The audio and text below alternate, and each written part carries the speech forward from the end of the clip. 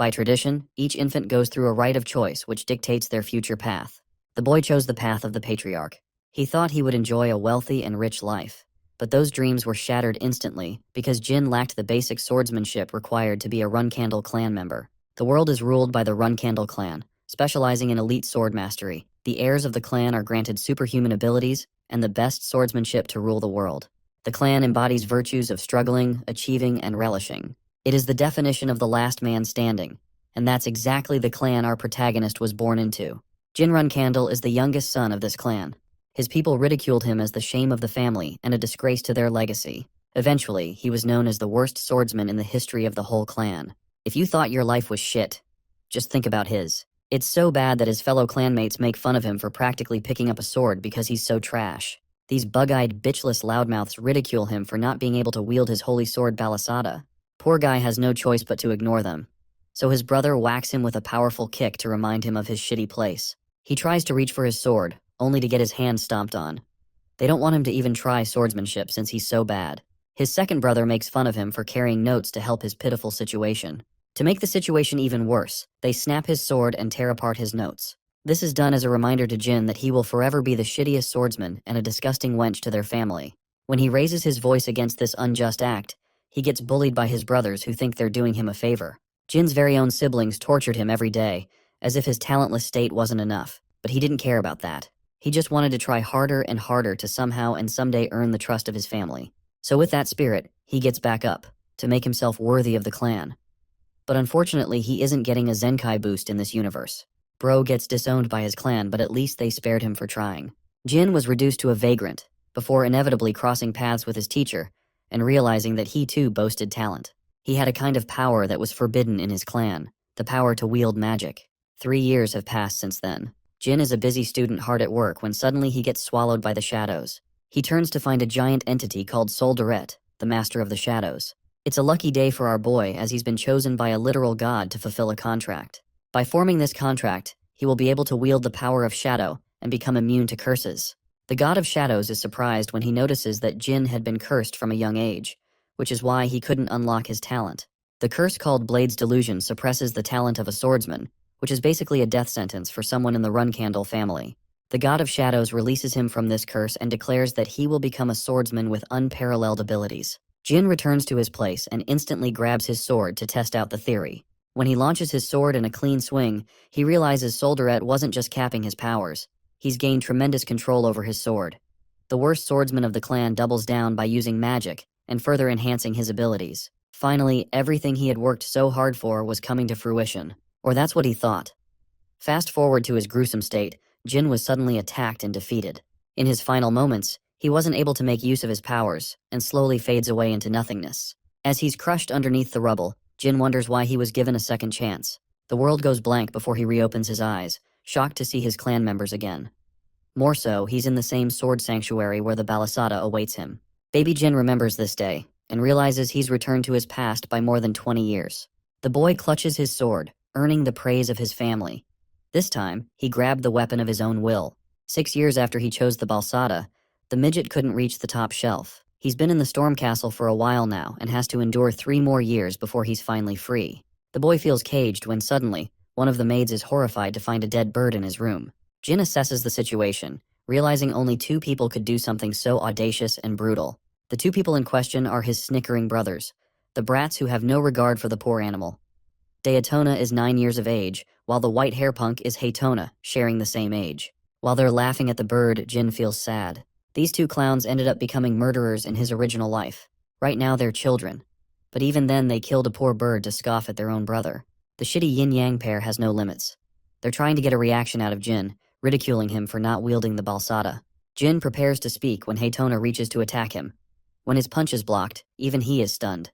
Because Jin isn't playing around as he launches a powerful counter in his face. He gives Haytona a thunderous beating to remember, and even though Jin is barely exerting his powers, he still beats the crap out of his brother. Finally, our boy leaves his bratty brothers with a warning to stay out of his way. Khan arrives, surprised that our boy has defeated both his brothers. Jin simply told him that they got into a fight with each other, resulting in their defeated condition. Of course, this is far from the truth. But still, Khan wants to take them to the doctor. However, Jin refuses against such an act. He takes them someplace else. Jin leaves them vulnerable to a heavy storm. It may be cruel treatment, but he believes it is necessary to teach his brothers the consequences of their actions. Khan is in no authority to question the young master's orders. Strangely, he senses an unusual, sinister aura emanating from the young master. Khan wonders if Jin deployed the use of mana. Realizing that Jin is responsible for putting his brothers out of commission, Khan deems it necessary to report to the patriarch of the clan. Back at the Storm Castle, Jin sees the snitch making his move. He knows that Khan is their guardian and reports everything to the patriarch. Jin concludes that he must have sensed the use of shadow force. In other words, the source of his powers after he made a contract with the god of darkness. It also implies that even in his second life, his latent powers of darkness are active, allowing him immunity against the curse he inherited in his first life. No longer subject to a curse, Jin has changed history as he will no longer be remembered as the worst swordsman. He's happy about that. His next obstacle is a confrontation with his father, the patriarch. After Khan's report, the patriarch tells the guardian knight to assemble the flag bearers. He senses the need to have a meeting with his son. With all 200 knights of the Runcandle family prepared, the legendary patriarch of the Runcandle family marches his return to the Storm Castle. Mary is surprised they were given a sudden order to assemble. Dyphus, her comrade flag-bearer, is also clueless. They were in the middle of an epic battle when it happened. Dyphus wonders if it has something to do with Jin. They can hardly piece together why it's necessary for the patriarch to see his son. Luna interrupts them both, gesturing to stay quiet. But Mary is still curious because she doesn't get all the hype behind Jin's specialty. Back at the Storm Castle, one of the maids informs Jin about the arrival of his father.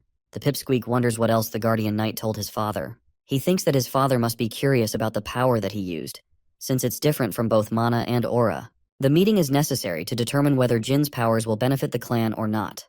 The patriarch arrives with his many knights, donning his beautiful blade. He demands both Haytona and Daytona to be summoned. After their summoning, he directly asks about their mistakes. The brothers try to act cheeky and answer that they didn't do anything. It was Jin who attacked them with a weird power like magic. But of course, they're only saying these words to trap their brother. But this level of manipulation isn't enough to persuade the patriarch, as he leaves both his sons with cold advice. Their survival in the clan will be short-lived with such a feeble mindset. He basically called them pussies, and then demanded Jin to be summoned.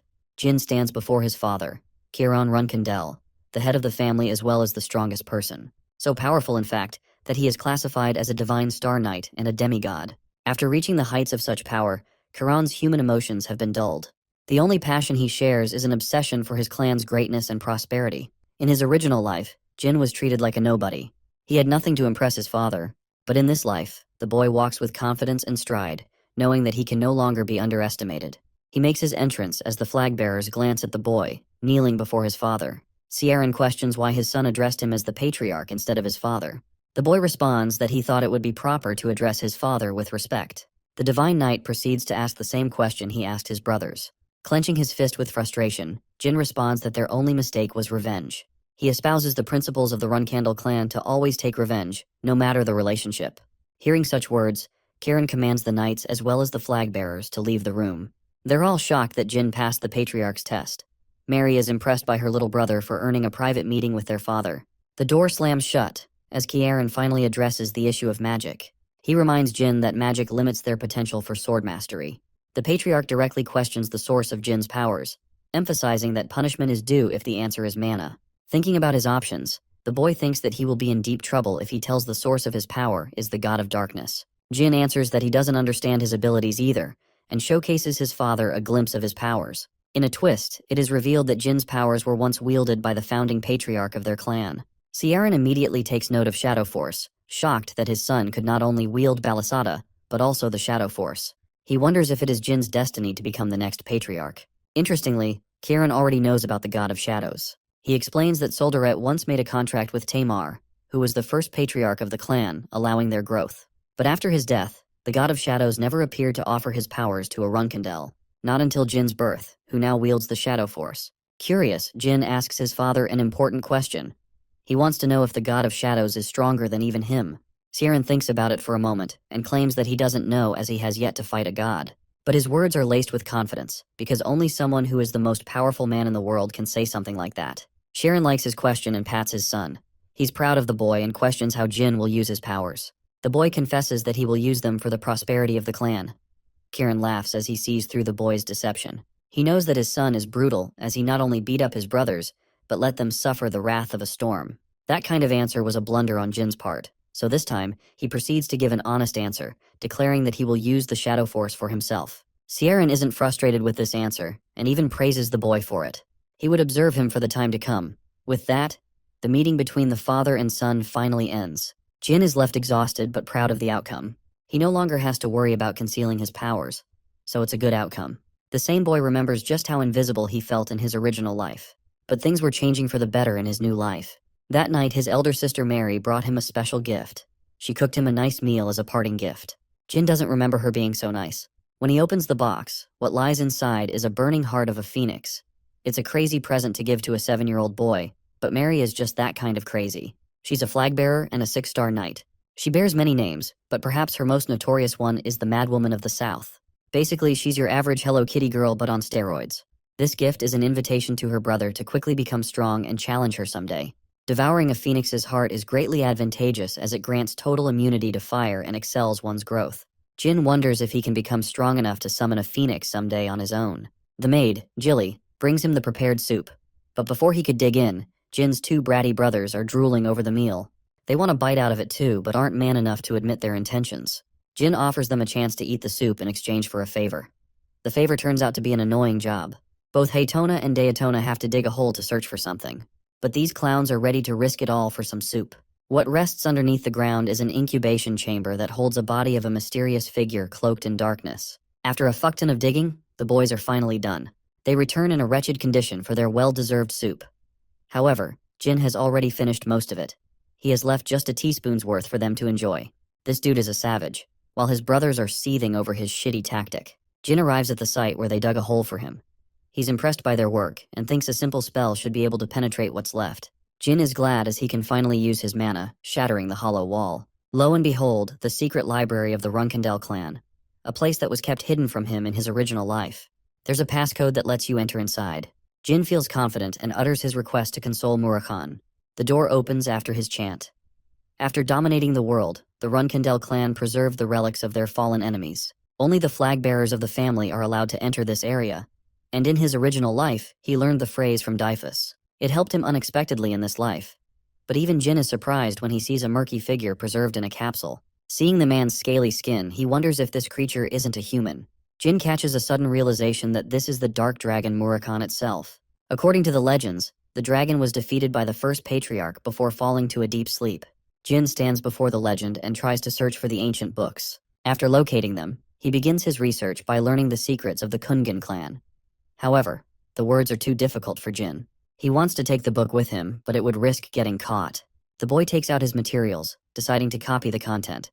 Every day, he would study at home and copy from the library. One day, things became complicated. Someone else decided to come to the library at an unusual time. But this isn't just anyone. It's the dark dragon Murakhan who has suddenly awoken.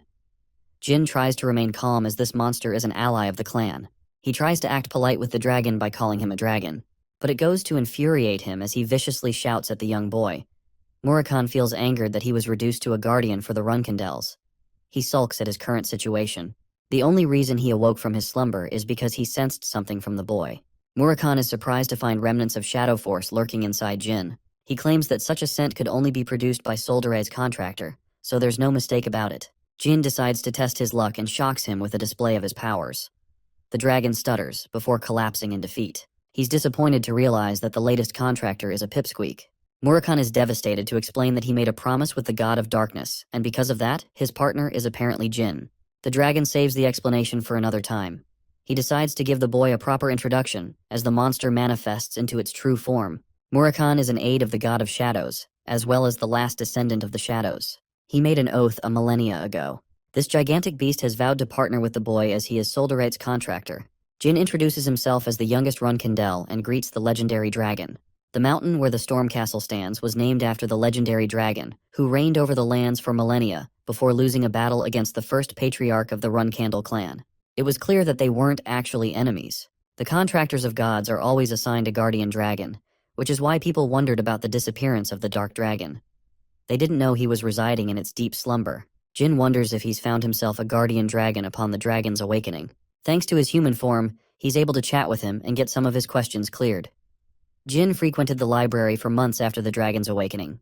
He wanted to know the reason Tamar and Murakhan fought each other. The silly dragon doesn't recall the real reason as he forgets.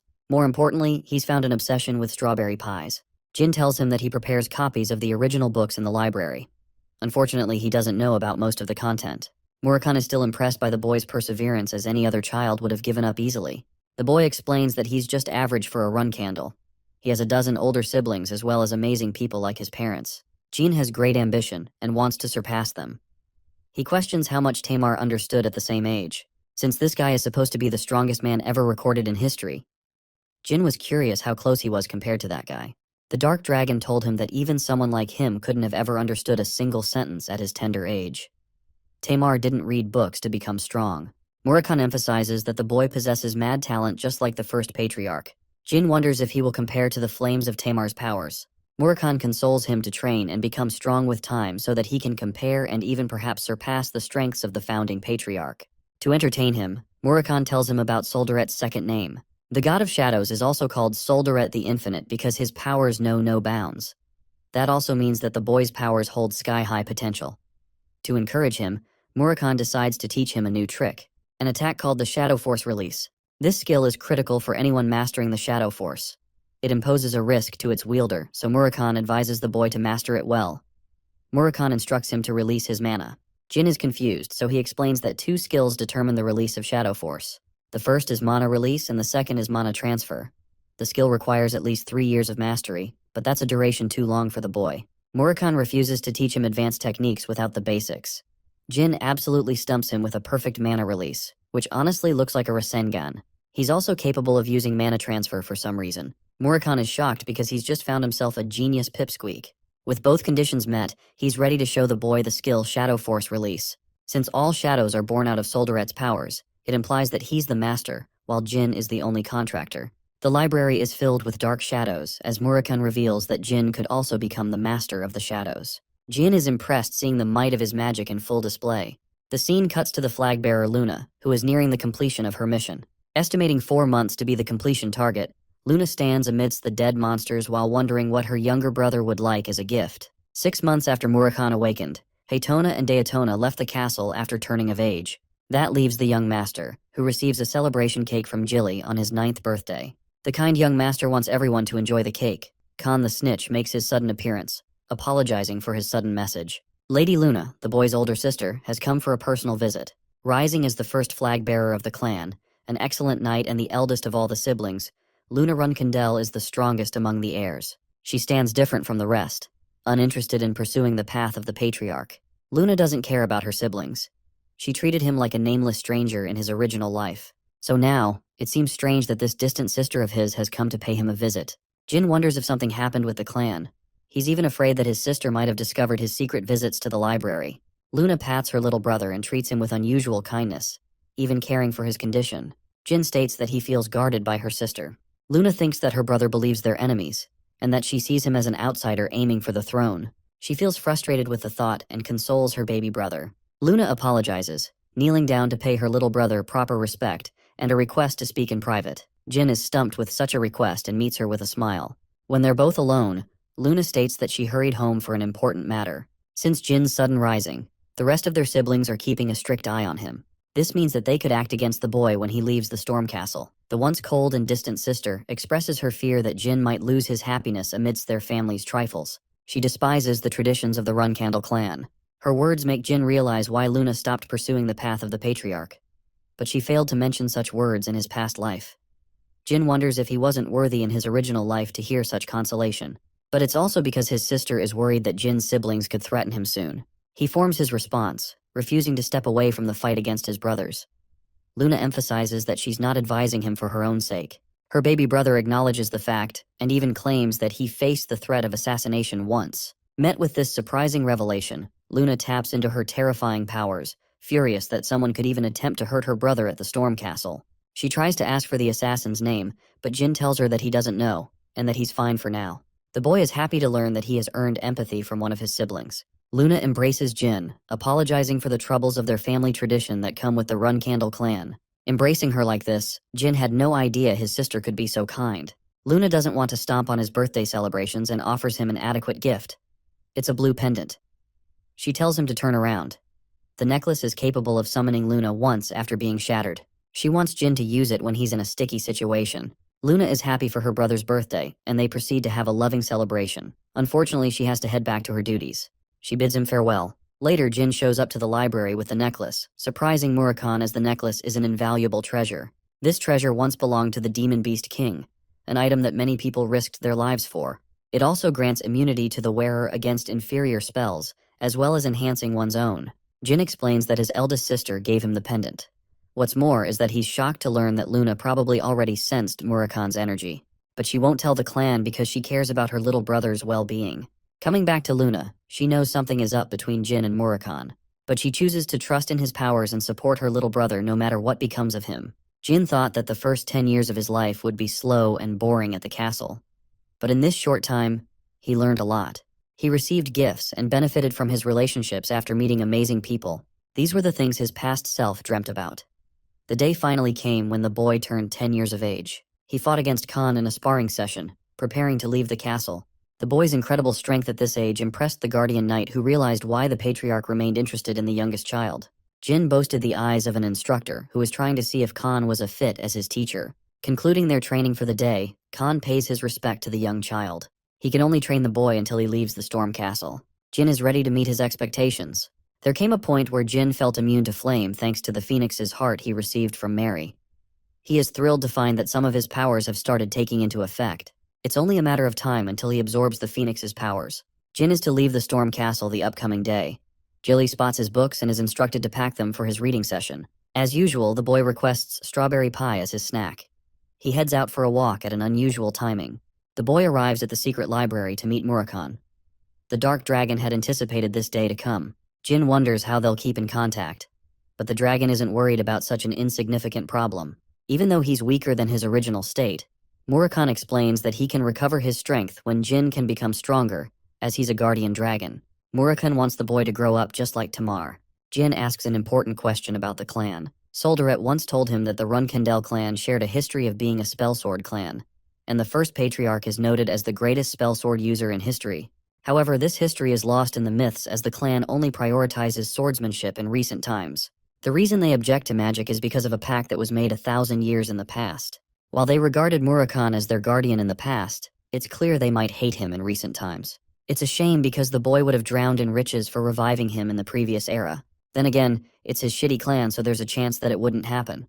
Murakhan assures him that he'll track the boy no matter where he goes. As for his capsule, he's planning to keep a hallucination of himself. A hallucination so powerful that they won't be able to see through his deception. The hallucination isn't going to hold for long because of the dragon's waning powers. However, Murakhan plans to maintain the hallucination for until the time he becomes an adult. He's brought Murakhan a special treat for celebration. The Dark Dragon fawns over the invitation to get drunk and enjoy the party. He's even ready to become acquainted with Jilly if it means more strawberry pies. As Jin is preparing to leave for his clan's family home, he is warned how busy his life is going to get. Jilly can no longer service the boy with her delicious meals, but she's ready to serve him when the time arises. Jin is welcomed by the guardian knights Jerome and Holtz for his escort. They begin their travels. It's the end of the 18th century, as Jin finally leaves the Storm Castle to head to his family home, the Garden of Swords. They're met with heavy snowfall along the way. Unfortunately, they won't be able to use a portal under such a condition. Suddenly, the carriage comes to an abrupt stop as Jerome and Holtz warn Jin to stay inside the carriage. The carriage is under attack, but Jilly is confident in the strengths of the 7-star knights who will guard them with their might. However, they are outnumbered, fighting 20 men to 1. Jin realizes something critical and immediately tells her that they must leave as the guardian knights have secretly betrayed them. This means they're working with traitors or imposters, which also implies there's something wrong with the carriage. Jilly is frustrated and brings out her full power to protect Jin for the sake of the clan. The carriage explodes as they make their narrow escape. Jilly wants to take responsibility for this incident, but Jin reminds her that more important things are at stake, starting with the fact that the people attacking the knights could actually be their allies instead of enemies. Jin is surprised that they let them escape, which causes much suspicion on their intentions. The Yuta clan, as well as the sorcerers of the Mytel Kingdom, and the Black Mercenary Group are all here to guarantee the boy's safety. After locating the two of them, Vice Captain Merca explains his duty to protect Jin. As for Jerome and Holtz, they're struggling to fight such a number. This is because they are imposters who aren't even 7-star knights. As they are surrounded by the group, the devious man states that he isn't going to say a word to a Runkandel servant. Jin, being cold as always, commands one of them to be killed to make the other one talk.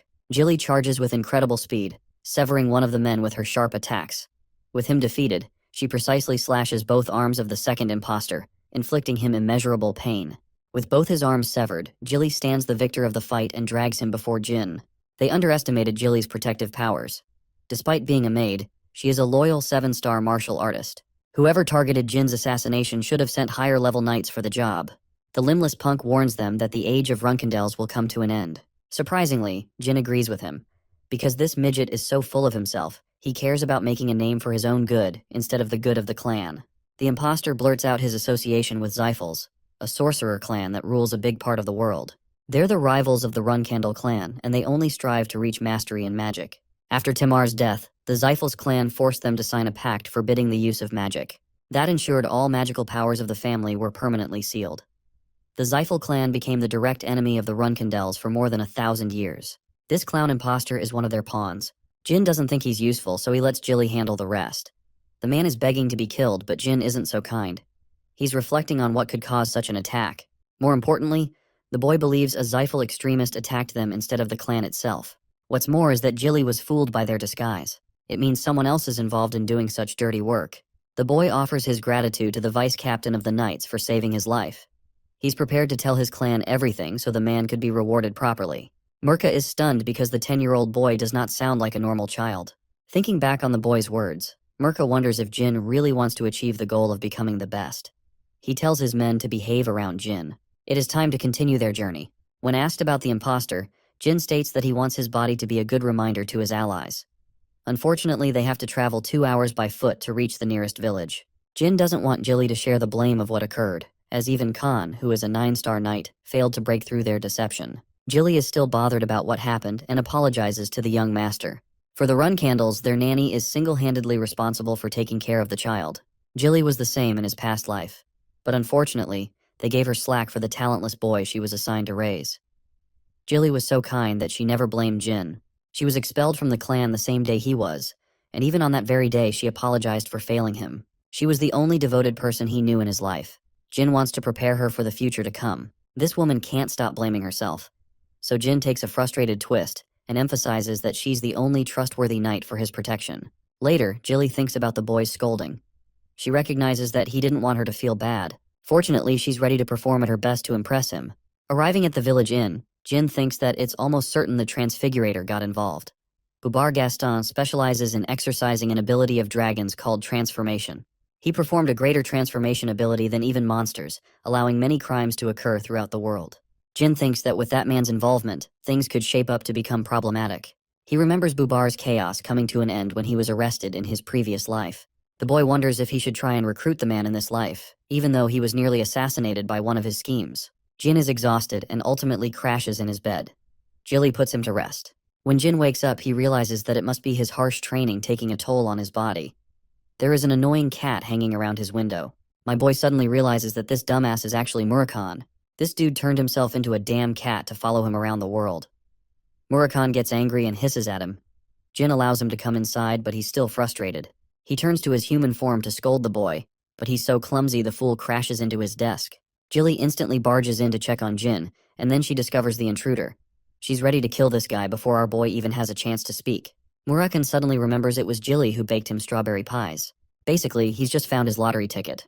Jin is out here dreading his life. He decides to take the honest approach with her, introducing Murakhan as the guardian dragon of the clan. Jilly is utterly stumped and apologizes for attacking him. More importantly, she's curious why her nickname is Strawberry Pie all of a sudden. Jilly learns that throughout this time, Jin secretly had her bake pies for Murakhan. After a long explanation of what happened, Jilly is shocked to learn that the boy has the ability to wield magic and shares a contract with the god of darkness. She's actually supportive of his talents, which is why Jin decided to tell her everything. He emphasizes that his relationship with Murakhan, as well as the source of his powers, must remain a secret. At first, she trusts the guardian dragon, but after learning that he is clumsy enough to trip and fall, Jilly wonders if it's really a good idea to rely on him. They arrive at the portal, where Mirka's duty has come to completion. He is eager to explore the kind of person Jin will grow into. Mirka is curious why an excellent martial artist like Jilly left her clan to join the Runkendels. She refuses to elaborate and leaves with the boy.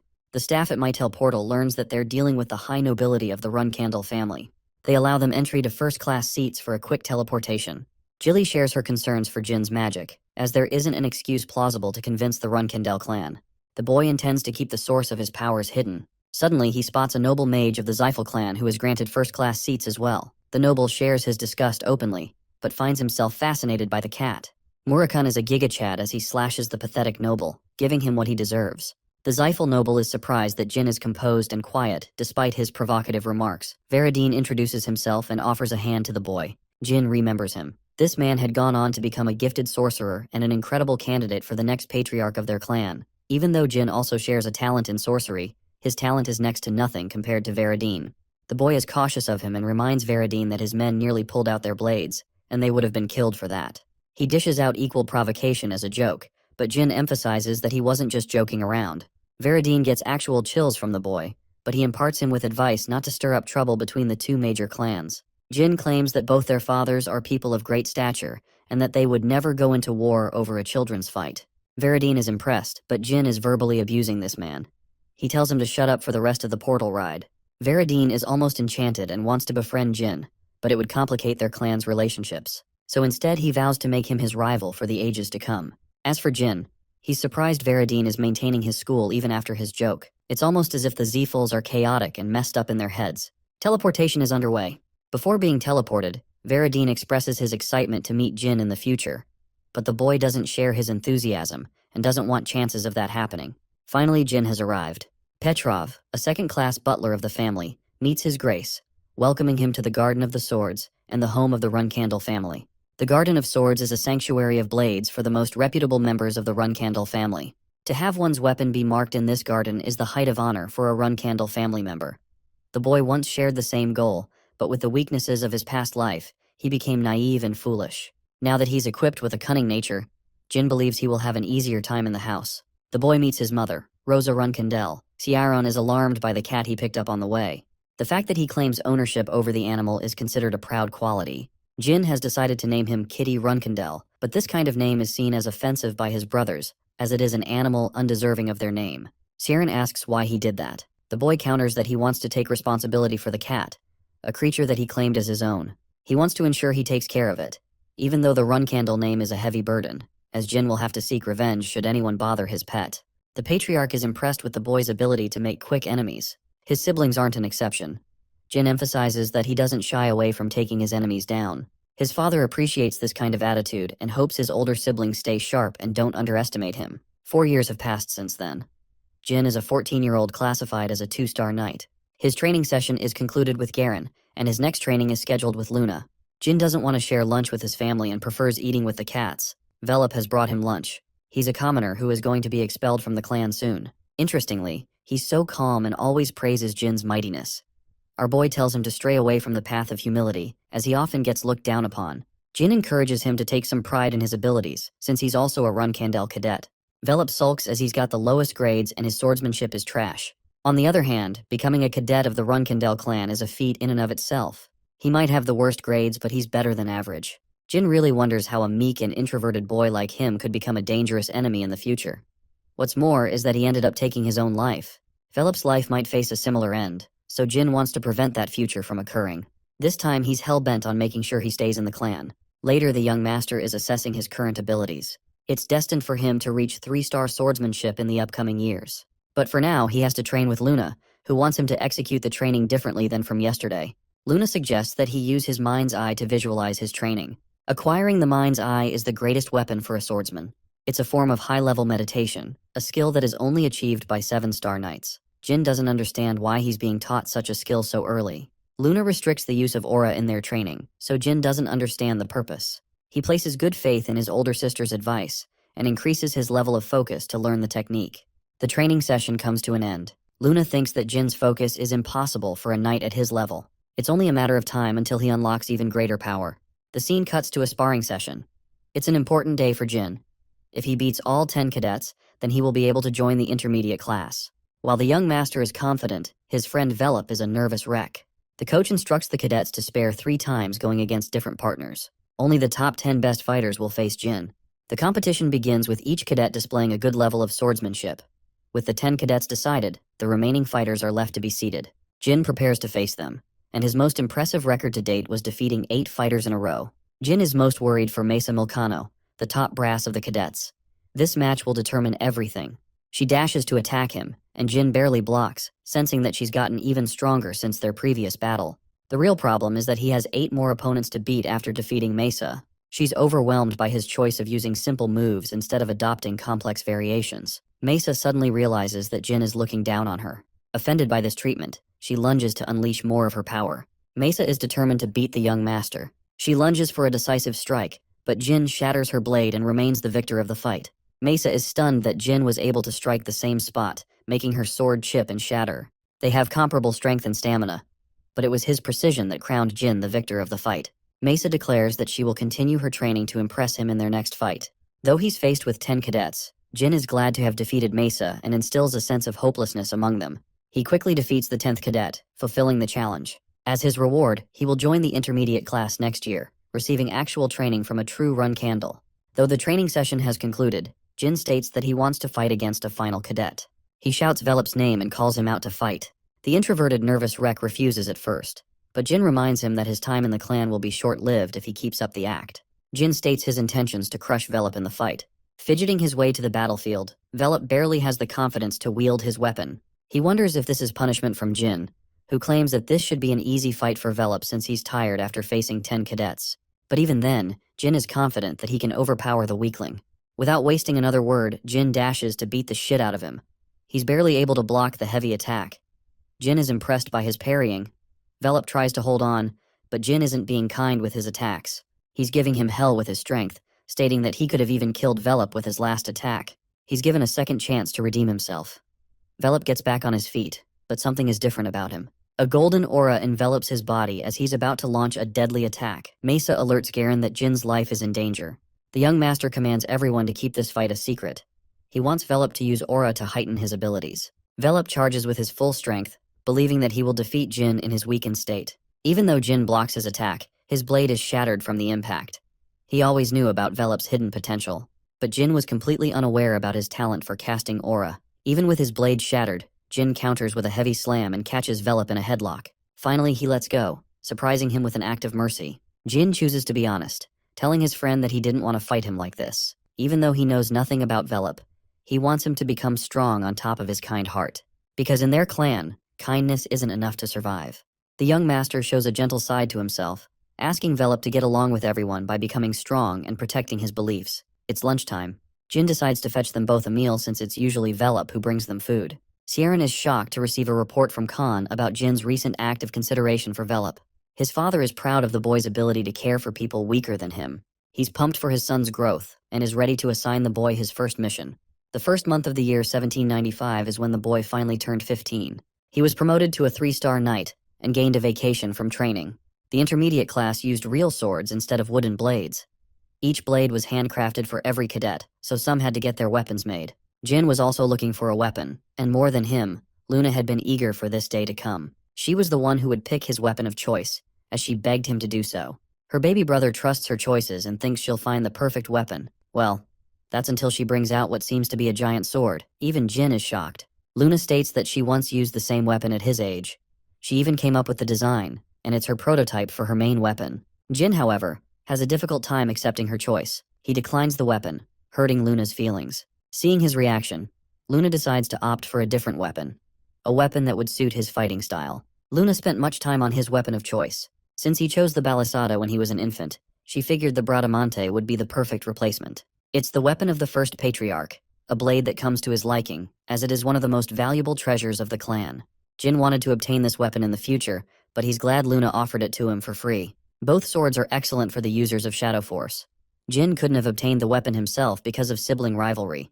It's a heavenly gift from Luna that he obtained so easily. Luna states that he doesn't have a need to repay her in any shape or form, since she's also aware he's keeping his defenses up around her. Since she's upset, Luna instructs her brother to close his eyes for another training session. She tells him that the Runkandel siblings are always fighting against each other, but even so, she wants to remind him of her undivided love, as Luna is ready to support him no matter what. She says these things as Luna has felt immense loneliness and feelings of isolation before Jin's time. She hopes that her little brother never has to go through such feelings in his life. With that, they return to their training session. After the training, Jin excitedly shows off his new weapon to Murakhan, who doesn't think it's a great weapon for his current skill level. It's necessary for the boy to acquire some level of mastery with his shadow force to activate Bradamante's potential. Jin is way too weak at his current level, but he hopes to reach 3 stars in shadow force soon.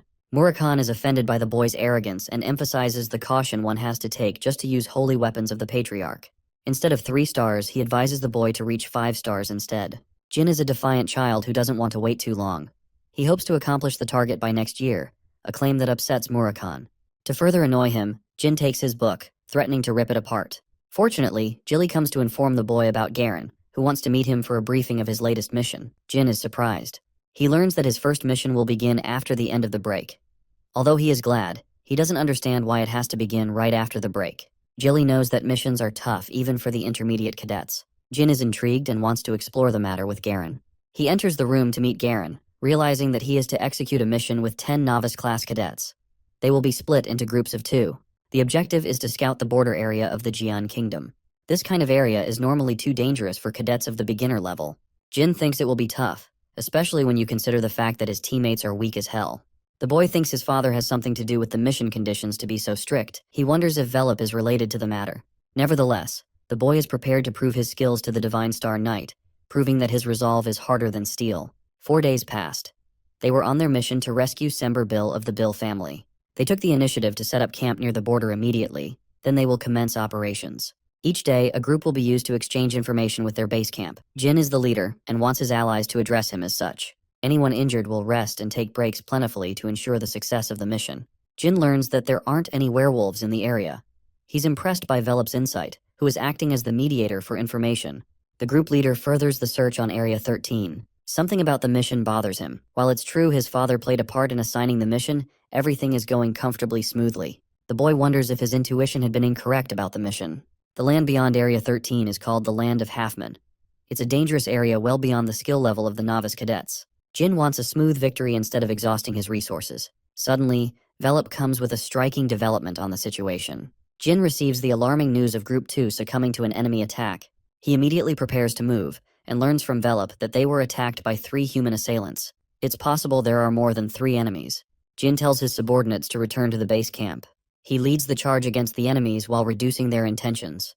There are many questions troubling Jin, but he's prepared to exact his revenge against the enemy. Traces of blood terrify Velop. He fears Mesa's group got annihilated. However, Jin thinks there is hope as there aren't any pieces of flesh around. It's possible only one assailant is attacking them. Jin comes to discover a bloodied bandage. With this discovery, he deduces that Group 2 switched tracks after sensing another threat near the vicinity. He wants Sierra to go with Eddington and David, while Jin is to pursue Group 2 with Velop. They both manage to find Group 2 fighting against their enemies, but Mesa is nowhere to be found. He commands Velop to attack the one on the left. Jin coats his weapon with shadow force, increasing its attack potency. He launches the blade, instantly killing one of the assailants. As for the second, Velop launches his attack, but Jin is quick on the draw and slashes him from behind. With that, both assailants have been defeated. Jin learns about Mesa's capture. He gives the assailant 2 choices, both spelling his doom. This terrifying 15-year-old is ruthless and promises to kill every person the assailant has ever known. The man doesn't want his family to face doom, so he spills information about his connection to the Kinzalo faction. They're a terrorist group who became responsible for killing the king of the Jian Kingdom in the original timeline. Under the guise of revolution, they wear a secret intention to conquer the world. Jin inquires about their intention. Unfortunately, the assailant is one of their underlings, so he doesn't have much information about their main base. He tells him about a different base that houses 20 martial artists and sorcerers. As for his final question, Jin wants to know why they kidnapped Mesa.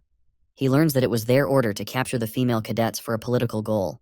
After receiving this information, Jin lands the killing blow, refusing to be merciful to his enemies. 1 hour has passed since Mesa's capture. He wants his subordinates to request support after healing. Jin is prepared to tackle all 20 assailants himself. His comrades are against such a rash decision, wanting to provide them with their assistance in a dangerous mission.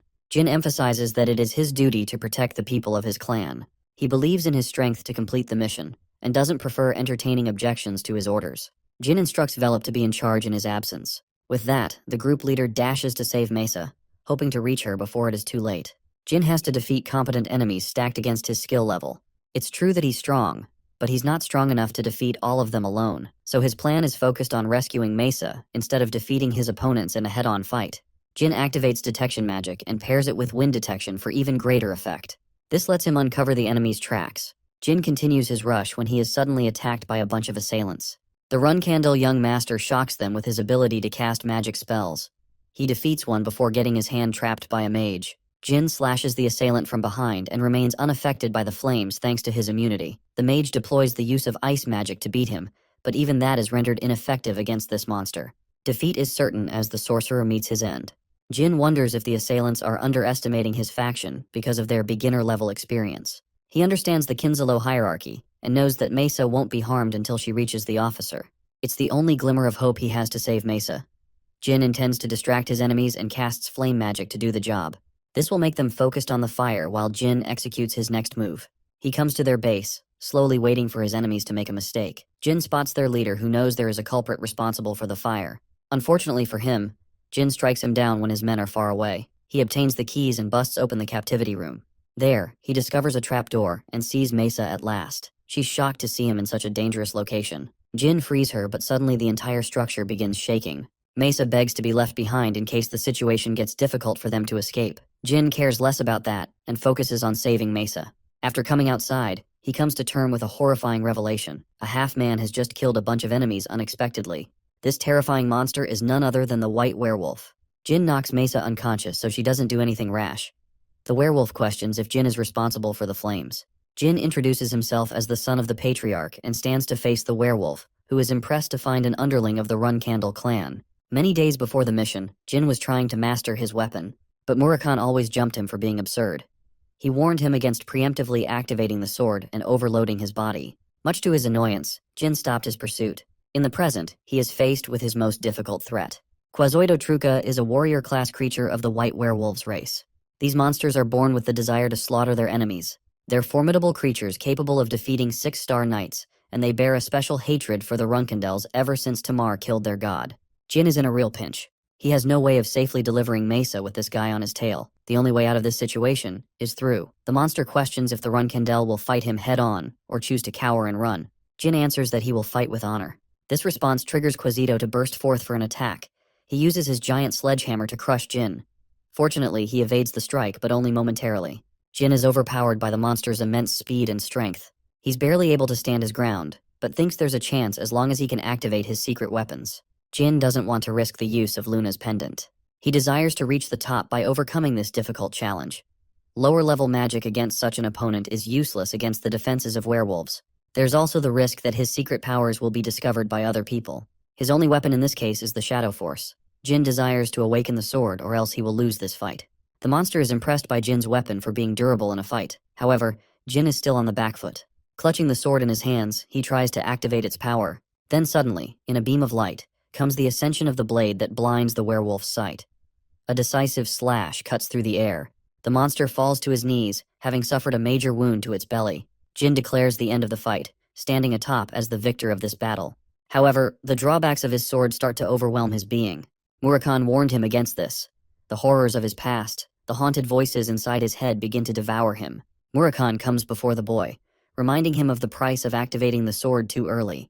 With the shadows overwhelming his body, he encourages the boy to take his stand, or else he will lose his consciousness forever. Jin remembers to release the Shadow Force, but it's an impossible task as he is swarmed by the dark energy engulfing his body. Jin aims to achieve a level of calmness, and finally removes the pain from his body. Luckily, he didn't incur any wounds, but his body is still overflowing with the Shadow Force. With what little strength he has, he tries to get up to save Mesa. Suddenly, he senses the presence of a random man. The man tells him that he isn't associated with Kinzalo. In fact, he's Sember Bill, the man they were looking for. Jin tells him that he's supposed to rescue him on behalf of the Runkandel family. Hearing this, Sember celebrates in joy. Jin rescues Mesa and asks how Sember was captured by the Kinzalo. He explains how he found a lover. Unfortunately, she died 2 years in the past. But he was shocked when he found the same woman who deceived him, leading to his capture. Hearing this, Jin immediately realizes it's the work of the Transfigurator. Sember's capture is linked to a combined attack from Bubar and Kinzalo. Jin hopes to meet him soon to uncover his intentions. As for Sember, he's greatly indebted to Jin's contributions in this mission. He wants to help him in the future. The mission is finally complete, as Jilly congratulates Jin upon his return. But more than that, the devious little cat bites his hand. In response, Jin tosses this dude in the window. Murakhan is frustrated that Jin got ahead of himself and activated the sword when he wasn't even ready. He ragdolls Solderet's last contractor for being stupid enough to risk his life. Jilly tries to intervene, but he shuts her down too. Jin counters that he didn't want to waste his pendant, especially when there are more powerful enemies waiting for them. More than that, he's curious how Murakhan was able to tell about the sword's awakening. It's because Jin's growth in Shadow Force shot up by activating the sword. Shadow Force overload is no easy task. 9 out of the 11 users succumbed and crumbled. The only ones that didn't are both Murakhan and Jin. Still, he fears having to go through such a terrifying level of pain. The Dark Dragon makes a request for strawberry pie while he's at it, but feels devastated when declined. Talks of Jin's victory over the White Werewolf have raised suspicion. It's clear that Jin's ability is only ranked around 3 stars, so it would be impossible to beat the werewolf. Anna theorizes that the monster he faced must have been weaker than him. However, Miu doesn't buy that explanation. The both of them turn to the Tona twins for an explanation. They wonder if Jin truly defeated the monster out of his league. There's also the part where he's now in the intermediate class, which means both Haytona and Daytona are going to eat shit. Miu and Anne find their situation hilarious. Anne glares at them, giving them a sharp warning if they were to lie. The brothers confess that they're deathly afraid of Jin. Anne is prepared to help these clowns through their slaves. The intermediate class thrives on the survival of the fittest. Only the best of the best remain from cadets of 3 stars to 5-star levels. As for both Anne and Miu, they've made a bunch of these cadets as their very own slaves. They're ready to deploy them to Haytona and Daytona to beat Jin. The perspective shifts to our boy, who has reached 4 stars in Shadow Force as a result of completing the mission. There's an imminent risk of using his full powers, so Jin wants to reach 6 stars swordsmanship within the next few years of his life. He hopes to become an exceptional swordsman before climbing to rank 7 as a master. However, the strongest swordsmen are all 8-star knights or above. In fact, there are only 100 brilliant knights of such level on a continent with a population of 2 billion. But there's even more. One class that exists beyond even 10 stars. The divine star level of the Patriarch Tieron, who has achieved the strength of a demigod. That's his goal. Jin aspires to climb the heights of a divine star knight to surpass his father. But for now, his current objective is to deal with the intermediate class. The Tona twins are going to pose him much trouble aside from the rest of his siblings. The novice class was easy and supportive because they were newbies. But when it comes to the intermediate class, things are different. The only measure of strength is power and skill. Jin's objective is simple. He will dominate the intermediate class and make his mark. He is summoned to a meeting with his mother, who congratulates him with the completion of his first mission. At the same time, she learned from her butler that Jin refused to stay in the new room. The special room is designed for the people who will become the Patriarch. The room has been empty, so she wants Jin to use it. However, her son declines the offer, stating that it's just a room and that he doesn't fancy spacious rooms. He's satisfied with what he has. Hearing this answer, she tells him to take his leave. Rosa is confused about the ambitions of the boy, not understanding if he is full of ambition or devoid of it. It was clear that he would have been treated with brilliant support after acquiring the room, but at the same time, Jin would become the target of his siblings. The offer was a test, and our boy aced it to his mother's expectations. Jin returns to inform the novice cadets about factions that are linked in an intermediate class. Since these fresh cadets will be considered a part of Jin's faction, they're going to face scrutiny and harassment. But their leader isn't going to sit around and watch. He hopes to conquer the intermediate class immediately. As caution, Jin advises them to stay on their guard and be always accompanied by an ally. The following day, Jed Runcandle, an experienced 8-star knight as well as the younger brother of the Patriarch, offers his speech to the cadets who are promoted to the intermediate class. Jed will not be involved in any serious events and exists only to evaluate their swordsmanship. He roars his message to remind the newbies of their cold motto. Strength is the only thing that matters, so anyone weak will be discarded from the clan. Jin senses that this is an attempt to intimidate the freshmen. He spots the Tona twins, and also spots an unusual-looking warrior next to them. For some reason, he guesses that Anne and Miu are operating from behind the scenes to intimidate the newbies. Mesa observes Jin, who is walking straight towards the Tona twins. He takes out his blade and slashes the man right next to them. To everyone's utter shock, the man loses his arm as Jin hopes to emphasize to his enemies that he's the one in control, instead of the other way around. When asked for his name, the cadet introduces himself as Kazin Romero. The Tona twins try to interfere in the matter, but Jin shoots them a warning to remember. One of the brothers gives into anger and accidentally blurts out the cadet's allegiance to his faction. This is exactly what Jin was looking for. He further provokes them by stating he had a petty reason for slashing the man's arm. War between the Runcandle siblings has already started. Jed realizes that the twins' trap worked against them. With Kazin's allegiance to their faction, Jin's act is no longer seen as a selfish mistake. Instead, it is considered the War of Ranks, a tradition of the Runcandle clan. Right this moment, Jin shouts his name loud and clear, reminding the intermediate class that he will not hesitate to cut anyone down if they prove to be hostile. But this level of defiance has pinned him against the 8-star knight. His uncle Jed is infuriated by his words. Jin states that he's contesting the decisions of Jed. Offended, the 8-star knight materializes his weapon, vowing to kill the boy if his reason lacks conviction. Jin responds that Jed is responsible for leading the immediate class. He could realize from that moment that he is perpetrating the attack. Hearing this, the powerful knight thrusts his blade against Jin's face, grazing him as a warning.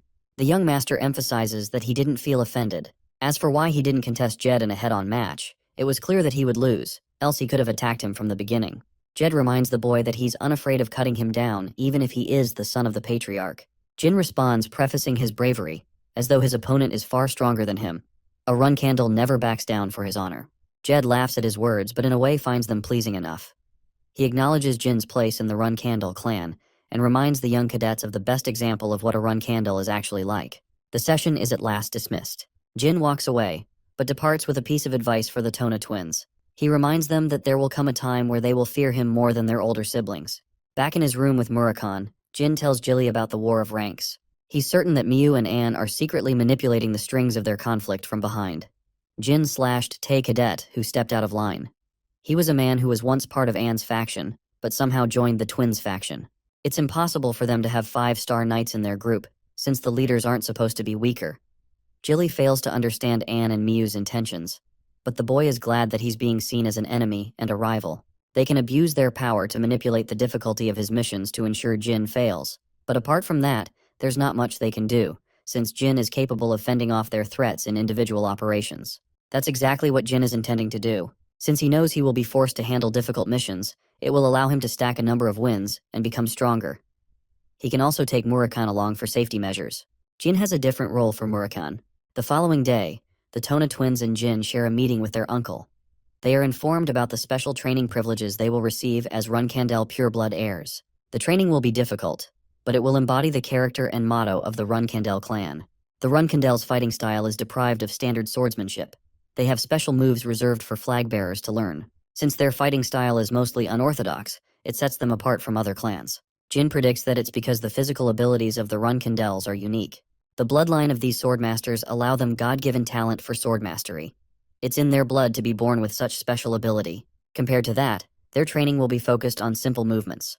The task is to hold a steel ball. Jin senses that there's something inside. The steel balls are called singing stones. They generate specific sounds upon each strike. Jed demonstrates by striking the steel ball, which produces a sharp clang, deafening their ears. Then, the Commander Knight strikes a second time, but there's a twist. A beautiful melodic sound is created. Each sound depends on how hard the ball is struck. The objective is to strike perfectly to release a beautiful sound with each strike. Jin realizes that this is the most effective form of training for the run candles. But even so, it's still too easy and simple to be called a secret training method. Jed attempts to produce the third and final sound. Jin is curious. The blade hits the stone when he suddenly realizes the effects. Jin pushes his brothers away as the steel ball explodes to oblivion. The Tona twins are shocked while Jed is impressed by the boy's sharp senses. The stones will always explode when struck with too much power. This basically means their lives are at risk in the name of training. Jed explains that all of their previous siblings experienced the same effects of the explosion.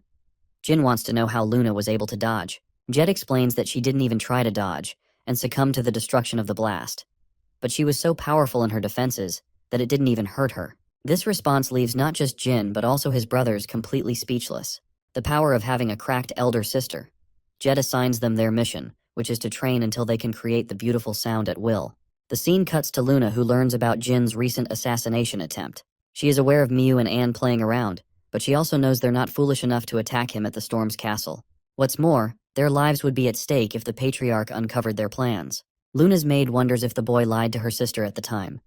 She knows it is possible since he was so young, and they have yet to find any traces of the assassination in the past 5 years. Luna remembers him being extremely cautious of her, but remembering his face, she could tell that his words were genuine. Luna instructs her maid to keep an eye on Miyu and Anne's schemes. She wonders what Jin is up to, especially when she recalls her experience with the singing stones. The very next day, Jin is barely able to maintain his posture. It's the toughest form of training he has ever been a part of. Jed is supervising their training. Our boy was severely mistaken when he thought this training was related to their physical abilities. Instead, it is focused on increasing one's aura. Jin has to increase his aura to make up for his lack of strength. He aims to remain calm. It's not an impossible task, as the Tona twins managed to complete it in his previous life. Jed observes each sibling struggling, but only Jin shows the most amount of progress among the three. It's possible that he will overcome Luna's record for the singing stones. The training concludes with the Tona twins facing utter collapse. Jed is impressed by their endurance nonetheless. As for Jin, his dear uncle is offended that he's the youngest of the siblings because this boy is a diamond in the making. The dude is slowly becoming his nephew's #1 fan. 1 month passed. The intermediate class was finally being handed its first missions. The mission is to protect the recruits of the Minche Blacksmith Guild. Each faction is assigned their missions, until finally, it's Jin's faction's turn. This group of 10 cadets is tasked to slay an enormous number of 25 orcs, nearly double their number. It's not the easiest mission, especially when they've just joined the intermediate class. It's evident that a lot of them won't even make it past their first mission. The other factions make fun of Jin's group, just like he predicted they would. Mesa stops her comrades from arguing, demanding that they maintain their composure as Runkandels. They have no choice in the matter of choosing their missions. The only way out is to execute on them. Mesa wants to shut their haters down for good after achieving victory. Diatona ends up striking the singing stone so hard that it explodes right on him. Jin barely evades the explosion before getting struck by the blast. He doesn't want to train around these clowns because they're careless about their surroundings. The Tona twins are in the process of exploding the stones, but for Jin, something strange happened. His senses became so sharp that it felt like he could sense the object coming from a mile away. At this point, he's confident in his ability to evade the steel pellets should the singing stones ever explode. Jean wonders if this training has something to do with the mind's eye training he did with Luna. To confirm his suspicions, he decides to try again. But Jed breaks into their training session to report them about the new missions. The Tona twins are seething as it's a ceremony with the Vymonth Empire. It's not a life-threatening mission, but a draining one. Jed emphasizes the importance of attending the mission with seriousness, no matter the task. It's an event where strong warriors get to meet up, including the Run Candles. Jed wants the Tona twins to get a good scope of those people. Jin's mission is different, however. He's assigned a target mission. Jin has to kill Talaris's affectionate lover. The secret palace refers to the giant tower controlled by rulers. The current ruler is called Talaris Endorma, a woman so deadly that she doesn't show mercy to those who hurt her lovers. Jin is given the broad scope of the threat of this mission. His target is a man called Alcaro, who is effectively guarded by the agents of the secret palace. What's more, this kind of mission is usually assigned to Guardian Knights, prompting Haitona and Diatona's reactions. Jin is intrigued by the request. He wonders if the Chanderer family really wants to assassinate one of their own people. Jed explains that his family tried numerous times to retrieve Alcaro to preserve the family's secrets. With no options left, they pinned an assassination request over his head. Jin accepts the mission with conviction, much to Jed's shock, as it is well beyond Jin's current skill level. Jed decides to entertain his answer. He tasks the three to go out for the mission in 3 days. The Tona twins are actually worried for Jin's life, because even they understand the gravity of this mission. They advise him to state his name as a Run Candle, thinking it would be enough to help him. Our boy is shocked by their consideration and slices the steel ball perfectly, producing a gentle sound. Jin has already achieved mastery, and by the time he returns, the Tona twins will be forced to side with him. Even Jed believes they should make the sensible choice of following Jin, because their very lives will be at stake if they don't. The day of the mission is here. Jin will be designated in the dangerous Mahmit Lawless region. The Runkandel young master has maintained a slight disguise to mask his appearance and identity. Jin's group is supposed to slay monsters, but he doesn't know they're supposed to be facing 25 orcs. All of them are miserable about the mission, to the point they've already accepted their deaths. Jin emphasizes that he will return from this mission no matter what. Jilly finds his subordinates cute for acting worried for him.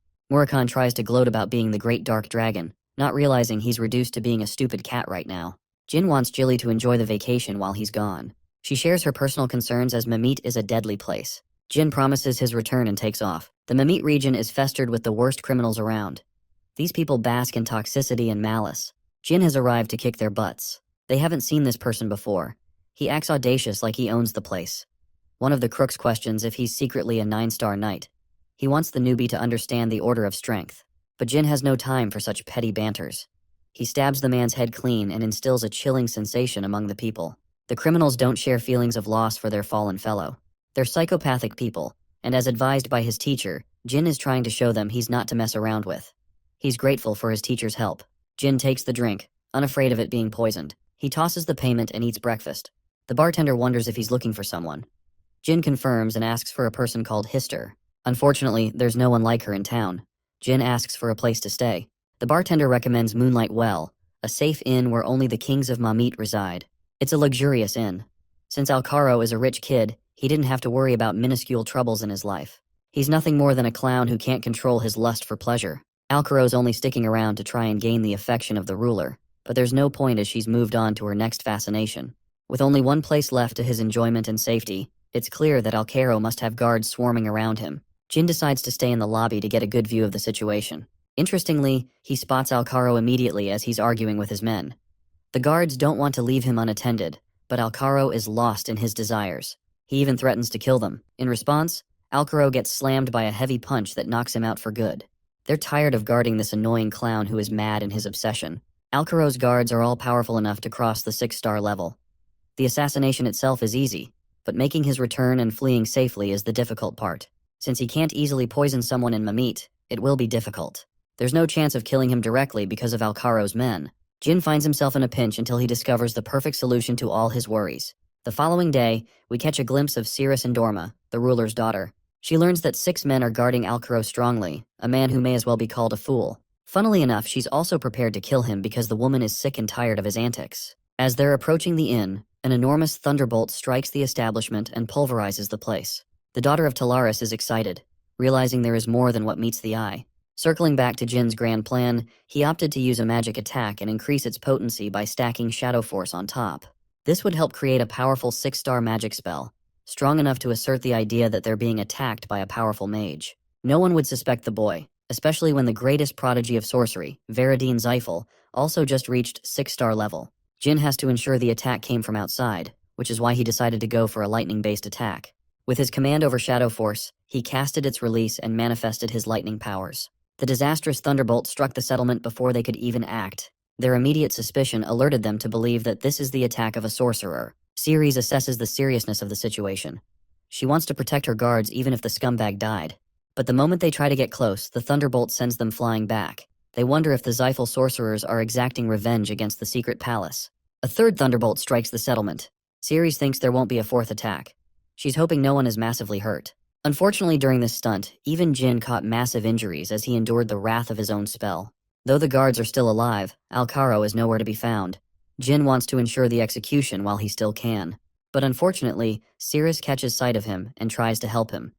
She doesn't really care about Alcaro's safety and prefers his execution anyway.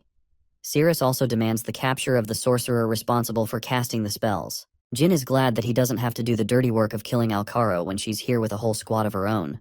But there's bound to be trouble if she recognizes Jin's identity as a run candle. The guards come to inform Alcaro's confirmed death because of the lethal spell. Ceres gains control of the Moonlight Well as the daughter of the ruler Talaris. There are obvious objections to her declaration, as she is challenged by the crooks of Mamit. Ceres shows her domination as she cuts them down with her icicle blade. She plans to compensate for the damages if the sorcerer aims to attack the secret palace, but she's also ready to ruin their lives if the sorcerer's target was one of the criminals. Ceres claims control over the inn. Her next target is the sorcerer who attacked them. It's clear that it has to be one of the survivors who casted the spell. She's already pissed that they provoked a powerful enemy. Ceres is annoyed by Jin's sluggish pace, calling him a coward. She tends to his leg injury, something a commoner could brag about for a century. Ceres knows this goofball can't repay her anyway, so she leaves him an experience to remember. Jin waves her goodbye, but this dude locks in like crazy after she leaves. He's just completed his objective and covered his tracks at the same time. The scene jumps to the battle against the orcs. Mesa and the others have freshly taken down an orc, gaining a delusional confidence that they might overcome the challenge without any casualties. But Mesa is more serious. With 7 more targets to kill, she doesn't want her people to get sloppy.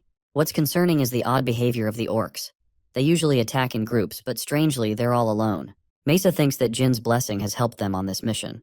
While they're focused on completing the mission, Murakhan is glad that he'll finally be free after this. It's actually pretty easy as to why the orcs are behaving this way.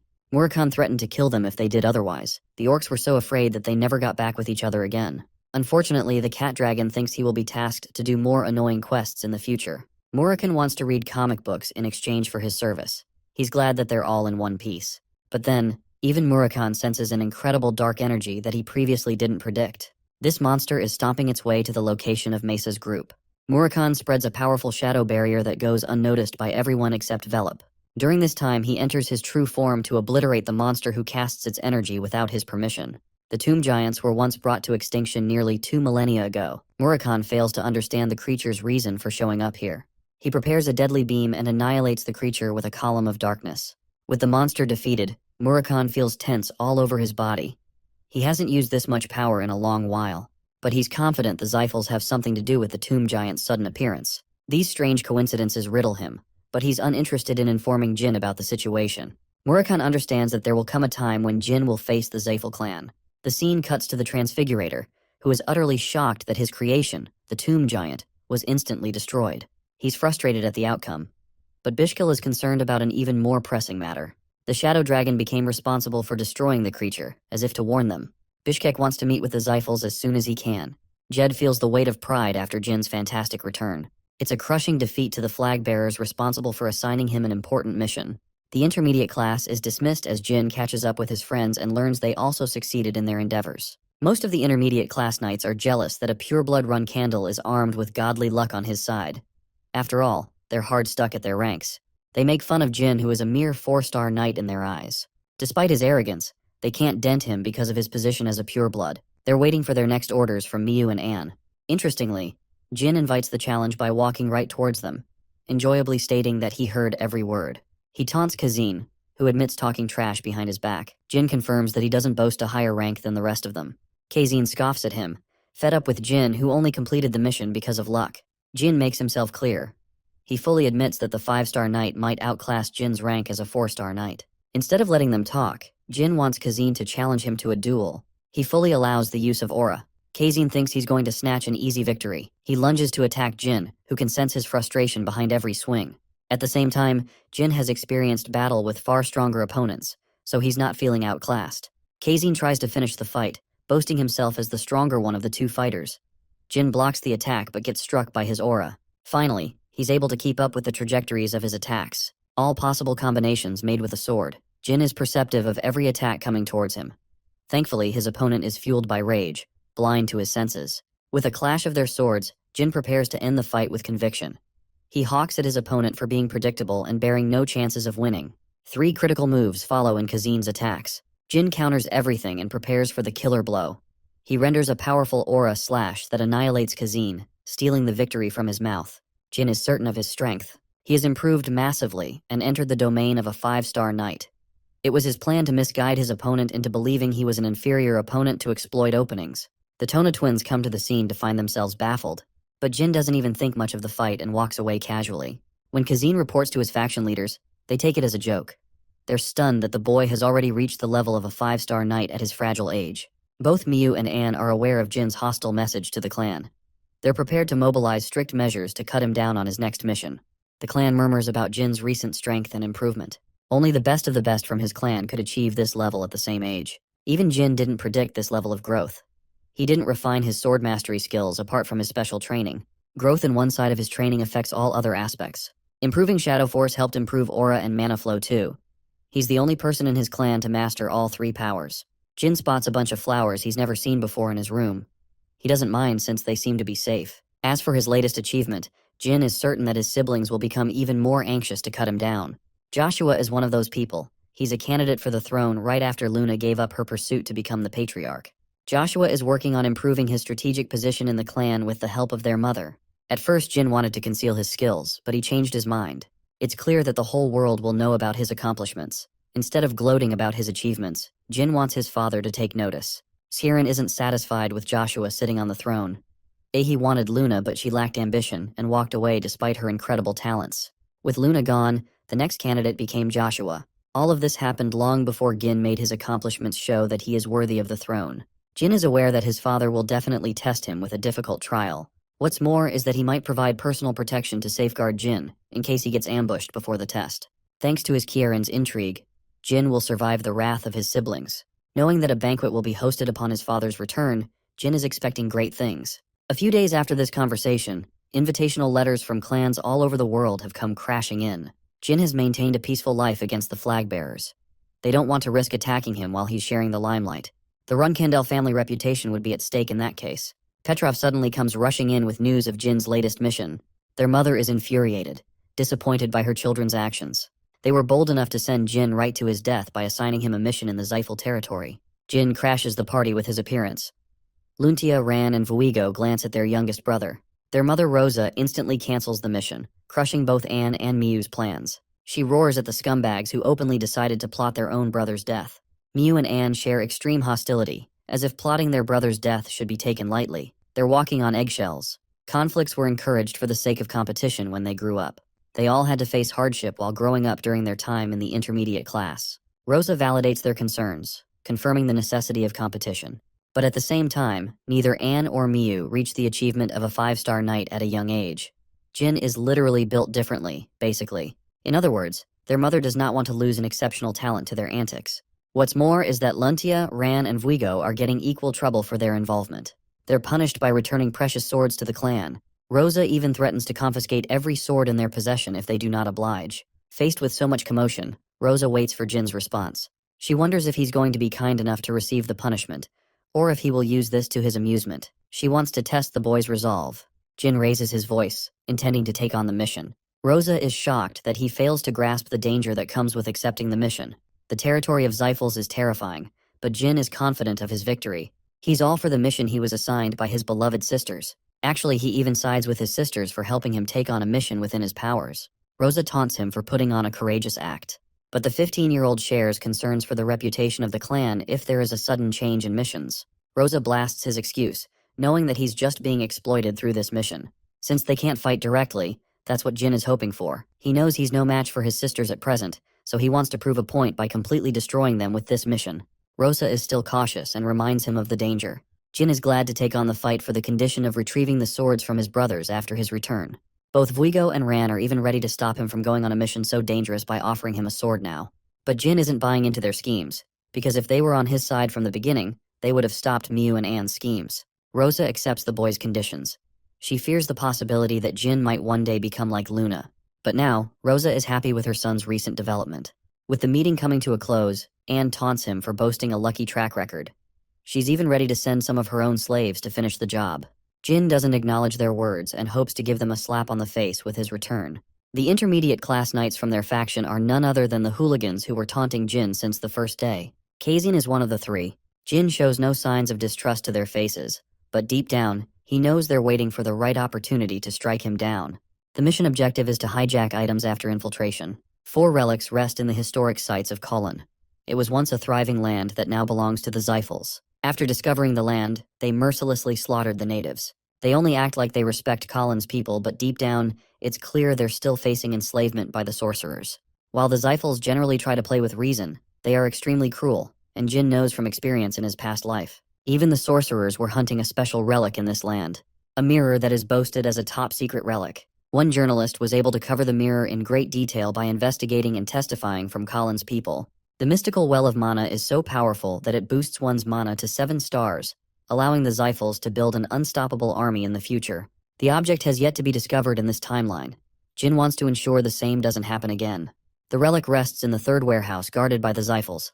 They will have to take caution against the sentry spells in the area.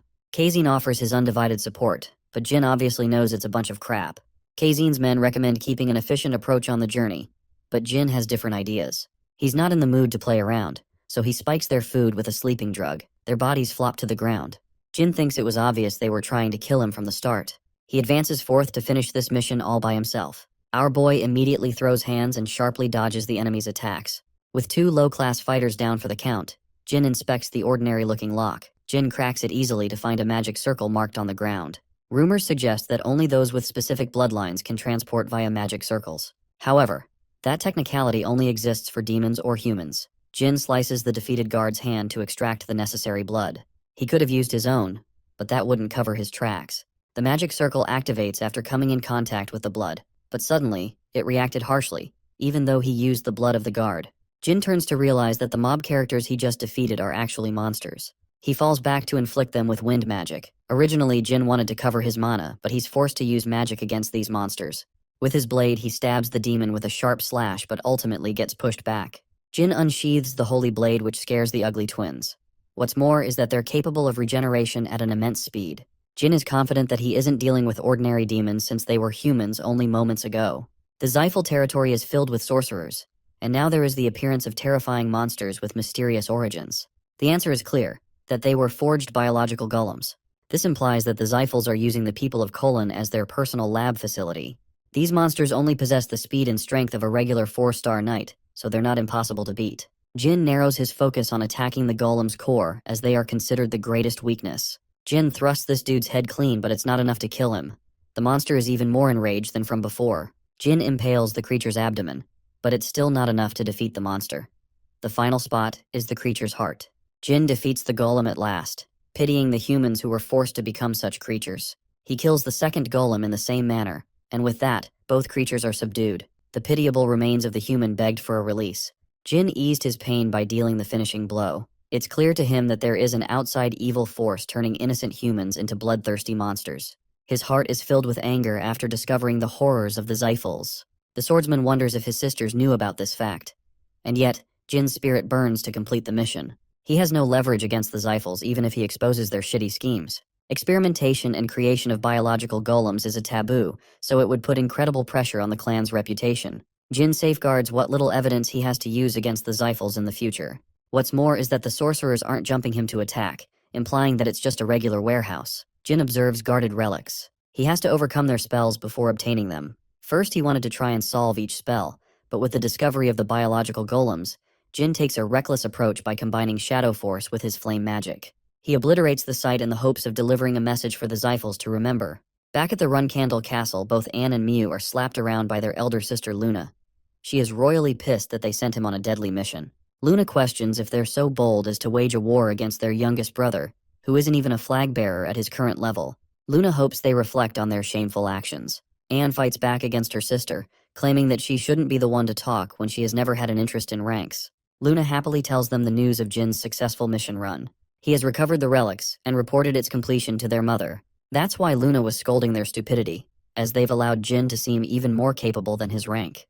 Before sending them away, Luna reminds her dear sisters that they're dealing with someone who loves to pay back double when it comes to revenge. She's literally fearing for their lives, knowing Jin could very well destroy them soon. Luna returns to her room after giving her sisters a verbal spanking of the century. Her maid shares the same concerns. If anything, Jin isn't the type to forgive and forget. He's going to become so powerful with his rate of growth that he will surpass his sisters, and probably even kill them. Luna asks for an update on the person who assigned Jin's assassination. It's clear that neither Anne nor Mew were responsible for such an atrocity. It couldn't be the Tona twins either. Luna shares her suspicions for Joshua, Daifus, and the others. They can't easily be investigated because of their rank. Luna recommends sitting back and waiting. Jin's growth is another reason she isn't too worried about him. Our boy has returned home at last. Jilly is teary-eyed because she was afraid of losing him. She loves him so much that she's ready to put down her life for him. Jin has submitted the report, making it seem like an outside force helped him this time too. More importantly, he shares his findings by presenting them with the heart of the golem. Murakhan thinks he got way too lucky. But even the Dark Dragon receives a shock to his being when he learns that they were biological golems. Murakhan fears the worst from the Xiphals, and seems confident that they're responsible for their creation. He insists on visiting the Kulin territory with Jin because he's got a bad feeling. Even though our boy is afraid of going back, he thinks it will be all right with Murakhan guarding his ass. Jin hopes to arrange an excuse to venture into the Xiphal territory again. The 3 delinquents that he knocked unconscious returned after Jin's mission, but they were soon banished from the Run Candle clan. Jin's training continued as he mastered the singing stones. Jed wants him to stop training with the cadets as he's got a meeting with the Patriarch next week. The Tona twins are stunned. It's possible for him to become a reserve flag bearer to maintain his reputation until his role is officialized in the clan. Our boy was happy to operate on his own at last. He wears a happy smile as this will allow him to become even stronger. Kieran marched his army towards the Garden of Swords. He keeps coming back because of Jin's amazing progress. Khan admits that the boy's abilities were once exceptional, but now they're in another league of their own. Jin boasts the will to fight with ambition and determination. Siren remembers the day he provoked his dear siblings when he arrived in the Garden of Swords. He wanted to destroy his enemies in the long run. They tried stopping him in many ways, but the fact that he survived the Kulon territory proves that he can survive against his siblings' best attempts to kill him. He even fought a white werewolf and defeated the creature, not with the help of others, but standing on his own. Siren is proud of his son's determination to keep up with his promises. He's certain of the boy's ability to defeat the werewolf alone. He's still interested in asking how that fight went down upon meeting him. Kieran arrives at the Garden of Swords at last. Rosa welcomes him in kind, having prepared much for his return. Joshua has been actively handling most of her responsibilities behind their back, but Chiron still thinks Joshua is imperfect. The Patriarch emphasizes that their enemies fear him, but not his children. When he passes Jin, Karen spots fancy new blades. He wonders if Ran and Vuigo happily extended their swords to Jin as a gift. The patriarch roars in a sudden laugh when he hears that Jin obtained the swords by completing the mission. The little boy keeps on surprising him. Kieran shares a meeting with Jin in private. The boy has never been part of a banquet hosted by his own family. In his previous life, he couldn't even participate in these banquets. That's how worthless he was. But today, he's a guest of honor standing next to his father. It may have taken a cycle of reincarnation, but he has everything he wants. Kieran explains that the banquet is held in honor of the boy's extraordinary achievement. Jin assumes there might be a total of 1,000 guests. Kieran confirms that the number exceeds the previous banquet that was held 7 years ago. The run candles have increased their influence to the point every guest is known. Sieran has been exterminating monsters in the Dark Sea while at the same time honing his skills. Even without his interference, the Runkandel reputation soars at an all-time high because of his demigod rank. The Patriarch fears that if he bites the bullet, the very people participating as guests could end up becoming enemies of the Runkandels. The Runkandels and the Zyphals are considered the strongest clans in the world. But everything will change when Sieran is no longer in the picture. It's likely that the Zyphals will conquer the world in that outcome. Jin shocks his father with a striking confession. He declares to leave the Runkandel clan once they fall victim to the Zyphals. The reason is simple. It's because the blame would befall upon the leading patriarch. Jin isn't interested in serving an unskilled leader. Jin returned Vuigo's weapon in exchange for obtaining secret information of the contracts that only the flag bearers are privy to. He learned that many clans are actually indebted to the Runkandels for their services. Some of them haven't paid their due. There's so much material hidden in the form of blackmail and negotiation that Jin is planning to exploit them well after his father's death. The possibility of a Divine Star Knight coming into the picture is slim, so our boy is planning to become a negotiation mastermind to turn the tide in an unfortunate future. Sieran reminds the boy that the Zyphals could do the same in response. But Jin believes that they can't exploit others like the Runkandels. Jin is firm on his decision to leave the clan if the next patriarch ends up incompetent, which will then lead to a solo quest to take apart the Zyphals. Sieran is impressed by his strategy. The rest of his children are meek. They lack the vigor to discuss possible futures in front of him. Jin, on the other hand, is reasonably calculating. Kieran thinks the boy shares the strengths of Luna, Mary, and Dyphus. The patriarch doesn't have much more time left to maintain his position. He muses the possibility of Jin overcoming the ranks within that time span. Kieran wants to discuss one more topic after the banquet ends. Jin is confident that the conversation will be related to his promotion to a reserve flag bearer. He's very excited for that to happen. Suddenly, a Runkandel servant rushes to inform the patriarch about special guests who came uninformed. Sieran instantly realizes that it must be the Zyphals. 5 Zyphals have arrived along with the minor patriarch of the clan. Kieran accepts the others but refuses to welcome Andre's entrance. Jin is alarmed to see his father's humiliating response to the Zyphal minor patriarch, but he agrees that it is necessary. It's a smart order because Andre would be disobeying Kieran's orders if he forced his way in. This means Andre has to follow their command no matter what, unless he's interested in getting himself killed. Sieran welcomes his guests as the patriarch of the Runkandel clan. He highlights Jin's exceptional progress as the reason for the banquet. The guests praise the boy's accomplishments. Sieran explains that only 2 rules exist in the banquet. The first is that drunk fighting is acceptable in the arena, and the loser will be forgiven if he concedes the victory, as this is nothing more than a banquet. With 1,000 enemies brought together in one circle, they can't do anything but follow the rules of the Runkandel clan's banquet. However, they can happily choose to beat each other in the arena as much as they please. It's a way of settling scores or accomplishing records. Even Jin thinks they're a battle-driven crazy clan. Shirawan tells the boy to enjoy his time fighting anyone who dares challenge him. However, he's only supposed to fight the strong instead of picking on the weak. Kieran emphasizes that if he loses even a single fight, he will be stripped of his privileges. It's a scary thing to say, and the stakes are high. Then again, Jin never shared the privilege of speaking to his father in his previous life. But now, they are closer than ever. Despite that, Jin doesn't hope to foster a happy relationship with his family. His lifelong goal is to surpass his father instead. Jin joins the banquet. The Tona twins merrily stick around him. They inform him of their progress with the singing stones. But Jin knows they're here to just steal some of his attention. The first flag bearer of the Ken clan extends his gratitude for the Runkandel prodigy. The Tona twins exit the scene, while Jin talks highly of Ken's accomplishments, viewing him as a hero. Suddenly, an arrogant imbecile interrupts their conversation. Ugur disrespects Jin, who maintains his calm despite the provocation. Despite being the asshole, he accuses Jin of a case of disrespect. Our boy confidently responds that what he did could have ended very badly for him. The flag bearers of the Ken clan, among others, treated Jin with immense respect. And then this nobody chimed in, acting like he owned the place. Ugur instantly realizes that he's making himself seem like a target. He does as he is asked, apologizing for getting ahead of himself. Jin forgives him promptly while the gorgeous Luna comments how Jin loves making enemies. She wants him to take it easy, and wonders what would have happened if the man challenged him to a duel. For Jin, it doesn't seem like a problem.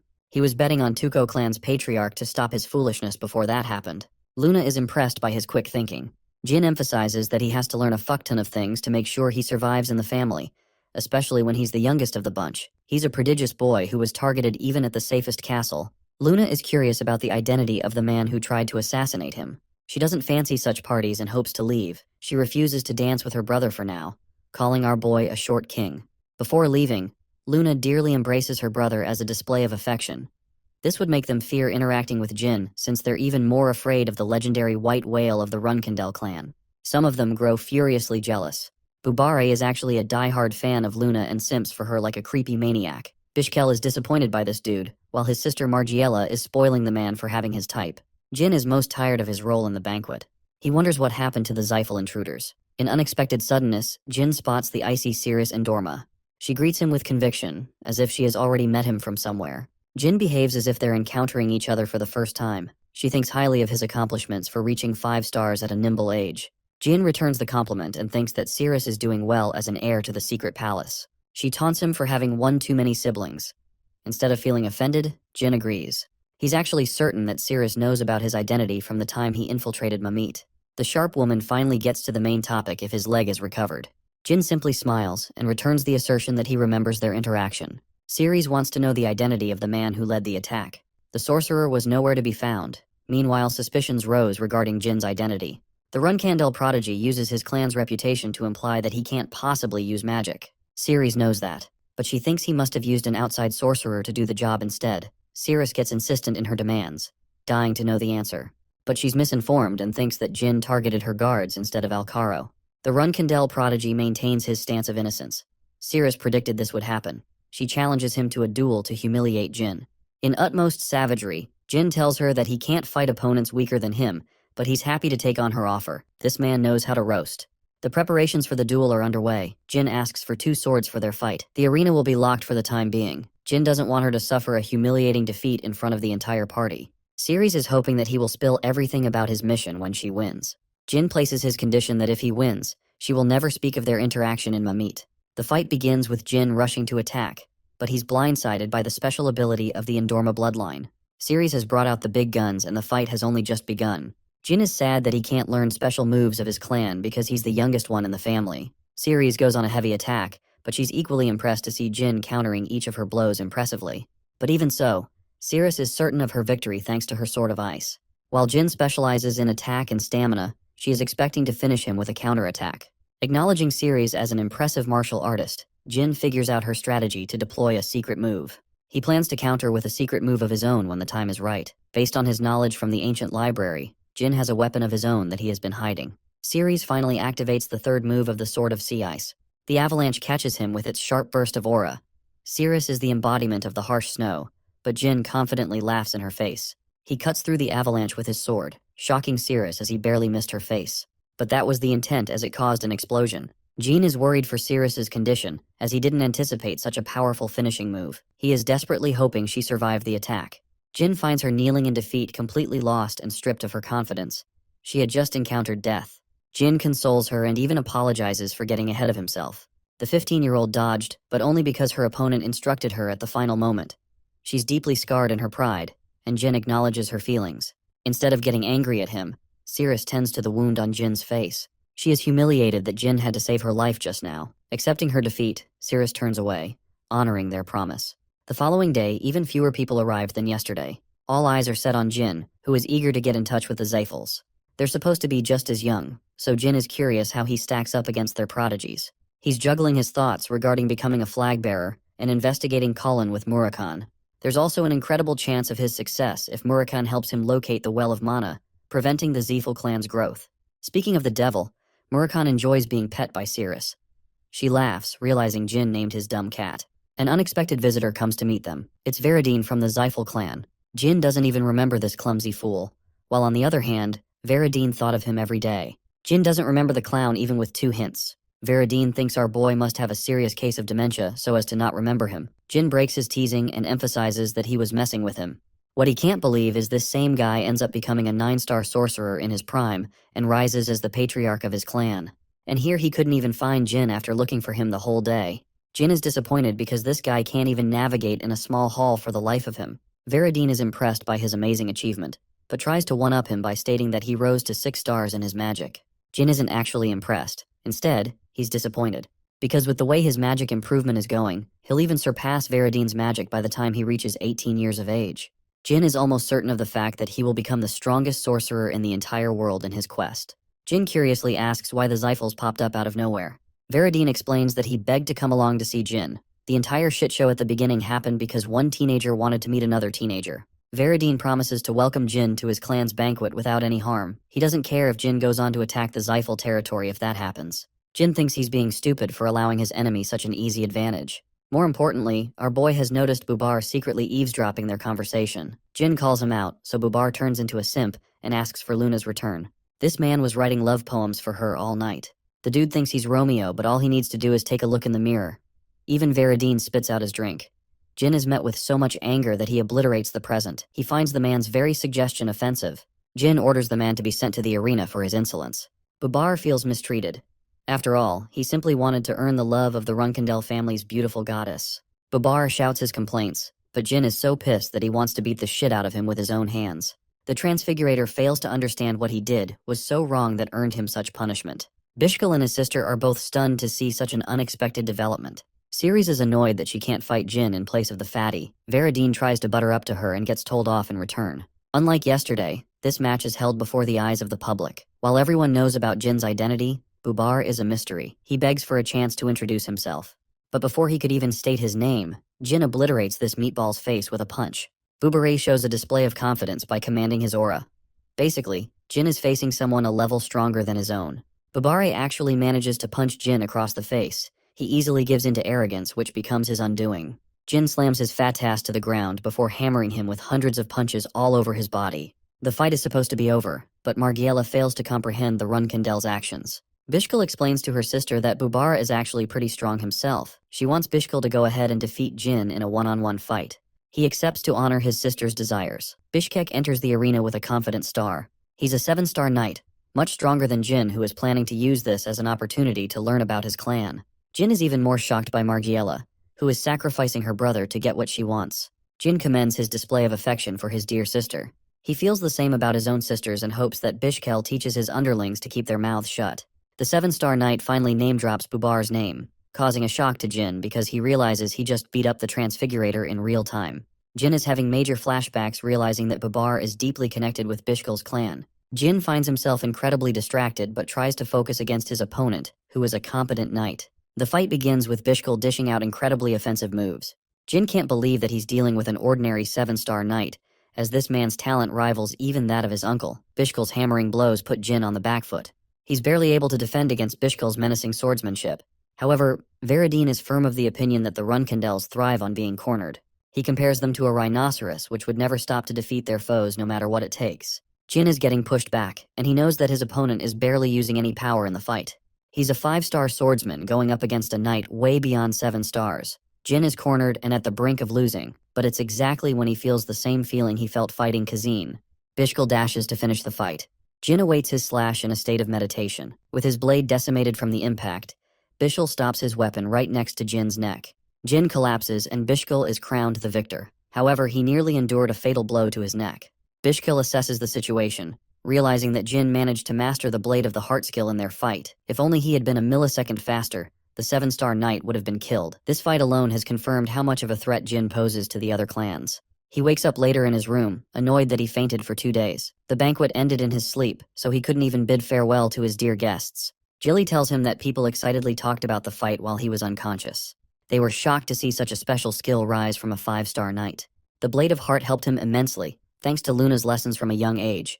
He couldn't comprehend their lessons when he was young, but this skill has saved him many times. He projected the talents of an 8-star knight and feels proud of his achievements. Jin found out about a bunch of things as a result of the banquet. He learned about Veradine's strength and influence and earned Cirrus' friendship. What's more is the discovery of Bubare's relationship with the Iviliano clan. Jin wants to take his time to investigate deeper into his concerns. Before leaving, Cirrus left him beautiful flowers. Jilly wonders if she has found a crush on him, but Jin believes otherwise. The flowers represent a symbol called the unending fight, meaning she desires to fight him someday again. Murakami still thinks it's an achievement for this man to earn her affection. Jilly abruptly informs Jin to visit his father, who is expecting him. Jin realizes that his mission to get sent away is right around the corner. He tries to find him. Kieran is expecting him in the shadows. Jin is prepared to leave the clan, an answer his father seems to like. Their current location is called the Crypt, a place where select few heroes of the clan are honored. Heroes that saved their clan many times in millennia. Sieran shares that the first patriarch rests in a different location. The very power that Jin now possesses is the reason they were never able to claim his body. Upon his death, the Xiphals cornered them into a contract to forever stop using magic. They placed a prominent curse upon the run candles, stopping the production of mana in their bodies from birth. Sieran remembers when he first asked the boy how he came to acquire such a power. He lied then, but the same answer could have put him in deep trouble at his current age. Kieran learns that Soldaret made him into his contractor. Interestingly, his father is curious if the boy wields the ability to conquer the clan with his newfound powers. Jin answers that once he discovers there is nothing in the world that is more desirable than his own clan, he will return to take his spot and conquer the clan. Sharon smiles as the boy possesses an entirely different reason for leaving the clan. Jin is given a duration of 5 years to make his decision. Unsheathing his weapon, Jin is prepared to meet his father at the end of his years. After his conversation, Jin wants to depart immediately, but Jilly is chained from using her powers. The Runkindels don't want Jin to accomplish anything with the assistance of outside forces. But rest assured, because our boy is prepared to manhandle the situation during this time, he feels sorry for Jilly for enduring harsh treatment for his sake. But she's more than happy with his accomplishments for becoming a reserve flag bearer. Jin turns to look at the Runkindel estate a final time, realizing that this is where his journey truly begins. The perspective shifts to Kieran's contemplation. He may have become the strongest in the era with his might, even if he failed to void the pact made with the Xiphals. But for his son, he boasts the power of the God of Darkness. Kieran is excited about what will become of him, and if he will be responsible for freeing the Runkandels for their lifelong curse. That night, Jin left without saying goodbye to any of his junior cadets, or even Luna. He thinks she wouldn't mind because he's just going out for training. Jilly wonders where they should go. Normally, reserve flag bearers like to explore Mamit Lawless to stack a reputation for catching criminals. It's necessary to amass a reputation before being accepted as a true flag bearer.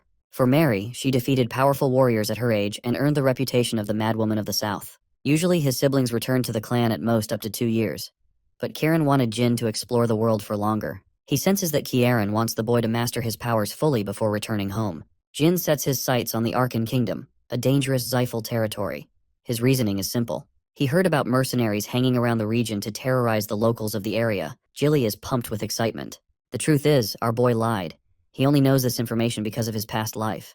A criminal syndicate called Tessing runs an underground auction, full of mysterious secrets. The valuables are what Jin is after. Since they can't use a portal to transport to the kingdom instantly, it's going to be a problem. Jin isn't supposed to reveal his identity or make use of his status as a member of the clan. He tells Jilly that they don't have to worry until they reach the Jian Kingdom. Our boy wants Murakami's help as his private escort. He ignores the risks as Murakami transforms into a beautiful dark dragon. Back at the castle, Luna suddenly feels a sharp sensation. She's shocked that Jin would take such absurd ways to travel right after exiting the clan. She's hoping the best for his success, despite feeling butthurt that he didn't even come to say goodbye. Having reached the Jian Kingdom, Gilly feels travel sick because of how fast they were going.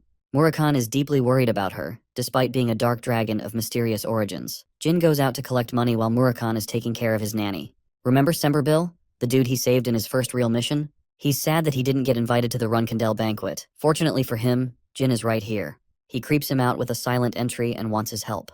Jin requests that he obtain a good amount of money for them, surprising Sember.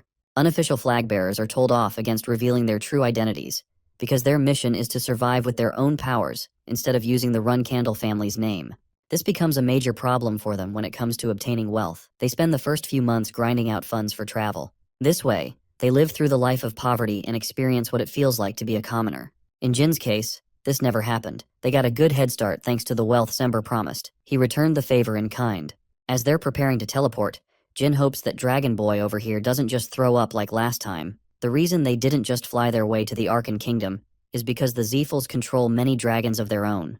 That flight would become a declaration of war. Murakami is seriously annoyed that those pesky sorcerers have marked their control over the skies as well. The clan boasts powerful dragons as well as the gods that created them. On the contrary, the Runkandels have one dude with one dragon that not even his own clan knows about.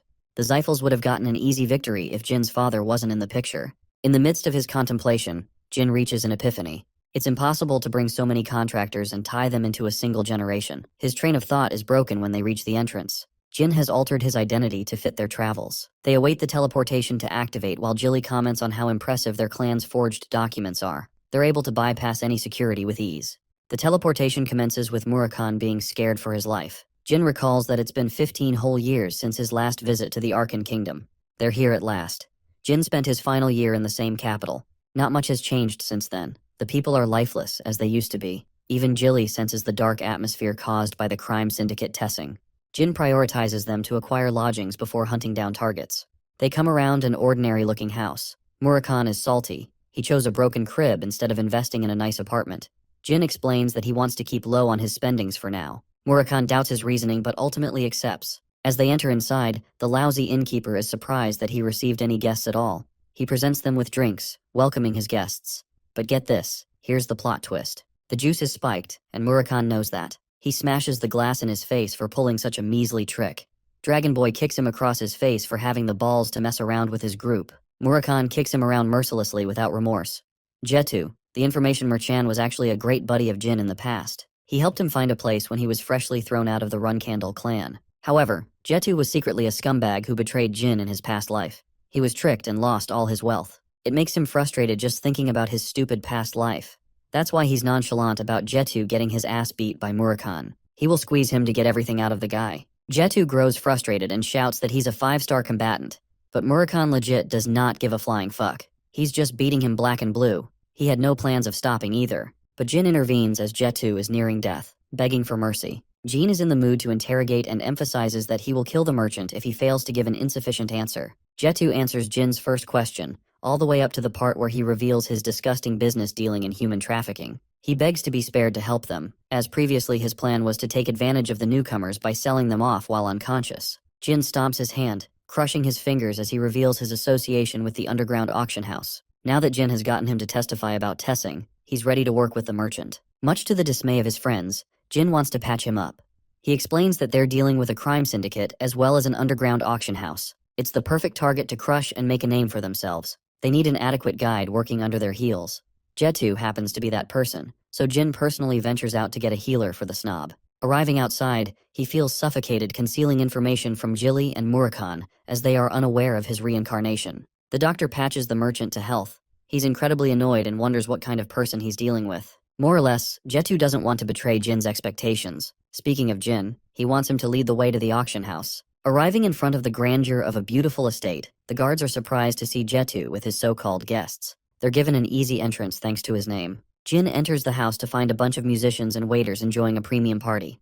One could hardly consider them criminals of a syndicate. Jetu explains that the organization has a cover leader called Salka, but their real leader is hiding elsewhere. He's called Spider-Hand Alu, and he's the one who decorated the place to hide his dirty professional life. Alu isn't just your average thug, however. He's got the influence to crush the underworld. He's also a powerful martial artist, stronger than Jin's current rank. Jetu reveals that the Runcandels are also associated with him. While Jilly and Murakhan treat this rumor as a silly joke, Jin thinks that it's possible that one Runcandel could in fact be responsible for this deed. This person might be the same one who cursed him at birth. After all, the curse he suffered from is a 9-star curse that strips the talents of the swordsman completely. In the past 15 years of his new life, this is the first connection Jin has discovered relating to his lifelong curse in the previous life. He wants to investigate Alu and destroy the crooks under his reign. The master plan is to defeat their enemies in one day. Jilly raises caution about the skill of their enemies. There's also a problem that they're dealing with a platoon of sorcerers in the enemy territory. Jin still wants to take on this challenge. He has a plan. A plan that sounds so crazy that Murakhan doesn't even understand it one bit. Jilly doesn't think it's a great idea since he's a Runcandle, but Jin is ready to drop the plan if their plans end up backfiring. Jetu leads them right to the underground auction house, which is undergoing its current trade of human beings. Jin sees this and realizes this dirty little Jetu wanted to knock them out and do the same. He's happy that there aren't any children among the people. Murakhan is anxious, but Jin is playing out his plan with patience. He wants to wait for a useful auction item. The item he's looking for is a ring artifact. A week passed. They've been coming here all the same without making any purchase. Jetu states that it's necessary to buy something, or else the criminal organization might pose some trouble. Jin leaves that problem in the merchant's hands. Jetu accepts on the outside, but he faces immense internal conflict because Tessing won't forgive them for refusing to purchase. Luckily for him, a magic book artifact is presented at last. It's an invaluable item once belonging to the sorcerer who ruled the world. Jin immediately recognizes the fake artifact. After all, the Xiphals would never allow such a treasure to get traded openly. Everything in this auction has been the same. The items are always fake, but foolish sorcerers keep purchasing them anyway. But something about Chen Mi's artifact is different. Even Murakhan vouches for the valuable object and insists Jin to purchase it. Jin puts up 150 gold, an amount no one is able to match.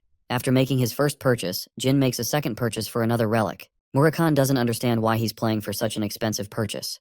Jin feigns ignorance, but he knows that the object belongs to the Hister clan. It's a memory of his teacher in his past life, so he wants to give it to her as a gift if they ever encounter each other. After the purchase, Murakhan inspects the legitimacy of the book. He's pleased with the results, but he certainly can't understand the second book Jin purchased. It's in a special language that only a few people can understand. Jin immediately calls for his next objective. He wants to meet with the leader of the syndicate immediately. Jetu explains that it is beyond his powers to do such a thing. Jin comes up with a sinister plan, forcing the merchant to name-drop Veradine Xiphals' name, fooling him into a meeting with Jin. Jetu goes crazy because he thinks it's the real Veradine in the flesh. He happily crashes into Alu's place to tell him to meet Veradine. Alu's men come around to escort the so-called Veradine.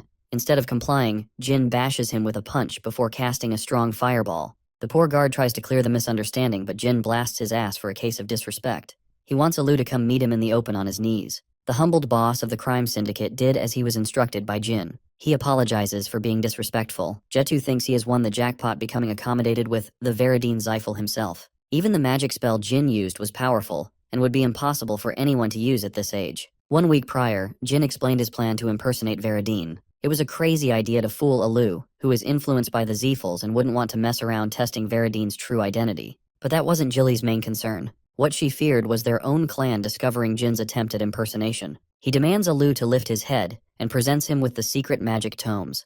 Alu apologizes for trading them without the clan's permission. Jin feels offended that Alu sold off many valuables of the Xiphals to ordinary people. The crime syndicate's leader apologizes as he is a martial artist who doesn't know how to deal with ancient artifacts. Alu offers to recover the traded relics, but Jin is so pissed that he demands access to the client logs, threatening that his clan will investigate the matter privately. Alu finds himself at checkmate. He thinks his life built inside the Arkan Kingdom is no more, as the Xiphals have become furious of his actions. It's clear that the entire organization will cease to exist if the Xiphals become infuriated. Alu presents him with all the information necessary. He even offers to bring over highly confidential documents from his house. Jin immediately calls out his bluff, stating that Alu would use that time to plot something behind his back. With his plans uncovered, Alu finds herself struggling to utter even a single word. He turns around and instructs his men to keep them busy while he's gone.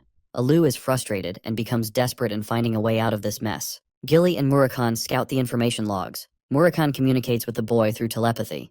Alu would soon discover Jin's real identity, but he isn't worried. Jin finally found the ring he was desperately looking for. Best Nanny Gilly is concerned for our boy's reckless methods, while the information merchant Jetu brings him a list of all the slaves Jin requested. Jin forces his way through Alu's guard, knocking him out in a single punch. Jetu doesn't understand his intentions, but Jin's mission with him has put him under major fire. So much so that he recommends the man flee to the Vymonth Empire because he's not surviving in the current place. Jetu wants to go along with Jin. He begs to stay by Veradine's side, thinking that he's going to steal all the glory. Jin finally reveals that he's not even Veradine himself. The poor informant's dreams are utterly crushed. 2 hours after that, Alu returned to confirm that the real Veradine boasts silver hair. This means they got heavily played by a bunch of no-name clowns. Alu learns that they escaped after retrieving information of all the slaves. In a fit of rage, he slams his own man in the nearest wall, killing him at once. Alu wants his men to find the imposters so that he can repay them for such humiliation. Meanwhile, Murakhan is concerned the crime syndicate's leader will locate them. Jin emphasizes that he wants to confirm the rumor of the Runkandels working with the man. They've already acquired the valuables. Murakhan is about to ask how Jin acquired the ancient ring, but before that, they have a fight to deal with. Alu has arrived, armed with his weapons to kill Jin and his friends. Unfazed, the 5-star knight simply tells him that they've reported the client list to the rest of the world, meaning his life is over. With that settled, it's time for the fight. Jin wants to solo his ass, and instructs Murakhan to handle the rest of the goons. Alu thinks they're underestimating him and orders his sorcerers to attack. Murakhan simply waits for them to come at him. He's strong enough to fend off each of their blows without even moving from his spot. Murakhan annihilates the remainder of Alu's men, being a one-man army of his own. Alu tells them to attack Jin and Jilly with their magical spells. But the spells are all weak in comparison to what Jin can pull off.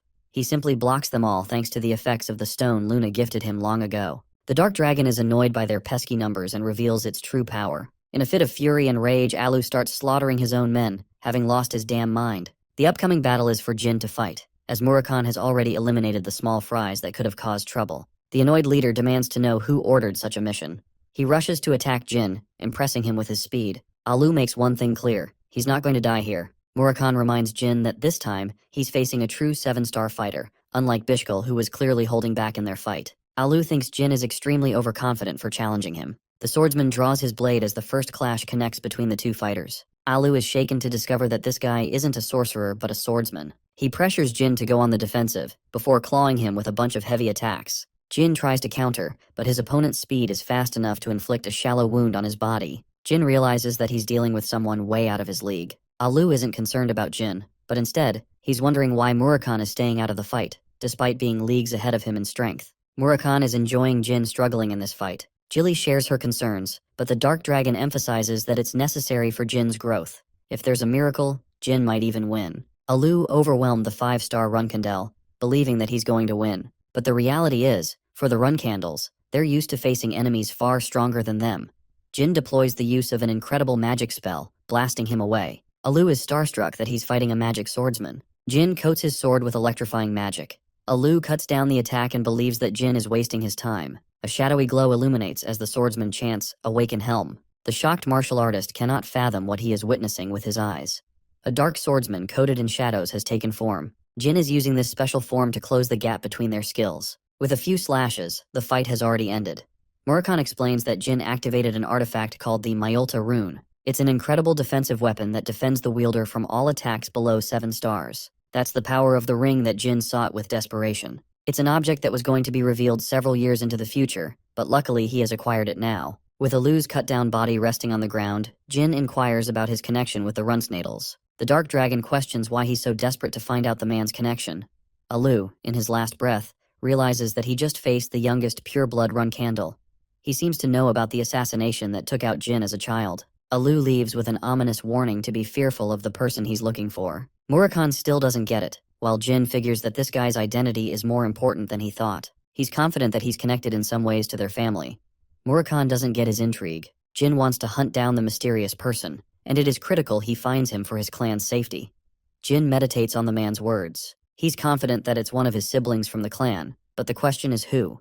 It has to be someone who figured out Jin's talent from a young age and wanted to eliminate the threat. There's only one person: Joshua Runkandel, the candidate patriarch to lead their clan. The following few days, Tessing's destruction is publicized to the whole world. This is thanks to Jetu's help, and though he was still interrogated by the Zyphals, it's fine because Jin profited the most from the situation. He obtained ancient books, found the special ring, and even defeated a 7-star knight with his own powers. Jilly shares her obvious concerns that he's still underestimating the capabilities of what a 7-star knight is like. This is confirmed by Jin himself, who thinks he's weaker than his nanny even at this stage. Their tracks are covered thanks to the merchant, so it's time to move on to the next location, the free city of Tikan.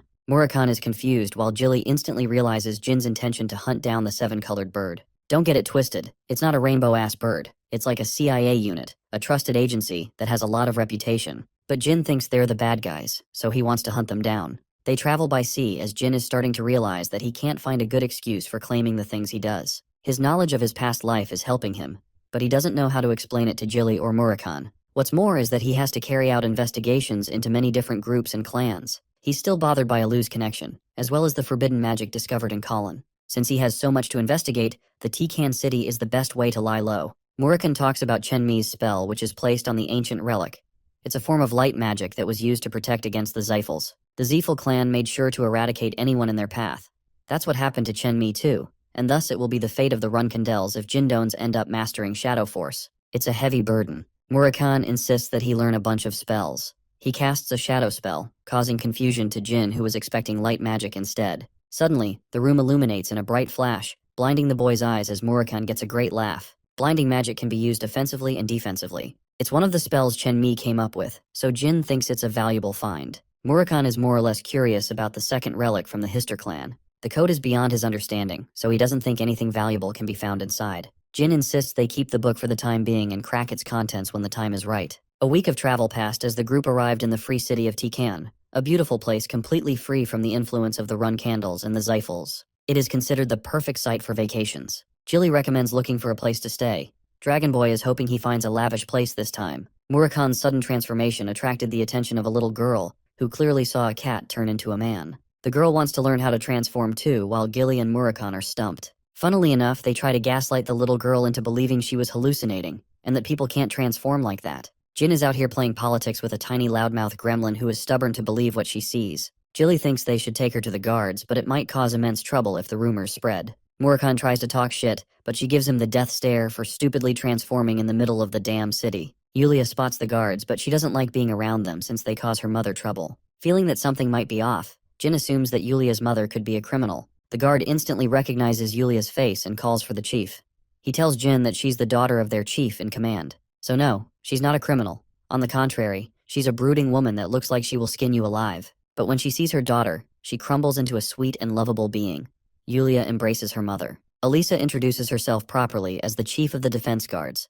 Jin returns her kind regards and states that he's traveling with his friends. Jin requests recommendations for a place to stay. Well, before that, the little runt tells something to her mother. Elisa happily shares her recommendation letter for Jin to show to inn-owners around the city, promising them a good place to stay. The group leaves, but Elisa is still concerned about the news she heard from her daughter. Yulia snitched, seeing Murakhan transforming into a cat.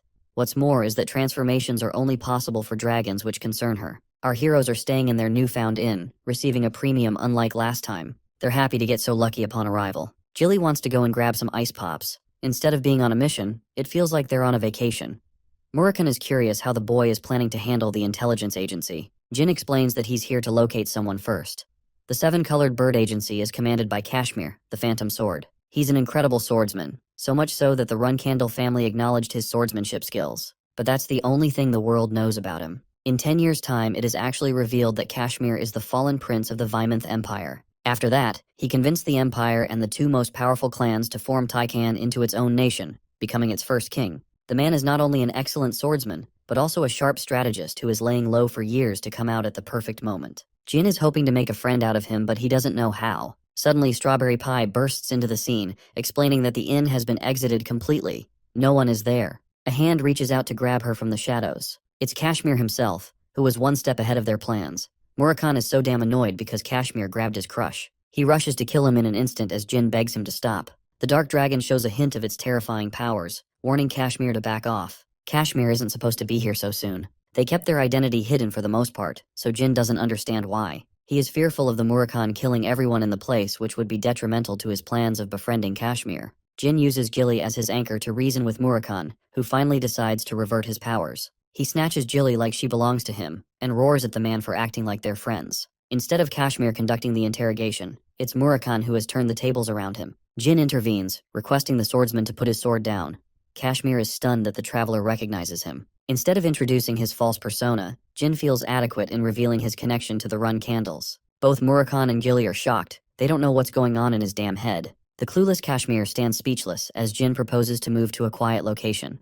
They sit across the respectable swordsman after he sends his troops back. He came here to uncover the existence of a dragon, but that accusation enraged Murakhan.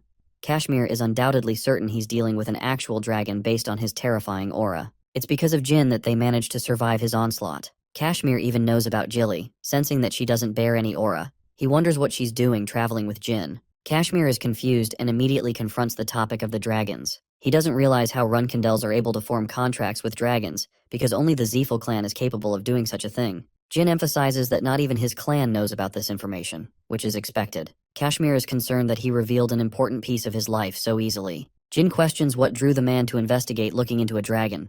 Kashmir happily returns the favor by spilling his secrets. Yulia is actually this man's daughter, and since she saw Murakhan's transformation, he came around to investigate. Yulia possesses a special contract, which means she can't be deceived with her eyes. Murakhan doesn't like what he's hearing. If the girl is a divine contractor, it doesn't make sense that her dragon is nowhere to be found. Kashmir sulks, explaining that Yulia's dragon has been missing as of late.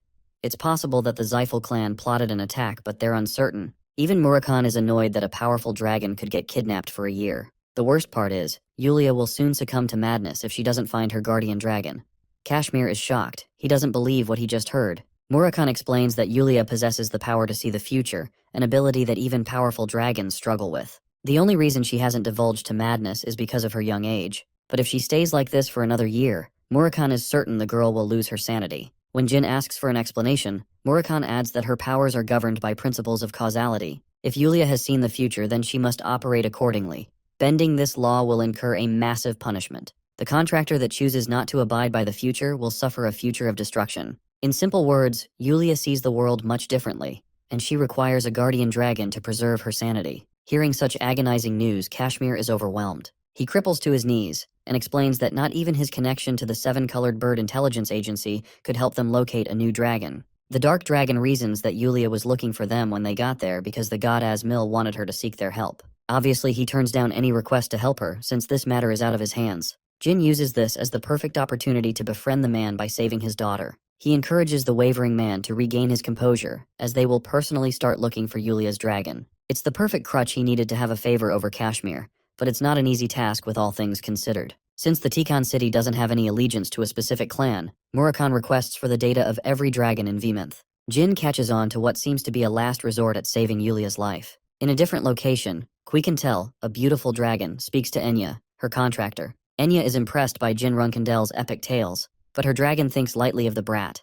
She believes Enya is more special since she was chosen by the god of time. Suddenly, a shiver runs down her spine. She realizes this bone-chilling feeling could only mean one thing and one thing alone. Signaling Enya to heed to safety, Quikentel prepares to approach the darkness that has come to visit their land. Murakami in his dragon form intends to release all dark energy, calling out the rest of the dragons in the area. He wants Jin to keep hiding and conceal his presence. The dark dragon prepares to release the dark magic.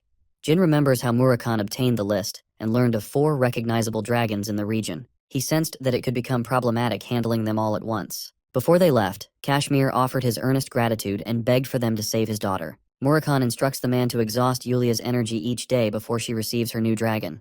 Anything that tires her out will work best in the child's favor. Kashmir intends to follow this routine. The second thing is related to ice pops. Poor Jilly wanted to get them, but she couldn't because of their intrusion.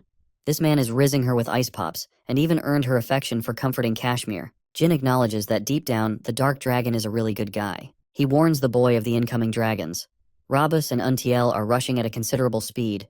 Jin wears his armor to conceal his identity. Murakami explains that he used to beat these guys for entering his territory. Dragons worked like that, so now he's acquired enemies. While he's making his fancy introduction, the Earth Dragons are begging for him to leave at once. Their contractor might see him, which would become a huge problem. But instead of taking their advice, Murakami is offended. They try to reason with him, finally revealing that Quikentel is pissed and is in the mood to kill the Dark Dragon. The Silver Dragon has a complicated history with the guy. Actually, Jin learns that she's his damn ex. Both the Earth Dragons are beginning to leave the vicinity, because their battle might cause a lot of destruction. But it's already too late. Quikentel makes a roaring entrance with her dragon breath. Murakami warns Jin to brace for impact, because she's clearly not finished. He evades each of her strikes, causing a vortex in the ocean. All of her attacks are all 8 stars or above. Jin is terrified by her strength. Quikentel roars in frustration, frustrated that he had the gall to show up at all. Jin learns that Murakami shared a relationship with her for 500 years. He wants Jin to use Bradamante in case things get tough. He knows just how powerful she is, so it's going to take every last bit of Jin's strength to concentrate into a powerful attack in the hopes of damaging her. Quikentel transforms into her dragonic state. She has a vicious desire to end Murakami's life. Murakami tries to have a sensible conversation with her, offering a way to resolve their conflicts after. But she's so pissed that she fires an immense beam, ignoring his offer. Then she tackles him with ferocity and attempts to bite him, but he swiftly evades. He doesn't get what's keeping her so infuriated. She tries to deliver another beam at point-blank range. Murakami shielded himself from the attack thanks to Jin's help, who is starting to think his powers are needed to get an edge on her. Murakami explains that she's weaker, but enraged. She tears the Shadow Force release, deeming it a pitiful attempt. The Silver Dragon lashes at him for becoming so weakened. Murakami is begging for her to stop, but ends up infuriating Quikentel so much more instead. Murakami bites her down, questioning why she's so mad over their breakup. The Silver Dragon dishes out a powerful punch to remind the dumbass that he deserves a proper beating. But this gave Jin enough time to make his move. The Silver Dragon did not anticipate this outcome. It's all up to Jin to attack, and it needs to be the same spot where Murakami struck her. The Shadow Veil concentrates on his sword, as Jin slices her with a powerful Shadow Force release. The attack cuts through her scales, slashing an entire arm off her body. Murakami hastens to rescue Jin as the Silver Dragon descends to the sea. Jin is overly exhausted from expiring every last bit of his strength to make that move. He thought they killed her, but this is Quikentel. She's way more powerful than the typical dragon, especially since she governs time itself. Jin realizes that this is bad news for them. They came here looking for Yulia's dragon, but they're the ones about to go missing. The silver dragon replenishes her body, turning back her state. It's a cheat magic that drains an immense amount of energy, but it still helps her survive death. Quikentel manifests in her human state. Murakhan thought they ended the relationship on good terms, so he doesn't understand why she's so angry at him. The silver dragon is enraged that not only did he leave her, he said so without explanation. Murakhan shouts back, roaring that he isn't at fault for thinking they weren't meant to be. This couple's quarrel surprises Jin. Quikentel recognizes Jin as the newest contractor of the God of Shadows. Murakhan explains that their own kind is at the risk of extinction, but she finds his words full of rubbish since he's not the type to care about such things. Murakhan counters that he killed many dragons for her sake too. He turns tail, thinking that she's useless in helping them. She apologizes and learns about Yulia's situation. At long last, they're not buzzing around. Jin overhears the talk of Biareta, the wind dragon. This monster is the guardian dragon of the minor patriarch of the Zyphal clan. It's unquestionable that they're the ones who kidnapped Latri, Yulia's dragon. Quikentel leads them to her place. She resides in a cabin outside the Viminth Empire's capital. She learns about the youngest Runkandel and recognizes that he's related to Tamar's powers. The three of them journeyed together after all, so she knows. She returns to the topic at hand. Biareta took Latri by deception. The deal was to teach Latri some of the dragon spells. It has now jeopardized the life of a young girl who exists without her guardian dragon. The silver dragon had always been suspicious of Biareta's intentions. He was even insistent upon meeting her contractor. Since Enya's identity is known to the public, she was safe. But for Yulia, they found an opportunity to kidnap her guardian dragon because not many knew about her contractual relationship. Jin outlines his deductions for the Zyphal's plans. He thinks that they are trying to eliminate contractors that aren't under their control. Their second goal is to acquire as many gods by their side through contracts. In his previous life, Jin discovered that the God of Time's contractor was different. He was a Zyphal clan member, which means that Enya was probably killed in that timeline. The same goes for Yulia, who might have her contract revoked. The silver dragon still doesn't find his words persuasive. After all, there would be no reason to acquire more contractors when the Zyphals already have so many. Jin bites back with a sharp response. Since human greed has no limits, it's logical to assume the Zyphals are hungry to acquire even more power. Jin sharply deduces that Quikentel is putting on a blindfold because she's secretly afraid of the sorcerers. Murakhan senses this is bad news as she could easily become enraged. Instead of taking offense, the silver dragon laughs. She's never seen Murakhan act cautious around her. She's prepared to take the steps necessary to guarantee the safety of her contractor. Even more, Quikentel is prepared to help him meet Biareta and recover Latri. Grasping Jin's shoulder, she reminisces on her memories with Tamar. She wants to swear loyalty to his descendant, and even comments that he's just like the first patriarch with his provocations. While they're talking, Enya bursts into the scene, ignoring Quikentel's warnings to leave the house. She's a clumsy and shy fool who just so happens to fawn over Jin Runkandel. The boy is desperately asking for an explanation out of this mess. Quikentel sulks, explaining that she's his #1 fangirl. Enya, the #1 simp, can't contain her excitement in front of her star and model Jin. She's surprisingly a commoner, which makes Jin assume that she must be really talented in some other aspect. The silver dragon is annoyed that she rebelled against her order to stay put. Quikentel is barely containing her composure, while Jin thinks that Enya must have faced some serious bullying at the academy because of her rank. Jin states that he came to address Enya's safety. His kind and cooperative ask is enough to swoon the girl. She literally thinks her Prince Charming is here to rescue her from the bad guys. She's more than ready to go with him. That's just how excited this purple-haired midget is. Quikentel whacks her unconscious. She's afraid that her obsession for Jin might take her to the ends of the Runkandel clan. The boy is shocked to learn that his own clan has dungeons and even dragons. As for Murakhan, the dude is out cold. With the two of them alone, Quikentel emphasizes that she's only helping out Jin because of her ex-boyfriend, especially when he's become a sorry loser compared to his original strength. He would get destroyed by the Wind Dragon at his current level, so Quikentel wants to take charge if it ever comes down to that. Jin is curious about the Biareta's dragon. Just how powerful is this dragon? Quikentel explains that if Murakhan regained his original powers, then they should have been annihilated in their battle. The silver dragon wants Jin to stick around in the cabin until they can locate the Wind Dragon. Jin is surprised by how much she cares about them in secret. He's ready to handle Murakhan from his side. Quikentel explains that Enya will soon regain consciousness, so he has to handle her carefully this time. Jin is stumped when he sees her actually wake up before his eyes. She's like a damn zombie for this man. After explaining the situation to Enya, she understands that she could be a potential target for the Zyphals. She trusts in his powers completely, and offers to leave tomorrow. Quikentel instructs her to start packing. She will take care of the academy by calling in a sick leave for her sake. The only thing left is to take care of the Wind Dragon. Suddenly, a strange man calls out from outside. The silver dragon can't fathom how anyone would come in the middle of nowhere for firewood. Jin immediately realizes that it's a trap. He's confident that the guy outside isn't a nobody. In fact, he's a spy who has probably been keeping watch. Hearing this, Quiquintel instantly opens the door before lifting the man by his throat. She's ready to crush him if he dares not to speak. Then from within the cabin emerges another figure, the real perpetrator hiding in the shadows. He threatens to summon the entire task force if Quiquintel fails to let him go. But this girl is mighty pissed. She dashes headfirst to beat the shit out of this guy. Her thunderous punch sends a shockwave, but it's not nearly enough to even affect this man. He didn't move an inch and simply ate her attack. An incredible punch with the power of a dragon was blocked by this dude. It's clear that he's someone distinct, someone more powerful than the task force captain. He's the Emperor's right-hand man. Latz is another capable swordsman whose skill is acknowledged by the Runcandle clan. He's strong enough to pose immense trouble. Jin is lucky to have his identity concealed with his armor. Latz apologizes for his intrusion and states his true purpose. He came here to check on Jin and Murakhan, who had recently entered their empire. Quiquintel isn't one to let him off so easily. Latz swiftly threatens her, reminding the Silver Dragon that her contractor is out in the open, defenseless by herself. Even if she kills him, Enya won't survive the encounter. With that warning, he hastens to leave. The murderous Silver Dragon reminds Latz that she will return him this favor by taking away everything precious to him in his life. With such an imposing warning, the man takes his leave. He fucked with the wrong dragon. He's already fulfilled his purpose.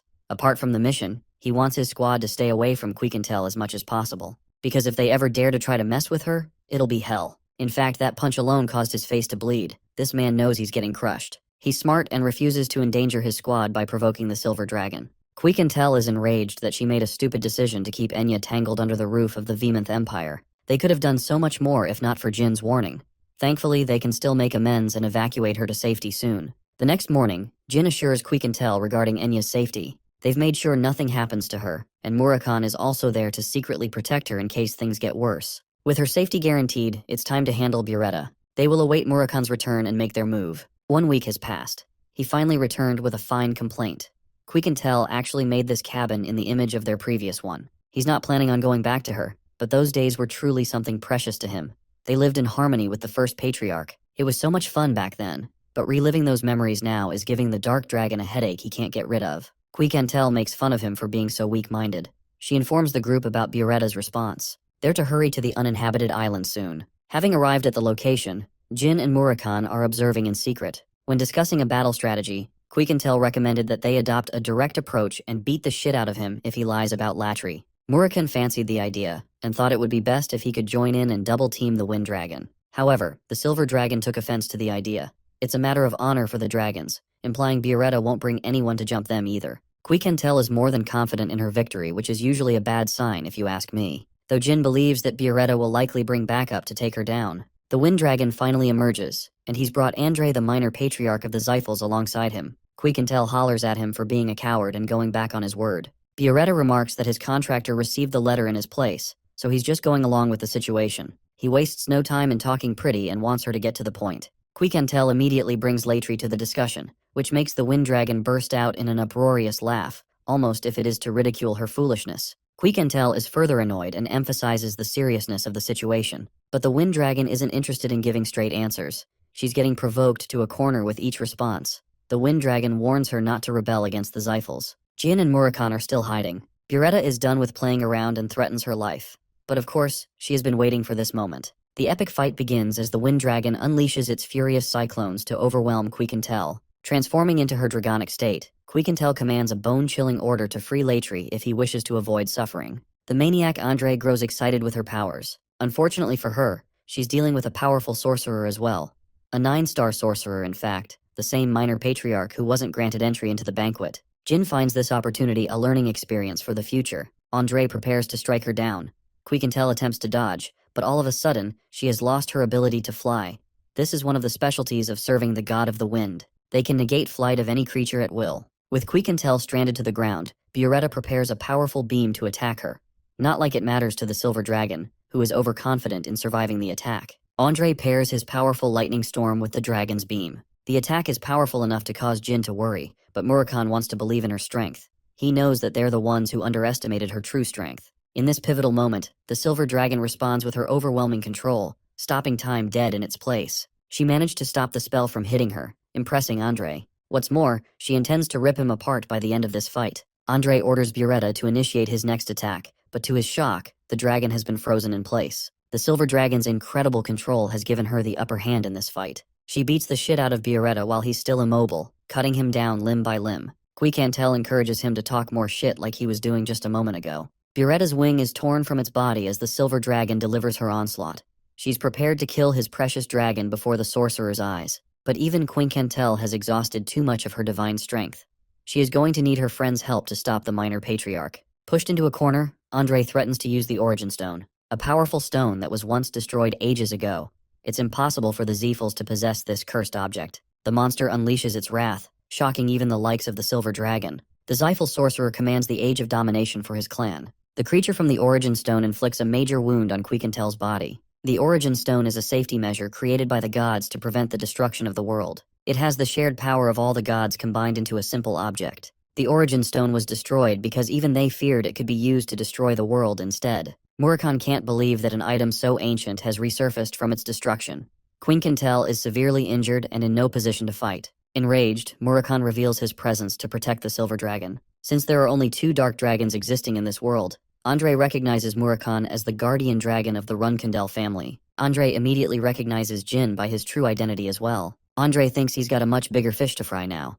The wind dragon regains its powers as the Origin Stone corrupts the dragon with its might. Even Murakhan is shocked to see Biarretta's resurrection. Both dragons commence a head-on brawl against each other. Biarretta prepares to destroy Murakhan, who counters with a punch. However, his attack is easily blocked by Biarretta, who mocks him and calls him an easy opponent. Biarretta is celebrating that he gets to take down the strongest dragon of the past. With their fight ongoing, Andre tends to the injured silver dragon with his Origin Stone spirit. While he's blindsided, Jin prepares to attack him with the light magic technique of Chen Mi. The spell blinds the sorcerer, who then gets his body severed by Jin's sword. Biarretta rushes to attack Jin and smashes him with its powerful tail, sending the teenage knight crashing. He's barely able to regain his stance when 2 more attacks come rushing right at him. It is at this moment Jin senses the absolute urge to use Luna's stone. The legendary white whale of the Runkandel family is summoned as the last to overcome her brother's greatest challenge. When Jin entered the fight, he calculated slim chances of survival against Biarretta, and instead made Andre his target. He was able to land a critical slash upon the 9-star sorcerer's body, but it wasn't enough to deal the killing blow. Jin wanted to finish the fight, but he unexpectedly got attacked by Biarretta before being overwhelmed by 2 godly attacks that he would never have survived. It was the best moment to smash the precious stone, summoning the monstrous warrior of the Runcandle clan. Even Andre is starstruck by her sudden appearance. Luna is happy to have been called in an important fight. She's even impressed by her brother's ability to keep up with such strong enemies. Jin is truly grateful for her help, as it would have spelled the end of him. Luna, who is now pissed more than ever, hopes that Andre has a really good reason for attacking her baby brother. Since they're fighting the minor patriarch of the Zephals, as well as a wind dragon armed with a divine artifact, Jin was wondering if they could survive this fight to begin with. But ever since she arrived, the outcome of the fight had been set in stone. Luna is single-handedly more powerful than everyone on the battlefield. Murakhan recovers Quicantel and recommends that they stay away from the fight. He's thoroughly impressed by Luna's entrance, who saved him at the last second. Andre is happy to find a living proof of the Runcandles breaking their pact against the Zephals. He's certain to report the use of Jin's magic to his clan. But the confident Luna isn't worried. She's going to make sure he never leaves this fight alive. Andre sends the cursed spirit to attack Luna. The result? It gets annihilated to pieces. Luna has had a wide history of fighting the Zephals, and she's never been impressed by a single sorcerer. In a flash, she cuts down Biarretta's dragonic form. She's happy to have such an easy target, and inflicts so much damage that he's forced to return to his human form. Biarretta prepares to take the fight in combat. His powers are strengthened by the cursed demonic energy. Luna realizes that the Origin Stone comes at a cost of a recharge. She thinks it's pathetic to see the minor patriarch backed into such a corner that he has to become slave to a pitiful strategy. Biarretta rushes to attack her with his spear. The white whale swiftly dodges and happily counters without struggle. She tears apart Biarretta's defenses, sending him on the back foot. Even the wind dragon is no match for her cruel and sharp attacks. Luna has had enough fun. She's ready to finish the fight using the finishing move of the Runcandle clan. Luna calls forth the meteor shower. Returning to Jed's memorable words, the Runcandle fighting style relies on unstoppable destruction. It is the definition of overcoming struggle. The Runcandles only have 2 moves in their arsenal. These are called the hidden moves and the finishing moves. Luna has just used the 3rd finishing move of the clan, a beautiful meteor shower, bewildering her brother's eyes. More than its beauty, the attack is wrathful. Andre is terrified as Biarretta exhausts every bit of his strength to guard him. The minor patriarch shudders in defeat, realizing that his opponent, a regular human being, is overwhelming him with crushing difference. The best part is, Luna isn't using any cheats like activating ancient artifacts. She's a monster. Buretta thinks they might have a chance of victory thanks to the demon Godstone, reincarnating him every time he dies. By the end of her attack, Luna is a little disappointed. Buretta has been decimated to pieces, but she's still nowhere near as powerful as her father's attacks. She wants this moment to be an important lesson to her baby brother. Luna is dead confident in her brother's ability to overcome Ciaran's might, but her battle has yet to be finished. A strange demon is her new opponent, an unidentifiable creature of the Xiphals. Murakun theorizes that the Zilfs ended up creating their own origin stone thanks to their contractor's powers. He wants to escape to prevent harm, but Jin is worried for Luna's safety, especially if she's up against a powerful opponent like the incarnation of the origin stone. Murakun corrects Jin, stating that he's going to become a burden in this fight if he doesn't let her sister handle the creature. The youngest run candle reflects how he came to become a contractor to the god of shadows.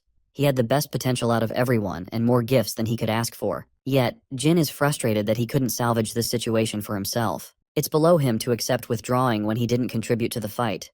It's the same as how things ended for his previous life. His thoughts can only be summarized in one emotion: anger. He refuses to become weak like this ever again. Murakun is happy that the boy is festering his ambitions to become stronger and stronger. After all, it's this motivation of his that will lead him to climb the ranks above all. As for Luna, she's underwhelmed by the demon who somehow thinks he can beat her this time. However, she learns just how powerful the demon Andre truly has become when he unleashes a malevolent beam strike. Luna defends with her sword, while the demon ridicules her. Luna calmly responds that she needs nothing more than her sword to fuck him up. While she's uninterested in showing him just how powerful she truly is, Luna hopes to demonstrate true mastery over the sword. She's the first knight to have worn a red aura. Andre is arrogant in his demonic state, believing that he has an edge in this fight with his godly powers. He prepares to unleash a final attack, hoping to end the run candle. But Luna is unshaken, and before long the words Crimson Moon escape her mouth. A beautiful splash of red severs the monster in half, but the attack left behind causes a black hole of energy that draws everything near inside.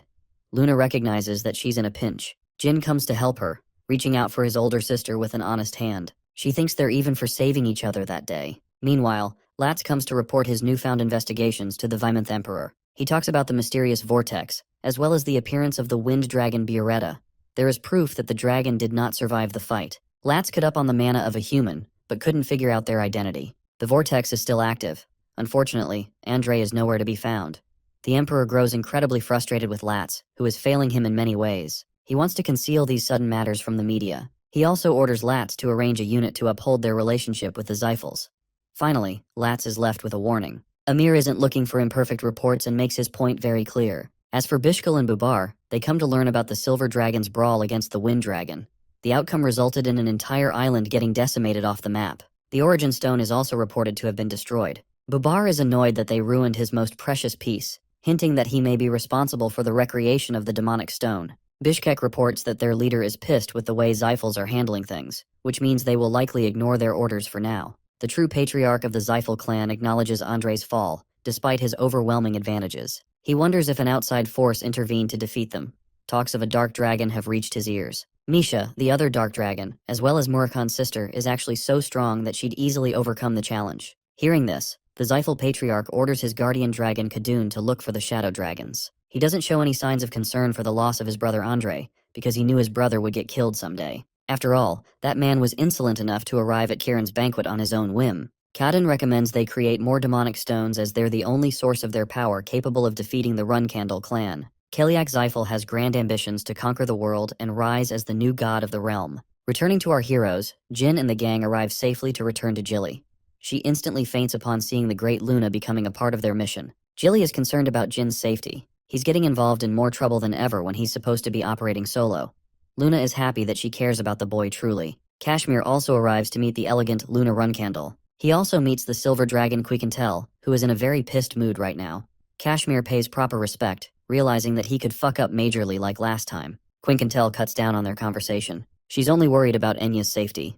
Kashmir explains how Latri returned 3 hours prior. She's with both Enya and Yulia, but something about the dragon is strange.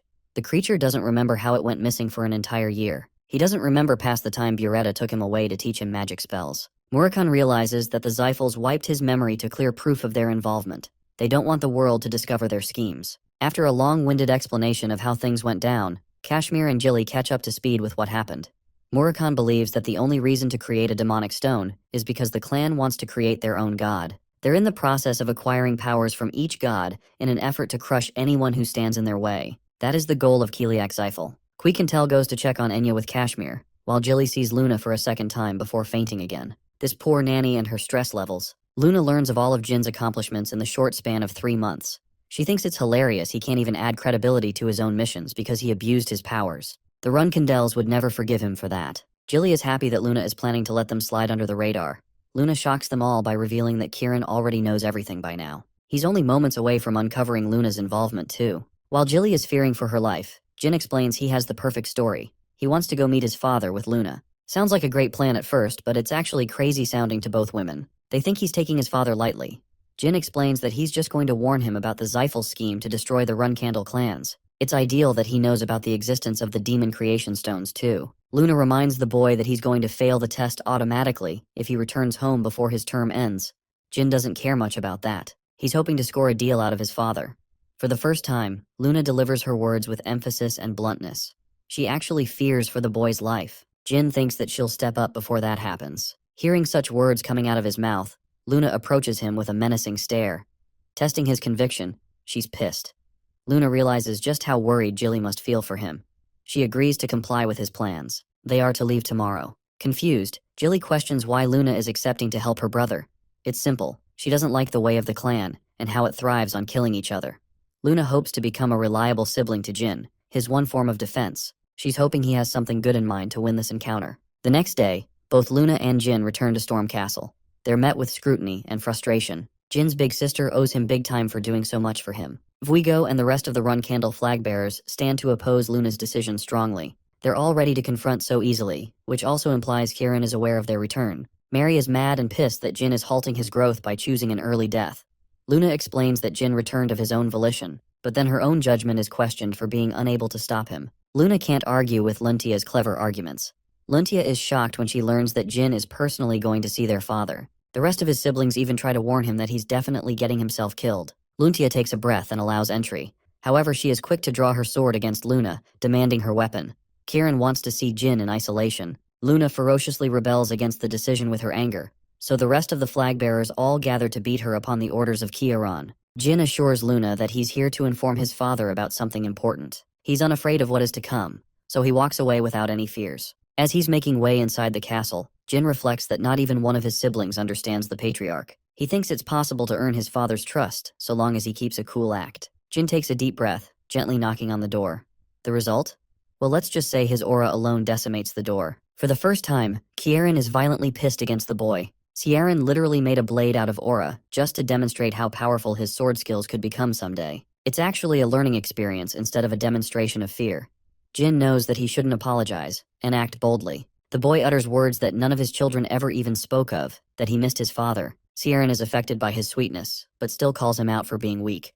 Jin emphasizes his affection, but it doesn't get him very far. Ciaran unleashes his sheer intent to kill, overwhelming Jin from the very place he stands. Ciaran knows that he's here for a reason.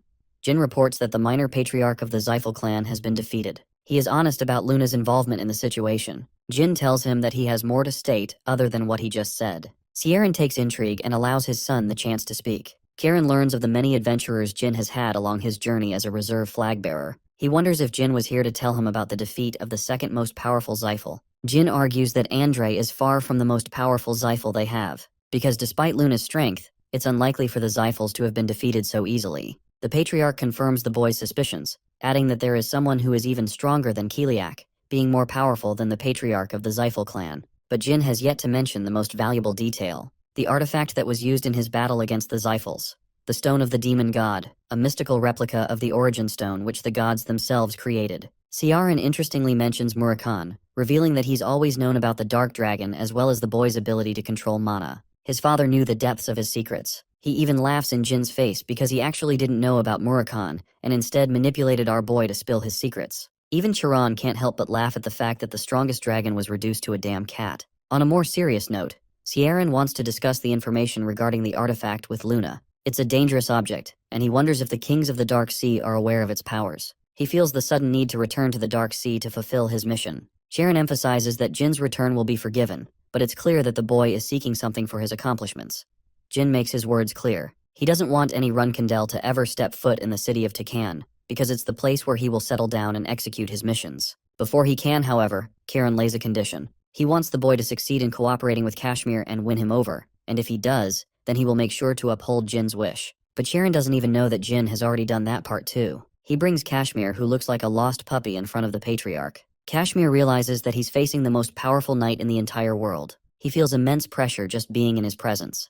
Kashmir strengthens his resolve and pays his respect to the Runkandel patriarch. Jin takes a moment to explain that they both know each other well. Since he is clearly invested in a cooperative relationship with Kashmir, Jin's part of the deal is fulfilled. Poor Kashmir is devastated, thinking that the Runkandels might try to conquer Tikan at this rate. Jin basically lucked out and passed the test without even trying. When Kashmir learns about Jin's condition to forbid any Runkandel from entering Tikan, he's shocked and even happy. Since Kieran has a bunch of other things to discuss with Kashmir, he tells Jin to take his leave. Poor Kashmir is terrified of this man, barely able to talk. Meanwhile, Jin strolls around the manor. The Tona twins are surprised to see him in one piece. He asks the twins for a favor to look after his cadets in the time he's gone. After his leave, they both can't believe that he's fearless even after a discussion with their scary father. Jin returns outside in one piece, shocking the rest of his siblings. He tells Luna to go and chat with Kieran, even mocking his siblings by keeping the information private. Kashmir does return outside, but this man looks like he had the worst time of his life.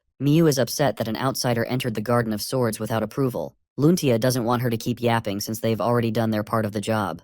Jin sincerely apologizes to his sister for the trouble. He's going to leave again and prioritize his training. He bids his siblings farewell. A month passed. In the underground training hall, Elisa Badger is training this man like crazy. He's taken 30 losses against this woman in a row, but his ambition and spirit to fight has yet to be quelled. He's ready to eat his 31st defeat. The Zyphel clan publicly addressed the deaths of both Andre and the Wind Dragon. They didn't focus on what caused the death, but many rumors spread regarding his assassination. The most convincing rumor was believed that he fought and lost against the Runkandels. Of course, many thought that a war was soon to follow. Many factions were offering favors to the Runkandels, bestowing them with gifts for their requests. Siren is such a gigachad. He turned down the gifts and accepted the requests anyway, because he's playing the long game. Unfortunately, Siren has to deal with Jin's mess because of his proactive moves. He tells Khan about his return to the Dark Sea, but it seems that Kashmir is in an important conversation with the Patriarch, so he wants his messages delivered even if he's fighting the monsters in the Dark Sea. Going back to Jin's training, he's sharpening his swordsmanship. Even after swinging his weapon 10,000 times, this man still can't find himself facing Luna. Even though he's reached 5 stars in both swordsmanship and magic, Jin is unimpressed with his level of strength. He is working himself to the bone to get stronger. He wishes to overcome his siblings in the 5 years he's been given. Kashmir is worried for his overtraining despite his talents as a Runkandel swordmaster. Enya is also here for a surprise visit. She's concerned about Jin's swollen and bleeding hands. Kashmir reminds him that his enemies will be much stronger in the future, but it's likely that he will harm himself by overtraining through impatience. It's basically like ego lifting above his level. Jin admits that he's in the wrong here, even though he can't stop himself from giving his absolute best. Kashmir thinks that he should be proud of his current level of effort. He wants to contribute by adding something fun to his training routine. He was then given the recommendation to spar against a powerful foe. Jin thinks Kashmir is inviting him to challenge the swordmaster. Though he acts like a coward in front of him, Kashmir is actually crazy strong with his sword skills. It's a reason they call him the Phantom Sword, and why he was recommended as a Runkandel instructor. Kashmir wants to fight him when he's ready, but before he gets to that level, Jin has a different opponent to face. That's how his wife, Elisa, came into the picture. Jin was given 6 months to try and defeat Elisa. He was granted permission to use every single skill without holding back. Yulia was scared because the little girl didn't want her mother to fight, but Elisa welcomed the opportunity. Initially, our boy didn't have a great impression of Elisa apart from her impressive physique. Well, that is until Yulia dissed him so hard by calling him weak as hell, especially when you know she is physically incapable of speaking lies. Elisa was okay with challenging Jin every day for 6 months straight. She didn't think of it as a burden. 2 days passed and Jin found himself challenging the physical powerhouse before him. She explains that her only rule is to never go easy on anyone. Elisa is hoping Jin won't lose heart after taking his first L. It was here when he realized that the challenge to defeat her in 6 months is realistic. When the fight began, one single punch from Elisa took everything in Jin's arsenal to block. She was impressed that he could counter the move. Jin followed by using light magic, momentarily blinding her. Then he lunged forth to strike, exposing himself to a huge opening. And that is when he realized he fucked up. Elisa wound up with such a powerful punch that it sent this man flying. Elisa was impressed by Jin's ability to make 2 attacks on the first day. Even though she held back in her first punch, Elisa was surprised by Jin's blinding spell which he had casted on his sword before the fight began. But his tricks weren't enough to bypass Elisa's raw power. Even so, she thinks he was using strategy to his advantage, which is how he overcame opponents far stronger than him. It's not that Jin is overpowered, it's that he has mastered the art of creating opportunities for himself. While she's impressed, Jin is at a loss.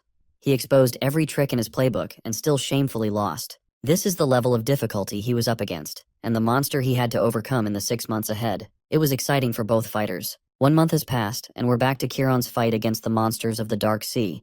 Khan comes to deliver an important message from Kashmir. The letter is written with so much care and attention that it's looking like this man is confessing his love or something. Sharon is damn pissed because Kashmir didn't do as he was told. He wanted to be updated on Jin's progress. The letter is mostly a yap festival, but it does have a part regarding Jin's progress. It's mentioned in the report how Jin has been losing countless times against Kashmir, but the more they fight, the longer he's able to survive. He has incurred 40 losses straight, but something about this report makes Kieran exceptionally happy. The Patriarch learns that Jin lasted over 120 moves in their latest fight. It means he's doing everything in his power to overcome his previous limits. Kieran is so happy for his son that he almost didn't want the boy to leave the clan because he deems him worthy to be a successor. It's never been clear about which child he truly wanted to be named a successor. Even though Joshua is the leading candidate for throne, it is not from the interest of the Patriarch. Khan emphasizes that Jin is far too young to be called a worthy candidate. He thinks Jin lacks the ferocity and the objective approach, and that's the only thing Joshua has a lead on. Before sending Khan away,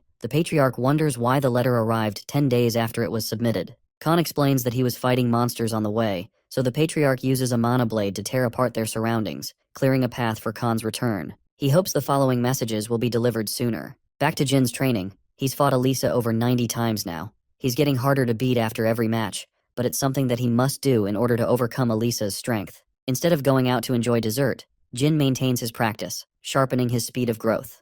Elisa notes that the boy's aura is completely in sync with mana, skyrocketing his growth thanks to the power of Shadow Force. She thinks that his talents and abilities would have been useless if not for his relentless perseverance to improve his skills. Elisa is happy, as she is predicting her defeat very soon. The next day, Jin exchanges blow for blow against the martial artist. Elisa thinks that she's got the upper hand, but suffers a brutal slash. A critical strike has massively wounded her. She hasn't been injured in a long time. Jin calls for Enya and thinks that he won purely by chance. She could have dodged it, but she went all in. He was careful enough to fool her with Shadow Force. Elisa's skills are getting sloppy ever since her retirement. She's already lost, much sooner than predicted. But Jin is at odds. He doesn't want to consider this match his victory. That's a champion-level mindset, if you ask me. Elisa emphasizes that it is still something to think about. Jin's improvement has skyrocketed in the past 3 months. His endless desire to improve fuels his training, and he's set to reach 6 stars in his skills. That will be the decisive moment of Elisa's defeat. Winter has arrived. Murakhan is enjoying ice pops despite the cold weather. He wanted to get some for Jilly because she likes them. Jin has an important matter to discuss with Kashmir. It is regarding Bishkal, the leading candidate successor for his clan. Jin wants information on the guy. Kashmir explains that it's hinted that Bishkal is cooperating with the Kinzalo. He goes to a special art workshop owned by Bubare, another officer among the Kinzalo organization. When it comes to relationships, it seems that Bubare has a greater rank in the organization, which is also why Bishkal came to fight in his stead at the banquet. But what's bothering Jin is Kinzalo's association with Bishkal. When it comes to the incidents of his previous life, all major clans had a major time dealing with the Kinzalo, proving their strength. While Yulia is annoying the shit out of Murakhan, Jin is curious if Kashmir was able to gather information on Alu, the fallen owner of the auction house. Apparently, nothing about him is out in the open. Jin thinks that someone is taking active procedures to cover this guy's tracks. He almost regrets killing him so soon. Our boy is happy for Kashmir wingmanning so much information to him. He's indebted to his dedication. As for Jin, he has to go spar with Eliza, but this time he wants Kashmir to come see the fruits of his efforts. In the training arena, Eliza certainly wasn't expecting her husband to come see her lose. After all, she's confident that Jin will defeat her in this match. Jin claims that he will forever remember her as an amazing training partner and friend. Kashmir is utterly stumped. He can't believe that Jin has overcome the skill level in 3 months. The fight begins as Jin calls forth his newest summon skill. A beautiful shadow phoenix emerges from magic. After reaching 6 stars in magic sorcery, a sorcerer is qualified to enter a pact with a phoenix. This pact is kept secret, as only the sorcerer can open the dimensional gate to summon the phoenix. On the contrary, it's the phoenix which selects the sorcerer, which is why many magicians desperately cling to the hopes of being selected one day. Among the phoenixes, there existed the rarest of them all, the blue phoenix Tess. This bird has only accepted the calling of the strongest sorcerers in history. With his preparations ready, Jin and Elisa begin their fight. She lunges forth to crush him, but Tess makes the first move by using a high-level flame spell. There is an additional effect of the flames as it affects Elisa's powers. She senses that the skill pressure is being used. She doesn't have long to finish the fight.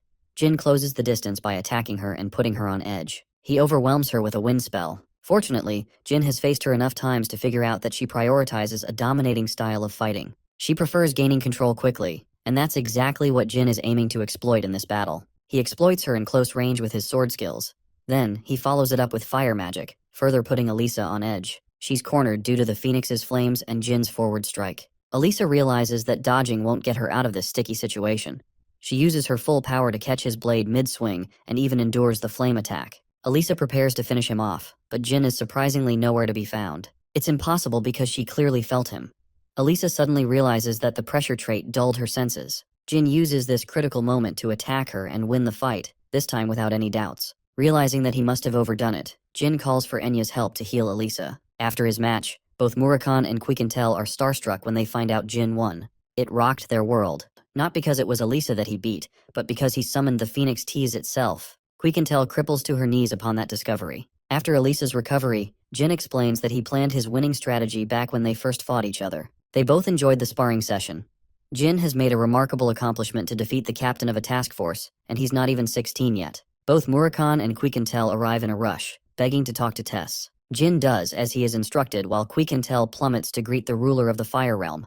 Murakhan is as arrogant as he used to be. They seem to know each other for some reason, with Quiquintel shivering in fear. After returning Tess to its dimension, Murakhan explains the reason as to why Tess is such a big deal. Apparently, it's not even the creature's true form. It rules over the Fire Realm, a place where dragons and phoenixes thrive. It's a place well beyond the understanding of even the gods themselves. But that's not all. There was one time when the gods dared to enter the Fire Realm along with their dragons. But when that happened, Tess was extremely offended and unleashed his ultimate power. Tess became responsible for slaughtering 5 gods and even defeating dragons. Jin is stumped to discover its true power. Unfortunately, he can't deploy the full use of its powers in the real world. Even if Jin became the peak of power, it would be impossible. It's a penalty for crossing over to the other dimension, which is the same reason the gods proved useless against Tess in the Fire Realm. So the same can be said of its powers in this realm. But even then, the Phoenix is powerful enough to turn anything to ashes. Murakhan emphasizes that all the dragons are scared shitless of that monster. He does share that Tess has taken a liking to Jin, who contemplates how powerful Tess truly is.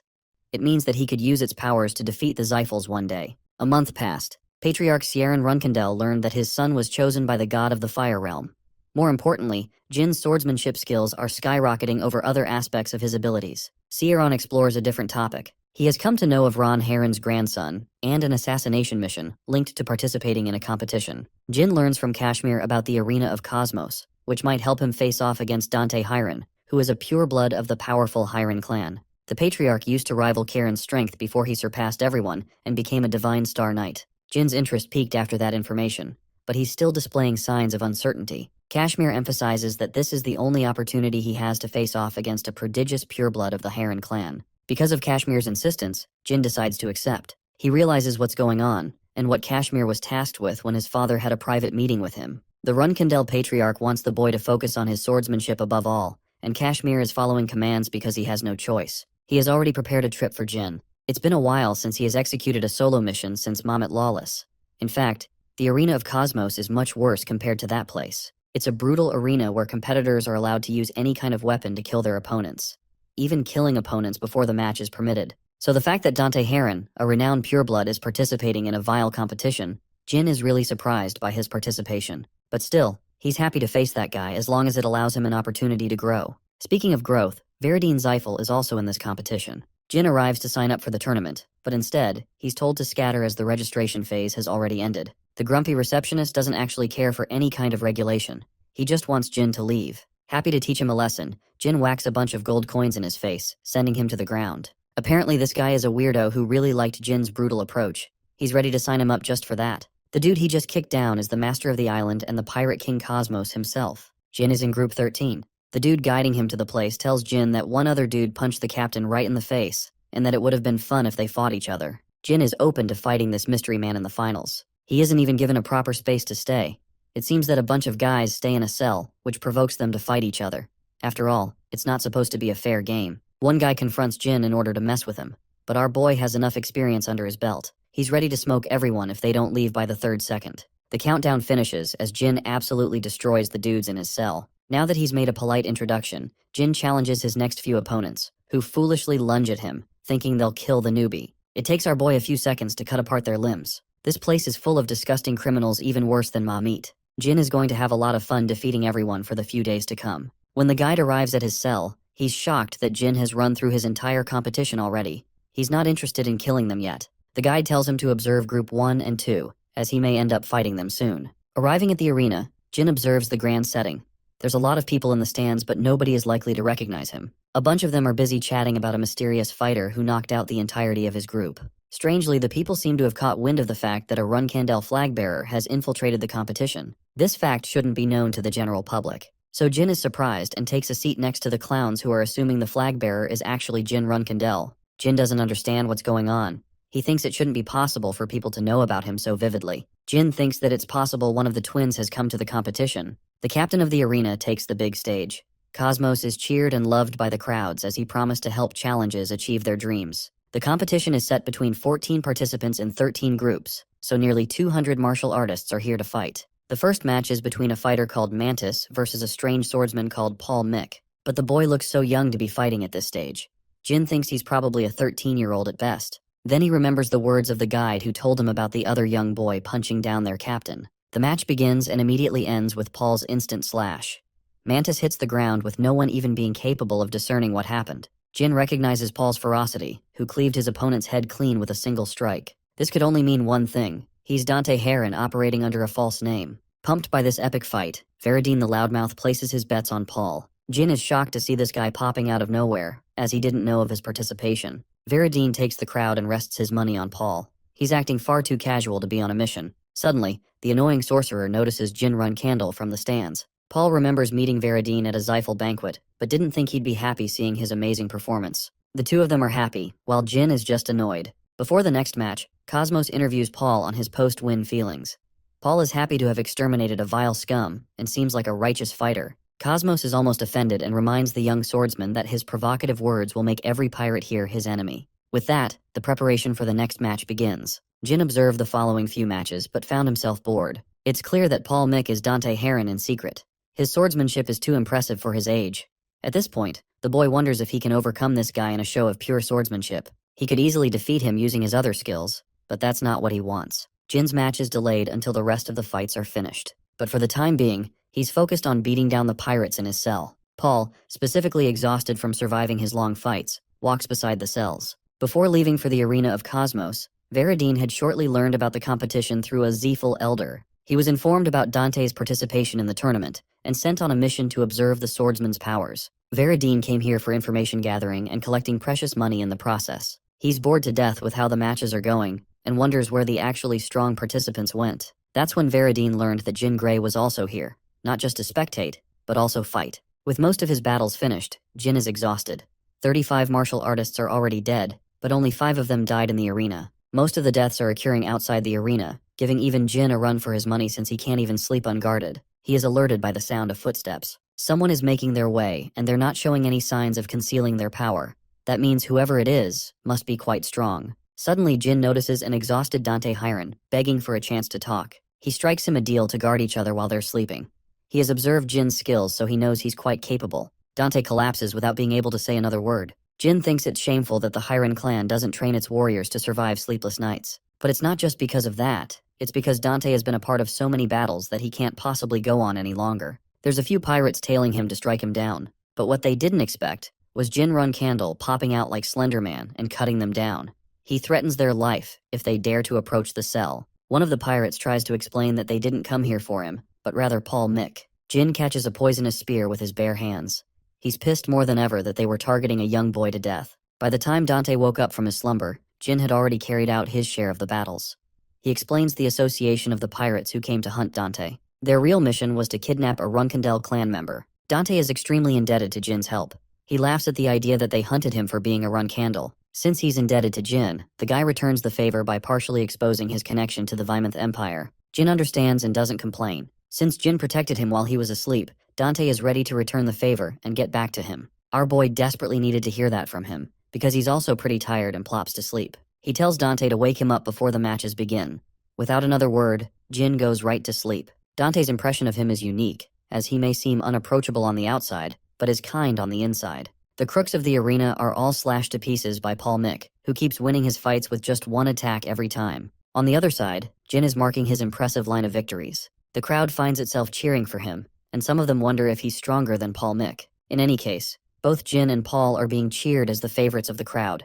A secret group is acting against them, plotting a devious scheme. They want to ensure their demise even before the fight begins. The guide comes to remind them all that it's going to be impossible to take them down as both Jin and Paul are incredibly strong. Realizing that they really don't have a way to kill them off, the crooks decide to fix matches instead of risking their lives. The Pirate King Cosmos is frustrated to hear about their scheming behind his back. Since the matches are all getting boring, he decides to switch up all the matchups, making sure only Paul and Jin are guaranteed a spot at the finals. As for the crooks secretly planning to fix matches, they'll find themselves a victim against either of the prodigies. Cosmos thinks that the betting game on Jin and Paul is enough to make them a boatload of money. The following day, Veradine observes the state of the final match. He's excited to see which of the two sword fighters will come out on top. His subordinates have a feeling Paul will win this fight, thanks to his incredible swordsmanship.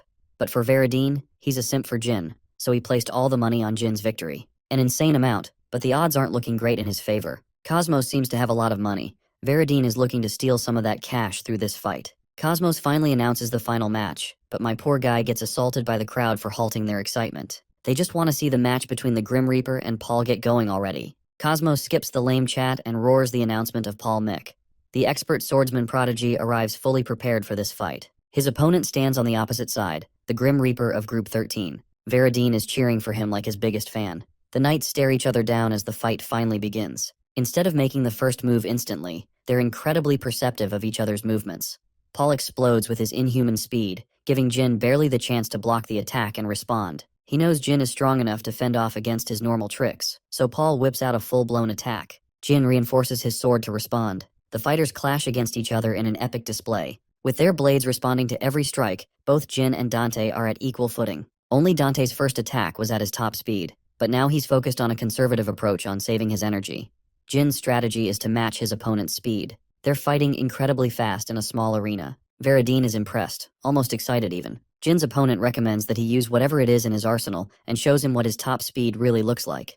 Jin is caught off guard, barely evading a strike. Unfortunately, he suffers a blow in the process and is getting forced into a back foot. The crowd goes wild for Dante's performance, cheering his name as Paul Mick. Jin assesses his situation, realizing that Dante exercises an incredibly destructive swordsmanship style. Thanks to his body, he can prolong the fight and overwhelm anyone in the fight to outlast. From Dante's perspective, he's unimpressed by Jin's strength so far, preparing to deal the final blow. But he's unfamiliar with our boy's game, as one terrifying glance from Jin alerts Dante to leap away in defense. He sensed an incredible feeling rising from inside of his opponent. Dante knew that if he had connected that attack, Jin would have used a different move to finish him off. He is right, because he was planning to use Shadow Force after how hard he was pushed into a corner. Jin believes it's his turn to respond. He takes the fight seriously. Each of his downward slashes are the same strength as the previous, with no loss in energy. Dante is pushed to a corner, realizing that he will meet his end if he stalls like this. Jin is seriously annoyed that Dante is choosing to withhold his powers, instead of facing him with full strength. He reveals Dante's true name, acknowledging his connection to the Hiron family.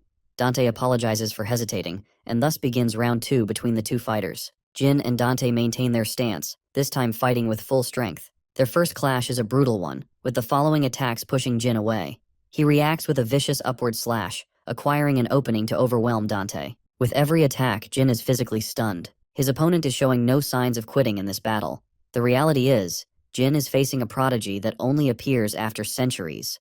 Dante has a sky-high potential, which was weakened because of the boy's physical strength. It's the same way Jin lived his first life with a curse. Dante's current physical strength is a testament to the hardships he has endured all on his own, to have gotten this far. Jin acknowledges every aspect of his efforts. Meanwhile, Dante believes that the youngest Runkendel was blessed with everything he could ever ask for right at the beginning of his life. But despite his talent and perfect physique, there is also a sense of desperation and dread. It's a kind of anger, an anger that clings to the desperation of becoming the best. The only goal for why he suffered so much so many times in his training. It's an exchange of blows, as both fighters know the feeling of despair. They both pick themselves from the brink of total collapse. But there's a cost that Dante's body has to pay for driving itself to the limits. However, even Jin knows that if he didn't make the finishing move, it would be insulting to his opponent. With a heavy heart, he reaches to slash Dante but stops at the final second, unable to kill the boy. Dante instantly faints while Jin calls for a doctor. Fortunately, Veridine has already jumped to the stage to heal the boy, promising to save Dante. But it's impossible, as Dante's condition has been taken a step too far. He is facing aura overload and has destroyed everything inside his body. There's only one way to save the boy. Veridine hopes that this encounter between the three remains a secret. The Zyphal servants try to stop him, but Veridine isn't having any of it. He shows his association to the clan in the arena. Cosmos is scared for his life and immediately forbids anyone from intervening in the fight. What Veridine is holding is a special object called the blood of the numerous. He was once the god of hope. After his death, he left his tears and blood behind. One could bring back the dead, while the other could heal any illness in an instant. Both were considered invaluable to the world, with many clans actively proposing to hunt down his remains. And now, Veridine possessed the blood of that same fallen god. He is planning to use it for Dante, despite the Zyphal clan's terrible relationship with the Hyrons. It's beyond logic as to why he would do this, but Veridine strongly believes in his values, and thus the healing process is successful. Dante regains his consciousness thanks to the rare artifact. It is still beyond Jin's understanding that he would do such a thing. Veridine reminds everyone that he just suffered a major loss by curing him. Jin thinks he's going to propose a major offer in return for the gift, but all Veridine seeks is a bunch of drinks to hang out with Jin. Our boy is baffled by his stupidly generous offer. He once believed Veridine was a fool, but he's more respectable than he thought. They dap each other like they're the homies for life. The same night, Jin is enjoying drinks with Veridine and Dante. He secured the prize money and the bet money after nearly costing his life in the arena. Jin is generous enough to slide half the money to Dante for his clan. Poor Veridine is jealous as hell that he doesn't get to have a gift. Jin opens the treasure box and finds a map inside. He tosses Veridine an empty box for the keeping. Jin shares his annoyance with Dante, who ultimately decided to hide his strongest move. But Dante thinks it's fine because Jin was hiding his abilities too. He welcomes the opportunity to fight again, this time without holding back. Veridine is excited for the future where they will all lead each other's clans. He even entertains the idea of just chilling for a while for a change of pace. Jin is happy that the next Zyphal patriarch is a kind fool. Veridine is offended by the remark, but it is true. All three of them may be enemies, but they will someday have to face each other. Jin wonders what will become of their relationship. Suddenly, Veridine remembers to bring up something important. He's heard of the rumor of someone impersonating his name. Dante is shocked, questioning who could even have the balls to impersonate such a high-ranking member of the Zyphal clan. Veridine doesn't know either. He doesn't want to blame Jin, but clearly he doesn't know that our boy was indeed the culprit. Jin asks what their initiative is to capture the impersonator. Jin recommends they stray away from pursuing the rumor. He thinks the people will make fun of the Zyphal clan for chasing an impersonator. Veridine is somehow persuaded by this simple suggestion. Jin hastens to make his leave because he has a bunch of things to take care of. Before leaving, Veridine calls him a friend. Jin pauses, smiling in acceptance. Circling back to Kieran, he's annoyed reading long letters of Kashmir every time. In this letter, he finds that Jin won against Dante and finally climbed to the 6-star swordsmanship level. The Patriarch is agitated with Kashmir and hopes to have a one-on-one conversation with him soon. Back at his castle, Kashmir feels a cold feeling embracing him. He realizes some bullshit is going to catch him by surprise. Kashmir requests seeing the map he acquired from the competition. The map confuses him as he's never seen something like it before. It's unclear and imprecise in its destination. Yulia sparks an interest with the map and points to a strange location on the map, sensing something so tragic and horrifying that it forces her to cry. Kashmir is alerted as Murakhan realizes her powers are experiencing a sudden overload. The guardian dragon is necessary to calm her down. Latri rushes to find her. The young dragon helps calm her down in her state. Even a worried Elisa comes rushing to the scene. Fortunately, Latri was able to calm her down to a state of sleep. Murakhan is interested in learning what the girl saw in her vision. Latri explains that it was a hint of the past. It happens when a contractor of Asmil looks into an object filled with feelings. It could have been much worse if Latri didn't hurry to the scene. Latri describes the vision Yulia saw. On an ancient land, lived the natives who served their god and stayed away from the outside world. But then, certain people, namely the Zyphals, arrived and approached the locals. The magicians began asking for more and more from the locals, until one day they killed a child. After the killing of one child, the Zyphals killed many natives in search of a divine artifact. Jin, overhearing this conversation, connects the dots in his head. He requests Latri to illustrate the design of the artifact. He explains that it looked like a silver mirror, which confirms Jin's suspicions.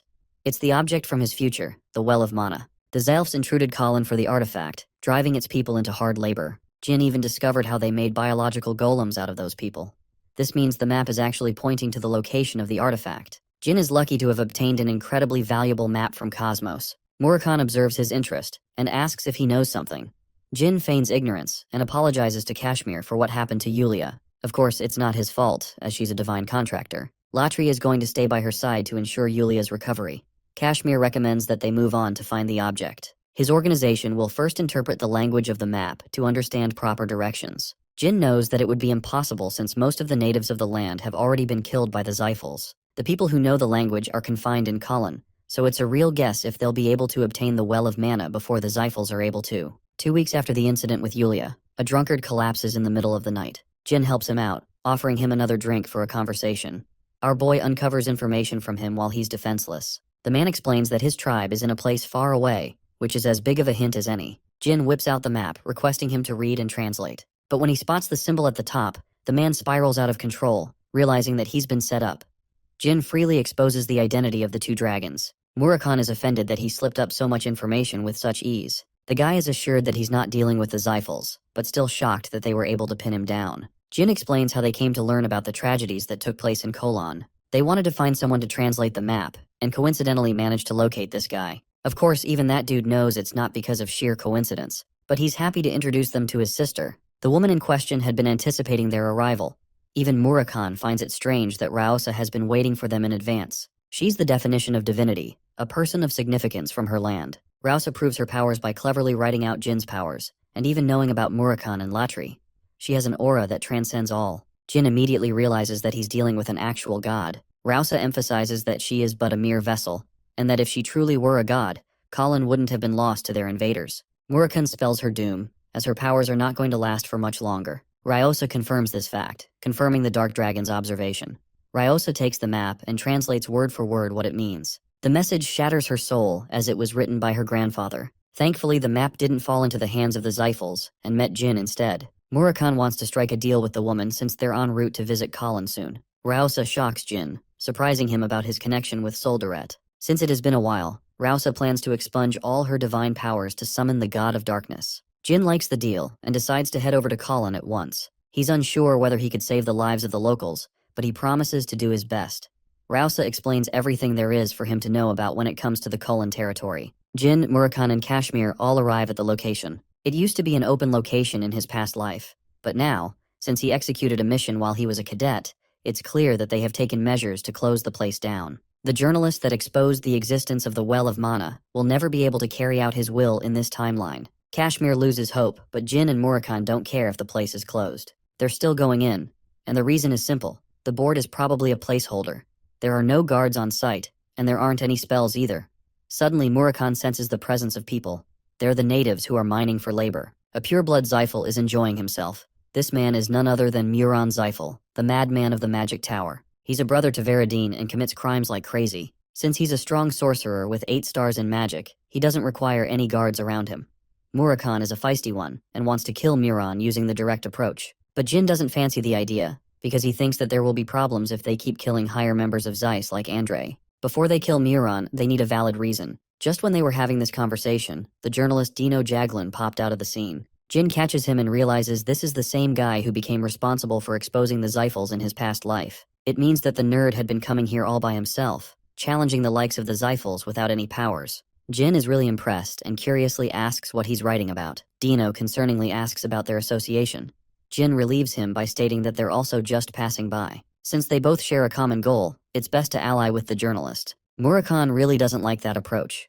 Kashmir thinks it's good to follow the journalist who already knows what's going around in the area. This could even help them conduct a sound reason for an attack on the Zyphals. Hesitantly, Dino puts forward his findings.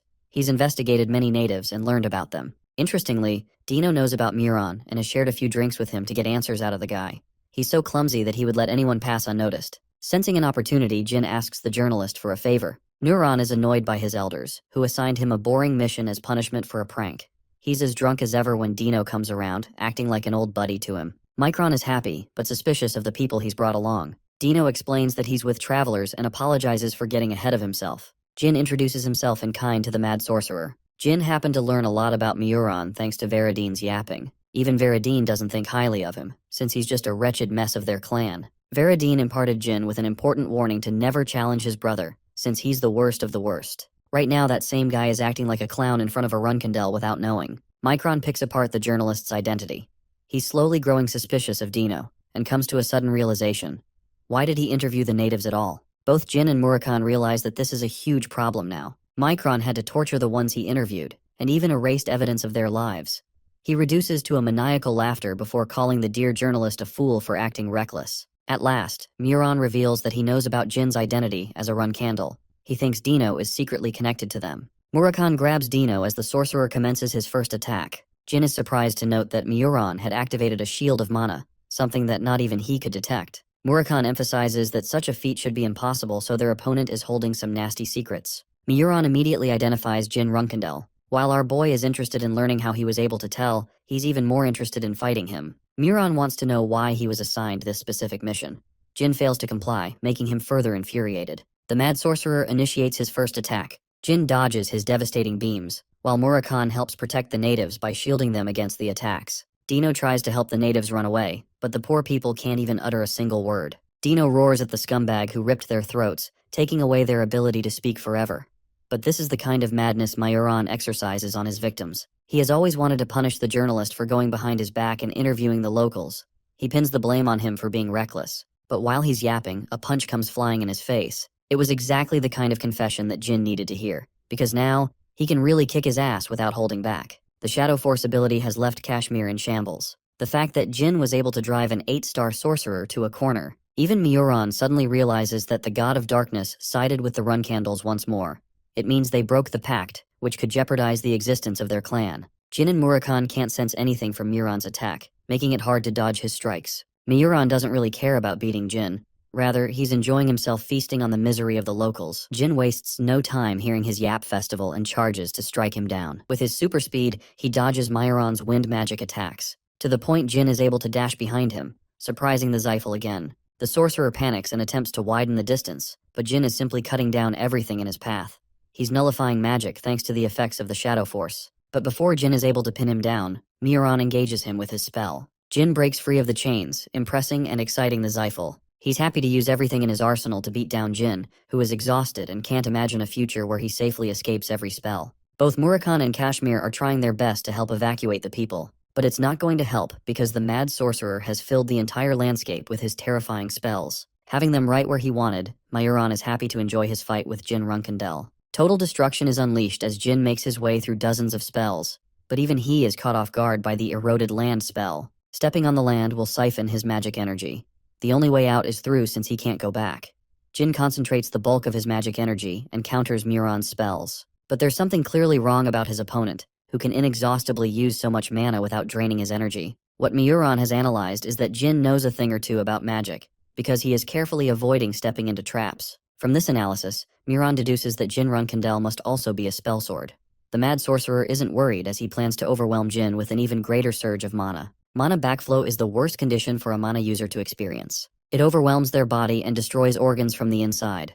In a fight between two sorcerers, the inferior one experiences mana backflow, immediately determining the victor between the two. Since Runkendels don't have mana, they aren't overwhelmed by this ability. But for someone like Jin, it's basically an exploitable weakness. Muron is extremely confident, but that's exactly what Jin wanted by luring him in. He has prepared light magic to blind the sorcerer in the critical moment. The spell takes off as Muron is completely blinded to his senses. He can't see anything and realizes that Jin's next attack will likely be the finishing blow. But just in the nick of time, Muron is able to cast his escape at the expense of losing his hand. He mocks Jin for possessing both the powers of light and the dark. Jin is impressed by his opponent, and while Andre has more mana, Muron is the trickier opponent of the two. His battle experience indicates that Muron can use more tricks than just relying on mana backflow.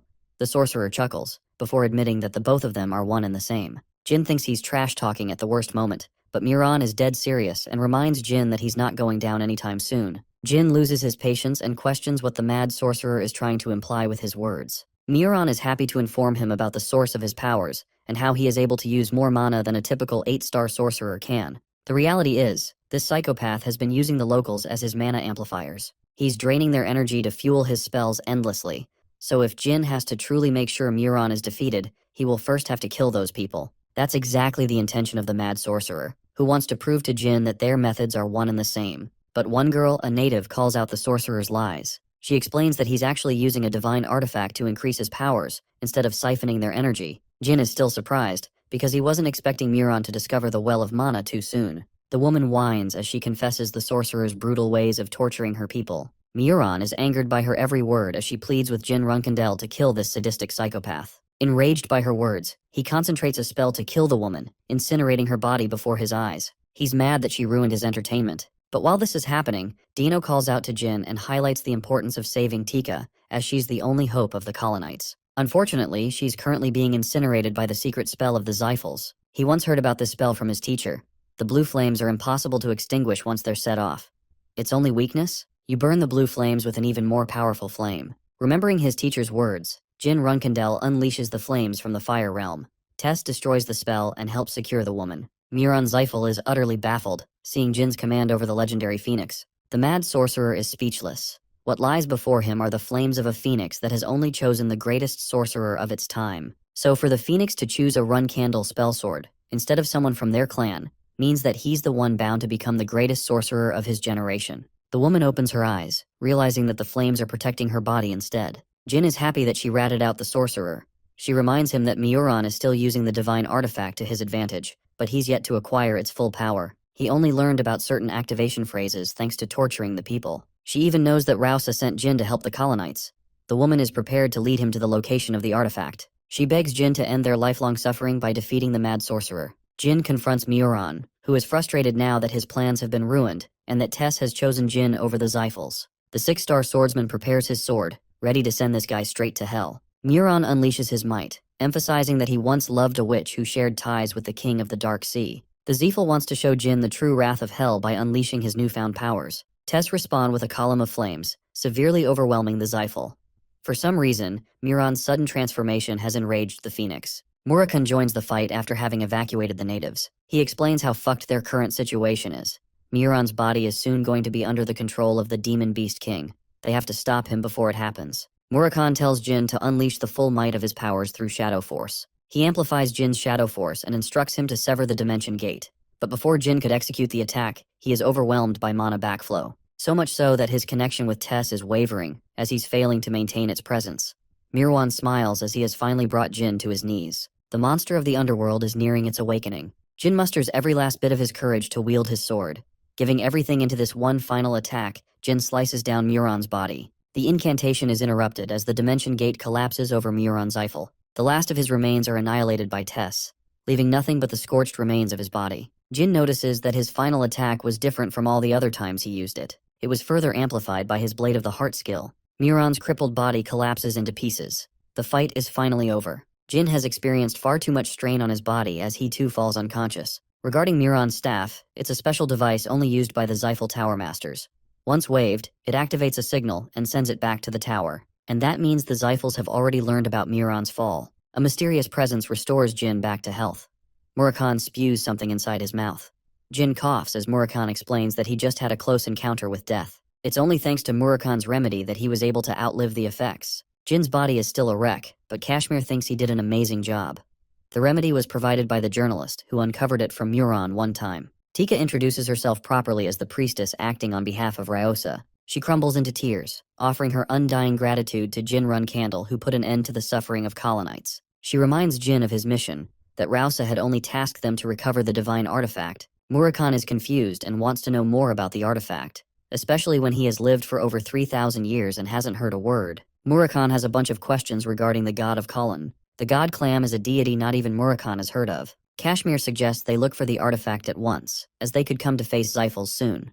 To add to that, Tika explains that they must first restore the artifact before acquiring it. They need to use the energy of the sun for that task, which is why the mission will be delayed until noon. An agitated Murakun can't find the patience to wait that long because the Zyphals must be en route to attack. Jin pieces together the information, but still thinks that there is something more than meets the eye. Since Miuran is fully defeated, and the wasteland is abandoned by the Zyphals, he doesn't comprehend how anyone could reach her unless there was a signal sent outside. The fact that Miuran Zyphal was a Tower Master is common knowledge. Kashmir catches on to his words. The run candle highlights the importance of the present moment, as the signal has already been sent. Their worries are warranted, as Midor Elnor, another Tower Master serving the Zyphals, is on his way to investigate the cause. The staff was given to him for being a Tower Master. It's a huge deal.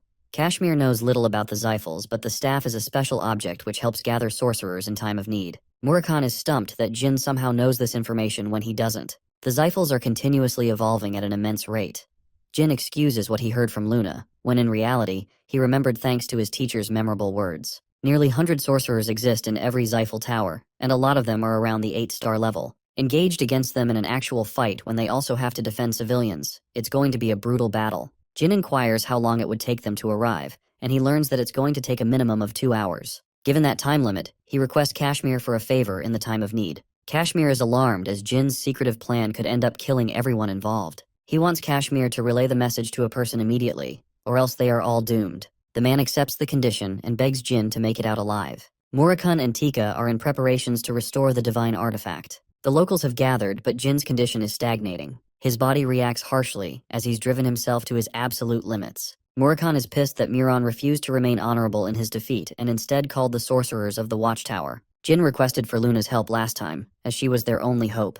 Murakun is worried about Kashmir failing to reach them in time, because if he really doesn't, then they'll have to struggle and survive for as long as they possibly can. The Minor Tower Master and his troops are on their way. They located the Kolan territory where the signal was received. They see no sign of Mayoran, implying his death. Hearing this news, Midor is vehemently enraged, promising to kill those who planned against his brother's demise. Murakun scouts them from afar, confirming at least 30 powerful sorcerers boarded on 6 dragons. This is a lower-level fleet, which means an even powerful force will be sent after them if they subdue these guys. Murakun could have annihilated every single one of these chumps in his prime, but because of Tamar's blade, he's still far from recovering his full strength. The Xiphal sorcerers descend with the younger fire dragons. They're actually red dragons, which are even weaker. Midor furiously introduces himself as the Minor Tower Master of the Xiphals, demanding for Muron to be shown.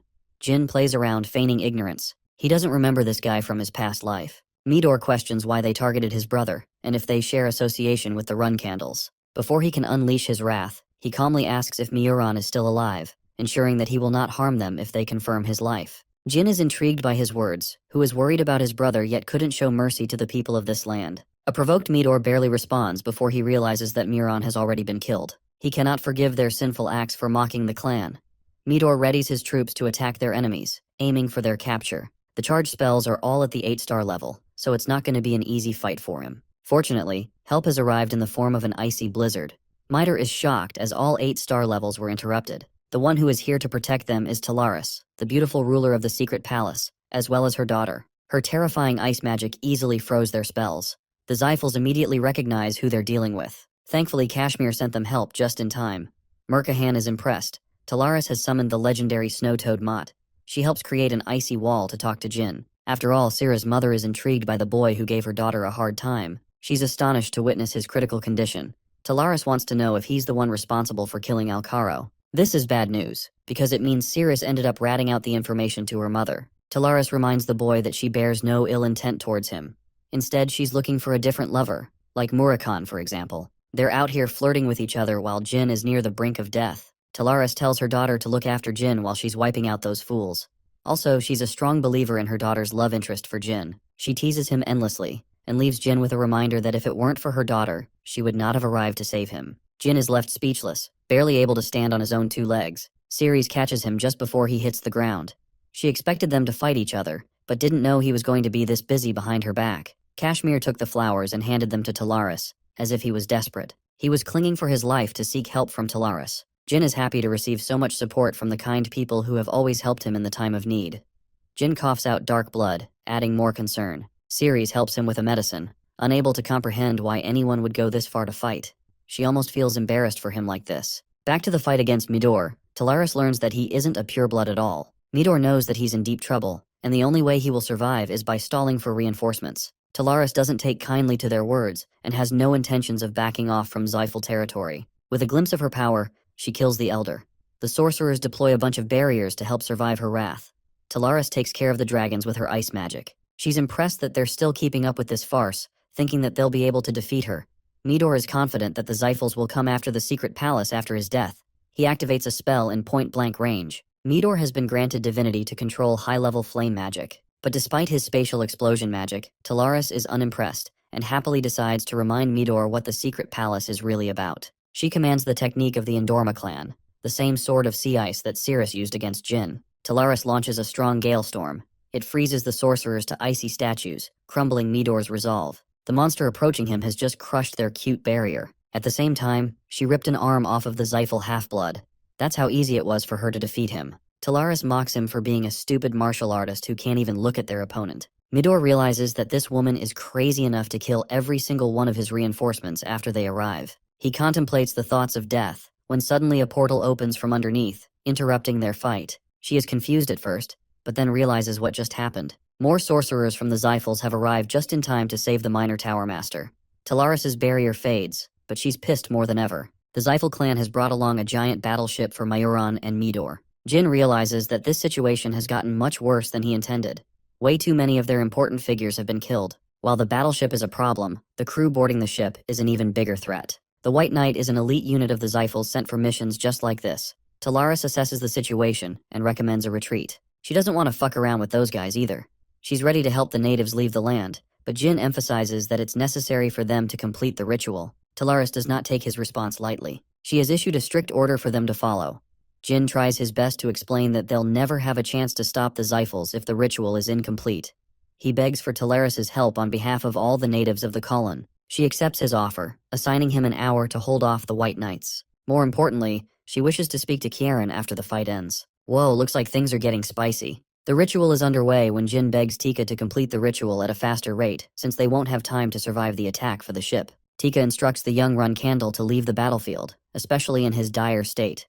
She knows that they won't be able to subdue them until they discover the artifact. Jin stops Tika and places importance on completing the ritual. He didn't sacrifice this much just to leave things unattended. Tika knows of one way to complete the ritual faster, but it would have only been possible if Rausa was around. Ceres learns that she's in Tikan and tells Jin to board the Great Toad so that they can bring her over.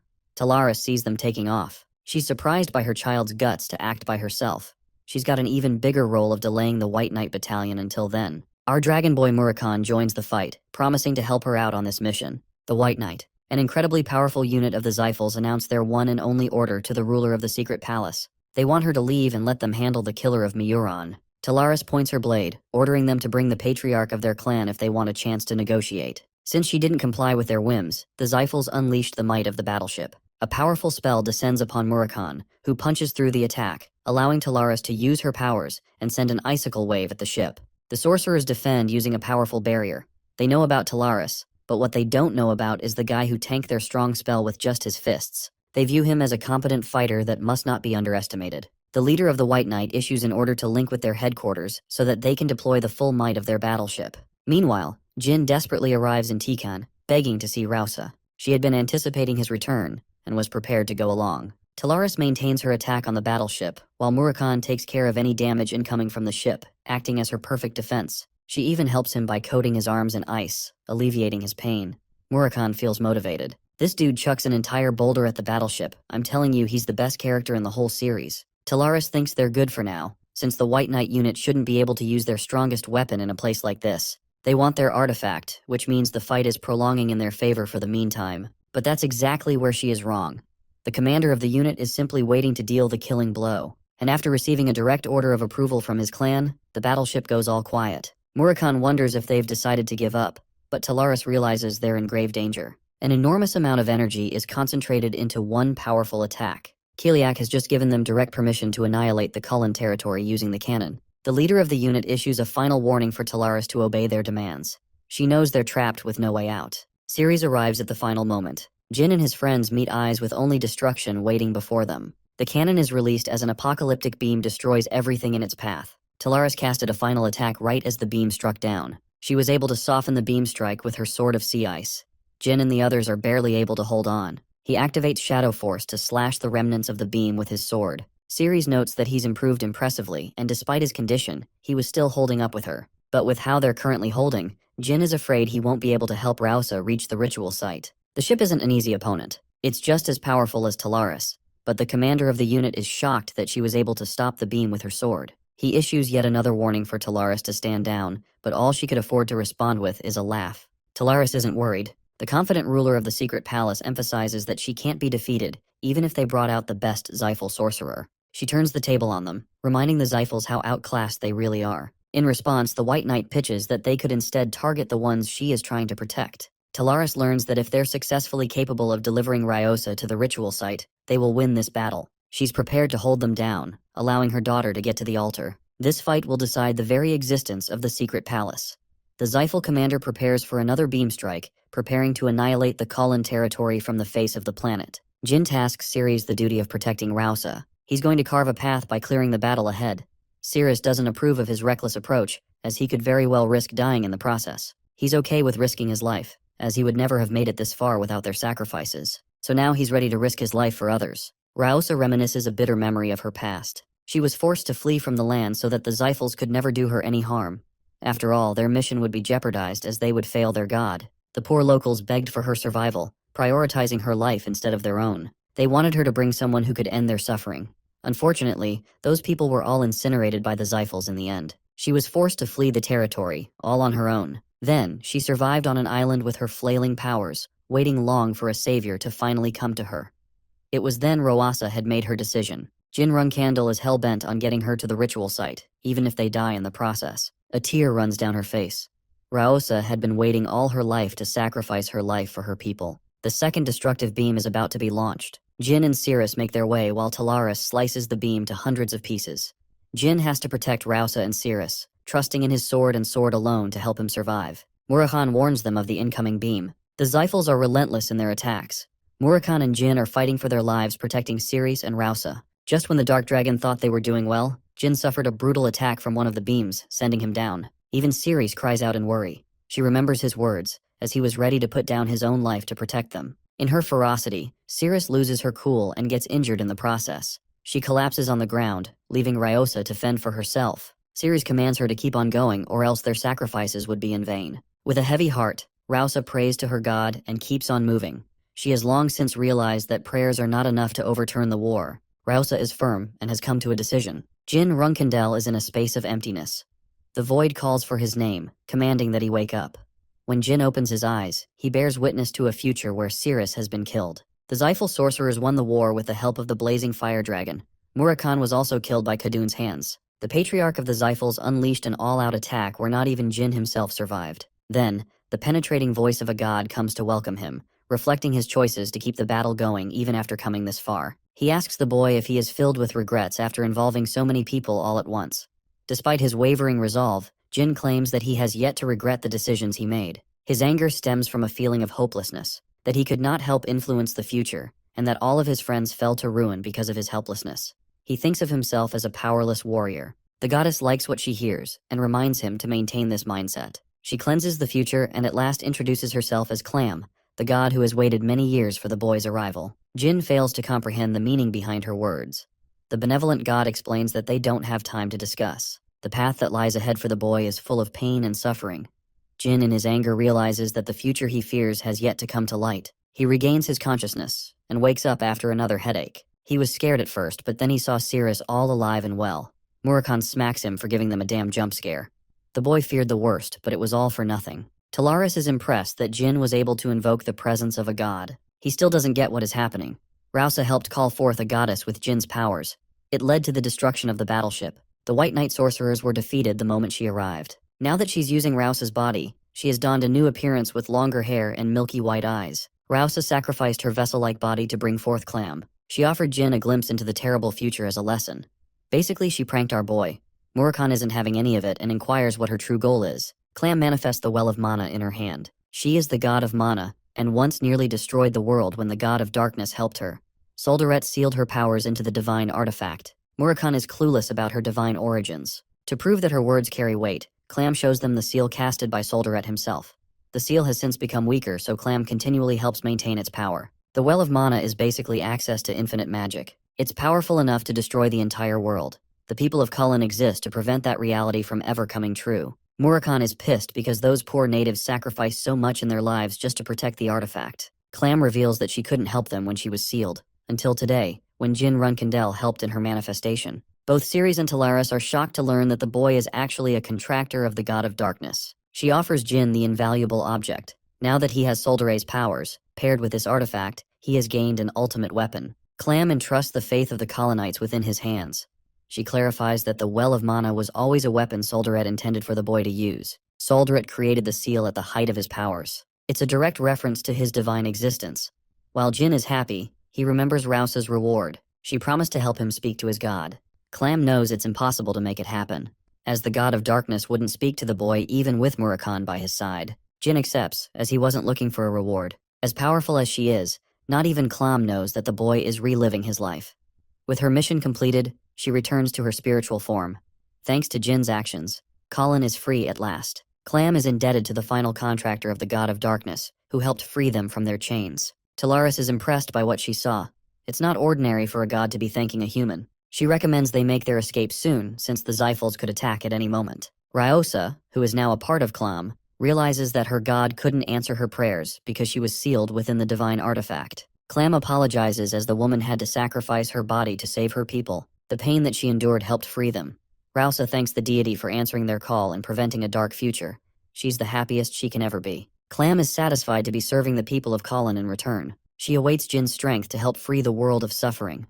After all, if the mirror had fallen into the Zyphals' hands, then all their sacrifices would have been in vain. Tika is immensely happy that it all worked out in their favor. Jin is grateful to the sacrifices made by the colonites. Because he's the only one who really knows the destruction the Zyphals ended up unleashing in the future, the Runkendel prodigy is prepared to reward the people of Colin by offering them a place to stay. Since he's incapable of helping them directly because of his mission as a flag-bearer, he has given the journalist a note to seek Luna's help. There's the possibility that the Zyphals will retaliate and threaten more lives. But Jin is prepared for that. He wants the journalist to publish all his findings to gather many supporters and fend against them. His career as a journalist will illuminate with success. After that, Jin meets an acquaintance of Talaris, properly without all the fighting going around them. She's so chill that she called their mission easy. Jin is worried that the Zyphals might come to hunt her down, but Talaris isn't worried. She believes the Zyphal Patriarch will instead act with caution. After all, he doesn't know about Clam's manifestation, which means he is under the impression that Talaris wiped out the White Knight unit all by herself.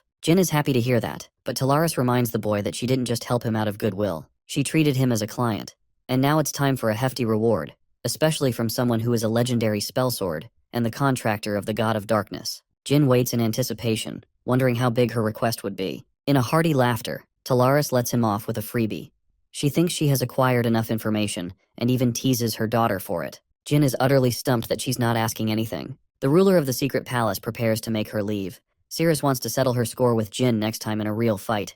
Her mother thinks she's still stuck being a hard ass. She's making a fool out of her own daughter by messing with her. And now, since we haven't revisited Sierra and Runkandel in a while, it's time to come see him. Talaris and Dorma has personally stepped into the Dark Sea, all for the sake of a marriage proposal for Jin. What a queen this woman is. Over to Luna's place, she learns about Jin's incredible adventures, taking on incredible adventures like Muron and the White Knight fleet. Like the caring sister she is, Luna asks how her brother is faring. After hearing that he's okay, Luna turns to Tika, wanting to know if she's got some skills. After all, she can't promise a good stay if the people of Colin aren't promising to work. She tasks her maid to help the colonites settle and find work for themselves, which is much better than receiving a favor. As for Diano the journalist, Luna is interested in supporting him fully so that he could execute Jin's wishes to the best of his ability. 1 month after their epic battle, word of the Colon genocide was published, terrifying the world. They were told that a bunch of travelers ended the conflict and pushed back the Zyphals. Even the Runkendels came to hear of the news.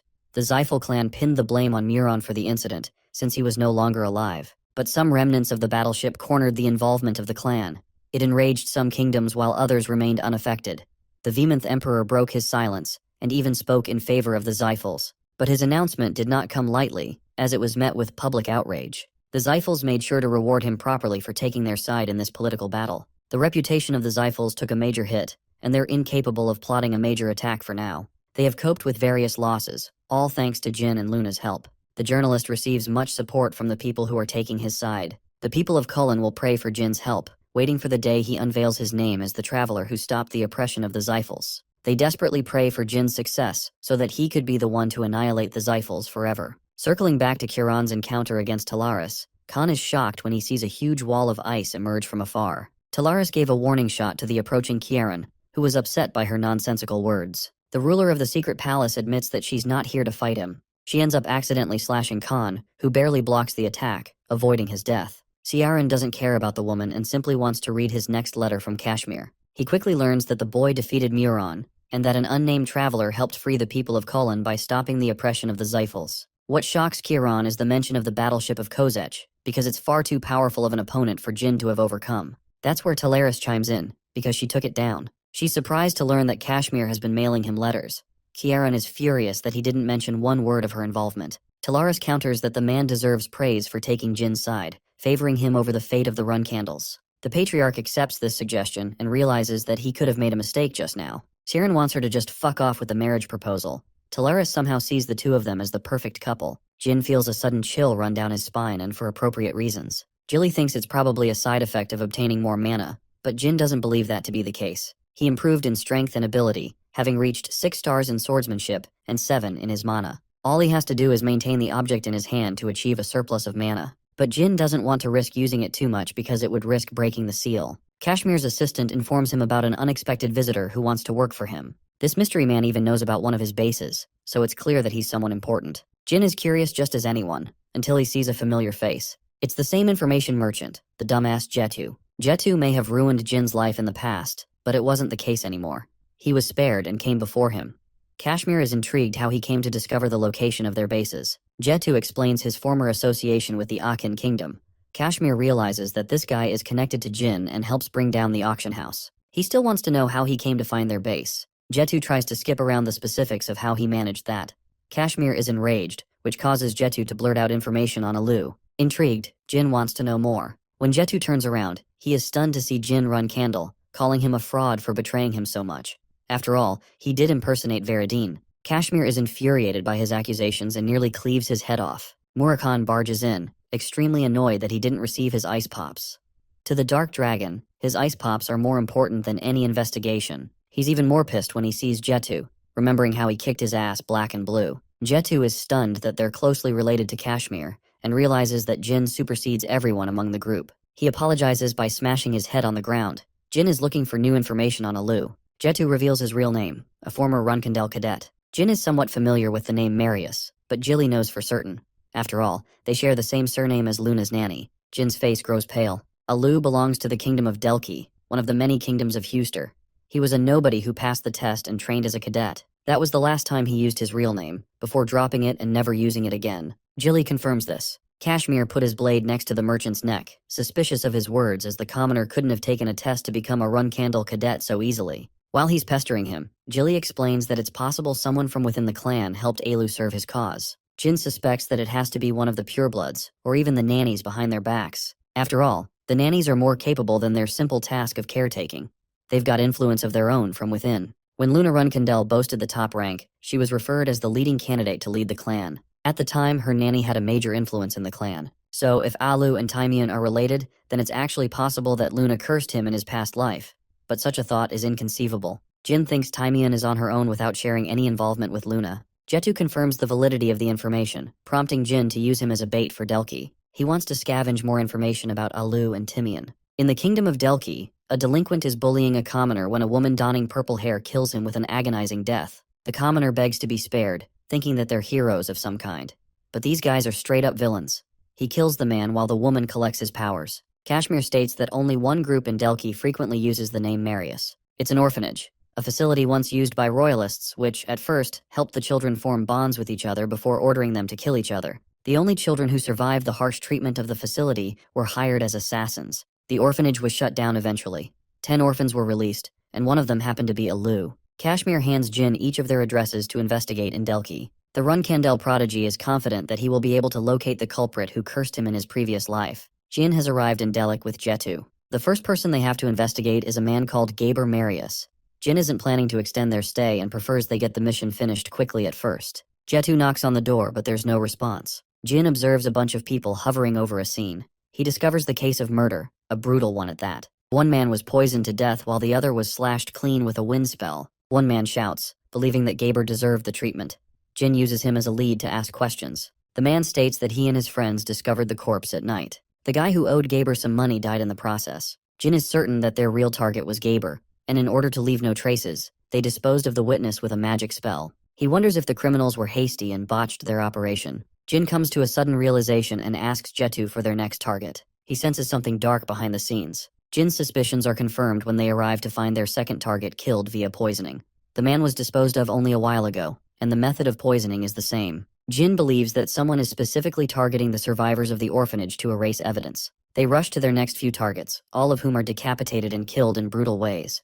Jin notices the remains of an 8-star spell. That means with every target, the assassins are using stronger and stronger spells. Jetu thinks it's bad if they keep pursuing them like this, as even the authorities have grown suspicious of their sudden findings. Jin argues that there isn't much time to waste. He's in a pinch, and despite his rank as a reserve flag bearer, Jin wants to make sure to exact his revenge. One last target remains on the assassins list. They're happy to have wiped out the entire list with ease. It turns out that these guys also survived the orphanage. The both of them were selected as the best of the bunch, and they step towards their final target, to erase all evidence. After forcing their way inside, the assassins are surprised to find no one. Clearly they didn't account for this case. Meanwhile, Jin and Jetu have already rescued the last survivor, and they're en route to escape. The reason they were always one step behind the killers is because they were close to the portal. That's how they managed to save the man and his daughter. But there's still a problem. The assassins hunting them down are Varys and Kuzan, the deadly duo and the best of the orphanage. Jin is shocked because there were supposed to be 10 survivors. But in reality, there were actually 12. Varys and Kuzan launch their attack, they've already arrived. Varys is happy to kill her dear brother while Kudan isn't in the mood to play games. But their plans are interrupted thanks to the powers of a sorcerer they weren't anticipating. Jin is glad to take them on in his clan's own territory. They're both young by their appearance. Varys is not a Zyphal, but she's powerful enough to pose a threat. They take Jin for a lightweight. Varys is confident in cutting him down, but Kuzan wants her to be cautious around their opponent. Varys ignores his warnings and launches a powerful wind spell, all for Jin to block it with a defensive barrier. He wonders if Varys is out of energy after depleting her mana the entire day. But the thing is, Kuzan seems to be more of a threat. He's the one deploying poison. Kuzan takes out his poisonous blade, preparing to fight his opponent. Jin orders Jetu to hit the road with their target. The fight starts with Kuzan overwhelming Jin in a show of strength. He's impressed by the existence of a spell sword, and even recommends that Jin prioritize his own life over others. Jin counters his attacks and orders the dumb merchant to just go. Jetu finally listens to his advice and runs off, leaving Jin to fend off Varys and Kuzan all alone. Varys thinks their opponent is arrogant to assume he'll defeat both of them at the same time, but they just don't know who they're dealing with. Jin casts his special light spell, blinding both assassins right when they were most vulnerable. Kuzan is instantly slashed but somehow reacts to Jin's attack.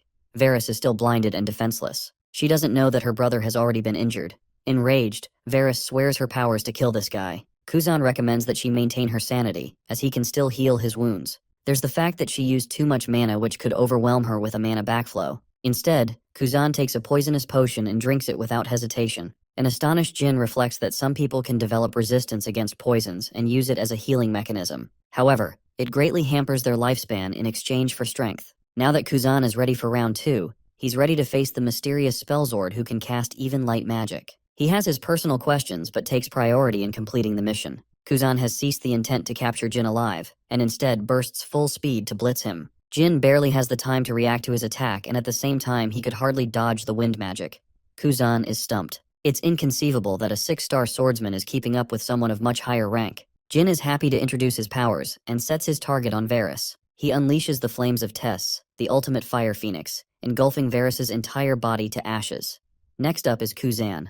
Our boy casts Shadow Force to entrap him in a void of darkness, before slashing him to pieces. The assassin had never seen such dark energy before in his life. He just faced a monster who could summon the Blue Phoenix and even command the Shadow Force. However, he does wonder if the effects of his poison will work against someone like Jin. The thing is, Jin received an injury which led to the poison kicking in and driving his body to its limits. With Varys nearly annihilated and Kuzan compromised, Jin is near the brink of death. It seems that all 3 fighters have come to a stalemate, but our boy isn't planning to die so soon. He takes his stance, preparing to confront Kuzan again. Before he can, the Imperial Guards arrive to seize hold of the assassins. Lycodelki is the 3rd prince of the kingdom. It seems that Jetu called for support. Kuzan takes Varys and reminds Jin Runcandle that they will come for him and make his life a living hell. Saying those words, Kuzan takes, leaving Lyca to call a healer for Jin at once. He's exerting every last bit of his strength to maintain his consciousness to remain alive. Jin wakes up in his bed with the 3rd prince by his side.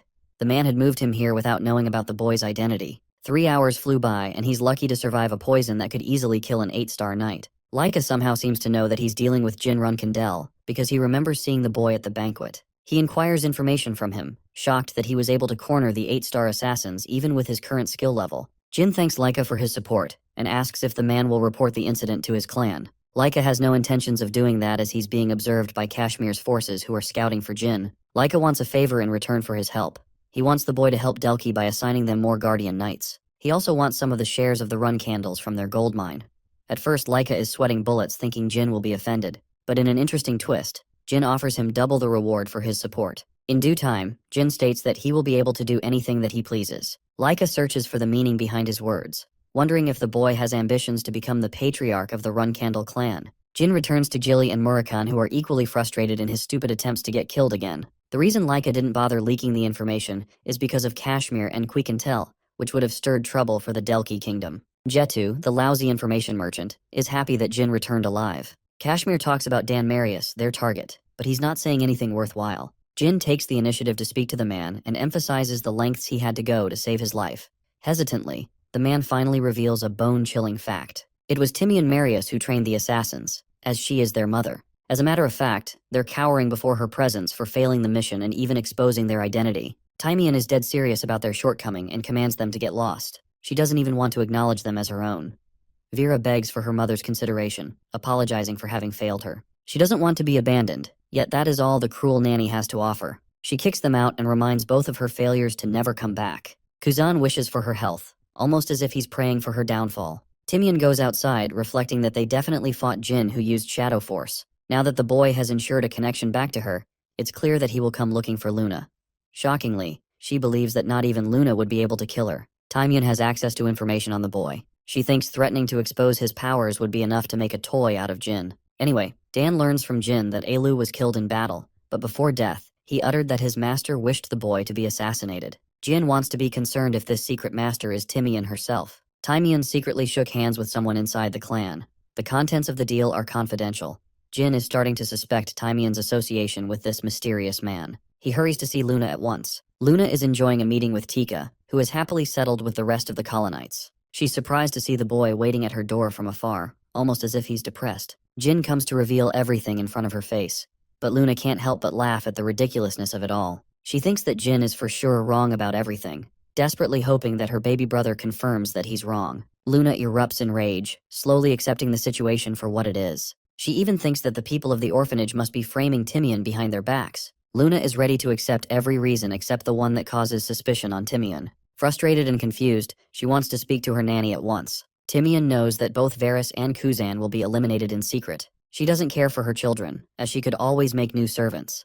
Timian is confused how Jin was able to get this far. In the middle of her contemplation, she hears a knock on the door. They're the Runcandles, both Luna and Jin. Luna does not hesitate for a moment before accusing the nanny's involvement. Without any signs of denial, Timian confirms the fact. Confused, Luna digs deeper to infer her motivation for raising actual assassins to get in Jin's way. She counters that they weren't sent on a mission to dispel Jin, but rather, she was the one who was surprised that they encountered him. Luna grows furious. More than anything, a feeling of betrayal and sorrow overwhelms her. Timian requests to pass a trial to prove her innocence. But this facade, this side of her. Luna was expecting her to deny the ridiculous claims, but she's just avoiding her confrontation. Luna is infuriated, so Timian finally reveals that she was forced to raise assassins to ensure her survival. Because of an enormous number of enemies within the clan, they were under constant threats. Luna doesn't get this excuse as she was powerful enough to fend off any threat on her own.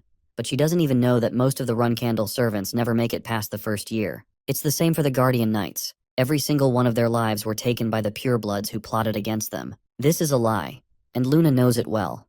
She's devastated that her cherished nanny has to come to this.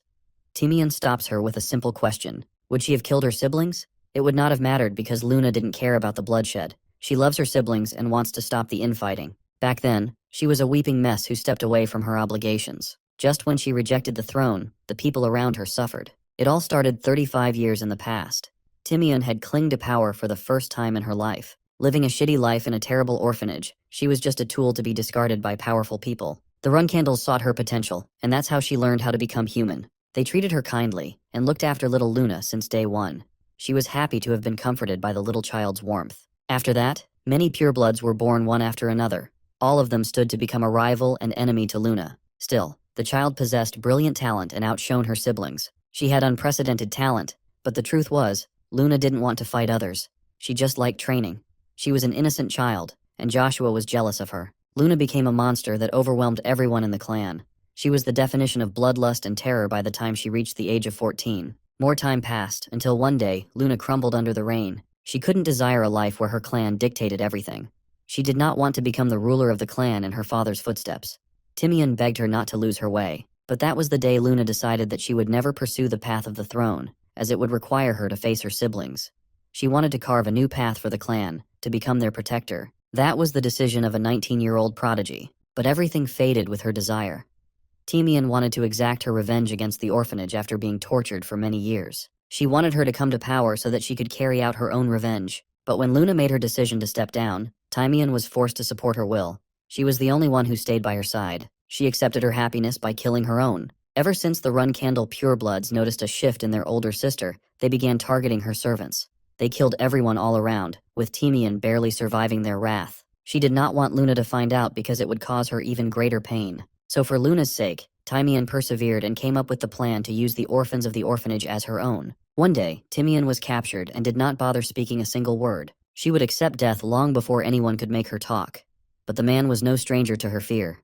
He knew all about her weaknesses. He knew that she secretly harbored the desire for revenge. That was the day the lifeless Timian felt truly alive once again. She allied herself with that man, and desperately hoped against a day where Luna would uncover her connection. Her confession has left the White Whale in a complete mess. The fact of the matter is clear. Her assassins nearly killed Jin, and that she did commence treason against her own clan. Timian is courageous enough to confess her crimes to the clan. The execution knights are already here, because she knew this would happen. Jin mocks the nanny for believing she has a way to escape punishment.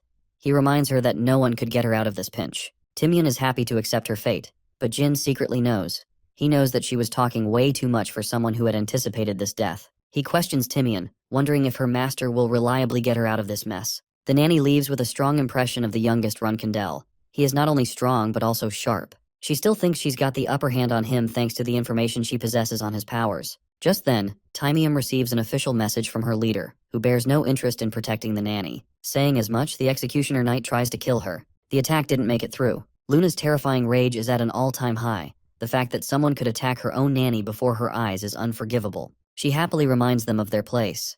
The knights are operating under the direct orders of their master, but they're still assassins who were sent on a mission. One of them is bold enough to attempt to kill Timian, all for Jin to intervene and stop their attacks. He clears their head clean for treason. The ones left are demolished by Luna's rage. She crushes each knight into the ground before breaking their limbs piece by piece. Seeing such a sight, Timian is left cold.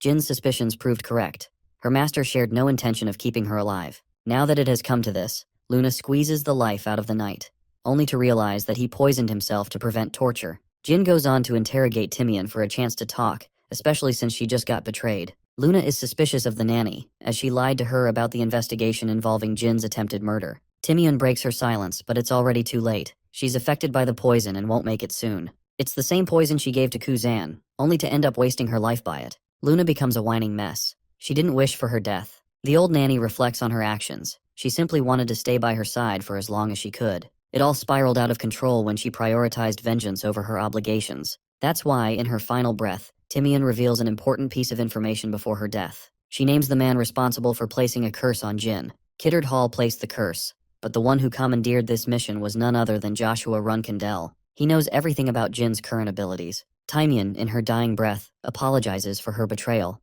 Reminiscing the memories of the very first time she held Luna in her arms, the nanny hopes that she doesn't remember her for too long. Luna grasps the lifeless body of the woman who had stuck with her through thick and thin. Meanwhile, the real culprit, Joshua Runkindel, hopes for an easy death for the nanny. Joshua is greeted by the abandoned assassins. They're prepared to pledge allegiance to their new master to help change their mother's mind. Varys is desperate for her mother's attention, and is prepared to do whatever it takes. Rising from his seat, Joshua approaches the hopeless assassins. He tells them that Timian rejected them for a reason. It was the only way she could save them. Joshua then pins the blame on Jin Runkindel as the man who killed their mother. He makes himself act as a hero who sent his knights, but it was of no use. Enraged, Varys wants to kill the spellsword responsible for bringing down their mother. Joshua confirms Jin's contract with Soldaret. Kuzan is confident to find their mother's killer. He wants to avenge his mother at once, but Joshua knows that their blind outrage will lead to nowhere. It's clear that Jin will try and hunt them someday. He becomes their benefactor in kind, and at the same time recruits them on his team. Joshua makes fun of them underneath, and even feels indebted to Jin for helping take care of the nanny. Joshua instructs Kuzan and Varys to leave, as he's got something to tend to. That something is actually the outrage of Luna Runkindel. Furious as she is, she trashes Joshua's place, demanding his presence. She breaks the rules of her clan, and commands the knights to stand down. While they're hesitant, they still choose to rush into battle to attack her. In response, Luna unleashes a powerful energy wave that drops them dead without even using her weapon. Joshua comes out in the open to meet his sister, clearly provoking her with every word. He knows what he's done. Luna calls him a pathetic man hiding behind the Black Knights. But Joshua is still feigning ignorance to the matter, acting as if he's uninvolved in their affair. It's her intent to kill, and that's exactly what Joshua wants. He wants her to become enraged and act recklessly so that the Run Candle clan takes his side. Instead, Luna chooses to react with patience, claiming no intention of killing Joshua. Instead, she's here for a final warning. Luna tells him that Jin will slaughter him the next time they encounter each other. She recommends that Joshua heed her advice, but he makes light of the situation and even provokes Luna. But he doesn't know, she's the queen of trash talk. She thinks of him as no more than a little boy. Joshua, on the other hand, wants Luna to stay like this. After all, her powers are necessary to stop the Zyphals, but when he's taken over the Runcandels, he will make sure that she bites the dust. After the confrontation, Luna meets up with Jin, who is worried about his sister's health. She only held back because Jin instructed her to. After all, that was Joshua's plan from the beginning. Jin hears about the Black Knights guarding him. They're the finest warriors among the knights of the Runcandle clan. They actually work under Sieran, so it's strange that they're bothering to protect Joshua. Jin is convinced that his mother has played a part in permitting Joshua the usage for such an elite Runcandle unit. Both Luna and Jin stand to commemorate Timian's death. The vulnerable older sister of the family is devastated that someone so close to her could betray her to that extent. Luna takes responsibility for her personal faults. Timian became her loved one while her own brother became her enemy. Luna is feeling a gush of emotions no one could understand. She confesses her hatred for fighting among her siblings. The wretched tradition of her clan disgusted her. Jin commends her for helping safeguard her siblings and protecting them from causing each other harm. But her naive approach didn't last for long. All she did was run away from her responsibilities instead. Luna declares that she no longer cares about protecting the clan. She has sworn her allegiance to her baby brother Jin, and she will be unafraid to cut down his enemies. Instead of serving her father, Luna surrenders her sword to Jin Runcandel. This is the only way to make amends with her actions. She doesn't care what happens to her siblings, as that is the cost of her hypocrisy. In response to her bold declaration, Jin swears the same to her sister. He wants to share the responsibility and the suffering of her sister. This time, Jin is the one who comforts her with his undying support. Embracing his older sister, Jin promises to protect her once he claims his spot as a flag bearer. He's the only person who understands her, so Luna's final desire is to create a future where Jin seizes the throne. It's been a while, but Murakhan is back to his ranting. He trash talks Joshua for going to absurd lengths against his own brother. Even Jilly is disgusted. They swear at him, pouring insults until their hearts are satisfied. Jilly analyzes Joshua's desperation to assassinate Jin back at the Storm Castle before stopping. It's unclear as to why, but Jin is almost certain that Joshua is aiming to obtain his contract. The Zyphals have already found a way to steal divine contracts, but even so, Joshua can't possibly be working for them. Jin wonders if there's another way to strip a divine contract. Kashmir has found reports on the man who placed a curse on Jin. He's a sorcerer who is hiding himself under an alias. Since Jin has a personal matter to settle, he requests all of his friends not to pursue him for the upcoming 3 months. The man is enjoying his drink at the bar when Jin Runcandle arrives with his own disguise. He acts like a member of the Zyphal clan and locates his target. Jin introduces himself as a student of magic, drawing attention from everyone around. Amel throws a fit and empties the bar by threatening the people. With no distractions left, Jin's disguise is ripped apart. Amel can see that he's got an immense amount of mana paired with brilliant physical ability. Amel accuses him, but Jin, since he's perfected his disguise, has no reason to fear his new identity. He adopts the name of his teacher's clan as part of his alias. The name Hister rocks the Elder's world. He can't believe that this man is the descendant of the same clan that were once wiped by the Zyphals. To prove his identity, Jin comes up with a concrete excuse of his past. He even shows him the invaluable book written by the Hister clan. Jin refuses to let anyone touch the object. He opens the book before Amel, and with the flip of every page, Amel's nervousness climbs. He expresses the desire to study the scripture and takes Jin right to his laboratory. Now that they're alone, the Elder wants to know how someone like him could survive the extermination of the Hister clan. Once again, Jin comes up with an elaborate excuse based on the information he knows about the Hister clan. But in any case, it helps add proof to his powers. Amel emphasizes that if he truly is the last descendant of the clan, then the Zyphals aren't going to let him rest easily. They'll place an incredible bounty upon his life. Sensing the man's despair, Amel makes him a deal. He offers his tutelage and reveals his real name as Kiddard Hall of the Backflow Magic. Jin acts shocked, claiming that he's the sorcerer who climbed to the 9-star level without receiving any outside help. He even helped teach some of the Zyphals. He's a master of the mana backflow technique. Amel emphasizes his offer for the final Hister to become his pupil. The Histers possessed incredible amounts of magic. The man had endlessly spent his life digging up information about them. Until one day, this nobody called Huel Hister popped out of nowhere. He wants to ensure that his legacy lives on in the form of Huel Hister. Having acquired a basic understanding of the backflow technique, Amal is ready to teach him advanced levels of the same magic. Of course, it's not like he's doing it for free. He wants to obtain the scripture from Huel. Amol is furious and states that he could easily adopt the forceful approach, and yet he refuses to do so out of his respect. His words have come out of his impatience, so Amol apologizes for getting ahead of himself. Jin offers him an exchange. He's okay with handing over the scripture as long as Amol trades it for his book. Amol is tempted by the offer and accepts it. He wants to go and retrieve it at once. Jin is prepared to wait for him until the time comes. Amol thinks he's struck a golden deal. After all, he was going to offer him the book anyway. What's more important to the man is the magic of the histers, which could help him get ahead of the Zyphals. While he's getting ahead of himself, Jin is happy that everything is going according to plan. Amol does return and comes to find that Jin has already mastered the advanced backflow spell. Amol is happy to have stumbled upon a prodigious pupil. Jin retrieves the backflow scripture and hands over the relic of the histers. Jin has no intentions of reading the book for now.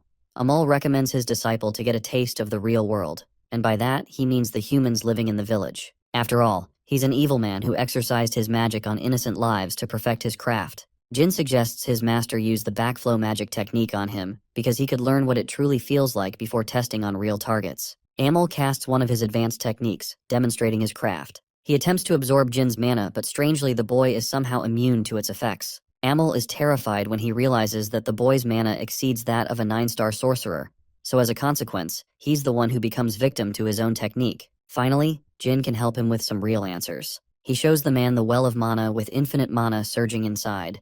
The existence of this object has made all backflow techniques impossible to work against Jin. As for his getup, he tosses aside his disguise. Jinrun Candle was the boy who suffered a lifetime's worth of abuse by his clan, all because he endured a curse that he was never meant to. The boy that was destined to be doomed has returned from hell to kill his perpetrator. It may have taken Jin a combined total of 44 years, all of it was rewarded in this moment. Jin plans to abuse the same backflow magic technique to forward his mission. After all, the entire world is operating on the magic of the Hister clan.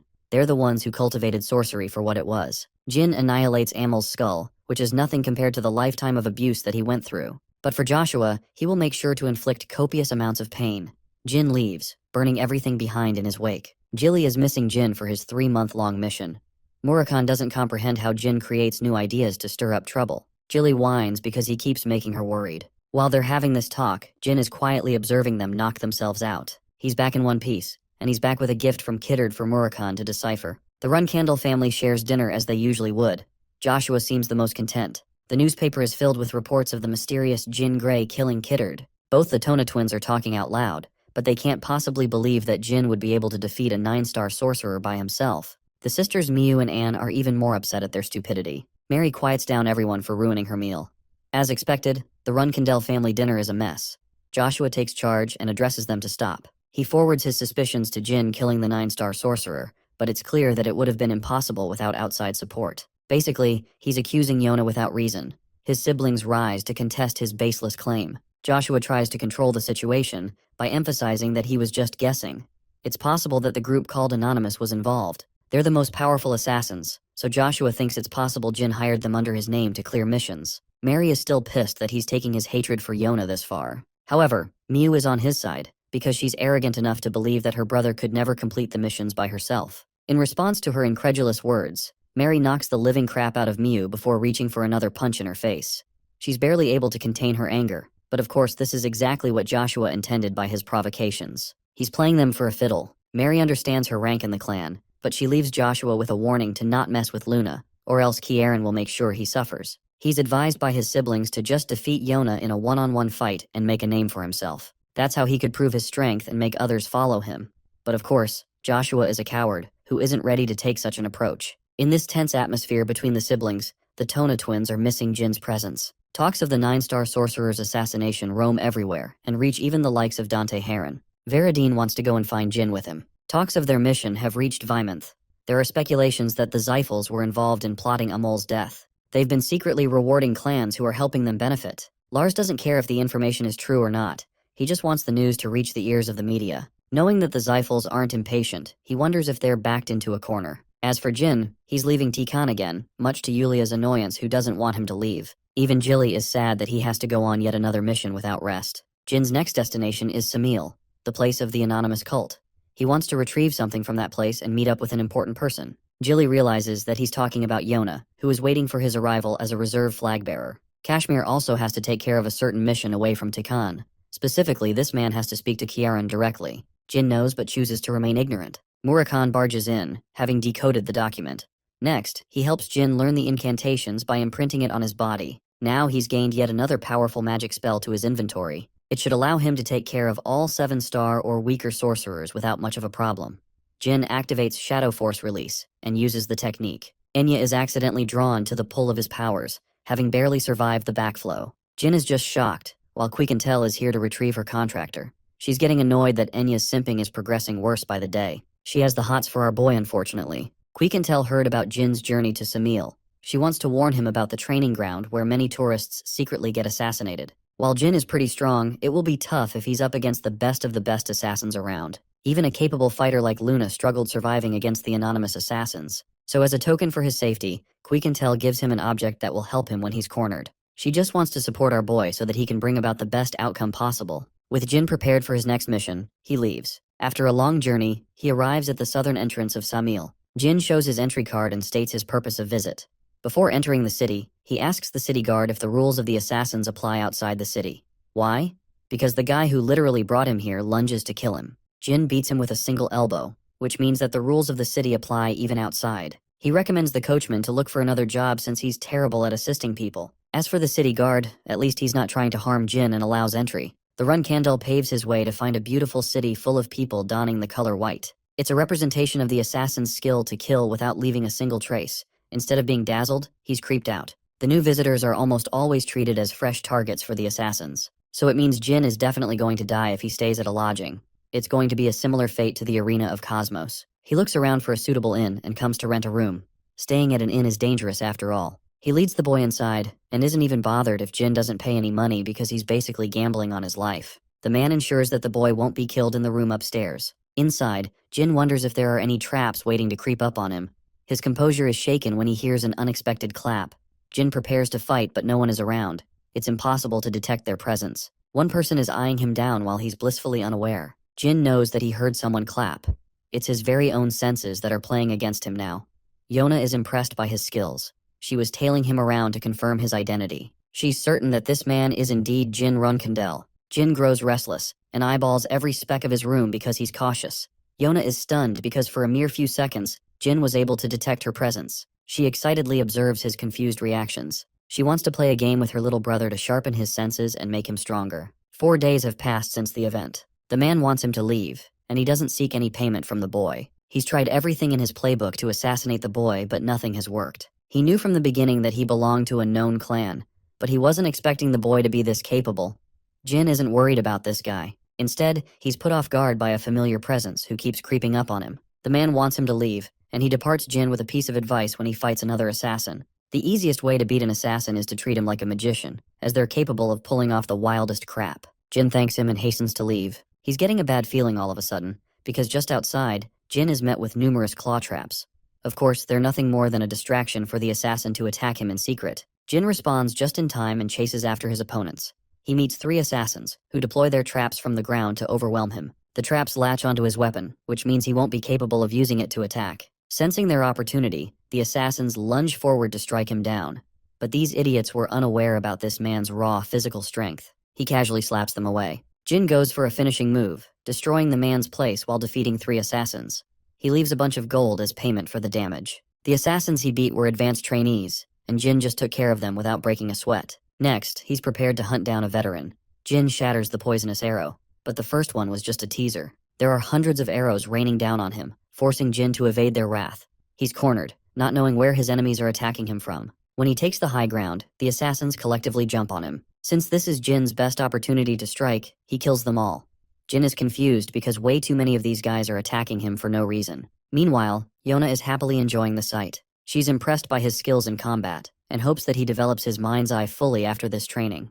She doesn't even care if Jin dies in the process, as it's just a part of training. Jin has survived the onslaught against the trainees. He is really furious against the assassin's leader. He receives a sudden note from this anonymous assassin, and it's confirmed to be Yona. Since she's messing around with him, Jin is ready to use the secret artifact in his arsenal. The Run-Candles are quick to become victims of poisoning, which is why Jin carries the cure for 10,000 poisons, a rare elixir that guarantees him a chance to survive the worst assassination attempts. Yona was given the same object when she left, but the girl didn't require a use for it since she was naturally immune to poisons after birth. She ended up giving the object to Anne, who fully supported Joshua in both of his lives. Jin hopes to secure the elixir at all costs, but before he's able to do that, Jin has to somehow survive Yona's deadly games. On the second night, he is viciously hunted again. Jin defeats the assassins using his overwhelming physical strength. He knows someone is hiding behind the door and wonders if it's an outsider of some kind. Lo and behold, the secret travelers are actually Dante and Veridine, much to the annoyance of Jin. They made it his problem that he was so hard to track down.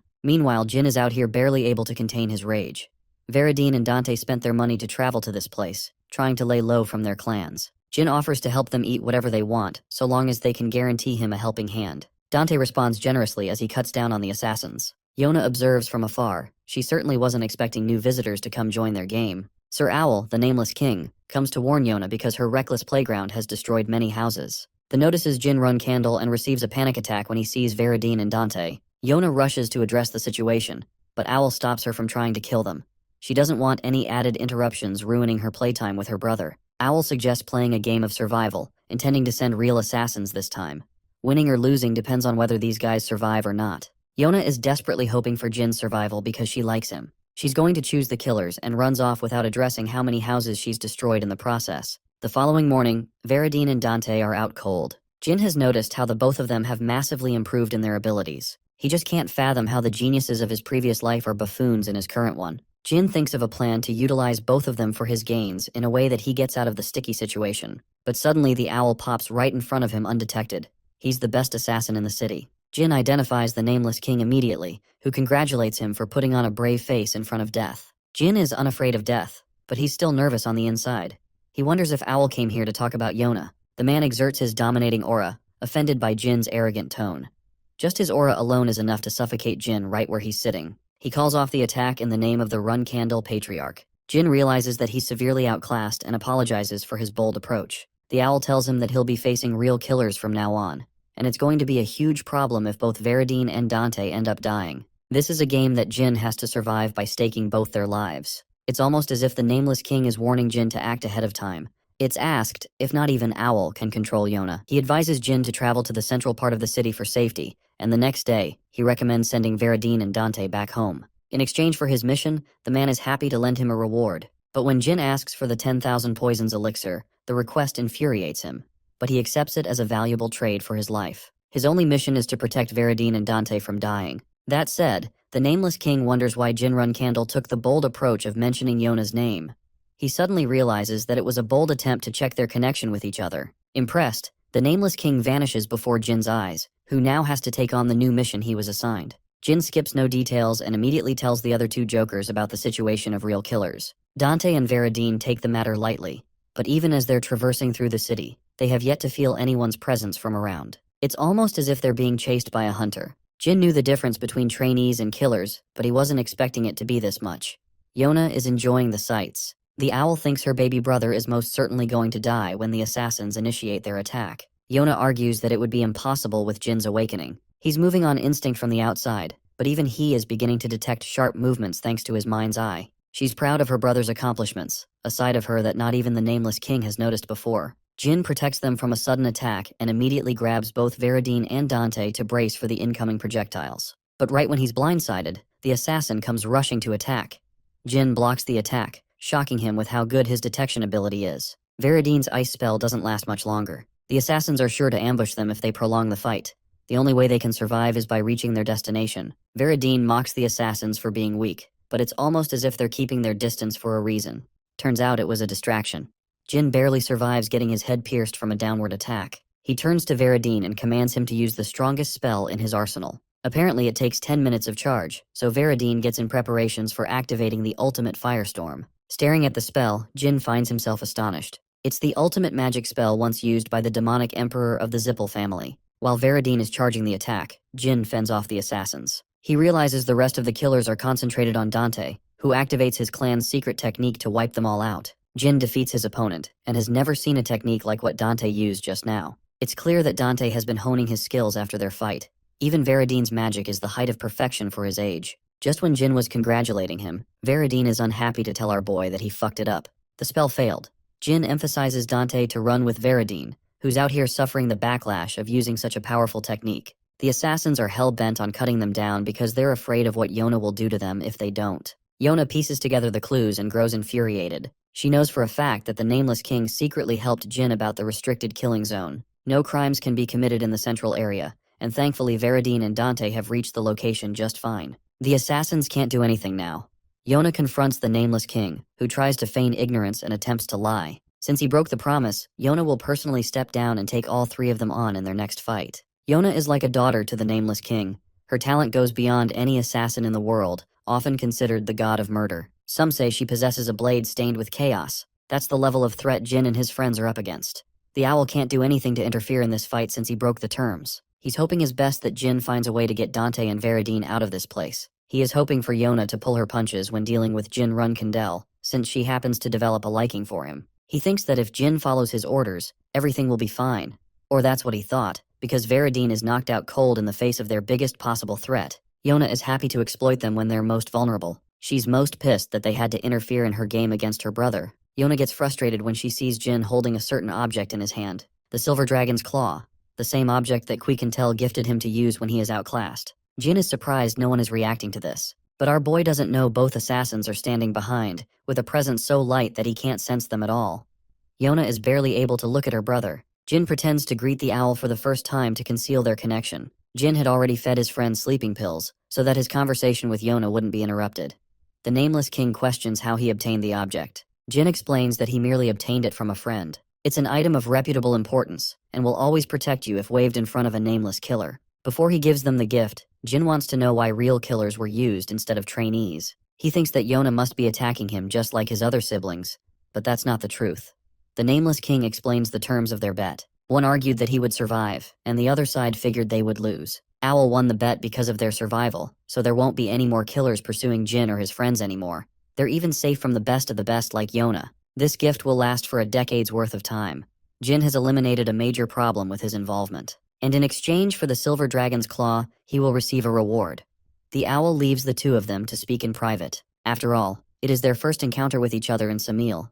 Yona is an Omega-level introvert with how shy she is. Meanwhile, another group is operating in secret, working for Sir Joshua in order to frame Jin and Yona. Since they're not allowed to kill Jin so far, they have to watch and observe. Back to Jin's conversation with Yona. She clarifies that she's not here to kill him but rather help him improve. She asks about his friends, and quickly learns that they're members of the Zyphel and Hiren clans. Jin is scared that Yona will report them to his family, but she genuinely cares for her baby brother, and doesn't want him to get hurt. Unfortunately, the fact that she sent killers after him has shaken his trust in her. Jin confronts her, asking if he's a toy for her to play around with.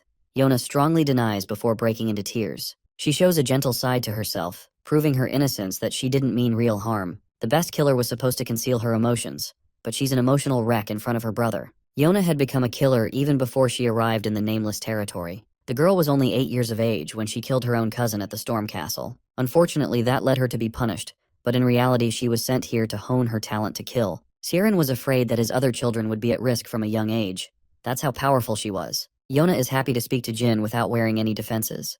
Jin thinks it's messed up for their father to treat Yona so carelessly. He expresses the unfairness of how she was treated, how their father considered her nothing more than a killing machine. Yona doesn't bear the conscience to see how messed up it is because killing comes natural to her. Jin wonders if she is a contractor of some kind. She has something, a secret skill, but Yona isn't ready to dive into that yet. After all, she knows about his secret powers too. Yona claims that she feels genuine fear, as the demon inside of her is aching for her to kill her brother. She's fighting against her natural instincts to not kill him right here. Jin is surprised that she treasures him so much, even though they've met for the first time.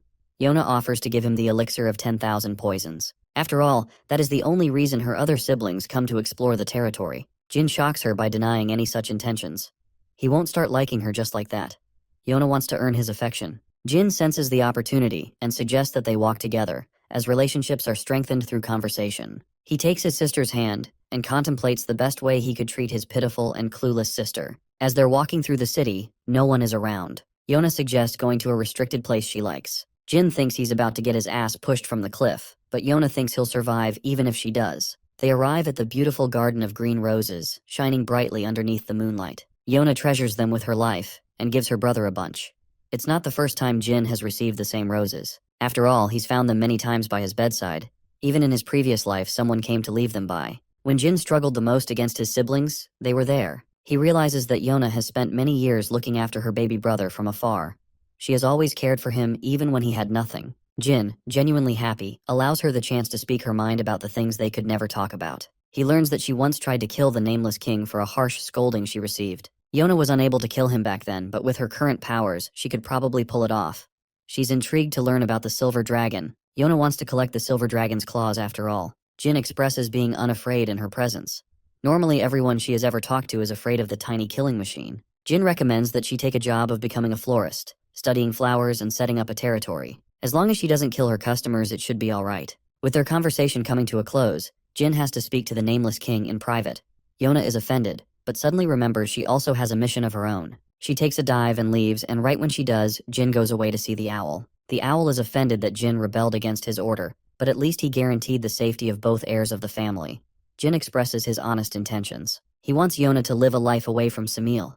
Jin will do whatever it is possible to help her. The reason is a simple one. He will tell them she is talented at being a florist. Jin does not wish for Yona's life to be spoiled by becoming a tool of her family. Instead, he wants to bless her with a happy life. The nameless king is hoping Jin has a solid plan for when that happens. Jin will soon leave the territory along with Dante and Veradine. A week after this discussion, Kashmir and Khan are on their way to Kiaran.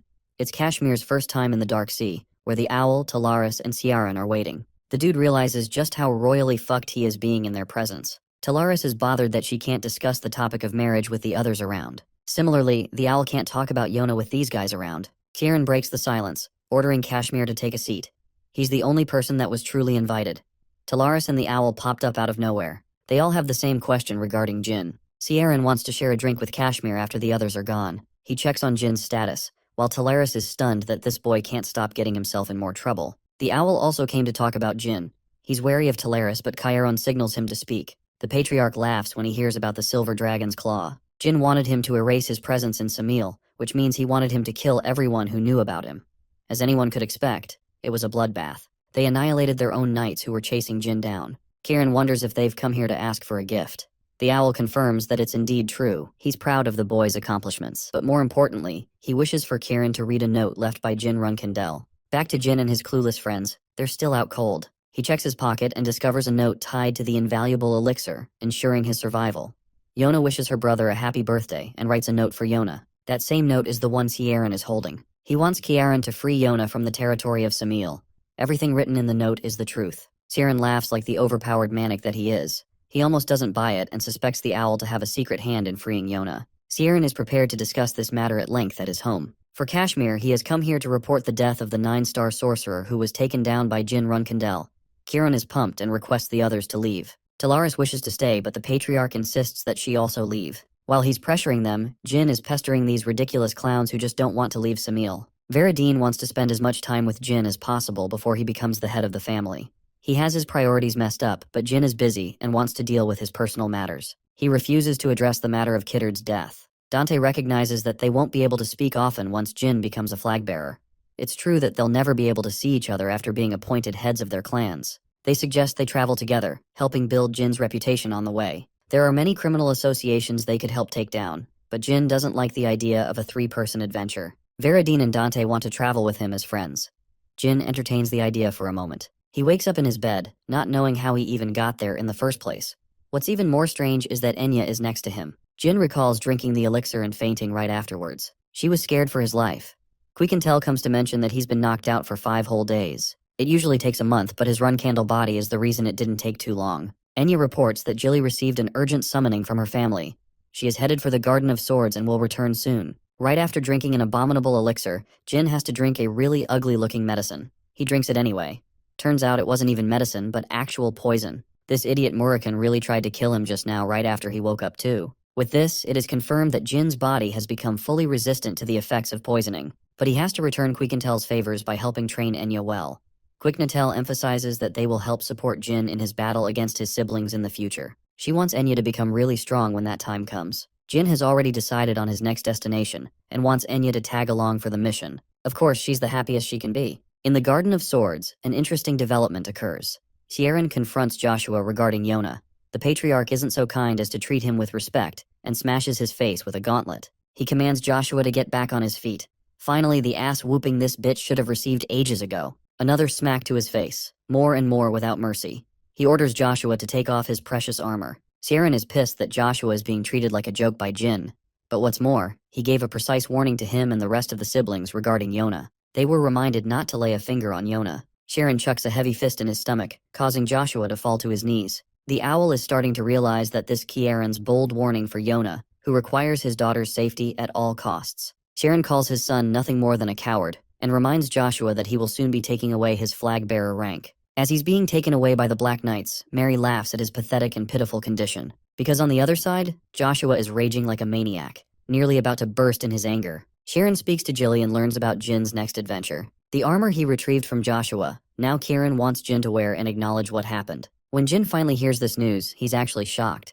Jilly is excited to tell him how badly he beat the asshole of the family. He also gifted Jin with the black armor, a legendary equipment. Jin realizes that his father wants him to be different from Joshua, who doesn't fight and relies on cheap tricks. Jin's mission is to fight so many battles that it's incapable of being worn. It was also a way to warn the owl, never to use his daughter for negotiation. Patriarch Sieran is 10 steps ahead of everyone with his every action. But Jin fails to understand what caused him to take such extreme limits. Maybe he also feels sorry for Yona. Jin wonders if there's more than what he sees in Yona. His next destination is the Dark Magic Association. He hopes to eliminate the evil mages with his backflow magic. Enya has tagged along on this journey with him. Jin reminds this dumbass not to use their real name on a deadly mission. The girl is flustered and faints. The Dark Magic Association is a deadly organization worshipping evil magic. The one who annihilated them was Ryul Zippel, using the same spell that Veradine failed to utilize. It killed their leader. Zippel also happened to be Soldere's last contractor, and he wanted the boy to follow in her footsteps in his previous life. The evil mage Ascoation is known for their vile deeds. They've reduced the people to a gloomy expression. Jin explains that it's because of the nobles who specifically turn a blind eye when it comes to the criminals. Jin suspects that the Bement territory wants the academy to eliminate the Dark Mage Association instead. Speaking of which, noble mages arrive at once. The people of the city are happy, thinking that they're the hope needed to put down the evil mages. While everyone is cheering in celebration, Jin declares that all of these mages will come to meet death because of their impossible mission. He shares a meal with Enya, who is still cautious of what he says. Jin explains that the cadets are not powerful enough to bring down the Evil Mage Association, despite their training. It's specifically because they lack the practical experience in combat, while the Dark Mages are full of it. The 30 cadets sent on this mission simply aren't enough to defeat the association as a whole. Speaking of those cadets, they share the same sitting area to eat. They're amateurs, and Jin can see that with one look. Jin wants to leave with Enya, but she is traumatized remembering that these punks are the same ones who mistreated her at the academy. Unfortunately, they happen to catch Jin staring at them. While Enya is shivering to respond, Jin replies, meeting the cadet's offense. He comes to threaten the commoner. The restaurant owner tries to pitch in, but he's attacked for no reason. Agitated, Jin punches the shit out of the guy for failing in his duties. He walks away with an imposing warning for the cadets. Jin pretends to be a higher mage and instantly dismantles them with just a little bit of his magic. He can't believe that these are the weaklings who bullied Enya. Jin turns the tables on them and threatens to interrogate the cadets for their arrogance. He tasks them with a mission, and they have no choice but to comply. With his expert acting skills down, Jin states that it's time for Enya to shine. She roars at the scoundrels to clean up the place. 5 days after the incident, the cadets prepare for an all-out attack against the evil mages. Jin suspects the presence of nearly 50 enemies, and yet the cadets are acting far too relaxed. An unexpected orc comes flying at them, screwing over their defenses. Fortunately, it was taken down almost immediately. Jin orders Chip to obey his command and warn the others of a potential ambush. Scared, the coward forwards this suggestion. Jin fails to comprehend how a low-level orc could be hiding out in the open. What's more is that a 7-star mage has yet to catch on to the details. They have their suspicions on Professor Orton, who was caught eating meat despite being a vegetarian. Jin picks up on this small detail. The cadets are instructed by Orton to form groups of 2 and enter the cave. They're all acting relaxed, believing in the powers of the 7-star sorcerer. Or that's what they thought, because yet another orc comes crashing out of the wall. They await for Orton's desperate orders, but the man happily turns tail. After all, he's the one who conspired their demise. Orton orders the orcs to kill the stupid cadets, but he clearly wasn't expecting a powerful spell hurling at him. Jin prepares to enter this fight while protecting Enya. Jin has commanded use of this amazing spell, wiping away everyone but 2 sorcerers. He thinks they're both at the 8-star level. Still, they're severely injured. Jin is surprised when they recognize the use of his backflow technique. Rolt Joe, a powerful sorcerer, thinks he can deal with a 7-star sorcerer like Jin, but he just doesn't know he's getting outclassed, even if he tries. There are even more powerful sorcerers than Rolty in the association, which spells bad news for Jin even if he survives. Instead, Rolt offers him a spot to join the association for his talents. Jin doesn't really care and uses the backflow technique to shut him down. He whacks Rolt with such ease that it makes it hard to believe he's an 8-star level sorcerer. The orcs are killed by Enya, who is improving better than Jin's expectations of her. The whole cave shakes to its core as a giant werewolf makes its appearance. He's happy to meet a really powerful mage who isn't even terrified of the monster.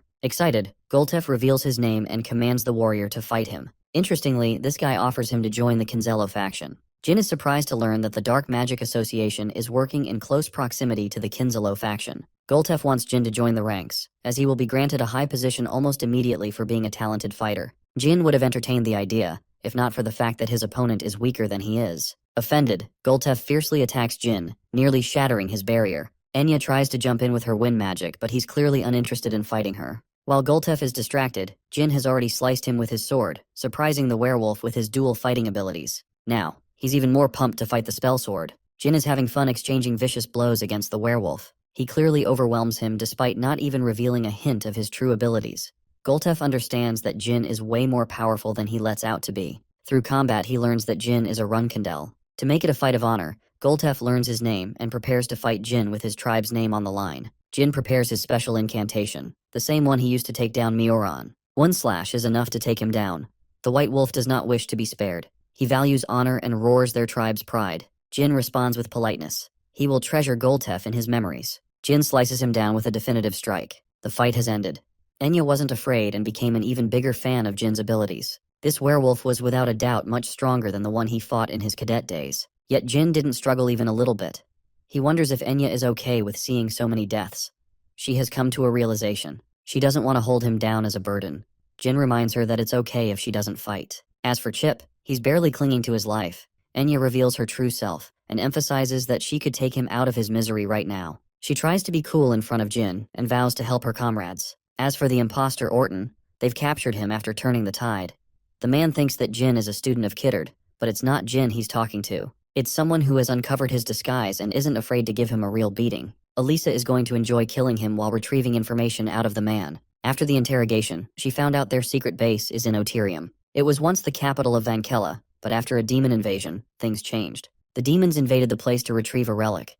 The Runkindels and Zippels joined forces to take down the threat. It's the only war where two clans allied themselves to face off one threat. They succeeded in defeating the demons in the war, but since it was impossible to restore the capital, the kingdom decided to switch their capital. Oterium is just a breeding ground for demons at its current state. Jin has a bad feeling about this, and curiously asks why the demons made it their hideouts.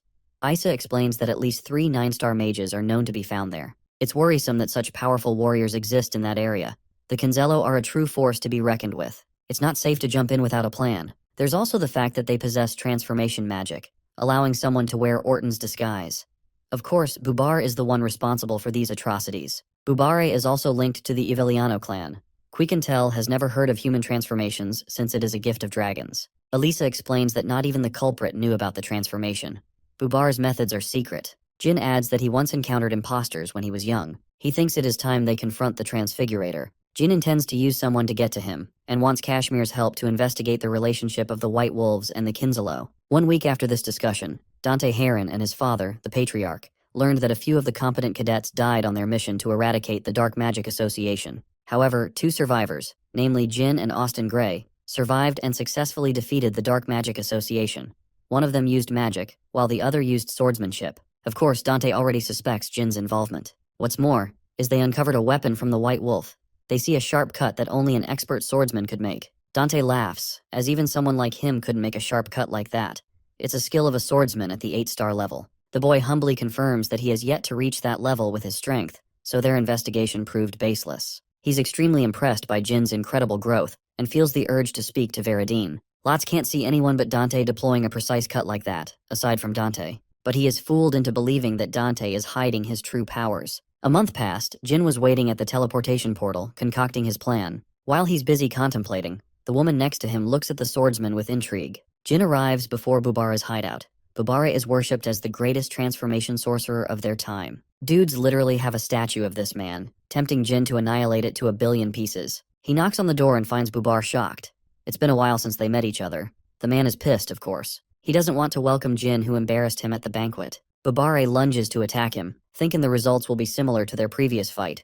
But Jin isn't playing around. He knocks the shit out of him instantly. Bishkal sees Jin walking. He's astonished to find Jin when he's clearly in the middle of his mission as a reserve flag bearer. Bubare begs him to kill Jin, but Bishkel is frustrated by his antics. He doesn't want to become an enemy to Jin for pointless reasons. Jin apologizes and states his intentions. He came here to commission a sculpture for his father. Bishkek finds it odd. It's as if Jin has changed, or maybe he's here for something else. Jin wastes no time, claiming that the real purpose of his visit is to meet Bishkel.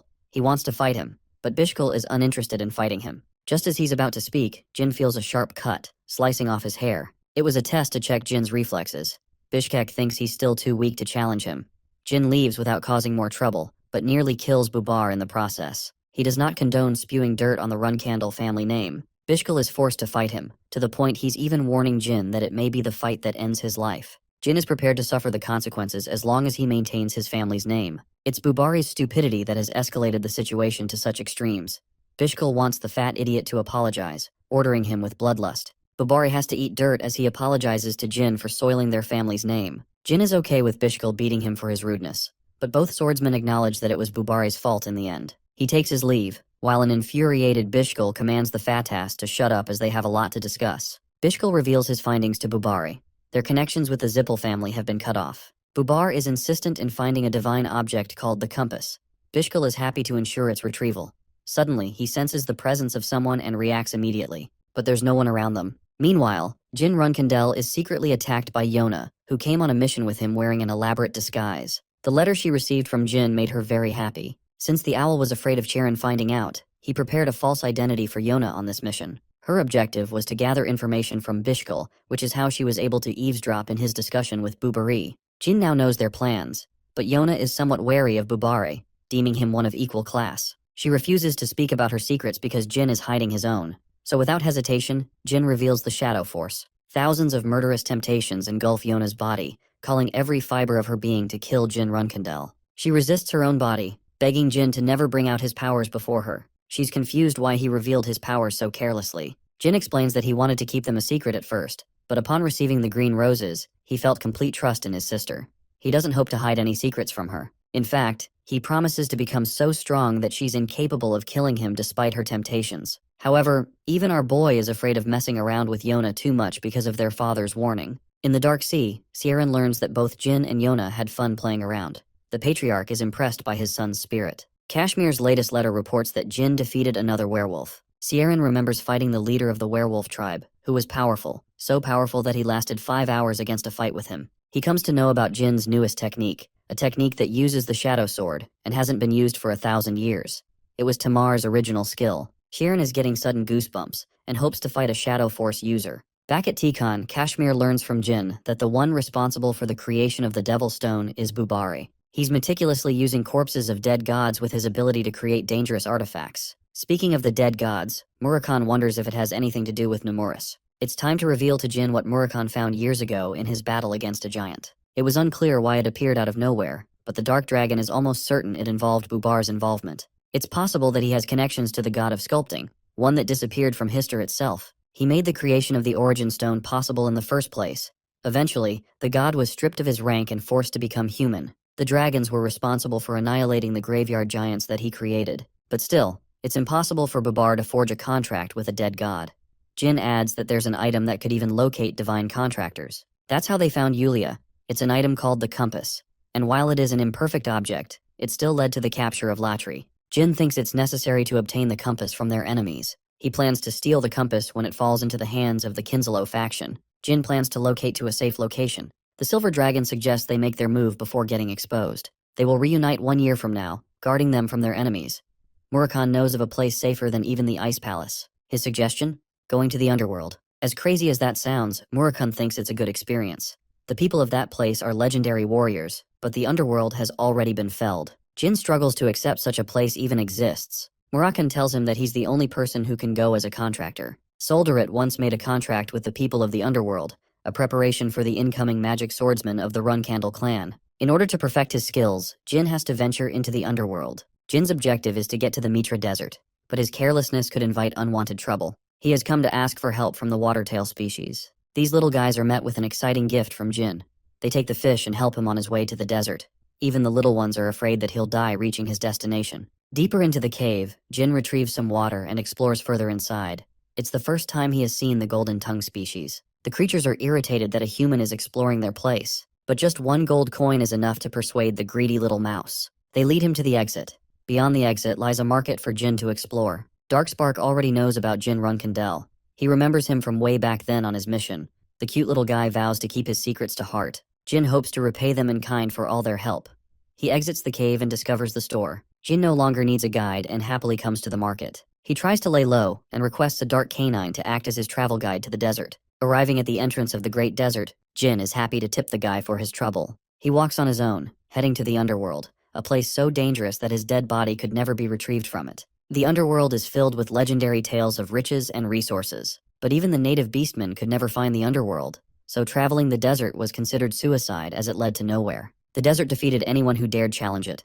But at last, Jin Runkindel is here. The Shadow Sword was heavily guarded by the Myungwang, a species that disappeared overnight for their arrogance. They ultimately challenged the gods and were annihilated. The Devil Stone is so powerful that despite being a replica, it's powerful enough to cause severe damage. The only god that pitied the race was Soldaret, who ended up saving a few people of the race and made a contract with them. The contract prohibited anyone else from teaching the ways of the Shadow Sword, apart from that race. The first patriarch Tamar learned from them too. Only a handful of records about his existence remain, because the Zippel family was insistent on erasing everything about him. The greatest hero of the world does not even share a resting place in the Garden of Swords. Thanks to Jin's journey to meet the Myungwang, he will be able to hear much about Tamar's adventures. 2 days of constant travel. Stress is starting to overwhelm his body. It's a more difficult quest than fighting against someone stronger than him. Walking through the aimless desert requires courage. It's a test for Jin Runkindel to overcome himself. An entire month passed. Jin has yet to encounter food or water. All he sees is death surrounding him. Even his footsteps disappear in mere seconds.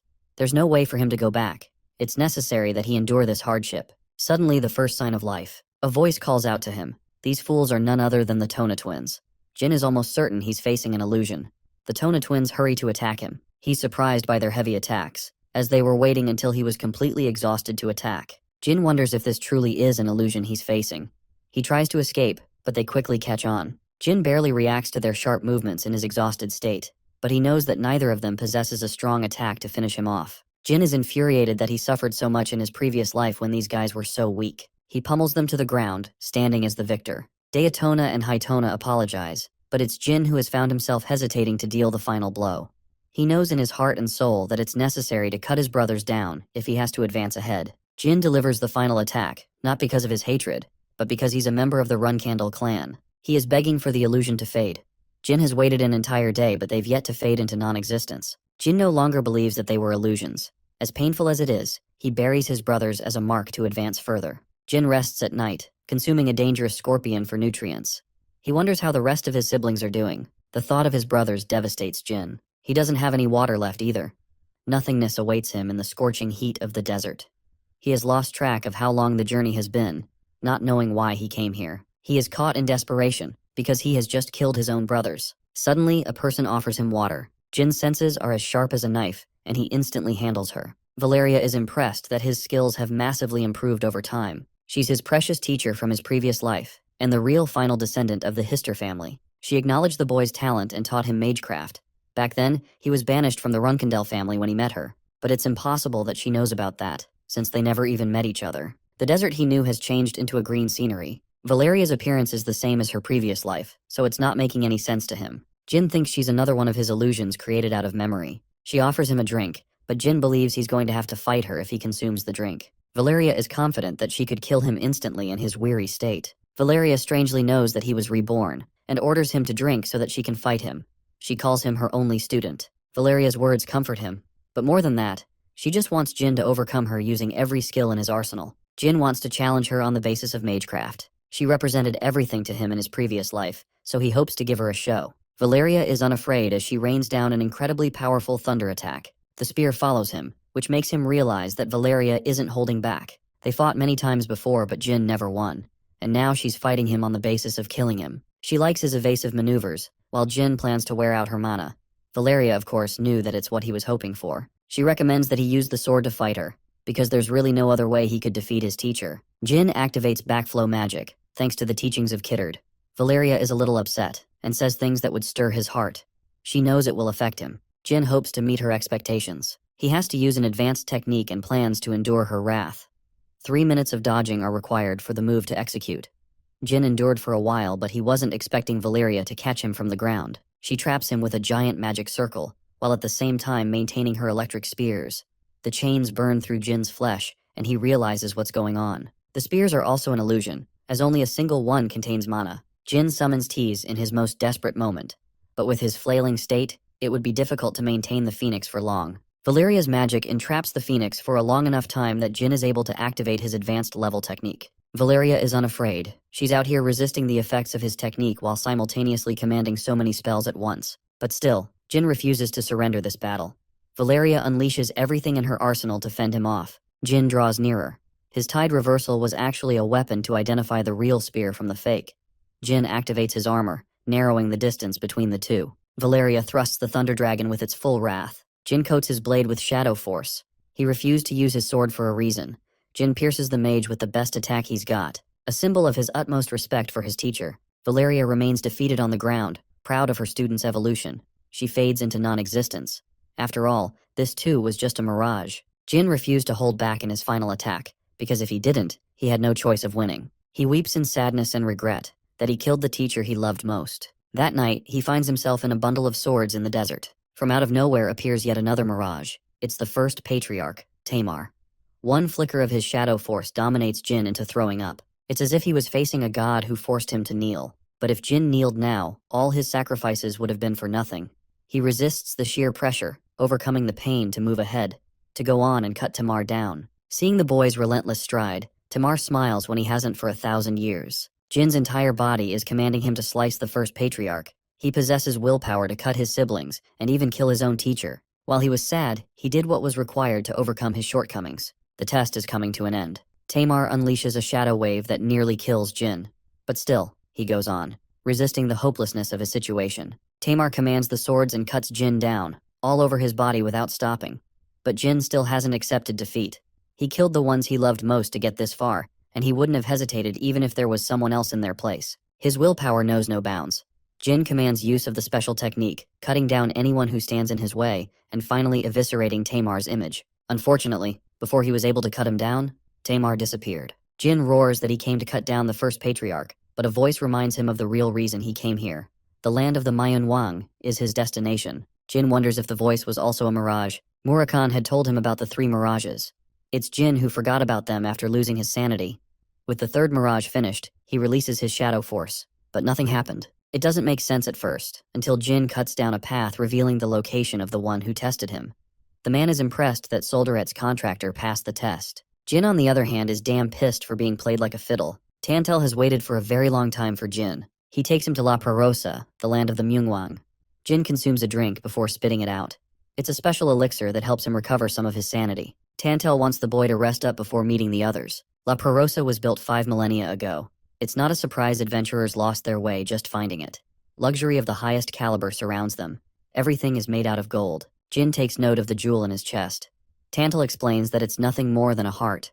There's no one in the city besides this man, which leads Jin to question how many of his race are left. Tantel explains that nearly 80 people live in the city, a small number including the Battle God and Battle Kings. They're the siblings who will pass the Shadow Sword upon Jin, his most anticipated weapon. Tantel takes the boy to the Battle Temple. It was made for a god and has immense pressure. It's only because of Jin's 3rd test that he was able to make it this far. Tantel warns Jin to be cautious of his words, as they're not the type to let him fly easily. Jin meets his siblings, who are curious to meet Solderet's contractor. They've been dying to teach him since Tamar. The woman wants to clean him up. Jin is treated like a rag doll as they fight over who gets to wash him clean. Jin enjoys his bath. He had a rough time dealing with the warrior woman. The humans of this era didn't have good hygiene. The size difference is crazy when he compares himself to the warriors. After cleaning himself, Jin dons traditional outerwear. Tantel explains they're headed for the temple to meet the battle god and the 12 kings he saw from before. Inside the temple, Jin notices the illuminated stone on Tantel's body. He wonders if it has something to do with the battle god. Tantel advises him to respond appropriately, or else he's getting his ass sent back to the desert. The door opens at last. Jin stands before the Golden Kings and their battle god. The pressure he's feeling right now is immense. Belize and the other battle kings are staring him down. The ruler of the place is the battle god, a smaller woman compared to the others, but with such a dominating presence that it eclipses the strength of the other kings. Surprisingly, the battle god comments on the differences between Tamar and Jin's appearance. Yet they boast the same energy. It's unlikely that Jin will become the better of the two, and they don't expect him to rival Tamar. Still, Belize trusts in his strength. After all, he's Solderate's contractor. Most of the other kings have already considered him weaker than Tamar, and for good reason. But Jin didn't come here to be treated like an inferior. He's bold enough to claim his name in the presence of the 12 kings. Van, the battle god, introduces herself properly. She makes it clear that the 12 kings are his enemies before becoming his rivals. Jin is okay with that, because he senses their open hostility. The problem is, he can't get a read on their intentions. Van will conduct his test tomorrow, and until then, she tosses him her own sword to fight. Jin calls it an ordinary sword, but then it immediately absorbs all of his shadow energy. It is drawing out every last bit of his shadow energy. Van tells him that Tamar overcame the Shadow Asbring sword, so she expects the same from our boy. Jin is bold enough to try and back his words. After the meeting is dismissed, Belize argues that it's too soon for Jin to overcome the shadow-absorbing sword. After all, Tamar was much older and stronger when he overcame the sword. Van knows this, but she chooses to act anyway. It's been 1,000 years since Tamar's fall. Their race stands to test the limits of the current Runkindel family, which means Van is confident in their evolution and believes they've grown much stronger since then. The next day, Jin turns up, drained of his strength. He couldn't even sleep because the sword kept exhausting his energy. With no amount of shadow force left in his body, Jin's going to have trouble. Garmund is the first of the 12 kings to test his resolve. He comments on the boy's exhausted condition and emphasizes that he has yet to acknowledge him fully. The first test is to swing his sword 10,000 times. Of course, Jin is confident because he's already done that before. The number goes higher and higher until it reaches 8,000. It impresses Tantel as Jin executes his 9,000th strike. Thanks to Luna's excessive teachings, as well as the steel ball training, Jin's sword technique has been perfected. It is the very technique that forms the Runkindel family's mindset. At last, Jin completes his final swing, maintaining his stance. Garmund is impressed by the boy's powers, as many Runkindels failed to do the same. The people cheer in Jin's name, but Garmund is tight-lipped. Jin doesn't want to hear lame compliments from the man. He commands Garmund to accept that he's worthy of his teachings.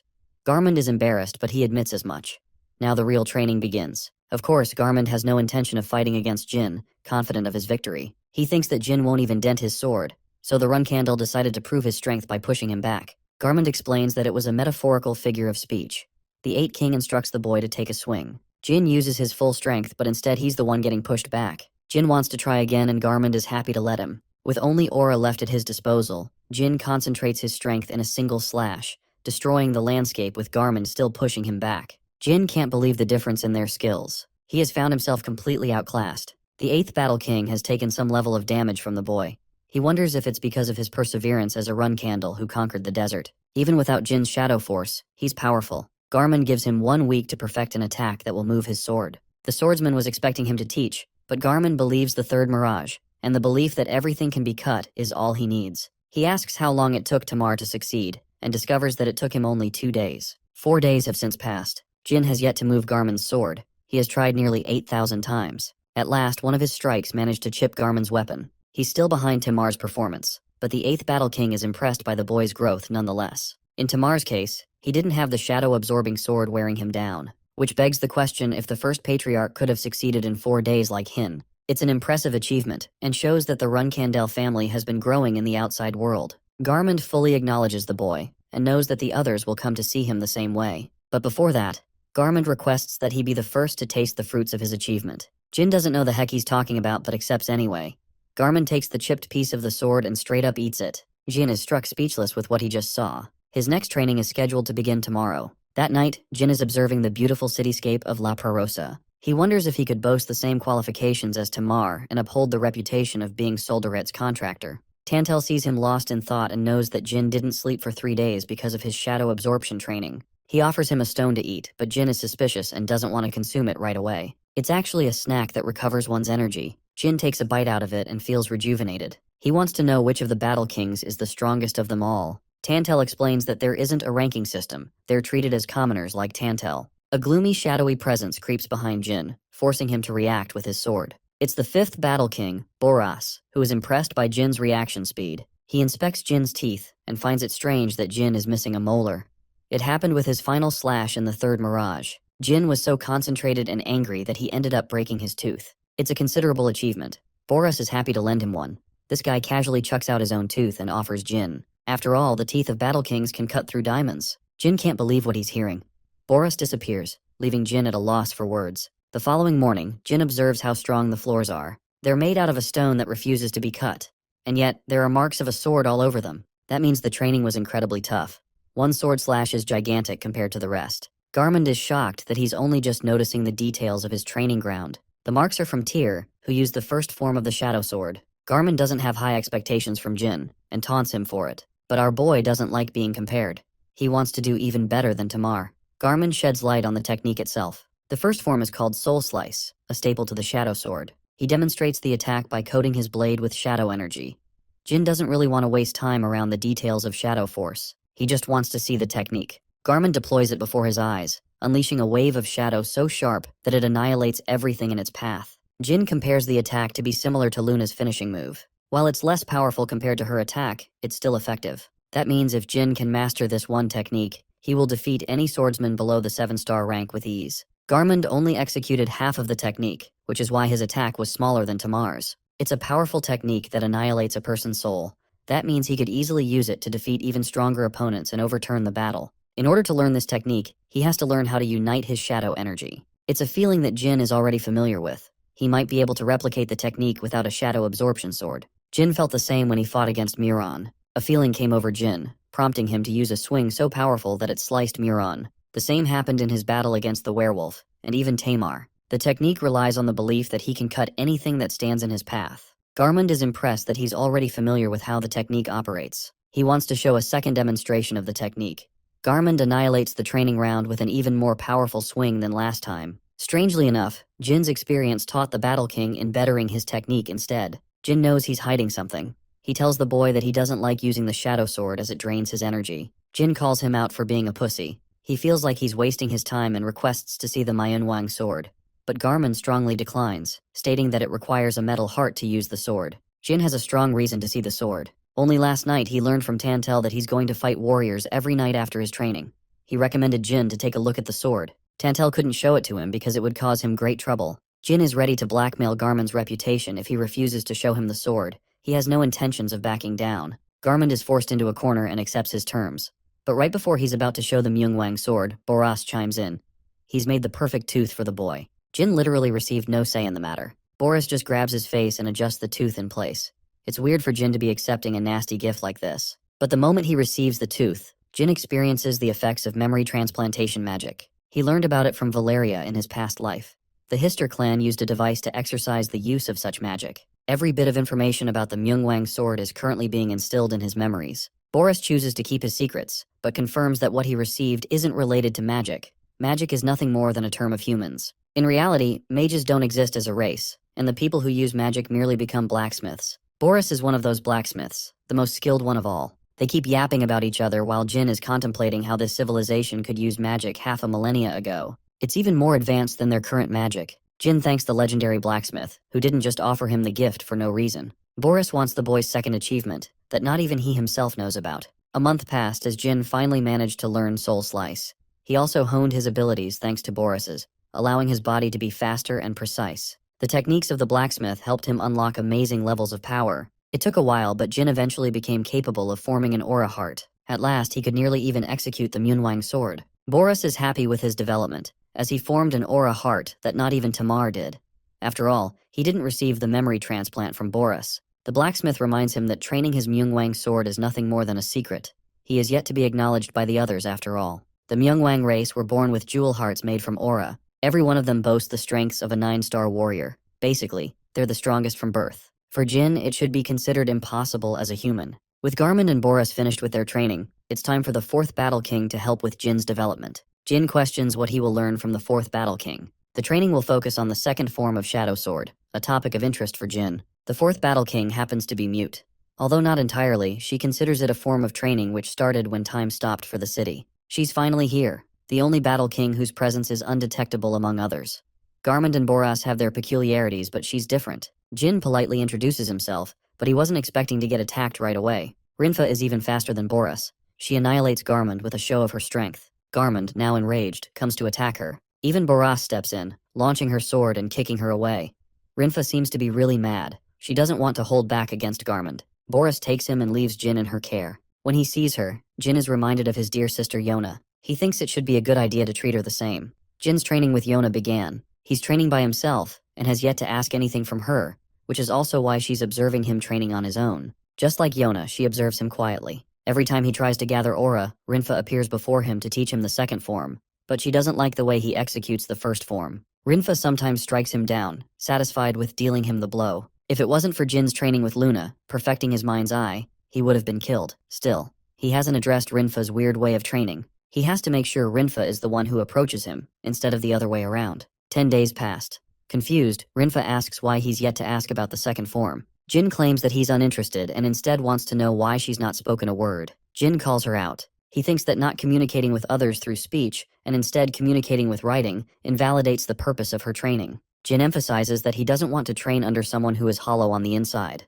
He wants Rinfa to put her efforts into teaching him, the same way Garmund and Boris did. After his bold words, he offers an apology and returns to training. For the first time in hundreds of years, Rinfa breaks her silence. In order to show her sincerity, she prepares to demonstrate Jin an incredible technique. Rinfa executes a beautiful dance, different from the first form Jin learned from Garmund. Each strike resembles a reflection of itself. It's an attack that cuts both ways with one sword. Jin is astonished to witness the miraculous second form. Rinfa completes the beautiful attack after executing it with elegance, impressing even the likes of Boris and Garmund. She asks for his thoughts. Jin is left amazed, and is really happy to earn her trust as the techniques she showed days before was just a fake.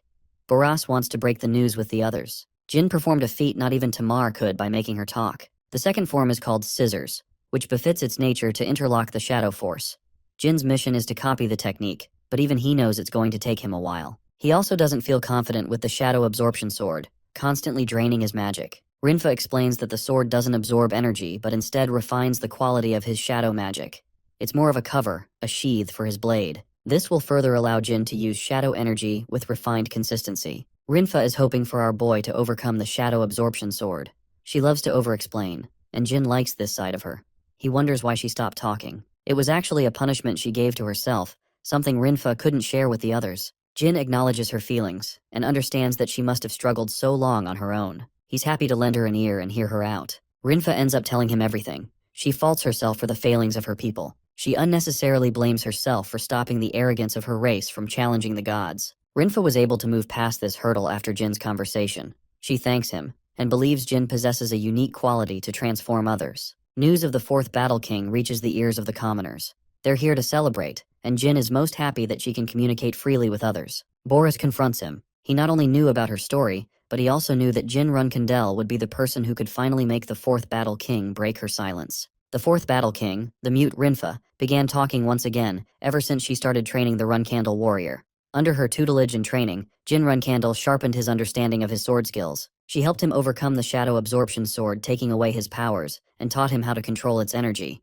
Apart from that, Jin was taught the shadow sword's first form as well as the second form, both devastating attacks that he could now release after constantly learning for 2 weeks. Jin's rate of growth was impressive, and he could at this point only use the ability instead of perfecting it. It was an incomplete technique, but he thought about consistently practicing and getting used to both forms first. Perfection comes later after all. The shadow sword is a real problem obstructing him from doing so. A month passed. By this point, Jin had conquered the shadow-absorbing sword at will and retrieved his own sword. He's surprised to receive his precious weapon again. After all, at first he was told that his sword won't be used in the temple. Tantel confirms that from this point forward, it's crucial for him to use his weapon as part of his training. Right after he finishes up his training with the fourth Battle King, the real battle begins. Jin will have to face against their kind in actual duels in the form of sparring matches. It's been a while, but it's finally going to happen. Tantel confirms that the first few matches will take place in the afternoon, and people will come to see his strength. Currently, the first Battle King is selecting a suitable opponent for Jin Runkandel's skill level. Jin is excited to finally come face to face with a Myungwang member. Their kind is exceptionally more powerful than average humans, so he has been itching to clash his swords against them ever since he first came here. Tantel worries for him, however. He thinks Jin is taking on a challenge far too difficult for him at his current level. He's right, because the Myungwang are overpowered from birth, and Jin is nothing compared to the strongest of their race. From his words, Jin is able to piece together the fact that he's getting destroyed in the upcoming exhibition match. He was originally thinking that his opponent would be equal to the level of a member of the White Wolves. But this oversimplification and underestimation of the Myungwang makes Tantel laugh, who confirms that only one of their members is strong enough to beat the average warrior from the Red Tiger tribe, which is even tougher than the White Wolves. It's a short way of telling Jin that he's got 0 chances of victory in his upcoming battle. There's also the fact that the first Battle King, the one selecting his upcoming fight, really doesn't like Jin at all. It's almost certain that his opponent will have a tough fight. Jin admits that the typical Myungwang member is at least 9-star level when compared to humans, which is just overpowered as hell when you really think about it. Without a doubt, any opponent that gets picked is going to give Jin a tough fight. Tantel is supportive of Jin, however, and is prepared to support him no matter the outcome of his battles. He wonders if Jin followed his advice, the advice to watch the Myungwang sword at least once.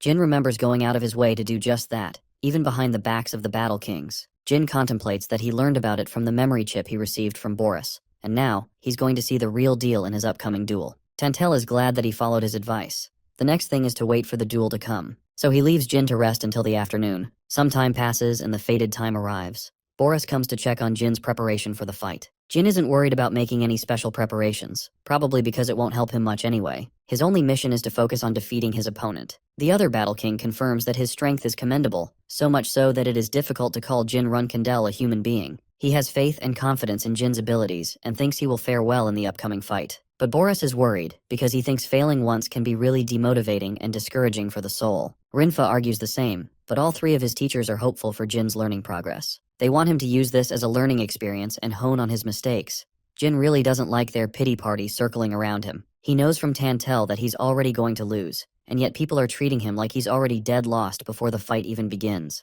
Boris explains that they're worried for a reason. In fact, they're worried that Jin's reaction will be the same as Tamar's, the first Runkandel. This is an interesting piece of information that catches Jin's reaction. He learns from the Battle Kings about Tamar's undefeated record in the outside world. While Tamar was unstoppable in the outside world, he faced limitations in La Perosa and lost many times. Curious to assess his strength, Jin questions how strong Tamar was at the same time of their first duels. Rinfa claims that he was still stronger than him at this level, but even he couldn't defeat the average Myungwang for a long time.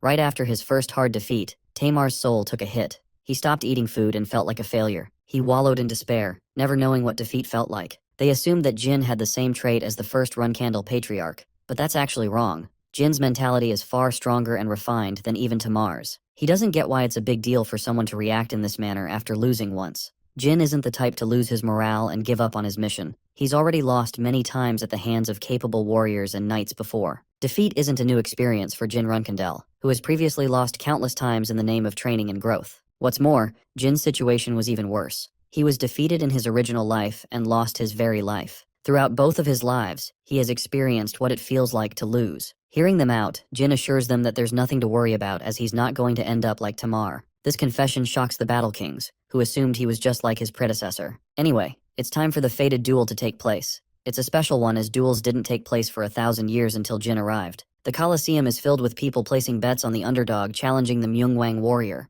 The audience is cruel as they're open about Tamar's disappointing defeat in the first battle, who apparently couldn't even survive a bunch of hits before being taken down. The warrior he's facing is a man named Shaku, known and adorned for his lightning-fast speed. He's a tall figure with long hair, and apparently he's a favorite of the crowd as they cheer his name. Shaku politely addresses Jin as the successor to the first patriarch. The underdog has only one request. He wants Shaku to give it his absolute best to try and kill him.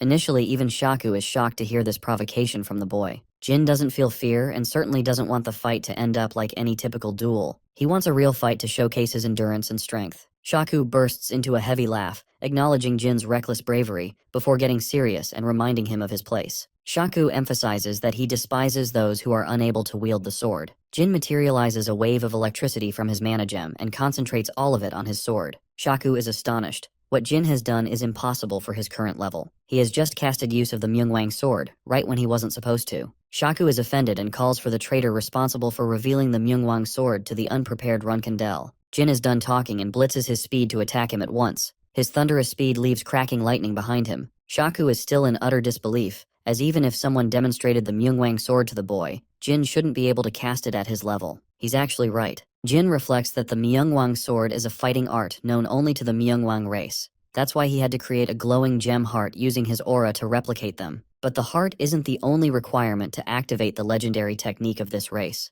The answer lies in the memories Boris shared with him. The molar he obtained was the key ingredient. Jin practiced the Myungwang sword in secret, exerting himself every day to gain control of its power. He refused to give up until he could cast it. Now, he concentrates his full strength in an obliterating blast that destroys the arena. Or that's what he thought. Because even as he used Myungwang's sword, Shaku merely blocked his attack effortlessly. The man roars for the fifth Battle King, offended to find Boras as the culprit responsible. Shaku takes a breath and casts an energy wave of his own. Before long, he releases a powerful wave of aura. A wave of power falls upon him. Shaku is pissed that Jin deployed the Myungwang sword in battle. He wants to pay him back dearly for disgracing the technique. Shaku isn't letting this one slide, and Jin can only prepare for what's coming at him. He props up a spell and tries to summon Tess. To his great shock, Jin can't even access or summon Tess into this dimension. He wonders if it's because the La Perosa dimension was created by Soldare, hindering the Phoenix's access to the dimension. Shaku sees him wide open for an attack and blitzes past Jin, who is barely able to respond by dodging his vicious attack. Shaku follows up with a second attack while Jin responds with an attack of his own.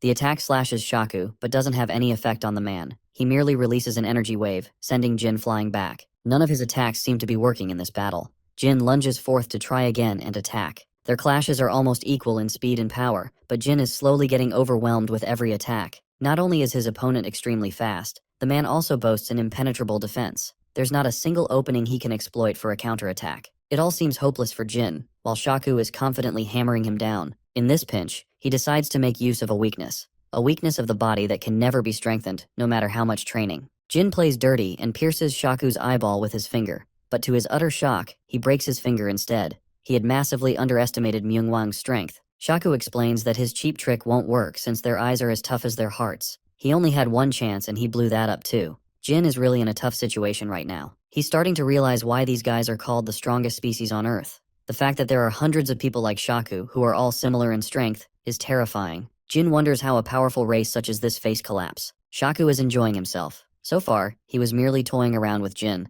but now, he's going to use a special technique. Jin's present condition is one of fear and shock. His body can't even bear the confidence to wield his sword properly. Shaku chimes in with a confident punch, explaining how he just used an ability called weapon oppression. Just like its name, the Myungwangs have the ability to imbue power into other weapons, forcing it to stop moving even in their opponent's grasp. Jin's face is wide open to eat a powerful punch coming full speed right at him. In this critical moment, he takes the initiative to dodge the attack, which causes a shockwave on impact. Jin can't afford to use his sword anymore either, since weapon oppression will kick into effect and work against him. He optimizes to gain distance and leverage a long-ranged battle, but Shaku doesn't seem to be worried at all. He sees Jin running off like a bird and merely catches up without any problems. Jin needs some time to execute the Shadow Sword's first form attack, as it's the only move that could prove effective against Shaku. He exhausts his body's limits to run as fast as he possibly can. Having gained the distance he needs to execute the attack, Jin charges the Shadow Sword's first form, engulfing his weapon in a column of shadows. But as he's chanting the slash, Shaku catches up and stops him from executing it. He catches Jin's sword with his own, preventing him from using the slash at all.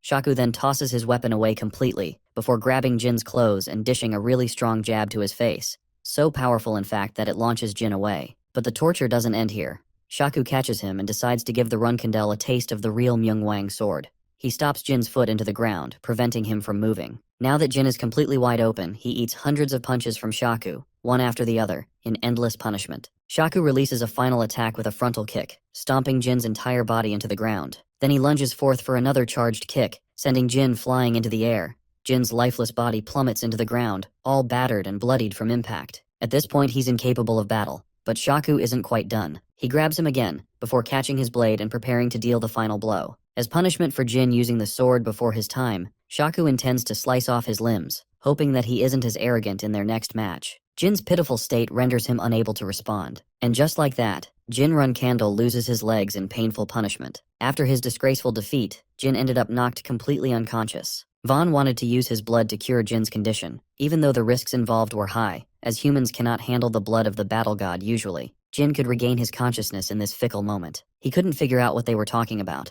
The battle god was fine with the treatment, recognizing Jin to be different from the average human. The blood transfusion process begins with Jin receiving whatever blood he can get from the battle god. After coming in contact with his body, Jin's nerves electrify from the sudden changes. Since he's a human and not a Myungwang, his body reacts abnormally and grows tense under the pressure. A voice calls out for him, confirming that the Runkandel can no longer hear the voice of the god of the darkness. There's a clear error, because if Jin cannot survive the blood and eventually dies, then that spells utter doom.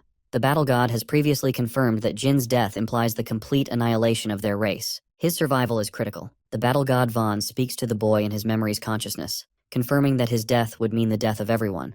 Jin at this moment is reminded of his miserable past life, and how he faded during that time too. His senses become sharper and more pronounced. The elixir of 10,000 poisons that he acquired from his sister is working itself to maintain Jin's survival. The elixir is so powerful that it will make it impossible for any assassin to kill Jin easily. Jin fights against his body's negative energy, refusing to give up right here and now. He has many objectives under his belt to accomplish. Failing here would be the end of it all. Most importantly, Jin has many people to protect and has to endure this suffering for their sake. Instead of the Myungwangs deciding his fate, Jin takes it upon himself to be the one who decides what happens to him. His mana heart strengthens, and after 1 month of remaining unconscious, Jin finally wakes up again. The very fact that he was able to wake up means that he survived the blood of one of the battle kings. He gets up, acknowledging that a month passed. Still, Jin believes that he's wasted too much time like this. He has to be done here by May, and it is March already. In his contemplation, Jin confirms that the only reason he survived is via the effects of the elixir of the 10,000 poisons. For some strange reason, he feels an immense energy and light coming from inside his body. Jin glances at the mana crystal in his chest, which is beaming in a flash of light. He can't believe that he has actually acquired the real deal. Jin had no idea that he could obtain the Myungwang heart after receiving a blood transfusion. Since he's now awake, Vaughn comes to visit him on her own, wanting to know if he's all right. Jin can't fathom what to believe or expect. He acquired the molar from Boras, and then he formed a Myungwang heart thanks to her blood. She acted without even asking for his opinion. It's a surprising objection from Jin, who literally could have lost his life anyway if Vaughn didn't offer her blood. Jin is annoyed that he didn't have any right to decide his fate. He also didn't know he would end up developing a Myungwang heart as a consequence. Vaughn apologizes for acting without permission, but Jin isn't worried about it. All he's concerned about is his new heart. He's trying to understand what's been going on. After all, he received blood from a literal god. Vaughn is surprised that he isn't complaining instead. Jin would have things to say if she was an enemy of some kind. He's worried that having acquired the Myungwang heart means that he has now become a part of their race. He's also unsure about the reaction of the Myungwang people, because people like Shaku might as well kill him for that. Vaughn doesn't deny his words and thinks that's exactly what will happen. Faced with this situation, Jin asks a curious question. He wonders if he would have gained any acknowledgement from the Myungwang people and the Battle Kings without Vaughn's help. Vaughn observes his reaction. She can see Jin's fist tensed up in frustration. She counters and asks if he will destroy the heart if her answer is yes, because it is a power that Jin didn't obtain on his own. The Runkindel confirms that he's frustrated, but in the end, he also helped create his new heart. It wasn't something he wished for, but at the same time, if Jin failed to meet Vaughn's personal standards, then she wouldn't have decided to offer her blood. Vaughn believes that is required for Jin's succession to become complete. She questions why he wishes to oppose what she has done for him. Jin explains that if it's a heart that he created, then he can always create it again when necessary. He doesn't share any intention of eliminating his new powers if they can be used for good, since they would serve a greater purpose. Vaughn confirms that even if he didn't take her blood, Jin's performance would have gained acknowledgement of her people. Happy with her response, Jin intends to use his new heart to his advantage. He tells Vaughn about his departure in the month of May, as he's also got things to take care of. But he will return to La Perosa after that, so he wants the battle god to adjust and tune the rate of his training with this trip in mind. Since there are only 2 months of training for Jin to use, she alters his training schedule, commanding the warrior to train with the 7th Battle King in the morning and in the afternoon. He will train with the man who put him in critical position, Shaku. 50 days passed in the blink of an eye in Jin's training. The Myungwang clearly opposed him, and grew even more hostile than before, ever since Jin obtained his new heart. But after a while, when they learned that it was against Jin's personal choice in the matter, they came to stop hating him. The Myungwang race is unquestionably fierce and dominant. While normally, Jin would have wished to become just as strong as them without having to utilize his new heart. But it's impossible, and he knows that after facing Shaku in 49 matches. The outcome? He lost every single match decisively, but every time he faced defeat, Jin Runkindel mustered his spirit to train again. Instead of fixating and turning inside his loss, Jin felt the need to climb higher and stronger than before. He could feel his mind opening to new perspectives and strength. After facing Shaku in 10 whole battles, Jin was starting to believe that he might be nearly as strong as Luna, his older sister whom he deems the strongest among his siblings. Shaku's overwhelming strength and aura blew apart Jin's chances of victory. Every fight was a fight to survive. After 20 harsh and strong battles, the Runkindel realized that Shaku wasn't an equal to Luna at all. After facing him 30 times, Jin began to grow stronger on his own, and was able to match the warrior's blows. By this point, he thought Shaku clearly doesn't hold a candle to Luna's dominating strength. After 40 long battles, Jin had the confidence to believe that he could slice off one of Shaku's arms. Their strength and speed matched each other, and the gap was narrowing with every fight. Jin's physical skills were increasing at a godly rate, and the spars of suffering soon became battles of joy for him. He began to enjoy those fights with Shaku as a rival instead of an underdog. Despite his struggles, Jin still had to seek outside help from the 5th Battle King Boras. Why, you might ask? It's because after every fight, Jin's body would be mutilated and sliced apart. After a while, Myungwang stopped talking about Tamar, his predecessor. In fact, they were starting to cheer the underdog on more than ever. Now came the day for the 50th duel, where Jin was cheerfully supported by the people. He observes Shaku's stern and annoyed face and mocks him for fearing an incoming loss. Shaku explains that he's actually grown attached since they trained together every day. With every battle, it's gotten harder and harder for him to slice Jin's body. But that's not the kind of man Jin wants to face. He wants someone dead serious and strong coming right at him like they've got a grudge to settle. Jin recommends the man to fight him seriously without any brotherly feelings. Vaughn is eagerly watching this fight take place. She comes to hear from Tantel about Jin's scheduled departure from the land of La Prarosa. Tantel makes a quick suggestion. He wants the rest of the people to also have the chance to fight Jin, as Shaku has had enough chances of his own and fought Jin for too long in their training. The other battle gods also confirm that Jin has gained a positive audience of supporters who spectate him eagerly, waiting for the chance to fight the successor. Vaughn draws to a pause before requesting the permission of the people. Before their fight begins, Vaughn announces Jin's departure in 2 weeks. She thinks it's time they all accepted him as one of their own, allowing them the chance to spar with him without any problems. Vaughn asks if anyone has a problem with what has just been discussed. Some of the Myungwang are still on the fence about accepting Jin Runchandel as one of their own,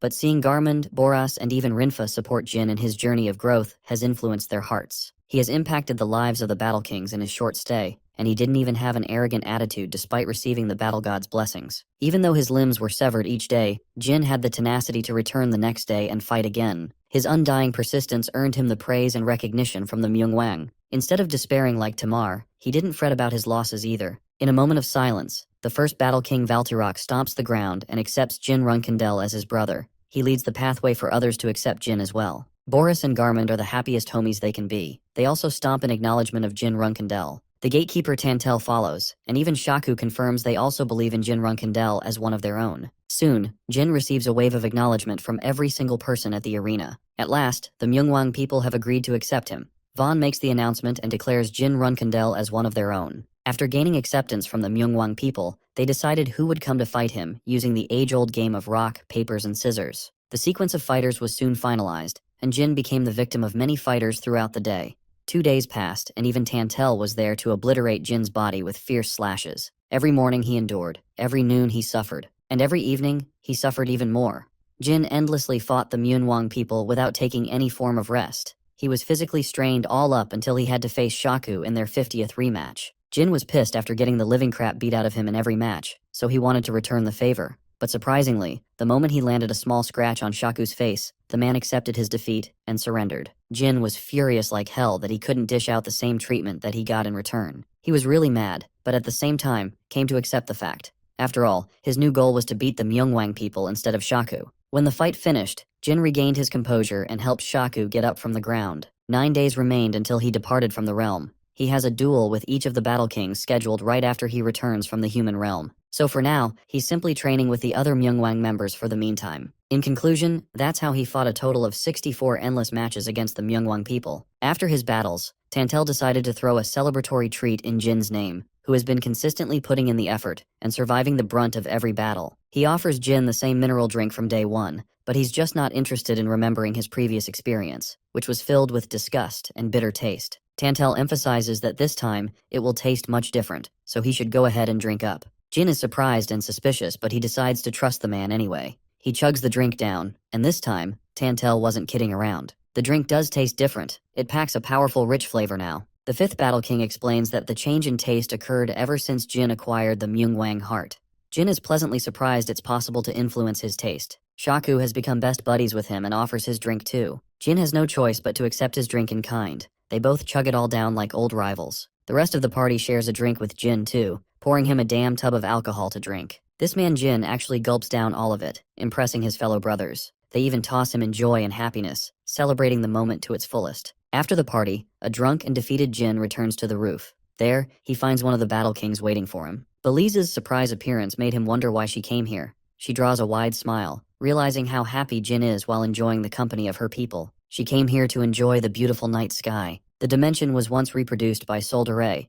but it's actually the same as the original place they belong to. Belize can't help but admire the purple hues of the sky. Jin curiously asks if she's interested in the outside world ever at all. Belize explains that since time has forever stopped for the Myungwang people, They merely accepted their fate and no longer possessed the desire to return to the outside world. While it sparks her curiosity, Belize drops a wise thought. She thinks it is pointless to dwell on something they could never have in the first place. The memories of the people they loved are no longer there after all. Jin apologizes for his rude remark. Belize admits that she heard something from the battle god Van herself. It's been 5 millennia in the outside world, so maybe there is something that could free the Myungwang people from this dimension too. Jin hears her out, but even he knows that in the modern age, nothing like that has been developed. No amount of magic or advanced technology could free them from this dimension. The reason for that is simple. They've yet to connect to the fire dimension, the home of the phoenixes itself. Magic from the outer dimensions is forbidden and prohibited by every association too. The kind of magic that could potentially free the Myungwang people will likely never be developed according to Jin.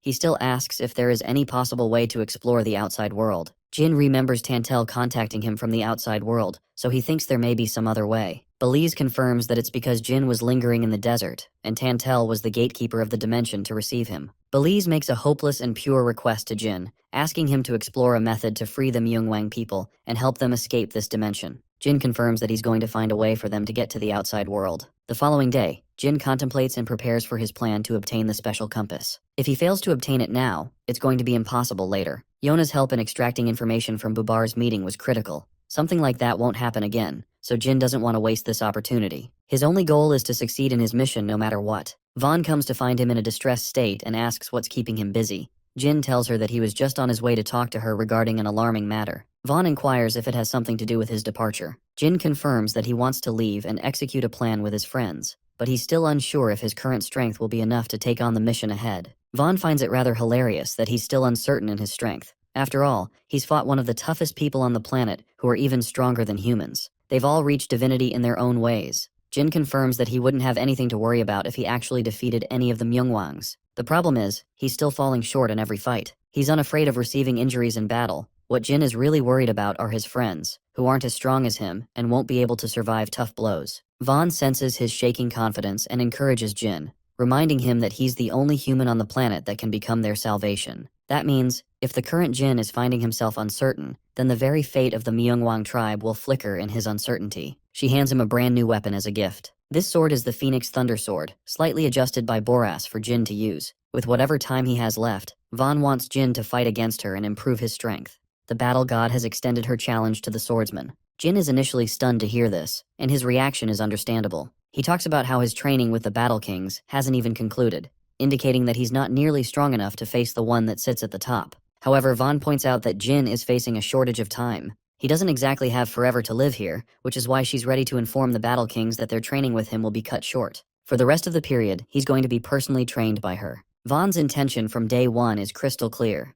She wants to make sure that Jin Runkendel's burdens are alleviated, and by the time their training is finished, that he's much stronger than he was before. She tells Jin that she'll make sure he's capable of facing himself properly. Surprised as he may be, the only instruction he is given is to take out his blade every time he is prepared to survive. In other words, he internalizes that Vaughn is instructing him to take out his Sigmund blade. Initially, he had no idea what was the meaning of her ambiguous message, but it all began becoming clear the second he stepped in the battle arena with the battle god in her glory. Vaughn's mere presence alone commanded an authority from the world itself. Her light blinded everything in her path, a titanic and towering mountain for the Runkendel to chase. At that moment, a single thought clung to his mind. Despite his fear and discomfort, Jin Runkandel realized that he was going to rip to 1,000 shreds the second he unsheathed his blade. He could see himself getting annihilated just being in her presence alone. Despite thinking of numerous different strategies to face her wrath, to perhaps in some way outsmart her, or maybe closing the gap between the two. But unfortunately, it doesn't work that way.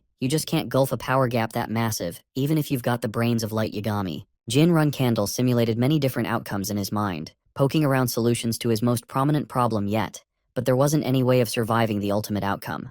Everything would result in his decapitation. Everything. Hundreds of simulations later, Jin Runkandel is faced with a nightmarish understanding that despite him taking out his blade countless times, the end result is all the same. The reality is so grim that he wants to reject it, defy it, deny it, but deep down he's seen it. He knows that death is inevitable, that he will perish in the attempt of even challenging Vaughn. The imaginative aspect alone puts him on edge, despite his training and experiences so far. He can't find an opening, not a single penetrative opening, to exploit even the smallest of advantages. This is more of a battle of mental fortitude at this point for him. 5 full days passed. Jin Runkandel couldn't do anything until the 5th day. Mustering all of his will and determination, he burst forth to try and unsheath his weapon for the first time in this hellish training period. Sigmund was unleashed, despite Jin Runkendel having nearly 100,000 deaths in the span of a few days that went by. That's a testament to how powerful Vaughn is. But today is a bit different. He unleashes Sigmund's wrath. The thunder itself cuts through the heavens and crackles down to the ground. Here, at last, he's made an opening, a single opening from which he managed to unleash one attack. When the dust settles, it is revealed that Vaughn is standing there, unfazed, unflinching, and unharmed. All she had to do was catch his blade with a single finger. Despite the minimal effort it took for her to catch his weapon, the battle god still commends the Runkendel prodigy for his valiant effort. It was better than all the attempts he made in the past. The only question that leaves her confused is why didn't he do something like this sooner? His hesitation became his own undoing. To that, the exhausted Jin replies that the only reason he even managed to get his blade out of his sheath is because he saw a slight chance that he wouldn't die in this instance. At the same time, despite his attempt, he still failed to land a strike on her. The wise battle god encourages him not to lose heart, as there are countless people in this world, although they may have been powerful, were never even able to lift a finger against Vaughn out of fear. This woman is the literal embodiment of aura. You just can't do shit in her presence. The intriguing part is pointed out and emphasized by Vaughn.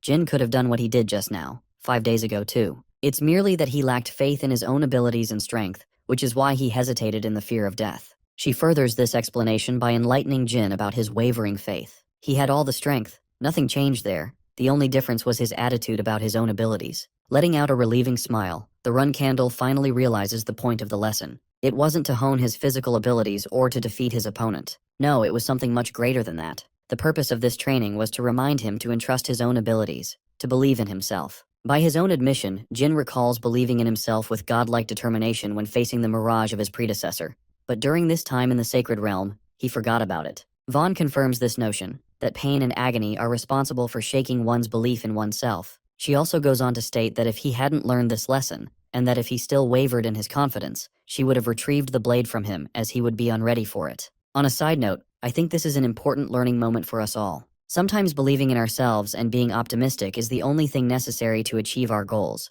and I hope you guys can apply this lesson to your life. Jin Runkendel's belief in himself has been regained, and he has the confidence to think that he can at least strike the battle god once. Vaughn seconds his thoughts, agreeing that he proved it with his previous attack. So for the 4 days from then on, the Swordmaster was able to learn a technique from the battle god herself. A technique that revolves around the Sigmund blade, and a skill only the wielder of the godly sword could hope to obtain. With the training period finally finished, Jin Runkendel sheathes his weapon, stating that he can finally relax for a while. The mesmerizing battle god agrees and hopes to face him again the next time their fates cross each other. The rest of her tribe is waiting in the hall, and she allows him a chance to say goodbye to them before returning. Feeling endlessly grateful, Jin bows his head, thanking her, but she stops him, grabbing his face as she shares that kindness isn't something to be given, but an ordinary custom to their tribe. If anything, she's best pleased after his achievements in his short training period in her land. She'll wait for Jin, and actually treats him as one of her own kind by calling him her brother, wishing the best for his travels. The scene is actually heartwarming and makes the Runkendel really happy as the scene comes to a close.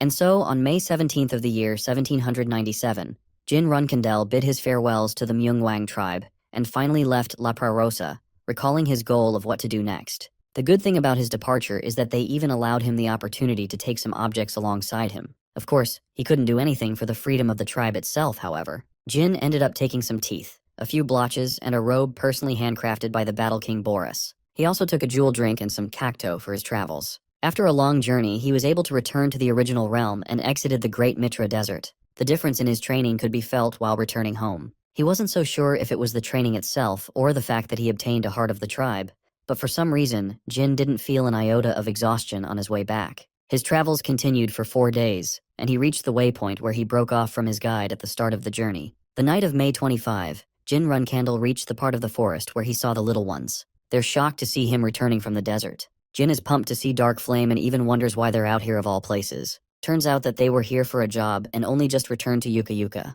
Dark Flame is really happy that the human didn't die, as everyone from his little gang was worried about him. They're curious to know if he overcame the desert and his trials at last. Jin answers by painting the experience as something he'd never experienced before, an unforgettable time spent. He also recommends talking stuff out since they're both headed in the same direction. For the same reason, Dark Flame is cautious and warns him not to return to their home territory. This surprises him for a moment, until he learns that only a few days ago, a Red Tiger tribe came and they posed great trouble. So instead of taking the direct route, The little one suggests that he use the market and go around the place. Jin asks how long it will take him to return using that route, and learns that it'll be another journey of 4 days. But he can't wait that long because of something urgent, so he asks for a secret passage that could help him. Dark Flame states that there isn't, which gives our boy enough of a reason to just go and confront the Red Tiger tribe. The adorable one warns him of the danger, but let's be honest, after that whole ass training arc, bro is way too confident and promises to take care of the threat for them. It leaves the little one perplexed, but yeah, in the end they end up returning to Yuka Yuka.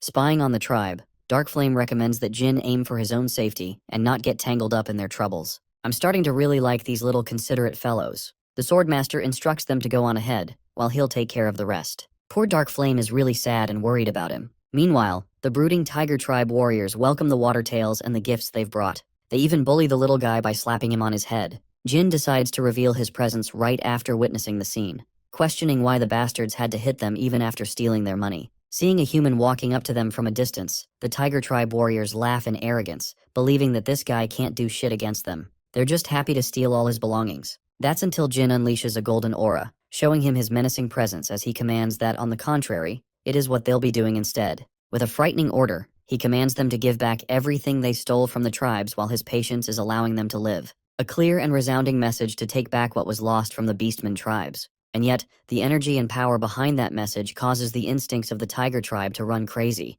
frightening them to question the kind of power this human possessed. Foolishly rushing in to strike, the Tiger Warrior thought that perhaps it stood a chance if it landed a preemptive strike before the human could do anything. Jinrun Candle easily tracked him with his eyes, and a mere command of his caused the creature to fall down, restricting its airflow as it struggled to make every breath. The creature kneeled before him, revering him as some kind of god and pleading to be saved. The Run Candle then landed another declaration. He was going to kill the Tiger Warrior if his friend didn't run away alongside him to the count of 3. The countdown began with Jin preparing both of his awesome blades and exuding thrilling energy. Before he could even finish the countdown, the tigers chickened out and ran the hell away from him. The situation is diffused and Jin has successfully helped the little ones return the fish they bought with their money. It really makes them happy to claim what's their own. Dark Flame tells him to rest up now and also hopes to throw the human companion a party at his tribe someday. Unfortunately, our boy has to hurry up because he's got to deal with some stuff. As for the treasure stolen here by the tigers, Jin leaves the responsibility up to Dark Flame to return them.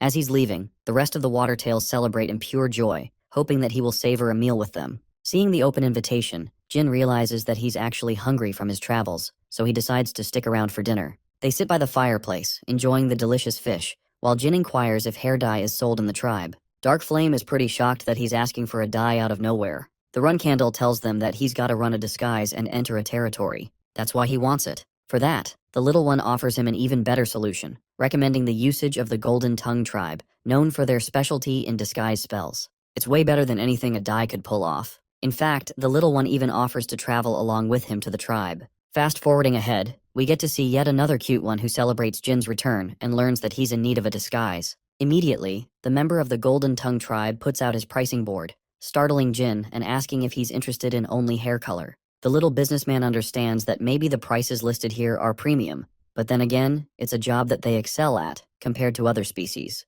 They utilize a natural essence from the extracts of herbs, and a bonus of that is that the user has a nice scent to them. It's actually high in demand too. Hearing the opportunistic little one trying to hustle the human, Dark Flame steps in furious, reminding him that this one saved them all by defeating the Red Tiger tribe. They even showcase the many treasures they received as a consequence of recovering goods from the Tiger tribe. Hera is surprised to hear this, and realizes that he may have said too much if the human is owed a favor. It makes it seem like he's conning our boy, which is just hilarious to me. Hera is offended because he thinks he nearly became a terrible seller who was about to cash grab from their savior. As for Dark Flame, the poor boy can't bear the yap session and nearly fades away. Anyway, the merchant holds Jin in high regard for defeating the Red Tiger tribe, and his perception of him has changed. They're very happy because of him, as the merchants in the territory can now resume business without any issues. So just this once, he's more than happy to do a custom order for free for their beloved savior using the special spell of their tribe. Man, I just can't get enough of these adorable guys. It was the last day of May when Jin Runkindel arrived on the southern island of the Bellido Empire. The place looks grim and harbors an edgy atmosphere, resembling the same as its appearance from the original timeline. Here, the blonde warrior clad in a badass black outfit has arrived, recalling how this place is still swarmed with trash merchants and the poor, miserable people. Some of them are those who bet their entire savings on the arena tournament and lost it all. Aside from that, the northern region of the same island is lavish, and distinguishably different from the misery of this hellscape. That place is enjoyed by the aristocrats and the nobles who love gambling. And it's also the same exact location where the compass trade will happen. Meet young Master Bommerl, in other words, Jin Runkendel, under the special disguise spell. I have to say, that merchant wasn't kidding around. He did a better job than any hair dye would. Spotting a man in the distance, Jin wonders if this snickering man went psycho after going to the arena. But as he's walking past the guy, he is stopped by the clown, who hands him a small paper. The resemblance is familiar until you realize this idiot is actually the idiot Jet from before. Extending his kindness, the swordsman leaves him with a bunch of coins, receiving blessings from him. Also, what Jin has noticed in this brief interaction is just how convincing Jet's disguise actually is. His ability to execute well is the reason he recruited this guy, even though he was conned by him in his previous life. Inspecting the piece of paper, Jin learns a bunch of important information that's going to help him in his mission. The coordinate is the Birdbeak Inn, so he follows that and asks for a room. Well, he's quickly told to fudge off because they have no more rooms here. But then, Jin reveals the secret password,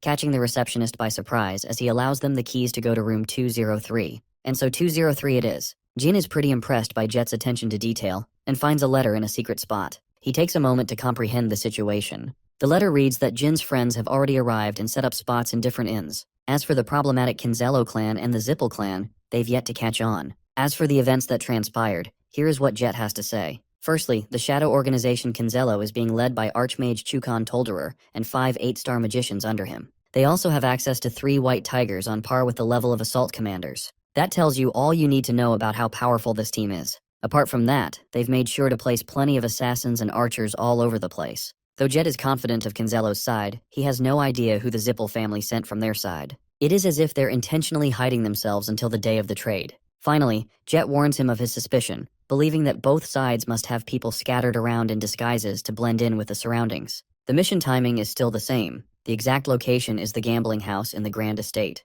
Normally, access would be restricted, but it's thanks to the special ticket Jet has left behind in the red box for Jin that he can safely enter the estate without any trouble. Lastly, by the end of the mission, he wants him to escape using the departure location they've already talked about. Jet also decided to write down important information at the back of the letter, including the locations of the inns where our boy's friends are staying. Based on the agreement between the Dark Dragon and Sir Kashmir, they've decided to allow Ceres to take part with them on this mission. The reason is simply because of her vast experience in covert assassinations and guerrilla warfare, making her an excellent tool in the plan. With the content of the letter settled, the merchant intends to return to Tikan and hopes that they succeed in their plans. Assessing the information he just received, the Swordmaster understands that he's up against a 9-star mage as well as 5 8-star magicians, not to mention the powerful white tigers. The fact that the Kinzello family sent such a powerhouse of a team means that the Zippel family would have to send people of equal caliber. Jin predicts that the same despised playground of the pirates will end up as a pure battle of the stars in just 1 day's time.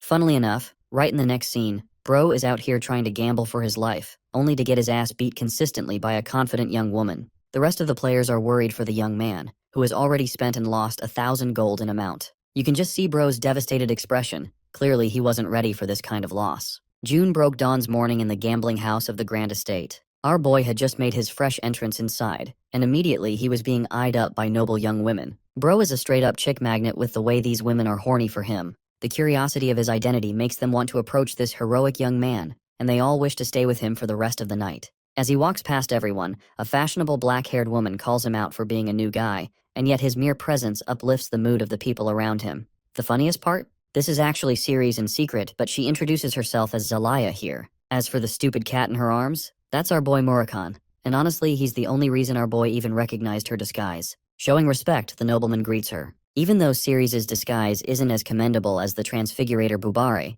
it still holds impressive weight for being produced straight out of the Ice Palace. Well, Ceres thinks it's about having a fun time playing roulette. It's his first time here after all. Murakan eggs him on to join along too. Our boy, being wise, rejects the offer as he plans to look around first. Because in his mind, he knows for a damn fact that he'll get ripped off by the greedy bastards. Ceres shows a hint of her personality, and agrees to help him scout around some games before playing. They communicate using code language. On the surface, it looks like they're talking about the dice game, when in reality, she's telling him that the Zippel and the Kinzello family are sitting at the table in front. She offers him a chance to sit at the roulette table, which in reality means that he should see for himself. Jin agrees to her suggestion, and Ceres emphasizes that he should make haste so that they can set their plan into action quickly. Our boy nervously agrees to the idea, but you can tell he can catch a bad feeling from her implication. In the next scene, Jin is parsing through the information he received by Jet, recalling how the Kinzello people could be hiding in plain sight. But that's not the part that worries him right now. What worries him is actually the mage family of the Zippels, who definitely put in a lot more effort into their side. Apart from the fact that they're proud of their work, they've also done a splendid job at disguising themselves as gambling addicts. It makes him wonder if they're all in the caliber of the special class as they predicted. Suddenly, something provokes one of the White Tiger warriors, as he smacks his drink on the table and harkens Jin for his attention. Realizing that they're calling him out of the blue, it makes him wonder if they somehow sense the energy of the Myungwang from him, even though he did such a good job concealing it. Immediately switching personalities, the Run Candle acts like a young noble who is amused to see a white tiger for the first time in his life. He admires and cradles the muscular body of the beast, revering the white tiger and respecting its beautiful hair. But apparently kissing their ass doesn't work because the beast only gets pissed and demands that he take his hands off him. It makes the beastman question his own senses. At first he thought that this blonde bastard was dangerous from his scent, but now he just seems like a damn fool. Jin apologizes for not keeping his hands to himself and inquires why he was being called. Instead of bothering him with any questions, the disappointed white tiger turns tail and tells him it was just a false alarm. Though Jin successfully deviated the threat, things could have taken a really bad turn here if he got caught. Right here and now, he establishes one of his primary mission objectives, which is to eliminate all three of the beastmen from the Kinzello side. Deciding to head right back, Jin ends up finding Lady Zelaya, or in this case, Ceres again. The girl is out here destroying people at the roulette wheel and finds herself delighted to see the young man here. Caressing his face, she apologizes for not knowing his name any sooner. When asked for an introduction, Jin notices that Murakhan is spitting out the secret message for this exchange, which reveals that the compass will be exchanged at the central poker table on the second floor. Deciding to fuck around with Murakhan while he's still in his cat form, Bro squishes his face with the note inside his mouth. And he extends his pleasantries by giving a peck on the lady's hand, introducing himself as Ba Merrill. Ceres then tells the young noble to sit alongside the table so they can enjoy playing all night. As he's making himself comfortable, our boy glances at the three people in front of him. They're all of his friends disguised excellently thanks to the help of the Ice Palace. The dude dressed like a nervous pirate is Kashmir. Then there's Enya, who is writing down math equations on her notepad. And finally there's Alicia, who looks embarrassed having to take on the disguise of a man. And I would be too. Ceres looks the most stellar of them all, and starts off the game by rolling the marble. The roulette wheel swings its wonders, and then we come to the exact scene from last time. Ceres is out here kicking the young noble's ass by winning every game, while Kashmir remarks that our boy has already downed 1,000 gold. Jin is struck with despair, but refuses to back out, believing his pride will be tarnished. But in reality, this is actually a clever saying. Let's switch positions and move to a different game. Ceres is glad to hear that and allows him the opportunity to choose the game of his choosing. The young noble confidently suggests a game of poker, believing that in that game, she won't be able to best him. Once again, if you guys remember from the scene earlier, the trade will take place at the poker table, so Jin is smartly alluding to that. Ceres catches on and tells him that the table is on the second floor, once again going closer to their destination. Inspired by their epic clash, a few people want to follow them and see the conclusion of their duel. As for the three hooligans, they're gonna stay here and observe any suspicious activities taking place on the first floor while they're gone. Ceres is glad and emphasizes that they should wrap up their preparations by 10 for their plan. The clock is approximately 6 minutes away from striking 10, while the crowd is anticipating the conclusion of the match between the two. The shocking part for them is how the majestic young master keeps on losing, even in a game of his own choosing. Bro's hand is out here quivering, and he puts on the perfect act of despairing in a loss. Everyone in the crowd pities him for losing, but then again, they all think he made a big mistake by challenging Lady Zelaya of all people, who's the best here.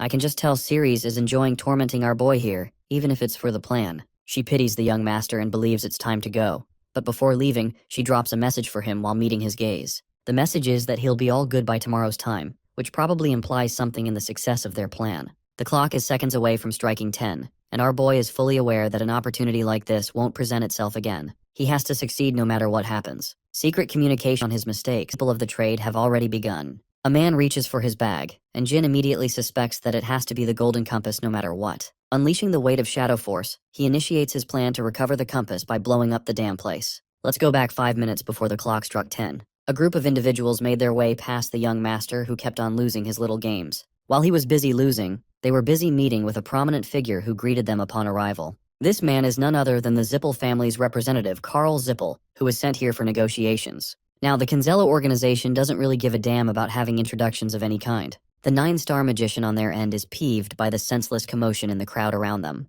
This guy, who looks like he never had a happy day in his life, is actually the representative of the Kinzello clan, Chukon Tolderer. Carl Zippel tells him that they can't exactly stop the commotion in a gambling house, and urges them not to pay attention to the crowd's chatter. Seated in place, the man from the Kinzello's side talks about how he's chronically pissed off because of his advancing age. Yup, that about sums up the boomers of the generation. Anyway, he suspects the Zippel family right away, accusing them of planting thieves among the crowd. Carl basically tells Chukan not to get his panties in a twist because the idiots around them are nothing more than gamblers who can't help themselves. Then there's the fact that the Zippel family wouldn't go to such lengths just to keep the item after the trade. Knowing that the arrogant Zippel representative is taunting him, Sir Chukan already knows that this guy is trying to put on an act so that the rest of his underlings can execute his plans in motion. The thing is, if an important item such as the compass was returned to the Kinzello clan officially, then the Runkendel family would be suspicious. And in the off chance they didn't, then the Kinzello clan could easily share the information with both the Bement family as well as the Runkendels.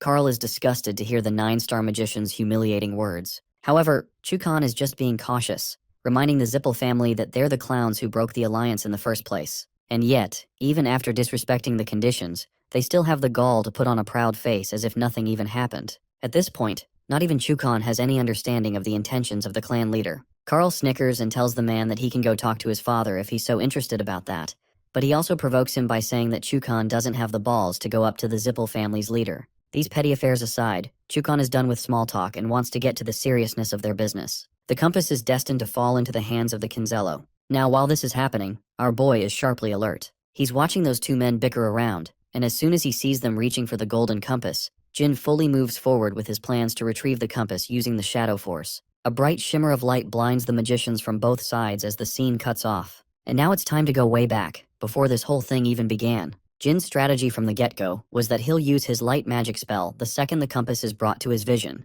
The Dark Dragon, however, was strongly opposed to this stupid plan, believing that it had too many issues with its approach. Kashmir, on the other hand, realized that they were up against mages from both families, so perhaps the goal is to blind them. To that, Jin agreed, stating that most likely mages of 9-star caliber will show up to the event, which meant that they'll be able to react to any and all offensive magic. This kind of natural defense system is difficult to penetrate by any fighter lower than the 8th rank. The second they attack them, their defensive spells will automatically kick into motion, and before these guys can even snatch the compass, they'll have to deal with a bundle of spells from their enemies. That's why the smarter approach is to blind them. The ancient light magic conveniently lasts for a full 10-second duration of its blindness, and in that moment, Jin Runkendel is tasked with the goal of snatching the compass no matter what happens. He blitzes past the people with godlike speed as the countdown begins. The 7th second is when he dashes ahead and reaches to catch Sir Chukan's group, who is still blinded by the light and unable to comprehend what's going on. On the 4th second, the Kinzello representative starts accusing Carl Zippel and his family for pulling off an elaborate scheme just like he suspected.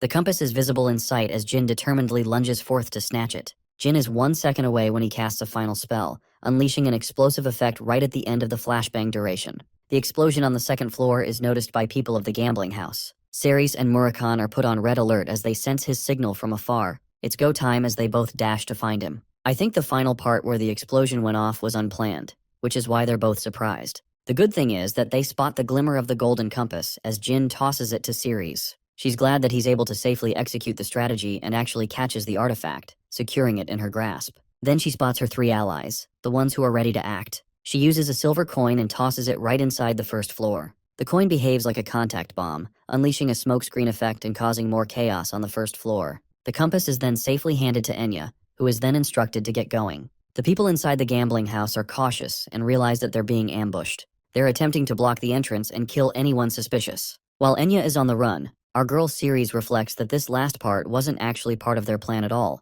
It was supposed to be a safe execution, but now she has to create chaos. The funniest part is how she acts like she's on the side of the Zippel family and unleashes her ice magic. The same goes for Alicia, who is enjoying this far too much by bashing the skulls of those around her. Even Kashmir is in on it, so I guess their strategy is to make it seem like the attack was perpetrated by the Zippel family. As for Jin's side of the story, dude is out here realizing that he nearly flunked that plan. The only reason he succeeded is thanks to Sigmund's sword ability, the secret technique he learned from the Myungwang family. Sir Chukan at present is roaring his frustrations about the item's disappearance, ordering his men to focus on securing it at once. Knowing that this guy's vision will return soon enough, our boy prepares his blade, grasping it with immense power as he understands he should end this battle before it even begins. The Kinzello representative is out here shouting insults at the Zippel family for backstabbing them once again, while the blinded Carl is trying his best to reason with him, pointing towards the crackling yellow lightning in his rear. The 9-star magician sees the same, Meanwhile, his beastly warriors urgently rush to check on their leader's condition, questioning if he's doing all right. To the White Tiger's shock, it's the same dangerous energy exuded from the noble from before, only this time, it has manifested in all its glory, unleashing the Phoenix Thundersword. Sigmund's wrath, Jin Runkandel releases relentless crackles of lightning. He invokes the Myungwang sword technique, which is simply called lightning, and as the name implies, it's exactly what it does, sending wrathful lightning from the heavens to crash down onto Earth. With the activation of the technique, the ceiling of the estate collapses and leaves debris all over the place. Faced with so much chaos, the leader of the Wolf Warrior tribe tells his men to stop pissing around as they're supposed to take on just one opponent. A primal instinct is activated inside of the beast, desiring an epic battle with the human, to the point that it wants to know his name. But the second our boy takes another step, those same instincts of honor and pride turn into damn straight fear. The kitty cat is afraid as Jin Runkandel believes that his instincts would be wise to tell him to run away from this fight. All three of the battle beasts are shuddering in pure terror and realization. They're forced to be made familiar with such a terrifying feeling, a feeling they've never experienced before. To make the scene even more badass, the warrior beast admits that this kind of fear has been imprinted in its blood as a sign to flee from sight. And seeing this human's blade, the White Tiger tribe trembles in awe and fear of the warrior before their eyes. At long last, Jin Runkandel activates the battle god's technique, the third sword, the very embodiment of the fear of death. Roaring condemnation, the shrouded swordsman releases a thunderous slash that makes its way to the three beasts. Even the warrior tribe knows that they can't block an attack of this magnitude, so the leader tells them to dodge at once. But he's far too late, as the moment he turns his attention back to his comrades, they've literally been vaporized out of fucking existence. Bro, literally Thanos snapped them out of here. The despairing sight makes the White Tiger leader sulk in shock and horror. At first he tries to deny the situation, but then he remembers Sir Chukon and checks to see if he's okay. Realizing that Jin is about to slash the 9-star mage down while he's still blinded, the White Tiger warrior faces his fears, adopting the responsibility as a warrior. And so he rushes in blindly from behind, shocking Jin on his way. He has to counter the beast warrior's attack, so he lets out the authority of the Myungwang tribe and stuns the monster with a zapping effect, tossing him further away from the field. Luckily for the White Tiger, it is able to regain its footing, but to his horror, his prized weapon has been heavily chipped from the blow. It's impossible to think that a weapon made to last has been reduced to such a state. Unfortunately, during that small window, Sir Chukon managed to regain his sight and wondered what's going on. His eyes widened at the sight of the shrouded swordsman clad in black, who was aiming his blade right at him. The White Tiger roared a warning to the 9-star mage, alerting the leader to escape. In that pivotal moment, Jin's forward advance is met by the automatic activation of the Zippel defensive spell, protecting him via a barrier. At the same time, the White Tiger bursts with incredible speed to counteract our boy's thunderous dash. But nothing is stopping this man as the entire hall is filled with golden light. The loyal White Tiger gives away its own life to block half of Jin's attack in order to protect its leader. You know what? He deserves true respect because he's even more loyal than any human so far. Anyway, Jin's monstrous sword strike does a number in its clash against the Zippel barrier. The 9-star mage can't believe his eyes. The defensive barrier is actually crumbling, making him question if his opponent is on par with the level of a 9-star combatant.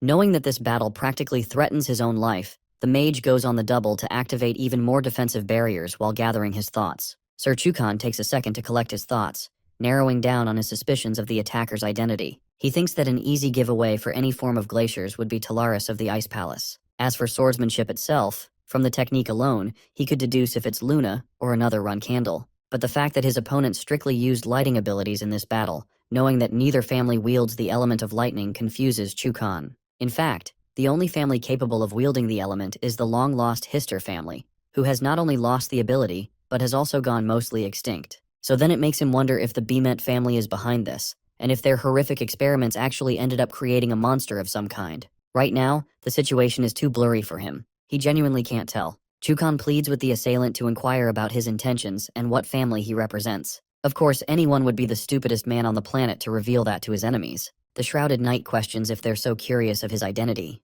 The 9-star mage of the Conzello clan finds himself pissed off, especially since he hasn't been humiliated like this in a long while. Not only that, he has zero knowledge of his attacker. It makes him question if his opponent is some kind of magic swordsman. To that, Jin Runkandel argues that it would barely make a difference whether he was or wasn't. After all, by the end of this battle, not a single one of them will be left alive. Hearing that only provokes the Conzello magician even more as he casts a spell and threatens to kill the knight if he doesn't surrender quickly. But before he can do anything, Karl Zippel shows up, applauding Jin for his bravery against a threat of this caliber. The fact that he invoked light magic, used lightning, and that he turns out to be a magic swordsman on top of it all. This guy is a powerhouse who took on both sides and was ready to take them down. Hearing the guy applaud their enemy, Chukan questions whose side he's on. Deciding to introduce himself properly, Karl Zippel makes himself known as the master of the fourth magic tower and quickly gets to the point. He's extremely fond of the magic swordsman and promises to hand over anything that the shrouded swordsman desires, so long as he becomes an ally to their family. Introducing himself as the tower master of the fourth magic tower, Karl Zippel has made our protagonist an interesting offer considering the fact that Jin nearly annihilated all of them into the ground. The audacity of the Zippel family's magician betraying them and extending an offer with good reward to their enemy makes Sir Chukan furious and gets on every fiber of his being. Bro screams so loud that even the mage is like, "Shut the fudge up, you're making me go deaf." In any case, Karl Zippel expresses that though their enemy may have possession of the compass, the better way of handling this problem isn't to kill someone that could be used as an asset. Pointing to vaporized beastly corpses that are laid out fresh in blood, Karl believes that there's hardly a chance that they pose a challenge to this swordsman. Instead, the best they can do is clear the misunderstanding and resolve the conflict by making their enemy a generous offer. For the first time ever, a villain has decided that fighting their way out isn't a smart choice, and I actually commend that. Let's go over to Sir Chukan's reaction, who is still out here raging like hell, calling out the magician for his nonsensical claims. But Karl stands resolute, stating that if his words are offensive or against the Kinzello family's interests, then he could simply make a similar offer to the swordsman. Breaking his silence and letting out a small laugh, Jin finds the offer entertaining on behalf of the Zippels. After all, these guys are prideful as fuck, and yet they're offering to recruiting the same man who brought upon their downfall here. Reading the room, Jin smartly assesses that the flying ship and the Zippels' ultimate weapon, the Kozak, is probably far away from this area, which lowers their chances of survival even more. Hearing the shrouded swordsman talk of the flying ship's existence stuns Karl Zippel, as he realizes that this man knows way too much about their family. Not only that, the confidence in his words makes him recall the same incident that nearly left the flying ship destroyed. More on Zippel's crippling death is a quick reminder as memories flash in his mind. Karl quickly theorizes that this shrouded warrior must be the same man responsible for both of those incidents. The same man that the Midor Elner and the White Knight spotted. Instead of using that as a reference not to fuck with the guy, Bro goes ballistic instead of remaining diplomatic. Karl unleashes his wand and questions why Jin went to the Kalin territory. With his magic staff, he conjures an icicle spell,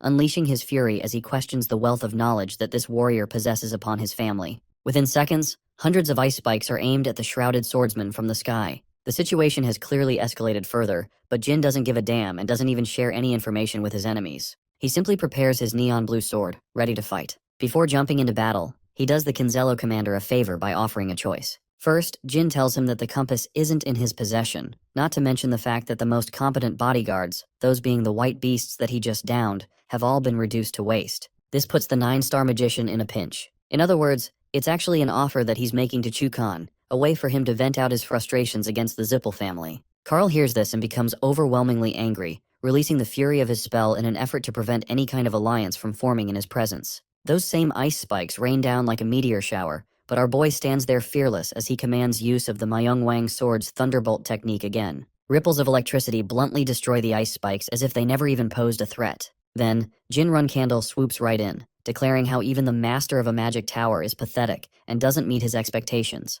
It makes him wonder if Karl is acting recklessly without thought. Also, while this is happening, Bro has already sliced the mage's arm and shattered his wand, releasing a pang of pain and a spurt of blood. The wand hits the ground, while the weakened Karl pathetically glances at the swordsman of his undoing. Jin playfully taunts him, stating that if he even attempted to activate the rune script here to call for help, it's them who will get in trouble by their own families. Jin then asks for Chukan's opinions on the matter. Despite being a boiling potato when it comes to his temperament, the 9-star mage actually reflects on how intelligent Jin's strategy is. He's slowly taking care of each of his worries. After all, the second the rune script is activated, reinforcements would come bursting directly from the magic tower. But if that happens, their whole idea of keeping the negotiation a secret from the Runkandel and the Bement family would end up in flames. It's as if their enemy is reading their minds and countering them before things even stride into motion. However, despite that knowledge, Chukan thinks that the swordsman has underestimated the experience of the mages. The one thing about Karl Zippel is that he's capable of commanding magic even without his staff,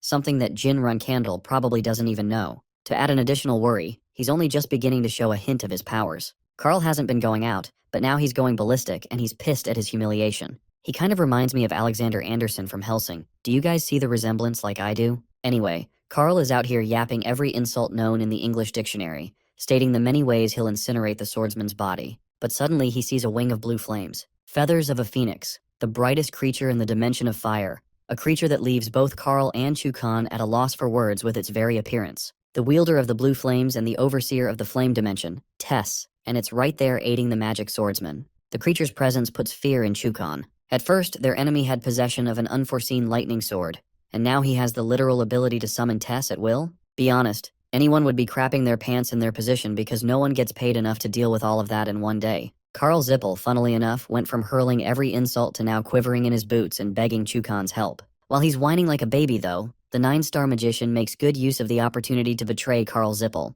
Bro really said if you can't beat them, join them at this point. With his impaled body resting on the ground, Carl Cnate believed that his ally betrayed him. Meanwhile, the traitorous Kinzello commander states that it's only fair business. After all, the Zippel family is arrogant enough to claim the end of the alliance, and then Carl also doubled down by extending an offer to the swordsman right before his eyes. So in his point of view, Chukan is basically dealing karma back to the arrogant four-eyed bitch. Miserable as he is, Carl finds himself screaming the guy's name before Jin shuts him up by literally kicking his ass and knocking him out cold. The 4th Tower Master is subdued without much difficulty. Jean is glad that the commander of the Kinzello Great Plains region is a smart cookie for not fudging this up for himself. Chukan grabs Carl's body, stating that he's making the best use of the situation. As for Jin, he is of the opinion that the Kinzello family will benefit a lot more from the capture of Carl Zippel, rather than the retrieval of the compass. The fact that he intentionally brought their leader into this makes Sir Chukan realize that Jin's information network really runs deep. It's true that the compass can never be retrieved, and then there's the fact that he lost 8-star magicians under his belt, as well as the amazing white wolves under his command. The only way Sir Chukan can get out of this situation in one piece, and yes, the one piece is real, is if he surrenders Carl Zippel back to the Kinzello clan. The commander has already prepared himself a boat full of products handmade by the Transfigurator Bubar. From the events that unfolded today, no one could have predicted any of it, so he's hoping that his leader will understand some of his explanation. From then on, it's their leader's job to do the rest. Chukan is fully aware that the second he brings up the Shrouded Warrior's abilities to his master, he will definitely send his men out to find more about the guy. The good thing is that Chukan has acquired a good lead and a lot of information on the warrior based on his abilities to narrow down his search. With those thoughts in mind, Chukan disappears into the mist, stating that their meeting is concluded until next time. Right after the dude disappears with Carl's body, the dark dragon, or should I say the tiny dark cat, comes rushing to find our boy. Murakhan is incredibly shocked and happy for the kid's growth after his training period. He saw everything unfold before his eyes and he's genuinely proud like an older brother figure for him. He even thinks the kid's nanny will be impressed. While he's ruining Jin's hair, our boy taunts him for practically doing nothing but waiting around like a damn cat. He quickly asks about the state of the compass. Murakhan is more than happy to report that Jin's #1 fan, Enya, took the compass and safely evacuated the island. At long last, the tireless training period of 6 months resulted in a success. As for Ceres, Kashmir and Alicia, Jin wants to know what's up with them since their original plan was to reunite after the showdown. For that, Murakhan has some stuff to delve into, which gives Jin the impression that maybe they fucked up somewhere. He wants to know if anyone's hurt, but Murakhan denies that. It's the fact that all 3 of his comrades are currently on the run to take care of the rest of the groups in the gambling house. Jin is still at a loss and doesn't get what's happening, so the dark dragon gestures to him to take a look for himself outside. The second he glances out the window, Jin's eyes widen with utter shock. Arriving on a ship is the Bement family's Special Affairs Division, a completely unexpected turn of events for them. Not to mention that there's a warship sent directly from the Balado Empire too. The appearance of both unexpected factors has Jin in a nervous and confused state. Evening comes along and the snoozing captain is out cold. Reminds me of when my ass had to wake up for school every morning after the late night homework. Anyway, the old dude doesn't get what his men are screaming about. That's until he hears the mention of the Imperial warship from the Balado family suddenly popping up out of nowhere. What's concerning is that more are coming from where that one came from. The captain is at first surprised, but then he goes into a state of entertaining laughter. Dude is ecstatic that they can finally execute their plan with this opportunity. The ships owned by the noble families have already begun fleeing from the island because of the dangers imposed. The special force warriors of the Bement family are insisted that no one else is allowed to take off from the island. After all, they've only just heard that some foreign parties are planning to group up here for a meetup. Before the Balado family comes around fully, they want to gather some evidence and arrest the people involved. Witnessing the scene from afar, Jin realizes that his family is also involved with the way they've sent their knights. The Run Candles probably caught on to the information from somewhere, and it's possible that some of their own spies were here waiting all along among the chaos in the gambling house. The good thing is that Enya was able to evacuate the island long before this shit went down, because this way, they've practically erased all proof of any important meetings. The one thing that's left for them to do is escape undetected from this damn place. The pirate people are out here ganging up on the 3 Run Candle knights, believing that this fight will be a piece of cake. Their sole purpose is to protect the ship and to prevent the knights from seizing it. It represents everything to them, so to lose this ship would pose a greater loss to their dignity and pride. As the men are charging with bold confidence, Jin is out here questioning where the hell these guys are getting their confidence from, because they're up against the guardian knights of his family. Crashing into his party, Ceres and the others successfully manage to sneak their way in. They're so glad that Jin is secure, and he's happy to see them too. He alerts them about the current situation, concerning how their planned escape route has been blocked. But Kashmir has one way out, suggesting that they move to the opposite port of the warships before they can even begin to surround the island fully. It's a smart approach, the only viable strategy in fact, and something that Jin himself agrees with. Right as they're about to put their plan into motion, a loud explosion is heard outside. The boats docked around the island are being annihilated one by one, sending people flying like birds from the impact alone. Murakhan and Jin are terrified, because these guys are genuinely serious about blocking every exit way off the island, preventing people from leaving until the investigation is concluded. From the way things are going, Alicia thinks it's too dangerous to rely on the strategy to get to the opposite port, because even at their fastest, it's going to take them a minimum of 30 minutes, and by the time they've arrived at the port, the ships will probably already be destroyed. Knowing that any methods of normal escape is impossible, Murakhan quickly suggests that they ride on his back and escape as they're cornered for options. At the same time, Jin points out the obvious that the Dark Dragon revealing his true form here could become risky, as the people will begin to target him right after. The Dark Dragon chooses to act defiantly anyway, unleashing his shadowy powers and concluding that there's just no other way. But right as he's initiating his transformation, Kashmir stops him from doing so, which gets on Murakhan's nerves funny enough. Kashmir then points to the cage in the sky. Yes, the literal damn island has been fully caged by the Beemet family's Great Link Barrier, a hexagonal trap initiated by the warships to prevent anyone from escaping via aerial flight. Murakhan has no idea what the barrier represents, until Kashmir enlightens him, stating that it's a tool of the royal guards, and a technique specifically developed to counteract any and all flying-type monsters. Even Alicia backs up this claim, agreeing that if the barrier is breached, or if it detects a flying presence, it literally shoots down the target with precise laser beams. Talk about turning a dragon into a medium rare steak in the air. Ceres understands that Murakhan is tough and will probably beast mode the fudge out of the barrier, but the rest of them aren't as durable, so it's a risky plan. Kashmir argues that their last resort isn't viable anymore either, which puts immense pressure on Jin as everything they're trying is ending up in flames. That's until he notices the pirates, and remembers their valiant determination to protect their treasured boat no matter what. This makes him search and navigate for the so-called boat they're trying to protect. Things aren't adding up, so Jin requests his group to follow him as he's got a hunch for something. Shortly afterwards, they arrive at the location of the well, where Kashmir suspects that the pirates probably used the same path. Both of them descend down. It's kind of like an underground sewer thing. A tunnel that neither of them knew of until now. Even though Jin doesn't comprehend its purpose fully, he knows for certain that the pirates are hiding something in here, and that is their purpose to search. The scene switches to the pirate group. They're all murmuring and whispering to each other when the room goes quiet, upon hearing two warriors emerge from the entryway. Both of them are immediately deemed as the enemies of the pirates, and they want to kill the invading intruders. However, their captain has other ideas. He knows that the voice of the warrior is actually familiar to someone he's met. Jin smiles and asks if he's really speaking to the captain. Instantly realizing that it's Jin Grey the bastard, the captain roars at him in fury and happiness. Pretending like the diva that he is, Jin acts like he has no idea who that guy is. But the enraged captain isn't so much of a fool to forget about his voice so easily, especially not when he's the reason bro went into debt. Jin won the battle against his opponent, and won a crap ton of money, leaving the Pirate King over here in shambles and loss. The fucker Veridine ruined them with his bet placement, causing the captain a world of pain. Seeing the dude crash out like this even has our boy laughing, because he knows that Veridine is definitely the type to do that type of stuff. Anyway, he comes clear about his identity, and doesn't keep up the act anymore, making his existence known. Anyway, Jin has an issue to confront Cosmos with. Both of them are aware of the situation taking place outside. The warships are destroying every single boat there is, making their escape difficult if not impossible. To that, Captain Cosmos frustratingly reminds Jin that he isn't going to help his ass no matter what. He then commands his men to kill the guy so they can escape. But before this fight even begins, a thunderous punch is hurled in the guy's face, knocking Cosmos and his ego down and sending his men quivering in their boots. Grabbing Humpty Dumpty's head, Jin emphasizes that he'll pay the guy handsomely for the escape, so it's less of a request and more of a deal. Jin whispers that he's even willing to get rid of all the debt accrued on Cosmos and even add money on top, which honestly is the best deal ever. It's too good to be true, making Cosmos question Jin's loyalty, suspecting that he'll kill the pirates after escaping. Realizing that he's got to convince Cosmos, Jin drops a bombshell. He's not Jin Grey, but rather Jin Runcandinal, and the family of swordmasters always keeps its word. Cosmos can't believe that he's been fooled to this degree.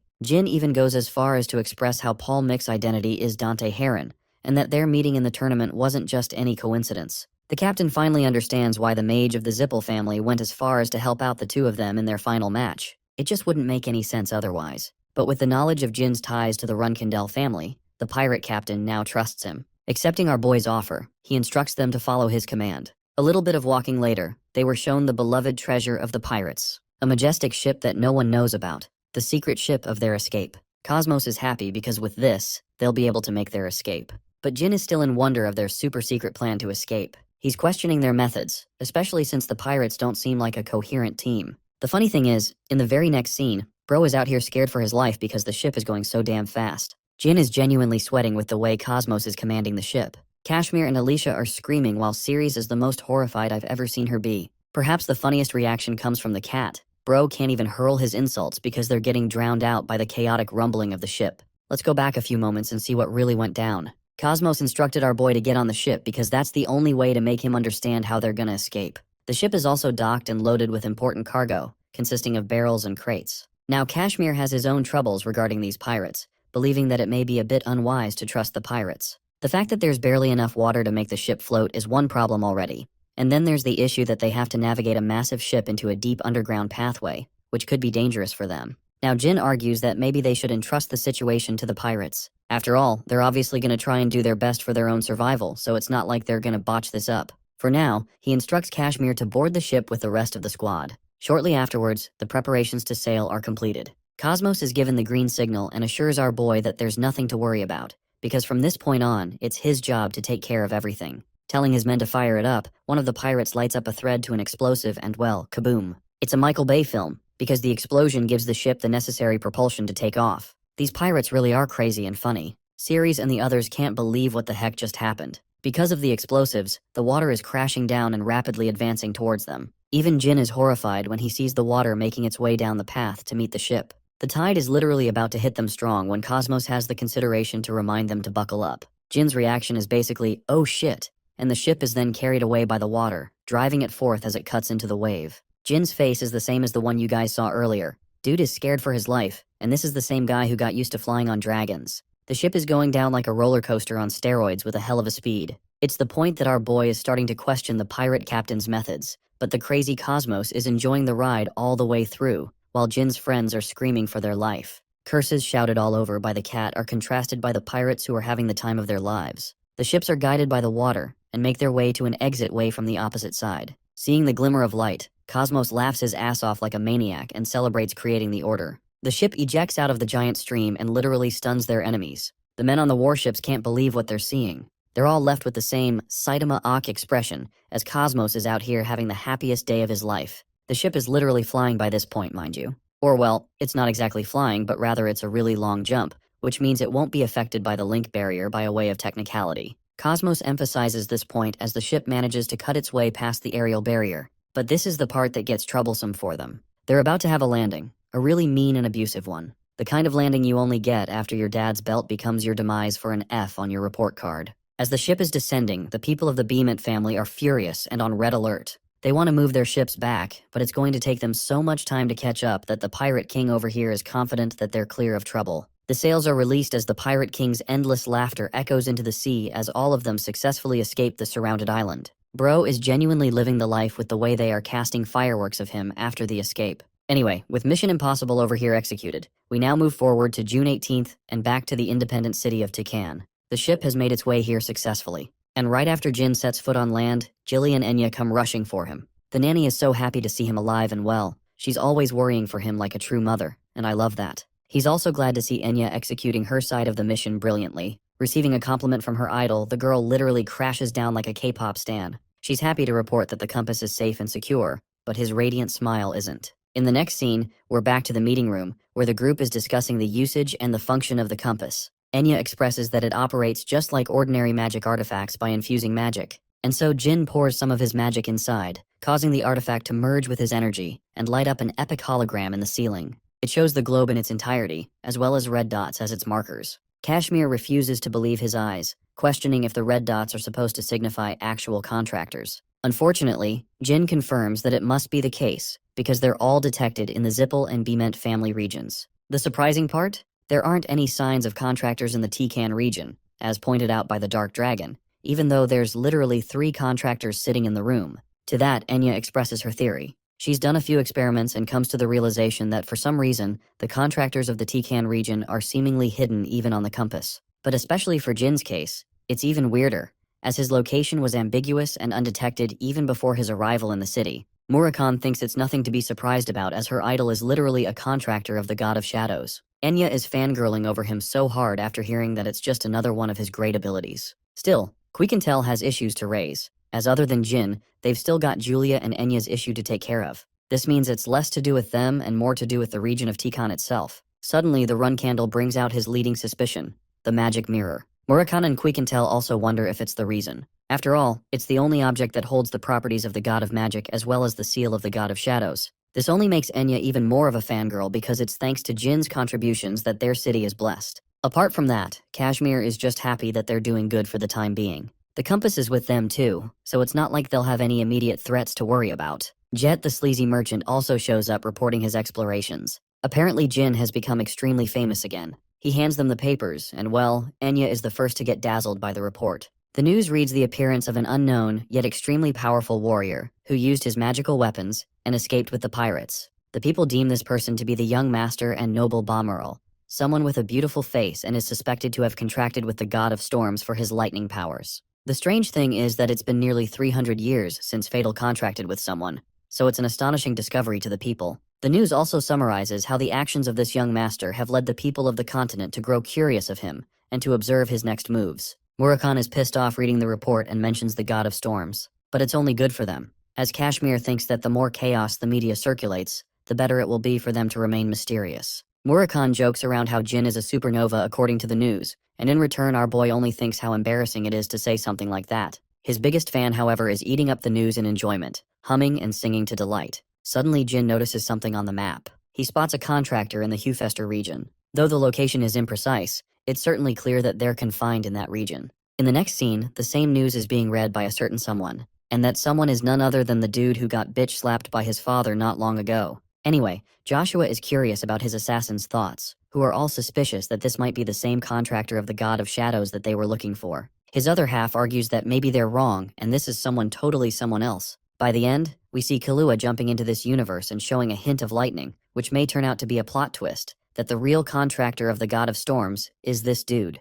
Undercut Kahlua is kinda pissed at the remark shared by the crazy lady, until Joshua puts him to a dead stop. He regards him as Julian, and questions if someone like him would be capable of taking on and defeating 3 white beast commanders in a single battle. Despite his abilities, even Kahlua is humble enough to admit that he wouldn't be capable of something like that. This then confirms to the psychotic Joshua that it's finally time for them to help Julian enhance his powers. But Julian's reaction tells me that this enhancement is one that involves suffering and dread. It's been a while since we visited the awesome and yet terrifying Black Sea. The Patriarch is busy slaughtering dragons and reading reports of the so-called Bamarl person who is making a lot of noise in the outside world. His trusted knight tells him that the name was actually brought up in the main estate of the family, where they talked about his ability to beat 3 white tiger commanders on the island. They all suspect the same thing, believing that he might have a contract with the lightning god. The Patriarch then casually admitted that the rest of the family would be stunned to believe that it was actually the youngest son of the Run Candles. The mere mention of Jin like this has the knight at a loss for words. He's told to keep this information a secret, and not just that,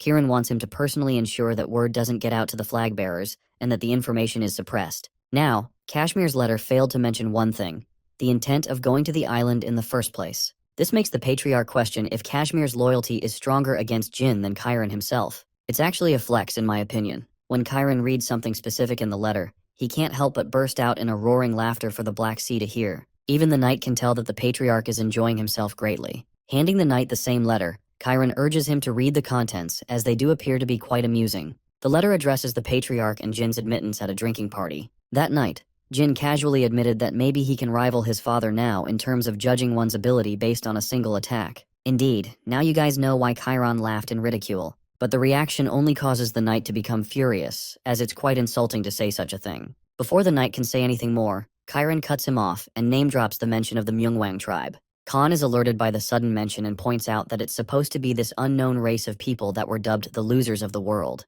and that they were sealed away 5,000 years ago. Kiran actually confirms that this is exactly how it is, and yet, The patriarch has a keen suspicion that his youngest son must have encountered the people of the tribe. It's likely that it was a task doled out by the god of darkness Soldaret. Here's the most badass fact comparison you'll hear in this story. By Chiron's own admission, the battle god Vaughn is powerful enough to rival his strength. This lady is freaking powerful. Now the reason Jin appears to be so confident is because in his trials against the battle god Vaughn, he finally overcame his hesitation and fear and succeeded in unleashing one powerful strike against the battle god. That's one of the reasons Jin explicitly mentions that he can use that against his father. It's not that he's more powerful or even comparable to either one of them, but it's still something to consider. Khan still defends his patriarch's reputation and points out that the youngest must be overconfident in his ability when it comes to actual combat. To punish him, he is even ready to bring the Runkandel to the Black Sea for punishment. However, Kiran denies any such thing, disagreeing with the idea as a subject of his own curiosity.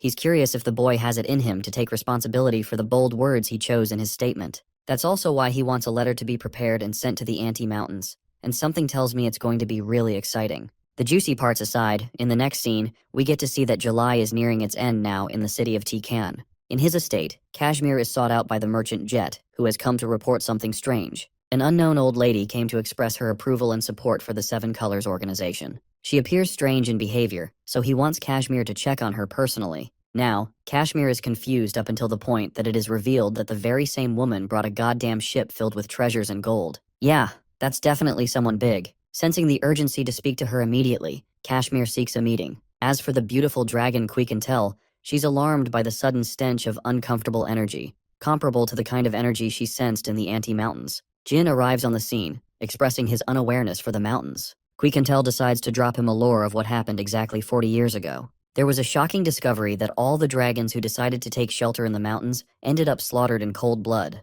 And it wasn't an army of people that took them all down. No, just one person. It is because of that rumor alone that no dragon ever dared to venture into the Anti-Mountains ever again. This old lady is badass, to the point even Murakhan is terrified and can't believe someone like that existed. Quikentel reveals the existence of Vanessa Olsen, a woman of high competence that the dragons feared as the terror of the Anti-Mountains.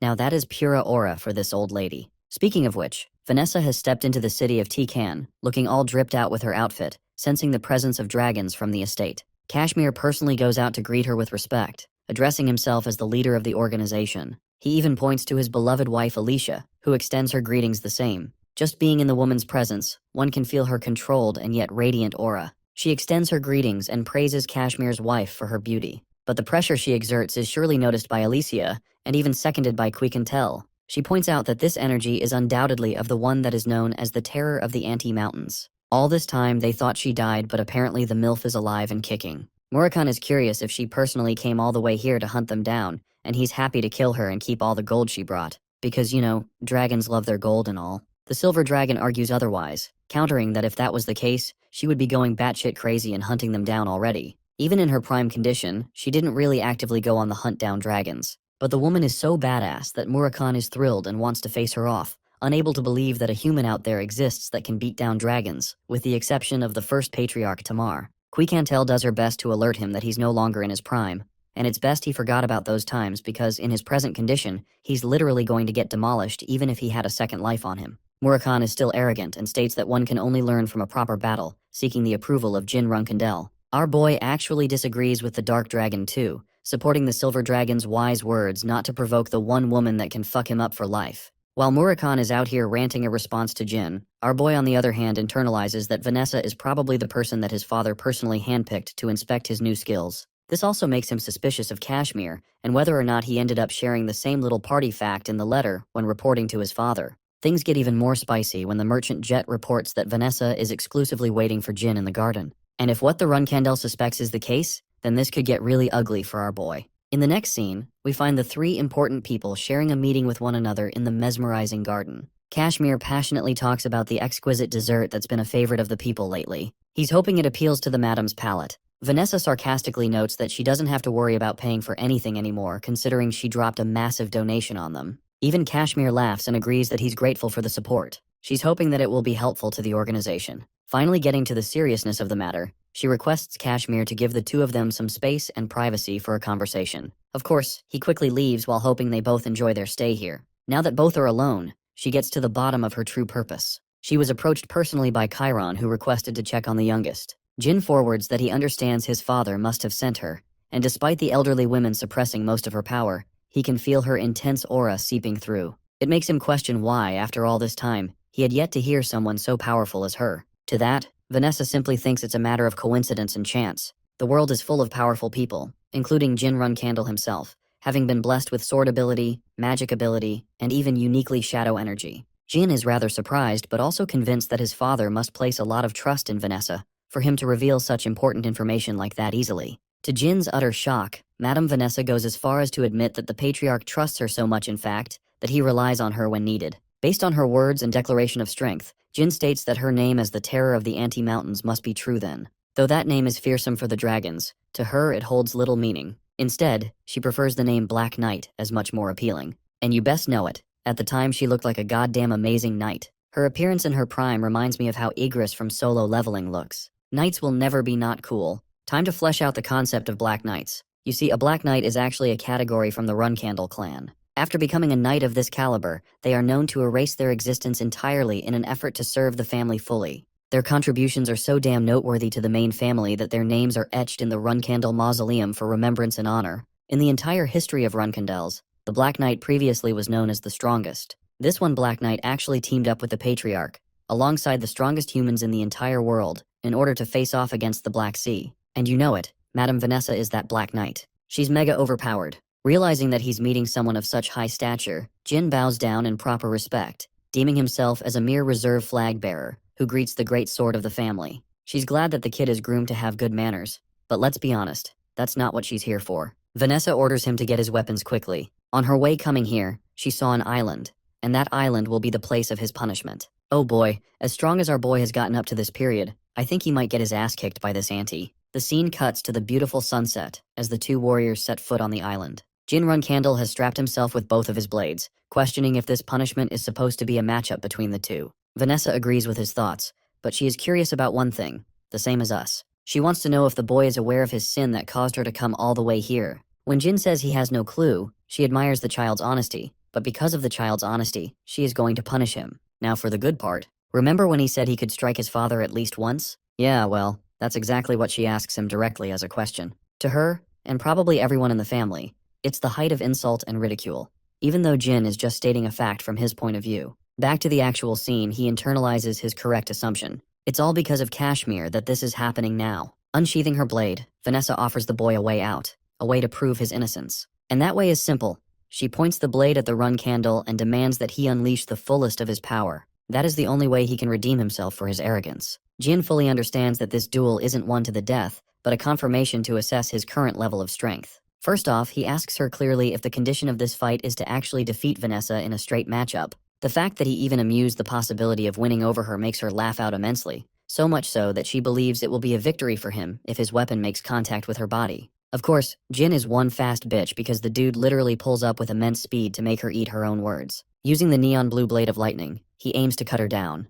Vanessa finishes up her words, and without even moving from her spot, she waves her blade and deflects Jin's attack, causing him to go back and reclaim his ground. But he's not just done yet. He bolts with super speed and this time attempts to go for a swing from behind. The slash is clearly aimed for her neck, and it makes sense that holding back against a powerful opponent would be a death wish for him, so he's going all out. Vanessa is really impressed that he's using the Myungwang blade to his advantage. Her inhuman speed allows her to counter his attempt with another deflecting slash. What's more, she's really curious to see how powerful his shadow energy and magic abilities have become. The Runcandle is really astonished that she shares extensive knowledge about his Myungwang sword, which only proves that his father didn't hold back on leaking his secrets. By the way, Jin is actually visibly struggling. His opponent is using an ordinary sword, and yet her slashes are so intense and fierce that he's having a hard time keeping up with her. Vanessa reminds the boy that the patriarch trusts her fully, and her words are complemented by the truth of her raw strength, as she deflects the lightning sword like it's no big deal. An explosive clash of numerous sword hits takes place back to back. Vanessa finds herself entertained witnessing the Myungwang blade of lightning, especially since it's being used by a Runcandle now, who specialize in sword ability already. She's also impressed by the boy's usage of deceptive magic. Why? Because in that moment where she was focused on clashing her blade against his, Jin casted magical spells to deter her from behind. Jin has been secretly casting magic with his free hand. From these factors alone, Vanessa has acknowledged one part of the Runcandle, that he knows how to actually fight someone, that too to an impressive amount. She evades one of the spells and blocks the other. So far, it's like Jin is her toy because she's really hoping for him to show her new things with each instance. Vanessa goes for a retreating motion, and Jin Runkandel isn't giving her a break, quickly dashing after her. Just like he fools everyone else with his ancient light magic ability, Jin tries to get the best of her by blinding her with the spell. Even the Black Knight admits that she hasn't seen such an ability in a while. By the way, the spell actually connects. She's blinded to her sight but unafraid. Jin plunges his sword to strike her down, and a smile carves up on her face. It's the realization that Jin would easily destroy most 9-star knights in a battle. But here's the thing, this woman is the definition of aura. Jin's expression is of absolute shock. It's the most surprised I've ever seen him in the story. Vanessa, despite being blinded, has evaded his stab. Not just that, she returned it with double the force with a hook punch to his side. Yes, this lady can throw hands, literally too. She got our boy flying to the stratosphere, but Vanessa understands why Chiron is so intrigued in the boy's development. Jin catches himself with his blade as blood pours from his body from the previous hit. As he's regaining his breath, the mature elderly woman recalls that Jin is only 17 years old. And even at this age, he's shown to be unbelievably skilled, to the fact that it reminds her of Luna's talent at the same age. Recovering from the heavy hit, Jin boldly asks if his sister Luna was capable of striking his father at least once at the same age. Vanessa denies this, but points out that Luna gained that ability right after becoming an 18-year-old. Now Jin has gained a secondary understanding of the test. It's a way for them to compare the sprouting talent between his strength and Luna's past records. The only problem is, if he fails to prove his power in this matchup against the Black Knight, he's going to lose an arm at the very least for his arrogant words.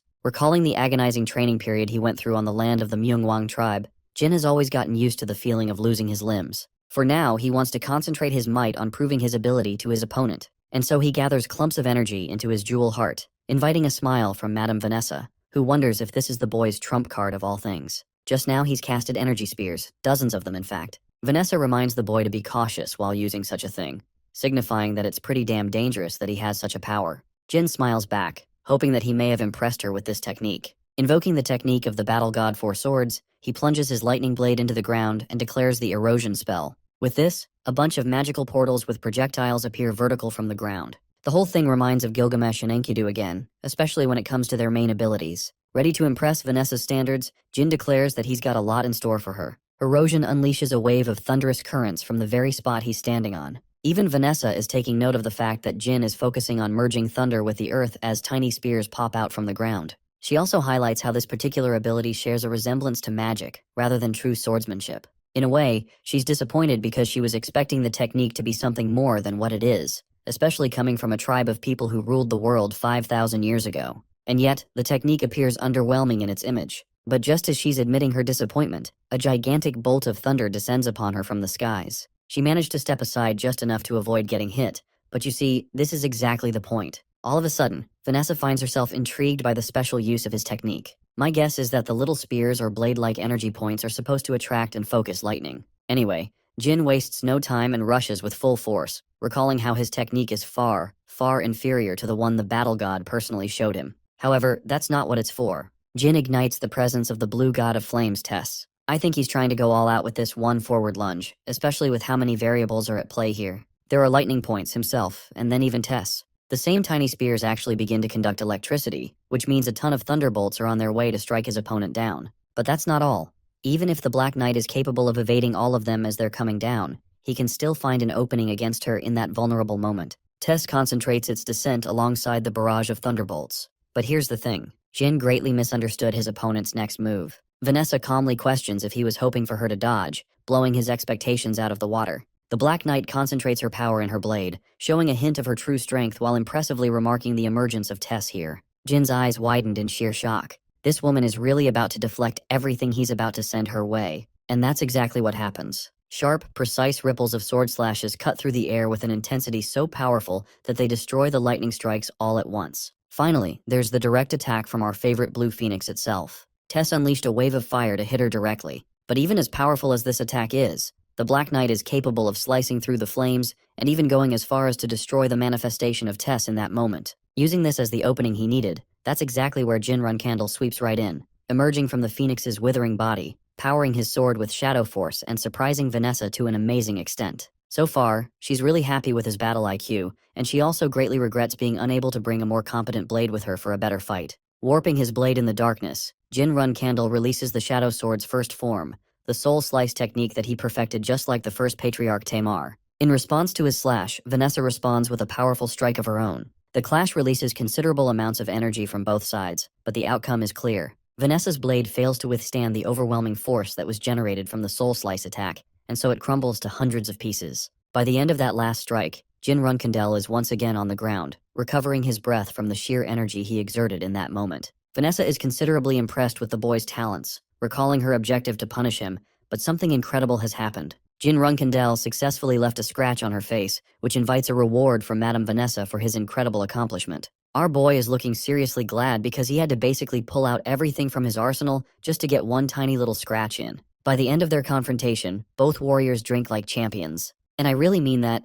These guys are downing liquor from giant-ass barrels. Vanessa also learns that Jin ended up drinking the elixir of 10,000 poisons, practically making him immune to every single toxin. Despite his strength, he argues that he's a long shot away from reaching someone like Vanessa in terms of strength. Curious for her thoughts, he decides to ask her a question. The question is indeed surprising. It's not about learning a technique or some kind of battle advice. Jin simply wants to know how his father and the elderly woman met each other. To that, she reveals that it happened a long time ago. She also takes a serious posture while admitting that this is going to be a long story. Madame Vanessa talks about her early childhood days. She was an orphan with a younger sibling to look after. Tragedy struck one day as a gigantic fire-breathing dragon descended upon their village, blazing the village down in its fury and unleashing destruction everywhere. In that instance, she lost her precious sibling. Fueled with unfathomable revenge, she went on an extensive journey, traveling the Anti-Mountains, knowing that the dragons lived there. Because she was on a quest for revenge, this mad lad destroyed every single dragon in the mountain range on her own. And yet,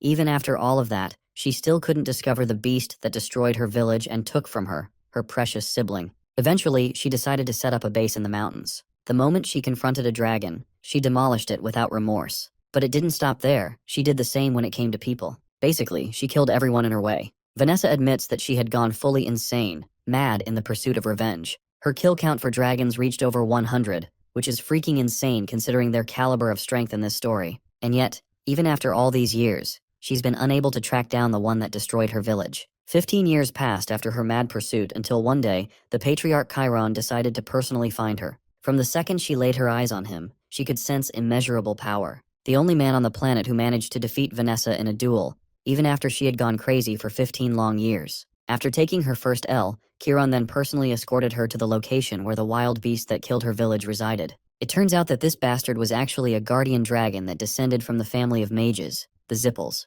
To make it even more interesting, the dragon descended from Kadun's own bloodline. Of course, the creature wanted to protect its bloodline, so Kadun stood by him. What ended up happening was that Jin's father decided to face off with Kadun while she decided to take on the bastard dragon who slaughtered everyone she knew. Having suffered a really powerful slash from Chiron, Kadun flew away like a little bitch. It's only because of that, she managed to kill the fire dragon and completed her cycle of revenge. Shortly after the incident, she loyally swore to become Chiron's personal Black Knight. This woman gets more amazing with every panel. Such a refreshing character. Jin is amazed and yet at a loss for words. Madame Vanessa emphasizes that there's no point focusing on the past anymore. Since she's been yapping for quite a bit, the elderly woman decides it's time for him to receive his reward. It's a special map that was entrusted to her from Chiron. Long ago, he instructed her to give the map away to any one of his children who became competent enough in her eyes. The Runkandel is honored to receive such an impressive gift and has no idea what the map represents. Here's the kicker. It's the map charting out the location of the Black Sea. Here's the deal on why this map is so goddamn special.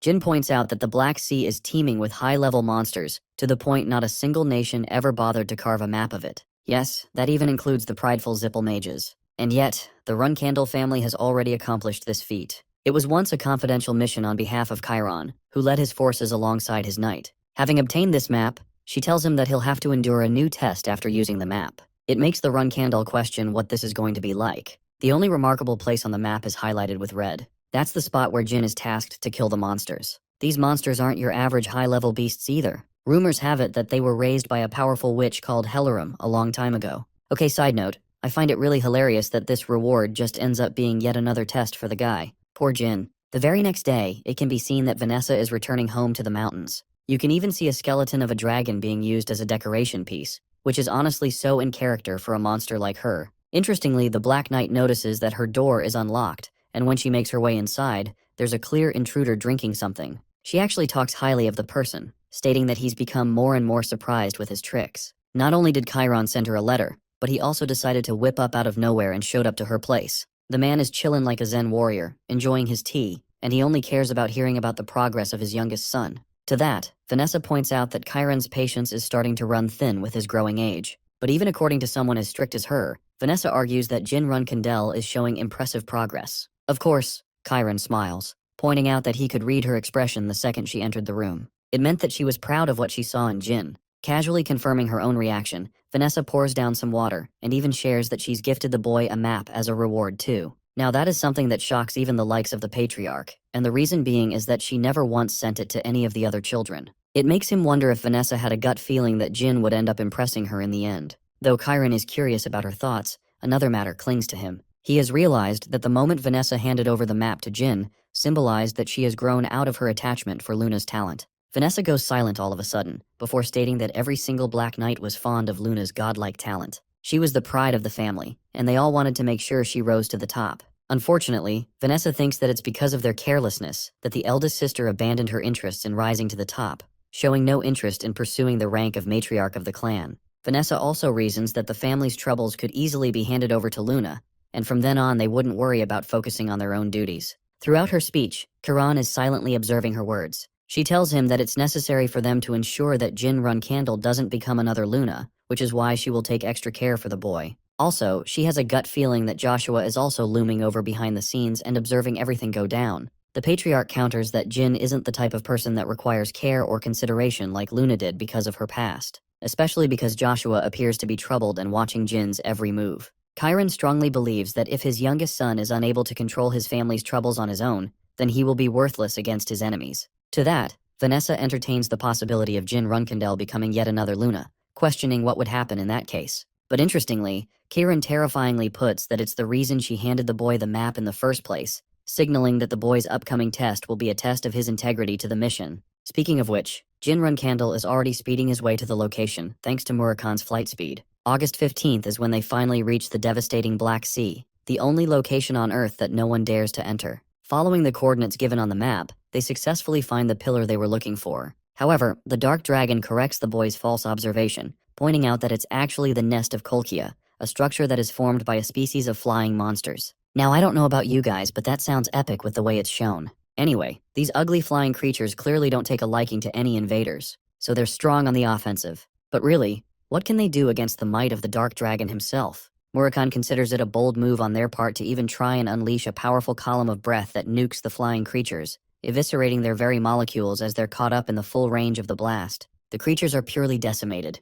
This show of strength astonishes Jin, as he even comments how Murakan has regained more of his power from the looks of it. The Dark Dragon laughs, countering that it's still nothing to the meteoric rate of improvement Jin has experienced in the past few months. Jin tells him that it's still a ton of improvement, taking into consideration that originally, Murakan lost his power because his heart was shattered in a fight. The Dark Dragon is still unimpressed with his current display of power, believing that he is a long way from becoming whole. He's also desperate to find another means to replenish his lost powers. They make their landing as the Dark Dragon reveals how flight won't help them anymore, so it's best to step down. At first you guys must be thinking that it's just an excuse, but here's the issue.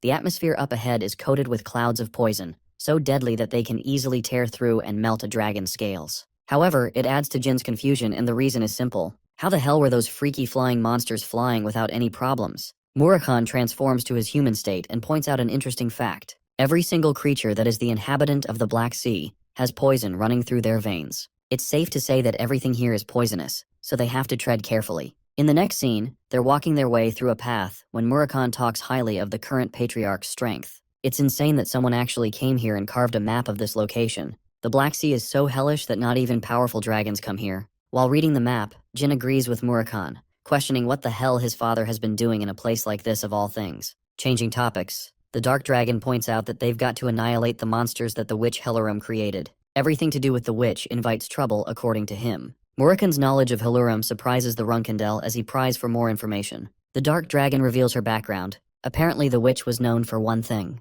She had a love for all diseases that troubled both gods and demons alike. The most Jin has heard of her is from the history books, and there it is said that Hellurum literally raised all kinds of calamities. Even Murakan confirms this fact, pointing out her human appearance, even though she was a half-demon, adding on to her lifespan thanks to her demonic self. It can be said that her very existence is a curse, so much so that every time she was awakened, the gods preferred to avoid their contractors out of fear. The impressive part? A demon king called Orgel actually once decided to take the toll of her curse entirely when they were together. It is something so impressive that even Murakun holds it in high regard. He even warns Jin that though he has a resistance to curses, the best course of action would be to avoid Haluram as much as they can. After all, she might hold a grudge and exact her revenge. Jin interestingly points out how odd the behavior of the Dark Dragon is. Never before did Murakun fear the idea of going up against an opponent exacting revenge on them. Of course, the Dark Dragon suppresses the humiliation session and emphasizes just how bad things can really get if they end up pissing her off.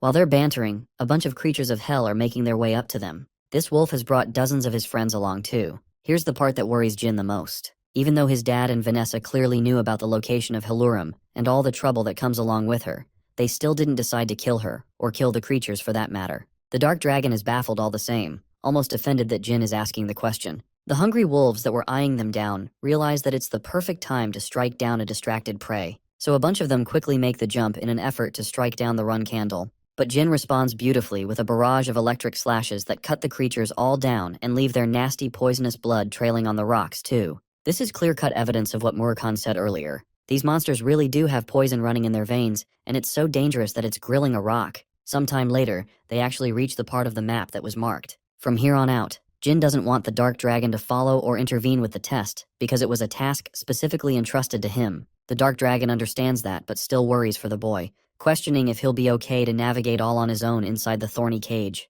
The Swordmaster strides courageously ahead, displaying no signs of fear as he steps into the domain of the thorns. As he's made his way inside, Jin notices Murakun from afar and turns his attention to a beautiful butterfly.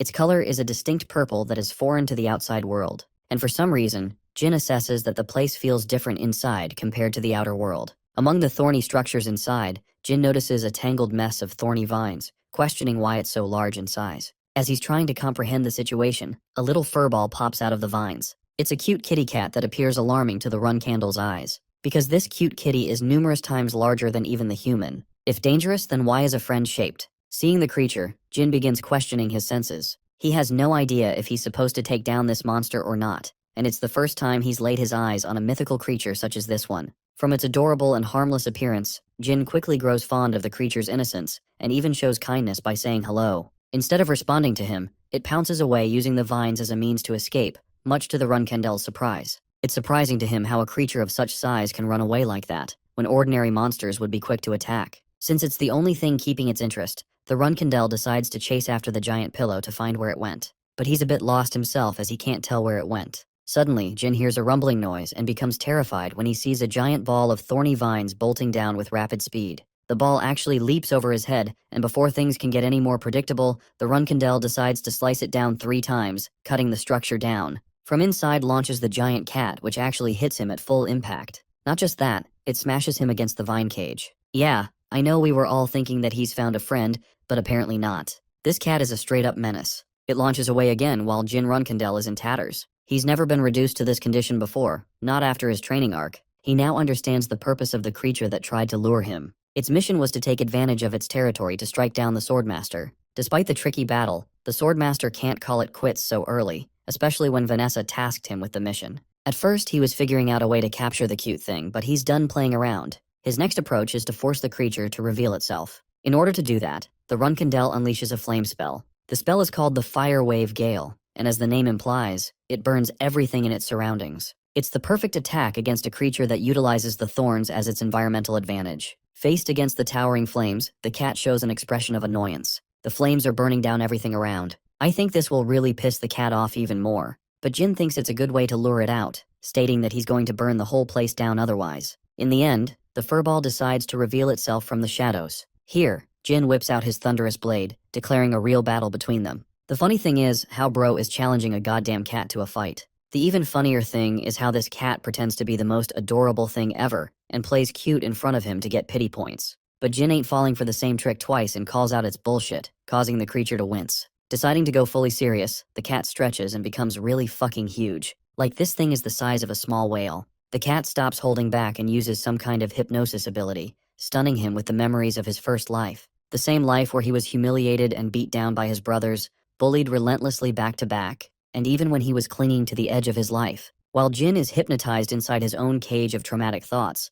the mythical creature takes advantage of the situation and uses its sharp paw to cut him down. But to its shock, Jin responds by slicing the creature's paw, even though he was supposed to be hypnotized. The run candle reveals that he's grown used to mind control magic, and he despises illusions, so it's going to be tough to get the best of him. Dark energy exudes out of the severed limb, regenerating the mythical creature's body. Jin internalizes his shock. He always knew that a certain type of high-level monsters boasted the ability to regenerate parts of their bodies. To counteract the attempt, the Swordmaster wastes no time and plans to finish off the creature before it can properly regenerate. Using the Myungwang sword, he throws down lightning bolts to finish off the creature. And then the funniest thing happens again. This goddamn uses its razor-sharp paws to punch down on thunderbolts. I think the author is trying to tell us something here. Cats are secretly overpowered gods. Unfortunately, one thunderbolt ends up coming in contact with the stupid cat, causing the giant fluff ball to let out a painful meow as it receives a full shock. While the creature is staggered, the Run Candle uses his second sword, the Shadow Blade, covering it with shadow energy and releasing the first form of his sword technique, the Soul Slice. He unleashes it with so much magnitude that it severs the creature in half, commencing the end of the beast. Or so he thought. Because even an attack as ruthless as this isn't enough to stop the mythical creature from regenerating. Tendrils of flesh and magic begin reconnecting, causing Jin to express his shock. He points out that even the best regeneration magic can't stitch something that was severed in half like that. All of a sudden, Bro is feeling the sheer weight of terror behind his father's request. Chiron sent him on his mission for a reason. The impossible goal of this mission is to kill an immortal being, showing just how helpless Jin feels in this moment. The Run Candle faces an immortal opponent, not knowing why his father has tasked him with a mission of this caliber. From his little knowledge of the creatures of the Black Sea, Jin Run Candle is confident that not even the best of the creatures of the abyss can regenerate to a scary effect like that. Even when it comes to dragons like Queek and Tael, their regeneration ability is limited to how much time the dragons can reverse. This means that what he's seeing may not be an effective display of talent or skill, but something entirely else.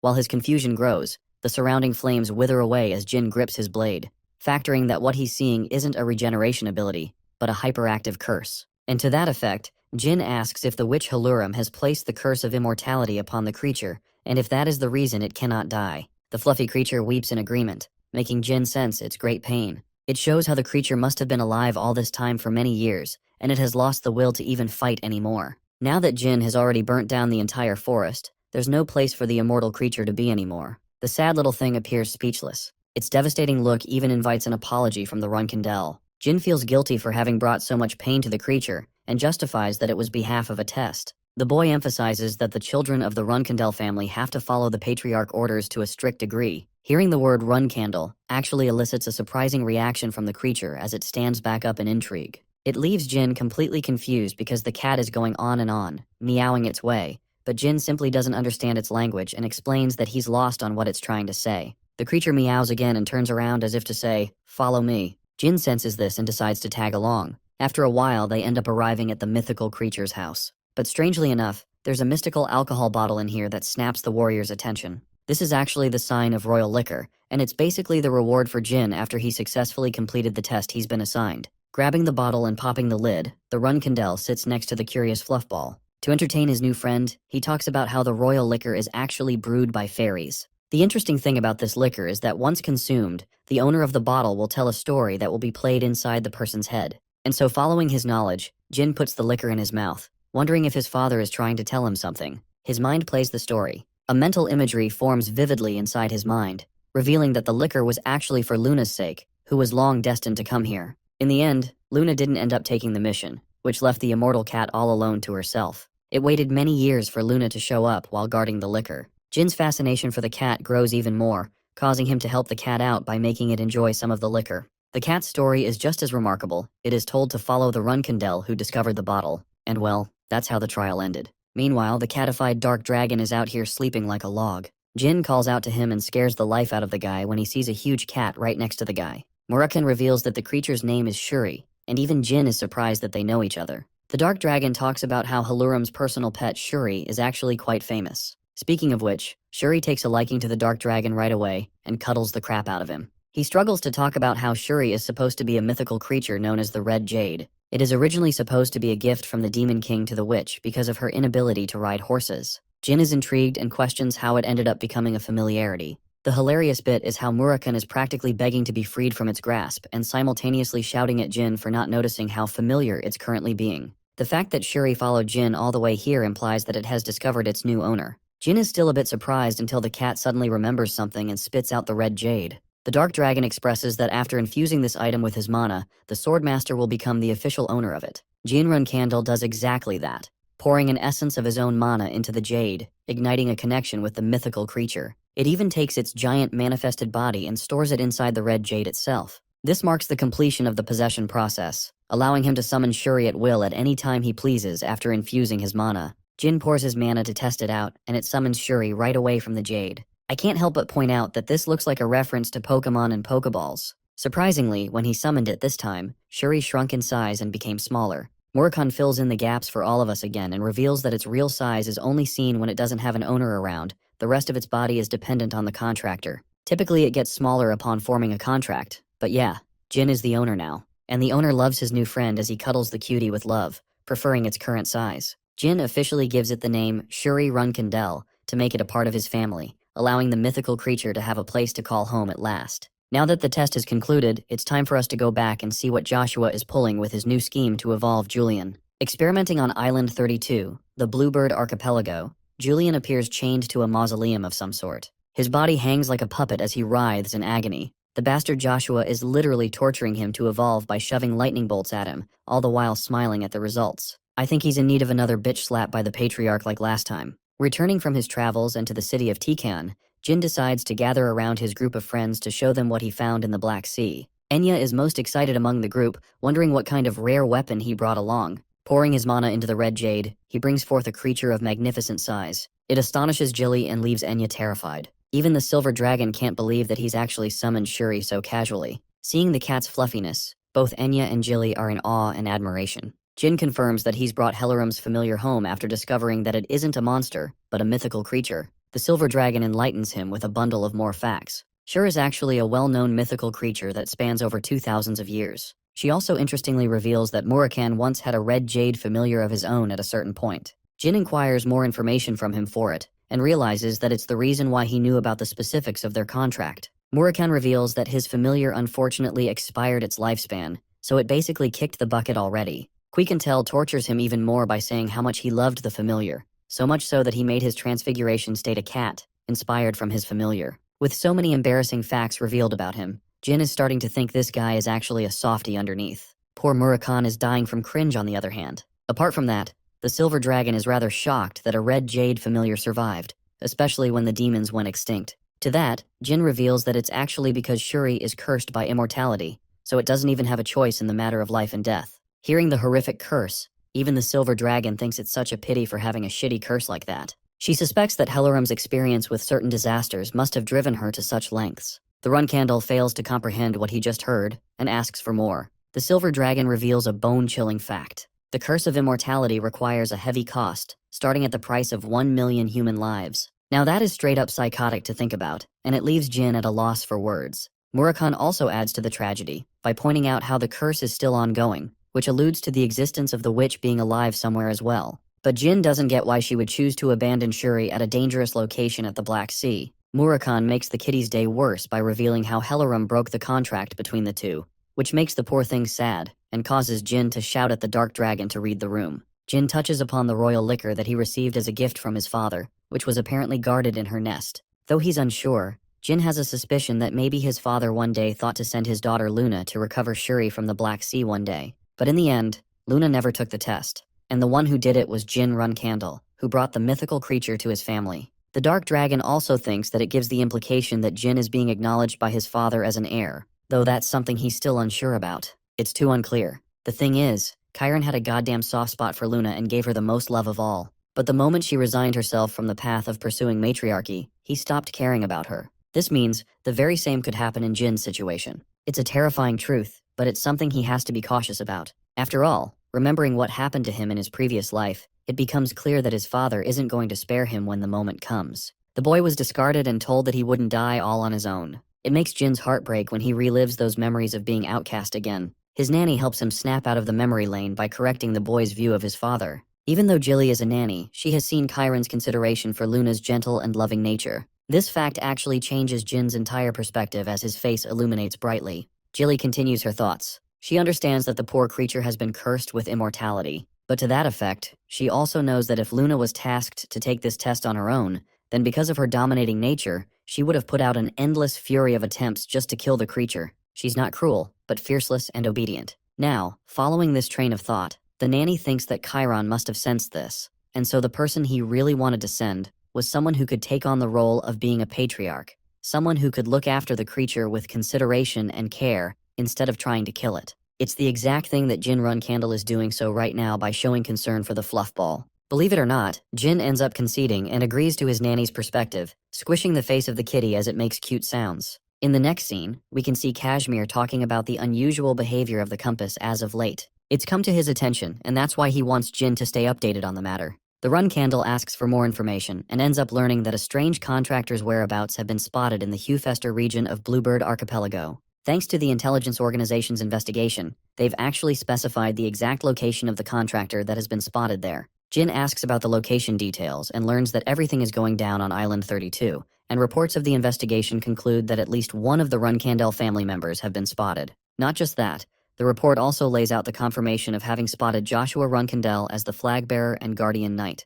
And from the looks of it, they're under the assumption that Joshua actually owns the entire island. The very mention of Joshua's name has Jin going serious and asking about the details of the contractor on the island. If his brother really is hiding a contractor there, then it means it's a place that needs to be checked out properly. Fast forward to Jin and Murakhan journeying to the island. The only problem is, the weather is going ballistic with literal thunderbolts raining down into the turbulent waves. Jin learns that the seas surrounding this specific island are always like this for some reason. The place is completely uninhabitable for humans because of the raging storms as well as frequent lightning strikes. The fact that the island is known to be dangerous makes it a more alarming matter for Jin, because he thinks that Joshua's intention of hiding a contractor here must be serious then. The funny thing is how Murakhan is having an even worse time than him. Jin checks up on the guy's motion sickness and questions how the hell dragons can be so damn weak to sailing. The dark dragon fires back a snappy response, stating that his condition could be related to his sudden increase in power or something else. But we all know this is probably an excuse to cover up the real reason.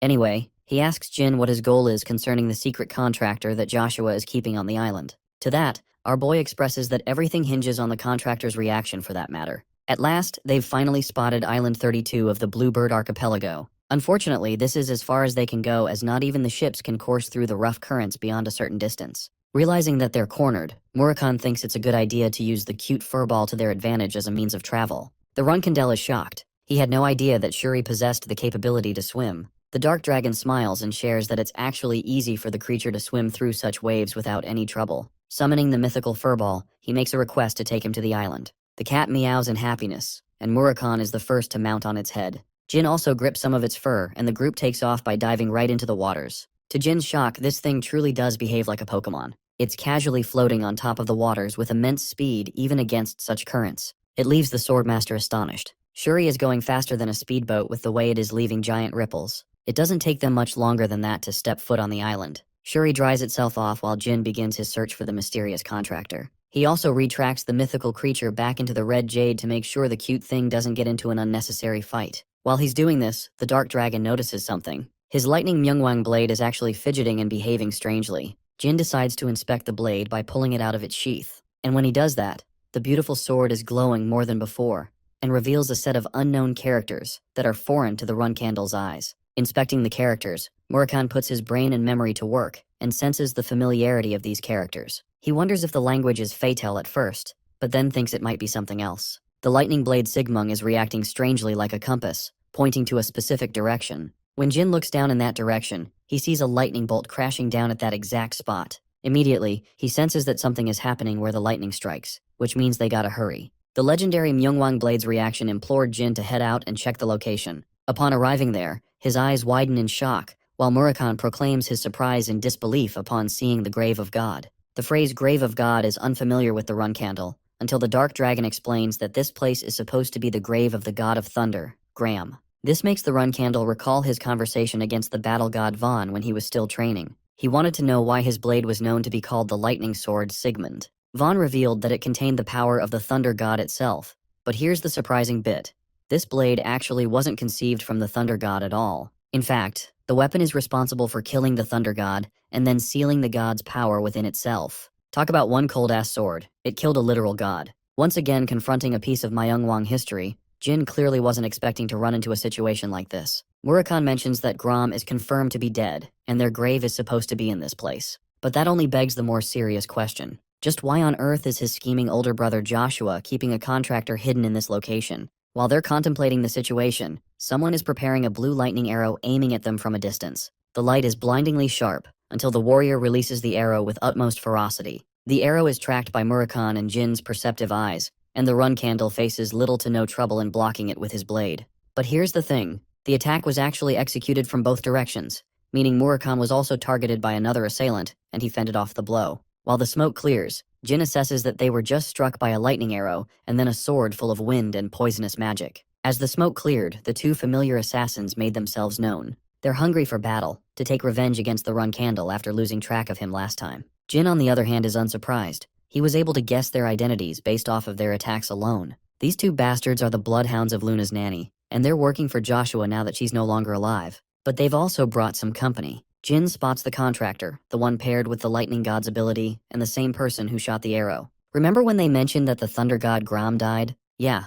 Well, Julian has actually made a contract with the wind god, Fatel, who is supposed to be the sibling of the deceased thunder god, hence their shared abilities. Immediately, the assassins instruct Julian to target Jin Runkindel primarily, and then take care of the guardian dragon. From that instruction, Julian bursts forth with incredible speed, but instead of following orders, he changes his target to Murakhan, and charges up a lightning arrow towards him. Now this sight is a pleasant one for the dark dragon. He wanted to be underestimated, knowing that people would aim for him thinking he was no longer in his prime. But since Murakhan is so pissed, he's ready to throw hands and prove his strength, so he tells our boy to take care of the other two assassins while he's busy facing off Julian. Gojo's off-brand cousin with a short height releases an arrow from his lightning bow, but Murakhan easily dodges the blast with ease, swirling past the projectile using his shadow energy. Enraged that a contractor has the balls to target a guardian dragon like him, Murakhan gleefully grabs the rascal's skull, happy to have given the opportunity to teach the kid a memorable lesson. And then he shoves Julian's face straight into the ground with such a heavy impact that it releases lightning.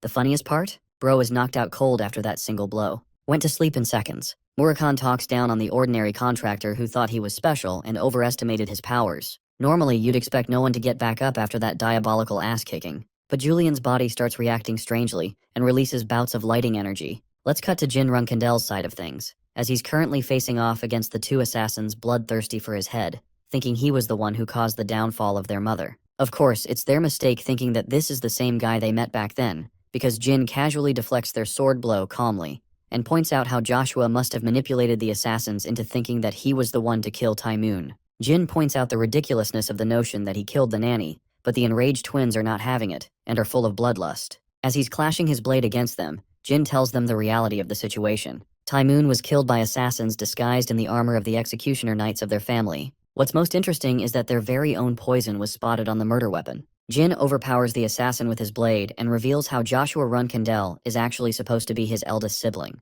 Kujan is at a loss for words. All this time, he had no idea that he was facing Jin Runkindel, even accounting for their previous battles. Jin confirms his identity, while the other assassin goes ballistic on him. Her attempts to surprise him from an aerial strike are no good as Jin casually moves away using his ultra instinct that he learned from Goku in the other realm. He basically calls both of them as Joshua's puppets, who don't even see that they're being manipulated with such ease. The female assassin thinks that this guy is actually just saying all of these things as an excuse because Jin is afraid of them. Jin dishes out a heavy punch against the bitch's side to prove that he's stronger and explains Joshua's scheme. First, his older brother wanted Taimoon to place a curse on him, but because he feared being caught so much, he decided to kill her off to prevent being caught. Also, his punch just now really did a number on the girl. I mean, look at her face. That looks painful. Jin continues by emphasizing that Joshua has full knowledge of the fact that he's a magic swordsman on top of being the contractor of the God of Shadows. The very fact that his brother concealed such crucial information from the both of them implies that he's deceiving them from the beginning. The punch sends her rocking right back, while Kujan finds himself being overwhelmed with the information. He doesn't want to believe it, but Jin also isn't the type to beg them to stop. He's done explaining with words, and emphasizes how the both of them simply can't move on from the fact that he wasn't their mother's killer. After all, the guilt of being unable to protect Taimoon lingers on and traumatizes them. Jin doubles down and really destroys them by declaring them as cowards who can't even stand up to the might of the real villain, Joshua, who is simultaneously responsible for killing their beloved mother. His haunting words cause the purple-haired freak to go batshit crazy. She releases an outburst so powerful that a tornado surrounds her body. But before Varys can do anything, she is struck by a bolt of thunder so bad that she screams at the top of her lungs. Even Kujan is worried for Varys in her fragile state, while Jin is astonished to discover that the three of them appear to be fighting each other. He wasn't the one who used that lightning attack, it's actually Fatel's power. As for Murakhan, bro is out here sweating all of a sudden, expressing that they've got one big fish to fry. When Jin asks about what went wrong, the Dark Dragon explains that after beating the ever-living crap out of Julian, he caused him to become the incarnation of Fatel.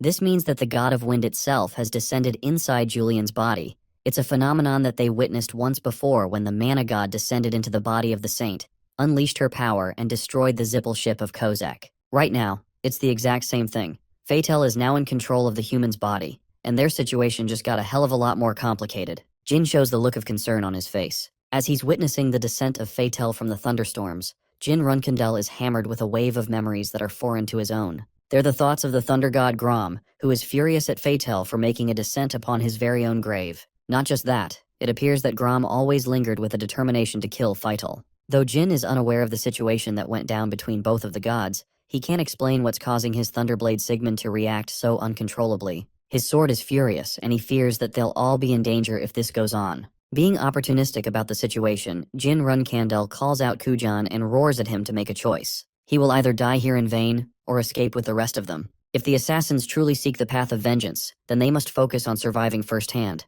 Kujan is in a vulnerable state, clenching his teeth in frustration as he makes his choice to flee the site and protect Varys. As he's running away, Jin's blade becomes freakishly uncontrollable as the letters inscribed on the sword become even more prominent. The yellow lightning of the Myungwang sword unleashes its fury in response to Fatel's descent, causing Murakhan an air of worry. He can't tell what Jin's intentions are. Even our boy is confused, expressing that the blade is reacting on behalf of Graham's anger towards the wind god Fatel. He's ready to follow Murakhan's orders as long as they can get out of this situation without blowing themselves up. The Dark Dragon considers his options and reveals that there is one thing. Since this isn't a full descent of the wind god, they can try a method involving shadow energy. But for that, Murakhan will need some time. Jin volunteers to buy him as much time needed, aiming to take on the avatar of a god with his overcharged lightning blade. The Dark Dragon gathers giant lumps of shadow energy and concentrates it inside his body. Next up is for the Runkandel to act as a barricade. Murakhan warns the kid that the dimensional door is about to open. And right as he says that,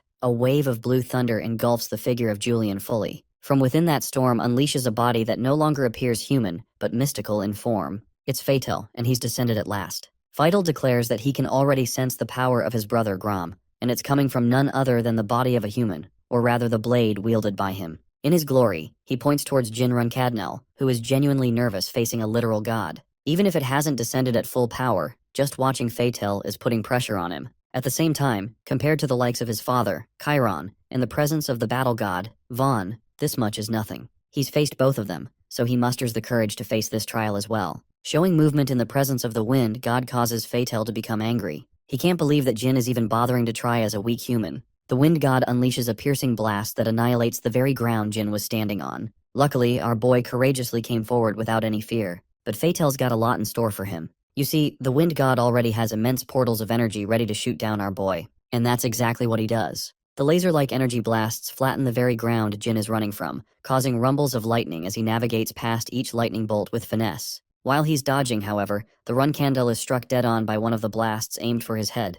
Unfortunately, the attack fully connects with his body, knocking him down with a whirlwind of pain as the beam puts him to the ground. In response, Fatel calls the Runkandel as nothing more than a mere insect for him to squash. While he's unaware of how Jin was able to obtain the lightning sword, he's annoyed that the human is trying to pretend like he's a Myungwang warrior just because of the weapon he possessed alone. He also talks down on Gram, the lightning god, calling him insignificant in comparison. But to Fatel's shock, when the smoke settles, our boy is standing upright with his ever-flowing lightning blade in hand. His jewel heart is erupting with energy, shocking even Fatel to see something like this in possession of a human. Also, can we talk about that ripped body? I need Jin's ab routine, man. Anyway, the Swordmaster points his surging blade right at the god, stating that he obtained the blade Sigmund from someone who killed Grom. He wonders if the deity is familiar with the name of the battle god, Vaughn. Her domineering name and authority are more than enough to give Fatel a shock of fear and absurdity. While he's processing his shock, Jin leaps away with super speed, clinging both his hands to his lightning blade, declaring that even a god must know of the power of this weapon.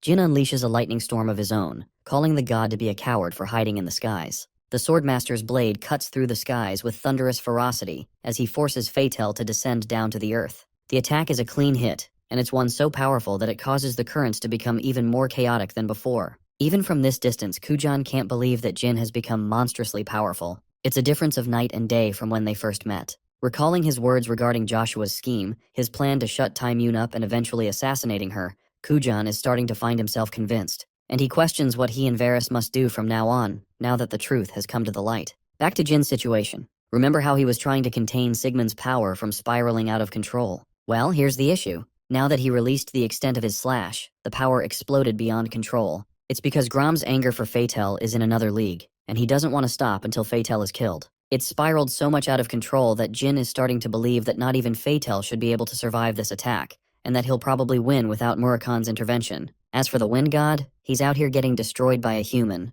The fact that Jin is looking down on him so much causes him to erupt with more of his strength, calling out the human's foolishness for thinking he's won the fight just because one attack connected. Fatal decides to whip out his bow and arrow, calling the human an insect once again and personally ensuring that he'll punish Jin for his arrogance. But then his eyes widened in shock again. It's the god of flames, Tess, who has personally come here rearing its body before the Wind God. Fatal, just like any other opponent Jin has faced, is struck with shock when he sees the phoenix in all of its glory. The phoenix of blue flames calls him a cowardly god and mocks Fatal, before unleashing a spiral of flames to finish him off. Fatal is engulfed in the blue flames beyond what he can take, and his body is at the cusp of withering away. While he's engulfed those flames, Jin Runkindel sweeps right in, giving a clean horizontal cut across Fatal's abdomen using his overcharged lightning blade. It's the end of the Wind God, as Jin confidently declares that the blue flame phoenix is a creature with so much power that it can annihilate a god with a single attack. That's why Fatal was struck with so much fear when it came to the appearance of the phoenix. Jin looks towards the end of the battle, believing that there's nothing Fatal can do anymore, especially since he descended using a human's body as an incarnation. If the human's body is gone, then there's little he can do, or so he thought, because Jin experiences pure shock when he hears Fatal's voice. The Wind God properly acknowledges the Run Candle for his strength, despite being an insect in comparison. Despite everything that Jin has done, Fatal declares himself as a god that can't be extinguished by such means. Even if his entire body as an incarnation is ripped apart, it's not possible for him to die so easily. A fact that Jin Runkidnell failed to consider. I don't think anyone was expecting that one. Bro hit him with so many attacks. Jin expresses his frustration, realizing that he's facing someone like Shuri with an immortal body. Fatal questions why the human is so disappointed, and even mocks him for attempting to strike someone down against their immortal body. The Wind God prepares an all-power final attack, which honestly looks like the one thing that's going to be the end of Jin. It's a gigantic spear from the heavens, and Jin gloriously looks upon it. But it's finally time for Murakan to play his part. He calls Fatal a bitch for using the lame immortality approach. Remember the shadow force that the Dark Dragon was charging for so long? Yeah, it's become so overwhelmingly powerful that not even Fatal can contest it for long. Murakan looks down on the god for speaking about immortality right in front of his brother's grave. It's the height of foolishness to the Dark Dragon. The majestic Dark Dragon unveils his true form, stating that it's time for him to play with the incarnation of Fatal. From the moment it went off, Jin could sense Murakan's shadow energy release and stood in shock. Let's actually go back to his younger years, when the boy first experienced the Dark Dragon's shadow release technique for the first time. Murakan released a bit of his shadow energy, explaining how it is rooted in one's own shadow. Every single shadow to ever exist in this world is formed by Soldaret's powers, such is its divine power. Because of the fact that they're formed due to the God of Darkness's powers, the shadows also serve him completely, which means that as the sole contractor of Soldaret, Jin Runkindel can access this energy, harvesting it for himself in a form of one giant release. It was at that time that Murakan laid out a vision for Jin Runkindel. He could one day become the master of all the shadows in the world after conquering his power. That in turn is the essence of shadow energy release. The young Swordmaster points out that the Dark Dragon has only received half of his original power, and yet he's still so absurdly strong. It makes him shiver to imagine a world where Murakan was at his physical prime. The Dark Dragon has emerged in his true form, engulfing Fatal's knight. The beast's declaration of battle pisses off Fatal. He extends his hand to annihilate the creation of Soldaret, dubbing him as nothing more than a mere servant. But suddenly something happens. Fatal can't do anything. His powers don't work much to his own confusion, and the Dark Dragon reigns supreme, still engulfing him whole. Fatal's troubles began to worsen as the giant beast dwarfed him in size, while he could do nothing but complain about why his powers weren't working anymore. Giving him a demonic glare, Murakan mocks the god for appearing flustered and helpless in the face of losing their power. He thinks Fatal is making a clown out of himself here. Recalling the wind, God's previous declaration of being unable to die even if his body was sliced to pieces, Murakami happily takes up the challenge, emphasizing that Fatal has yet to experience the despair of the shadows. He promises to teach God a lesson on humility, on what it truly means to be helpless against the shadows. While this is happening, the wind god is actively losing his sanity, appearing afraid and telling the dark beast to go away. From the dark, Murakami unleashes 2 slashing attacks that pierce the wind god's body through his shadows. This annihilates the incarnation's body to pieces, severing Julian from limb to limb. Fatal is caught off guard and experiences pain, but then again, he's arrogant in his ability to regenerate from such an injury. But as he's attempting to do that, it doesn't work anymore. Murakami severs him again, this time horizontally with a deep cut across his body. The torture continues as the dark dragon continues to sever Fatal's body, piece by painful piece. The wind god is writhing in pain and begging to stop the torture, but it's pointless as his body gets annihilated back to back. By this point, even the dark dragon is impressed by the show of persistence by his opponent. He calls the wind god a cockroach who refuses to die, but even then, his body has been slashed dozens of times by now. The dark dragon understands that Fatal must be feeling pretty helpless in his current state, not being able to know what is attacking him. In his torn apart and pitiful state, Fatal tries to crawl his way out like a helpless creature, appearing nothing like a god. He wants Murakami to stop, as even though he's inhabited a human's body as an incarnation, Fatal still holds the rank of a god. Murakami fully understands that gods are supposed to be immortal, but that's exactly why he's enjoying this so much. The wind god curses the dark dragon and promises to spare him if he lets him go. But Murakami is at the most to fudge around with the wind god's ego, questioning where the hell his previous determination went. And where is the same Fatal who was calling the dark dragon a mere creation just a moment ago? Because right now, he's just embarrassing himself in front of the dark dragon. Fatal's sanity is shattered and he eventually uses the N-word. Oh, you don't know what it is? It's called no. And that's the only word that comes out of his mouth after the dark dragon rips his body to shreds hundreds of times more. By the end of that process, Murakami is left with a relief from the annoyance. Jean is proud that he was finally able to subdue the threat successfully, killing the incarnation at last. To that, the dark dragon emphasizes that Fatal is still alive. It's just that his descent into Earth has been prevented, and the process will no longer continue. After all, the dark dragon made sure to put the wind god into a never-ending cycle of pain. God or not, Fatal's consciousness eventually broke its spirit, unable to take the pain as it left the body of Julian. At long last, Julian's body is let go of as the wind god escapes through the dimensional door. The skies are cleared from the grasp of the dark clouds, and the shadow energy disperses into nothingness. By the end of it all, Julian is sitting there with his family jewels out, his body frying from the energy release. Murakami also returns to his normal state, commenting how it had been a long while since he had to use his abilities to such an extent. I mean, I genuinely wonder what kind of opponent can withstand an attack that involves an endless cycle of pain. The Dark Dragon is glad that the incarnation process is halted, and because of that, Julian won't be able to wake up for at least a week's worth of time. Damn, that's a coma. Jin inspects the unconscious Julian's body and realizes that he's still breathing, which is a good sign. With this threat cleared, all they gotta do now is check on the 2 assassins that fled, Kujan and Varys. As the Runkendel is mentioning this, Murakami's body suddenly flops to the ground. Jin shows obvious concern for his friend, but the dragon assures him that there's nothing wrong. He's just taking a small break after releasing so much of his power at the same time. Instead of believing his words, Jin makes fun of him on the contrary, pointing out how the dark dragon looks completely gassed out and doesn't even look remotely fine. That gets the tough guy personality inside Murakami firing off as he roars at the kid. He's just gonna rest for a bit, but he wants Shuri to be placed in guard instead. Jin summons the fluffball, and instead of giving him time to rest, it snuggles the crap out of Murakami instead. Jin is such a devil. He leaves Murakami all alone as Shuri's plaything, while the poor guy is begging him to take her with him. Sometime later, we get to see the Swordmaster searching around for both Kujan and Varys,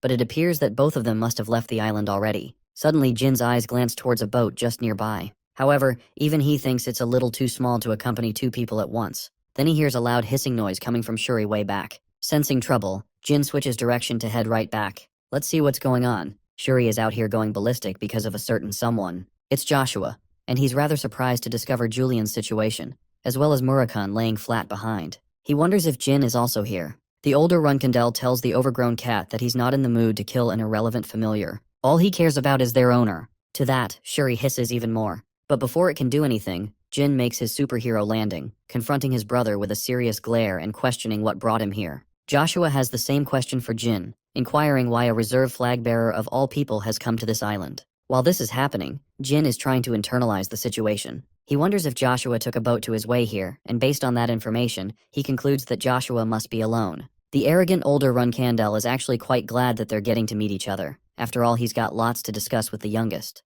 Jin straight up tells him to drop the bullshit because there's no point pretending anymore. Joshua is baffled to hear such a response at first, but then our boy clarifies his answer. Just like how Joshua has been keeping tabs on his little brother's adventures and powers, Jin also knows and has been following everything connected to Joshua. Based on his reaction, the arrogant older Runkandel assesses that his little brother is quite angry. Joshua is basically saying that Jin's reaction is inappropriate, meaning he's still trying to act innocent as if he's committed no sin. Jin decides to drop proof, recalling the message he read when he was in the Keydart research facility. There, it read that the man known as Jin Gray won't be receiving an easy death. Joshua appears smug, impressed that his little message left a number on his baby brother. After all, despite the incident being reported by every news source in the world, no one in the entire world could figure out Jin's identity as a Runkandel. And now for the most pivotal reveal. Jin Runkandel declares that it was his brother Joshua who placed the special curse on his body while he was an infant. It's important because it's the very reason Jin suffered so much scrutiny from his family in his first life.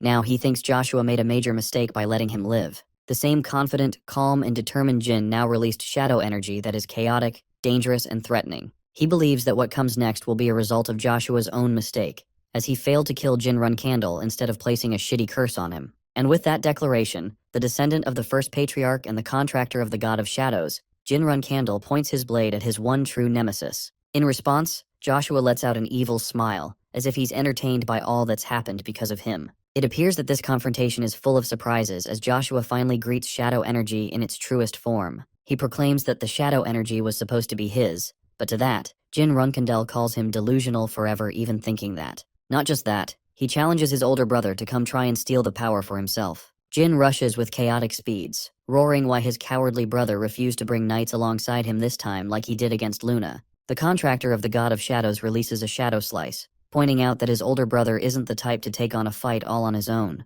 To that, Joshua leaps upwards, taking his blade out and questioning if his little brother is so arrogant to assume that he can take him on merely because of Soldaret's authority alone. In his hand, he's wielding the silver sword Sran. The reason Jin is so shocked to see the blade is actually because Joshua doesn't use this weapon every day. It's not his favorite sword to say the least. And yet, his opponent hurls the blade right at him. The ground crumbles as Jin evades the heavy blow, but his older brother isn't done executing his attack just yet. He follows through with incredible speeds, descending right into the same spot where he launched his blade in a heavy crash. From that spot, Joshua emerges with the silver sword again, his eyes determined like a snake to laser down his brother. Joshua is starting to enjoy the fight, realizing that Jin actually underestimated his powers, thinking that he was weak all this time without any physical dominance. He thinks that Jin must have taken a look around Joshua. The knights are always guarding him, and he's always using cowardly and petty tactics to overwhelm his enemies. As Joshua swings his silver blade, he thinks that Jin must have thought that the skill difference between him and Luna was far too vast, that Joshua was incomparable and insignificant. The arrogant Runkandel emphasizes that Jin's theories and thoughts are all useless. According to him, he has the ability to match Luna's power anytime he desires. By the way, I have to tell you guys that Jin, despite receiving all of his training, is actually struggling against Joshua here. He's on the back foot and receiving massive cuts all throughout his body, finally understanding that a flag bearer of the Runkandel family is capable of carrying his own weight. Joshua prepares another heavy attack, questioning if his youngest brother knows about the way of their world. He is unfamiliar with the ugliness, a path that Jin has yet to walk. Saying so, Joshua hammers a really strong downward slash, which Jin has to block with the full weight of his body. Despite having blocked the attack, the backlash is so heavy that he's coughing out blood in severe pain. Joshua then compares the ever-growing realization of the Zippel family surpassing the Runkandel family.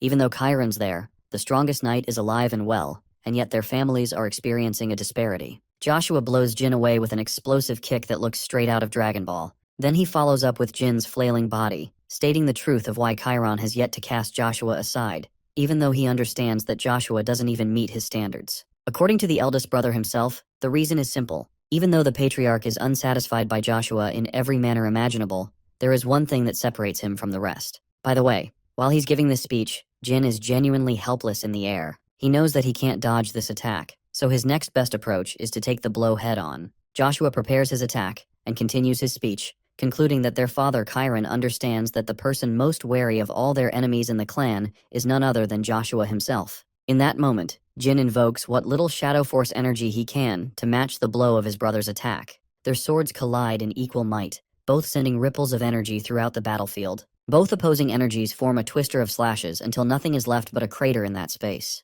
The crumbled arena is just a home ground to the Runkandels. Jin stands breathless and exhausted, internalizing that he never even dared to expect less from Joshua. The only thing he always thought was that his brother lacked the qualities of an acting patriarch in his father's place. But it's only thanks to Luna's rejection of the throne that Joshua can flex so much right now. I mean, this guy is styling in the middle of the fight. He's seriously confident in his victory. At the same time, he's actually impressed by the might of the Shadow Sword, as Jin was able to endure the previous blow. From the smoke emerges the youngest Runkandel's familiar. It's the giant furball who wants to protect its master. But Jin knows that this fight is his alone, so he instructs Shuri to focus on protecting Murakhan only for now. Funnily enough, Joshua offers fake sympathy to them. He also thinks that Jin probably overestimates himself if he thinks that Joshua ever needed to hold Murakhan in a hostage situation, just to face him head on. But to our boy, he knows the kind of tricks that this guy has pulled in the past. That's why he's afraid and conscious of Murakhan's condition even while he's fighting. The older brother becomes hypocritical in his statement,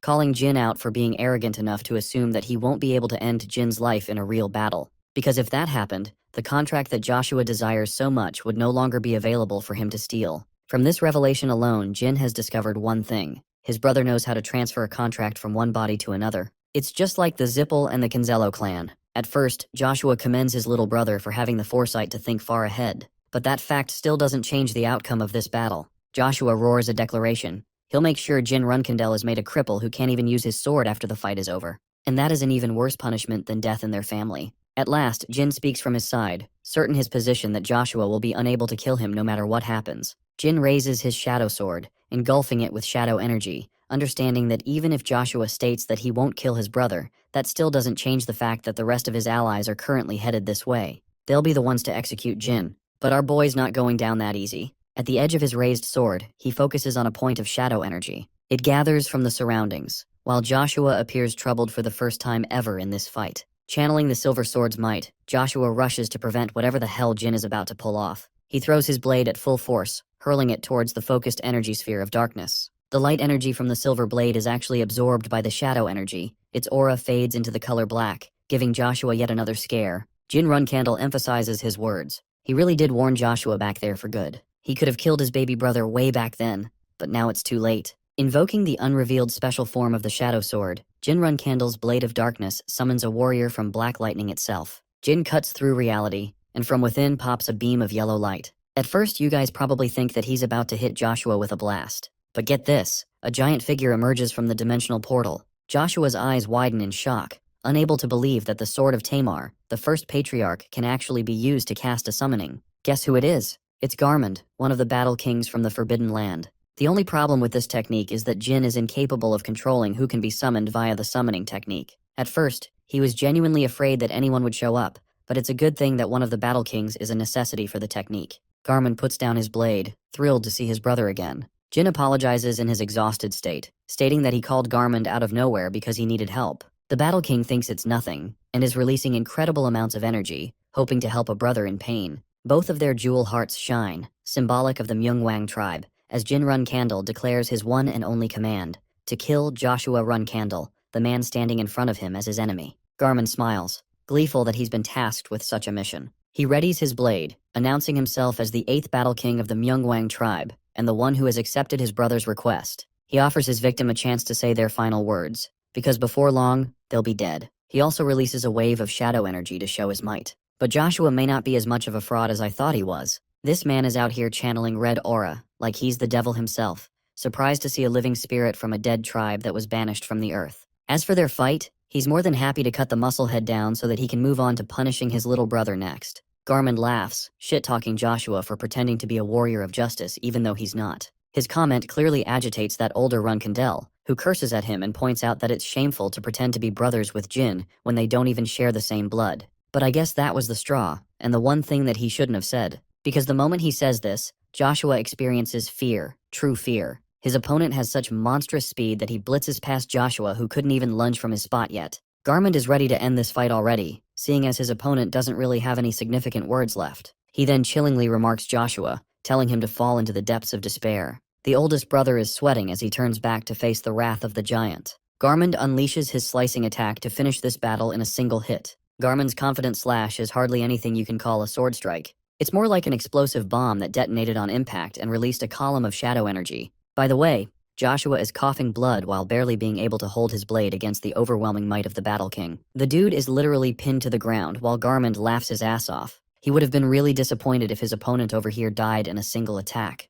But from his experience with Jin and his predecessor, it's clear that the Runcadnals come out of the womb being built differently. He presses his blade just a bit more, adding so much pressure on Joshua that his gums are bleeding from the sheer weight of being able to block the sword. In his anger, he finally manages to deflect the giant blade and gain some space. Joshua is pissed that a damn spirit is making a mockery out of him here. To pay back Garmund for what he's done, he dashes full speed ahead and crosses the behemoth's body. It makes it seem like Joshua's landed some pretty decisive cuts throughout the Battle King's body. But here's the catch. Garmund speaks of his sheer disappointment. Coming into this family, he had the impression that the Runkandel clan held its merit, especially after the achievements of Jin. But from this match, it's clear that the Runcandle family doesn't hold a candle to the Battle Kings. Garmund feels so disappointed that he thinks it is pointless to show Joshua any respect from his sword. Oh, and here's a little cool fact. That attack that Joshua did earlier? Yeah, that ended up in his silver sword being shattered. Look at his expression. Bro was at a loss for words while staring down at his blade. He's shook as hell, but the battle's not over.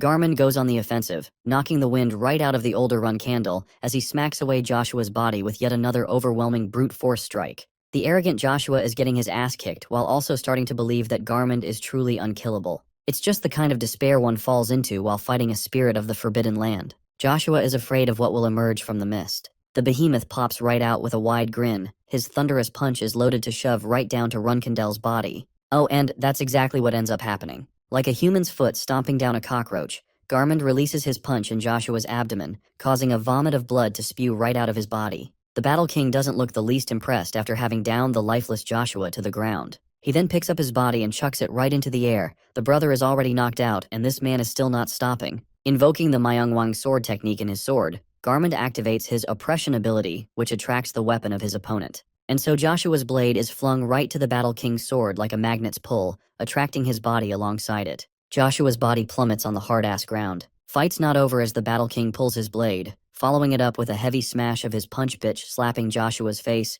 and giving it plastic surgery for life. That one punch literally sends this guy miles away from the impact, all the while rupturing the ground from the impact. Supercharging his Myungwang sword, Garmund covers his blade in an aura of lighting. From the looks of it, this fight is over. Even Jin knows it, there's just nothing his brother can do anymore. The smoke clears, but instead of Joshua sinking into despair, he sinks into pure madness. A villainous laugh creeps up, psychopathic in its nature as he releases energy like never before. Jin blocks the excess aura being released from his brother's body and realizes that the real showdown is about to begin. Joshua Runcandle is going to use his strongest ability, but even according to our boy, it's already too late for him. Garmund senses the same raging aura from the older Runcandle, believing that it's a mere waste for someone like him. He dubs the Runcandel's abilities as purely human in nature, meaning he's not a threat to someone like the Myungwang people. While this overflow of aura is happening, it shreds Joshua's body, revealing something completely unexpected. Something that leaves Jin speechless the second he lays his eyes on it.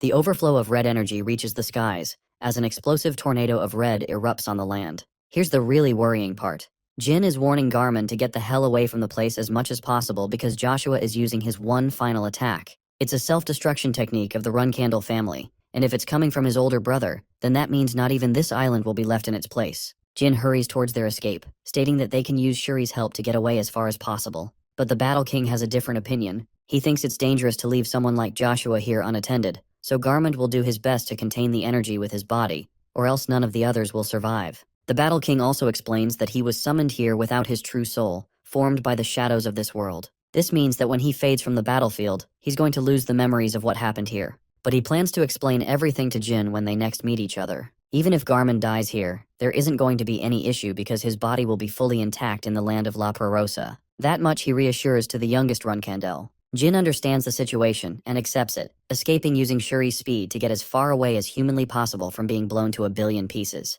Joshua's body has reached the point of no return. His aura is extending out of control, and in this impossible moment, all he has for his little brother is a spiteful challenge. He's damn near certain that Jin won't be able to survive the vicinity of the blast, no matter what he does. With that said, he casts the detonation of the ultimate technique of the Runcandle family, the unstoppable volcano. The explosion starts off like a blinding light of heaven, reminding me of the scene from Dragon Ball Z, where Vegeta used Final Explosion to defeat Majin Buu. The radius of the blast is huge, It's swallowing everything in its path, so much so that its penetrating light reaches Jin already, who is supposed to be a considerable distance away from the impact using Shuri's speed. The grave of Grom is demolished, and caught in between is the 8th Battle King. Garmin stands fearless as he blocks the pulsating chain of explosions with his sword. Using the might of the Shadow Force, he prevents the explosion from making its way to Jin Runkindel, becoming a final barricade, a shield for his friend and brother. The warping tornado of flames unleashes destruction like any other. Using his might of the Shadow Force,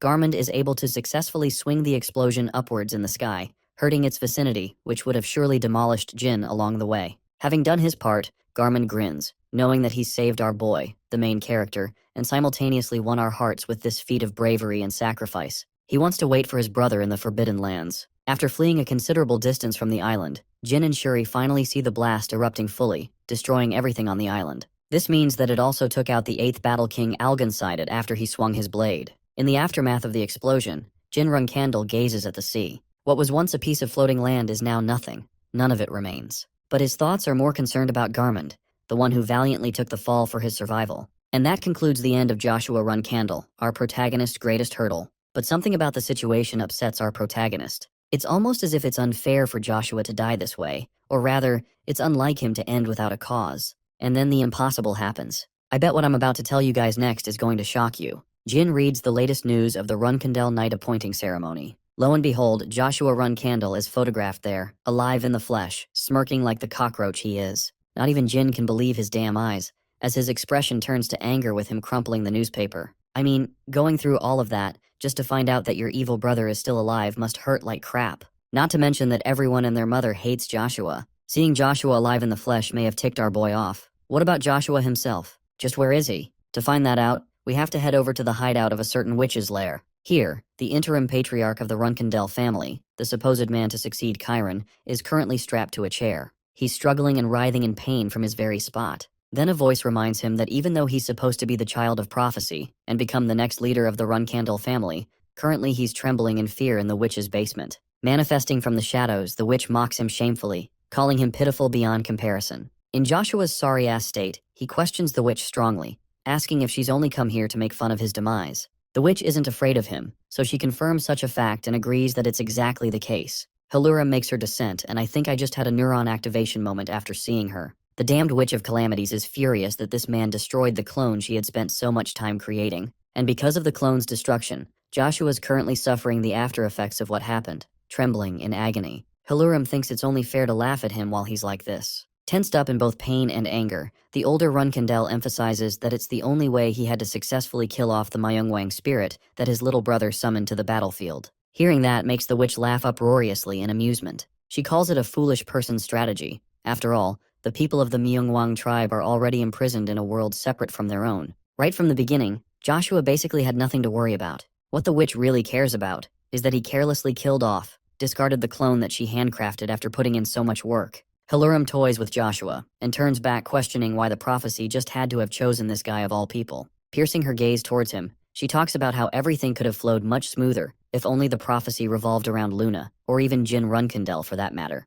While she's saying these things, of course Joshua is getting pissed as hell like a jealous little prick. The witch even concludes that his father, the patriarch Chiron, was supposed to be the original person destined for the prophecy. But a major shift occurred when that man's power exploded beyond comparison, and reached the level of Genesis, forever altering his fate. But if he ended up tangled with Haluram instead, she would have been living the life without any troubles. Because then she wouldn't have to be wrapped up with a clown like Joshua. I just love how she's verbally abusing the crap out of him, and it's actually affecting Joshua with the way he's getting aggressive every moment. Though the witch does point out that the older Runkandel did manage to succeed in one thing, because with the knowledge of Jin's abilities, they fully understand that he's capable of summoning a spirit from the Myungwang tribe. Apart from that, they also know the exact location of Shuri because of him. Haluram is disappointed that someone else took her familiar from her. The crazy witch is out here trying to convince Joshua that everything will go his way eventually, but all I'm seeing is how she's expertly manipulating him. Haluram promises to create yet another clone for the child of prophecy.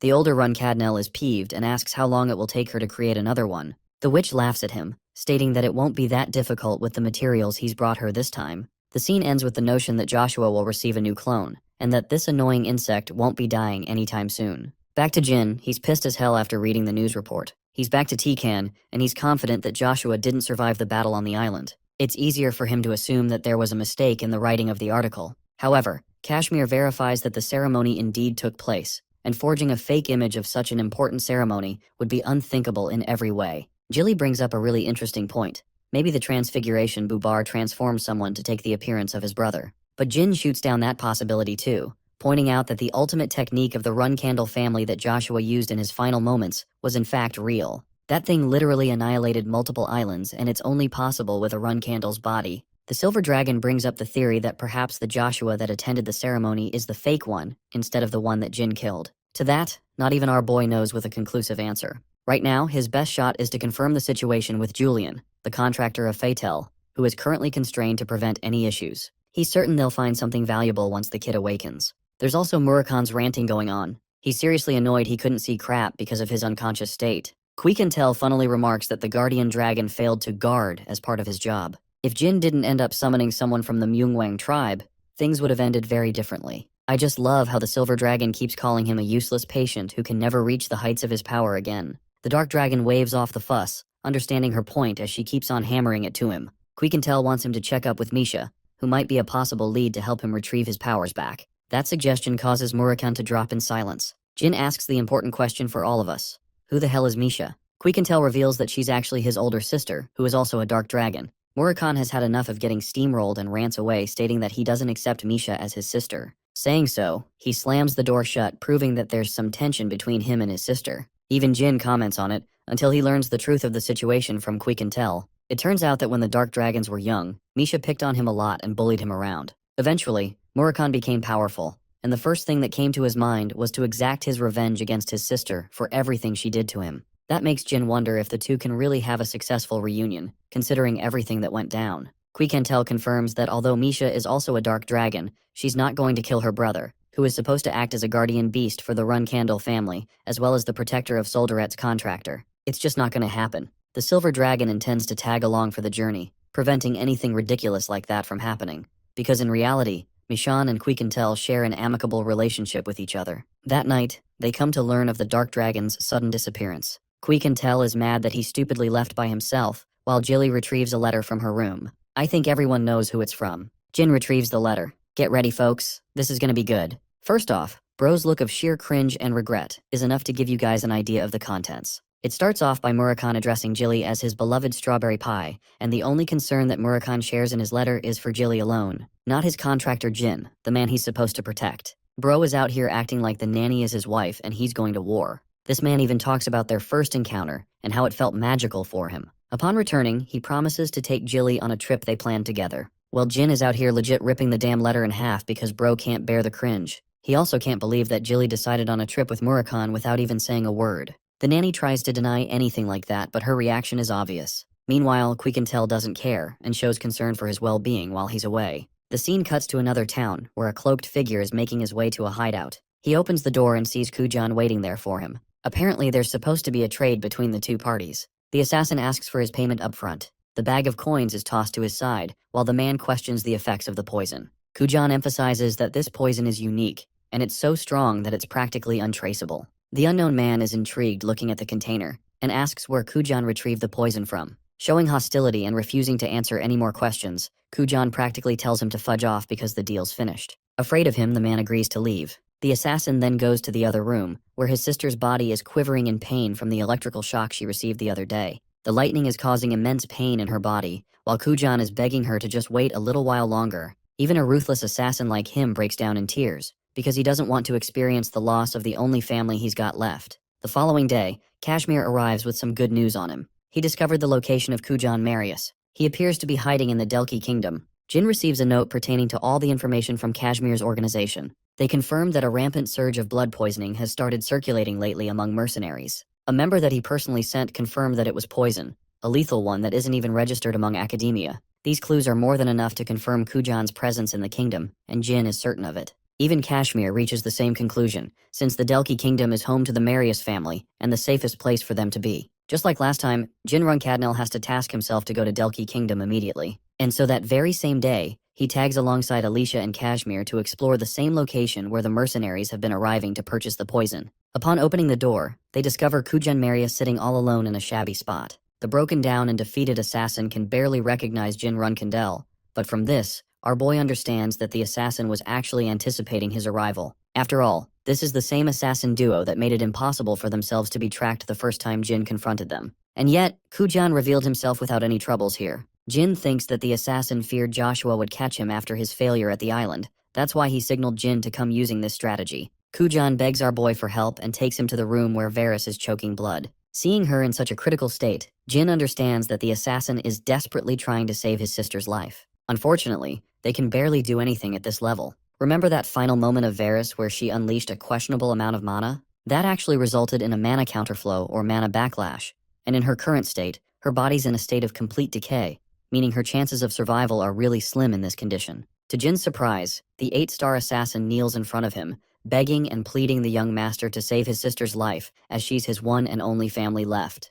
He's prepared to do anything for Jin as long as he guarantees her survival, even promising to atone for his sins by serving the Runkindel young master forever. Jin shows his ruthless side, but not to the point of cruelty. He wants Kujan to get up and prove his worth. It's only after both of them prove their worth that he'll consider taking them under him. The problem with Varys is that she's choking out blood like crazy. At her current state, our boy thinks that the only person who can save her life is a Vankella saint. But even before they can get to that part, they firstly need to get her immediate treatment from a healer. Here's the big issue though. In the entire region of Huefester, there are hardly any healers who are knowledgeable about treating the symptoms of mana counterflow. Then there's the added concern. Even if they do find a healer like that, it's likely going to expose their location to Joshua because of his network. Hearing all of this, Kujan sinks into helplessness and despair. Then, the leader of the city of Tikan offers a way out. He suggests retrieving Varys to the city of Tikan, then using a healer for an emergency treatment. After that, they'll go look for a Vankella saint. The matter requires immediate precedence, so they're gonna have to pull this off right away.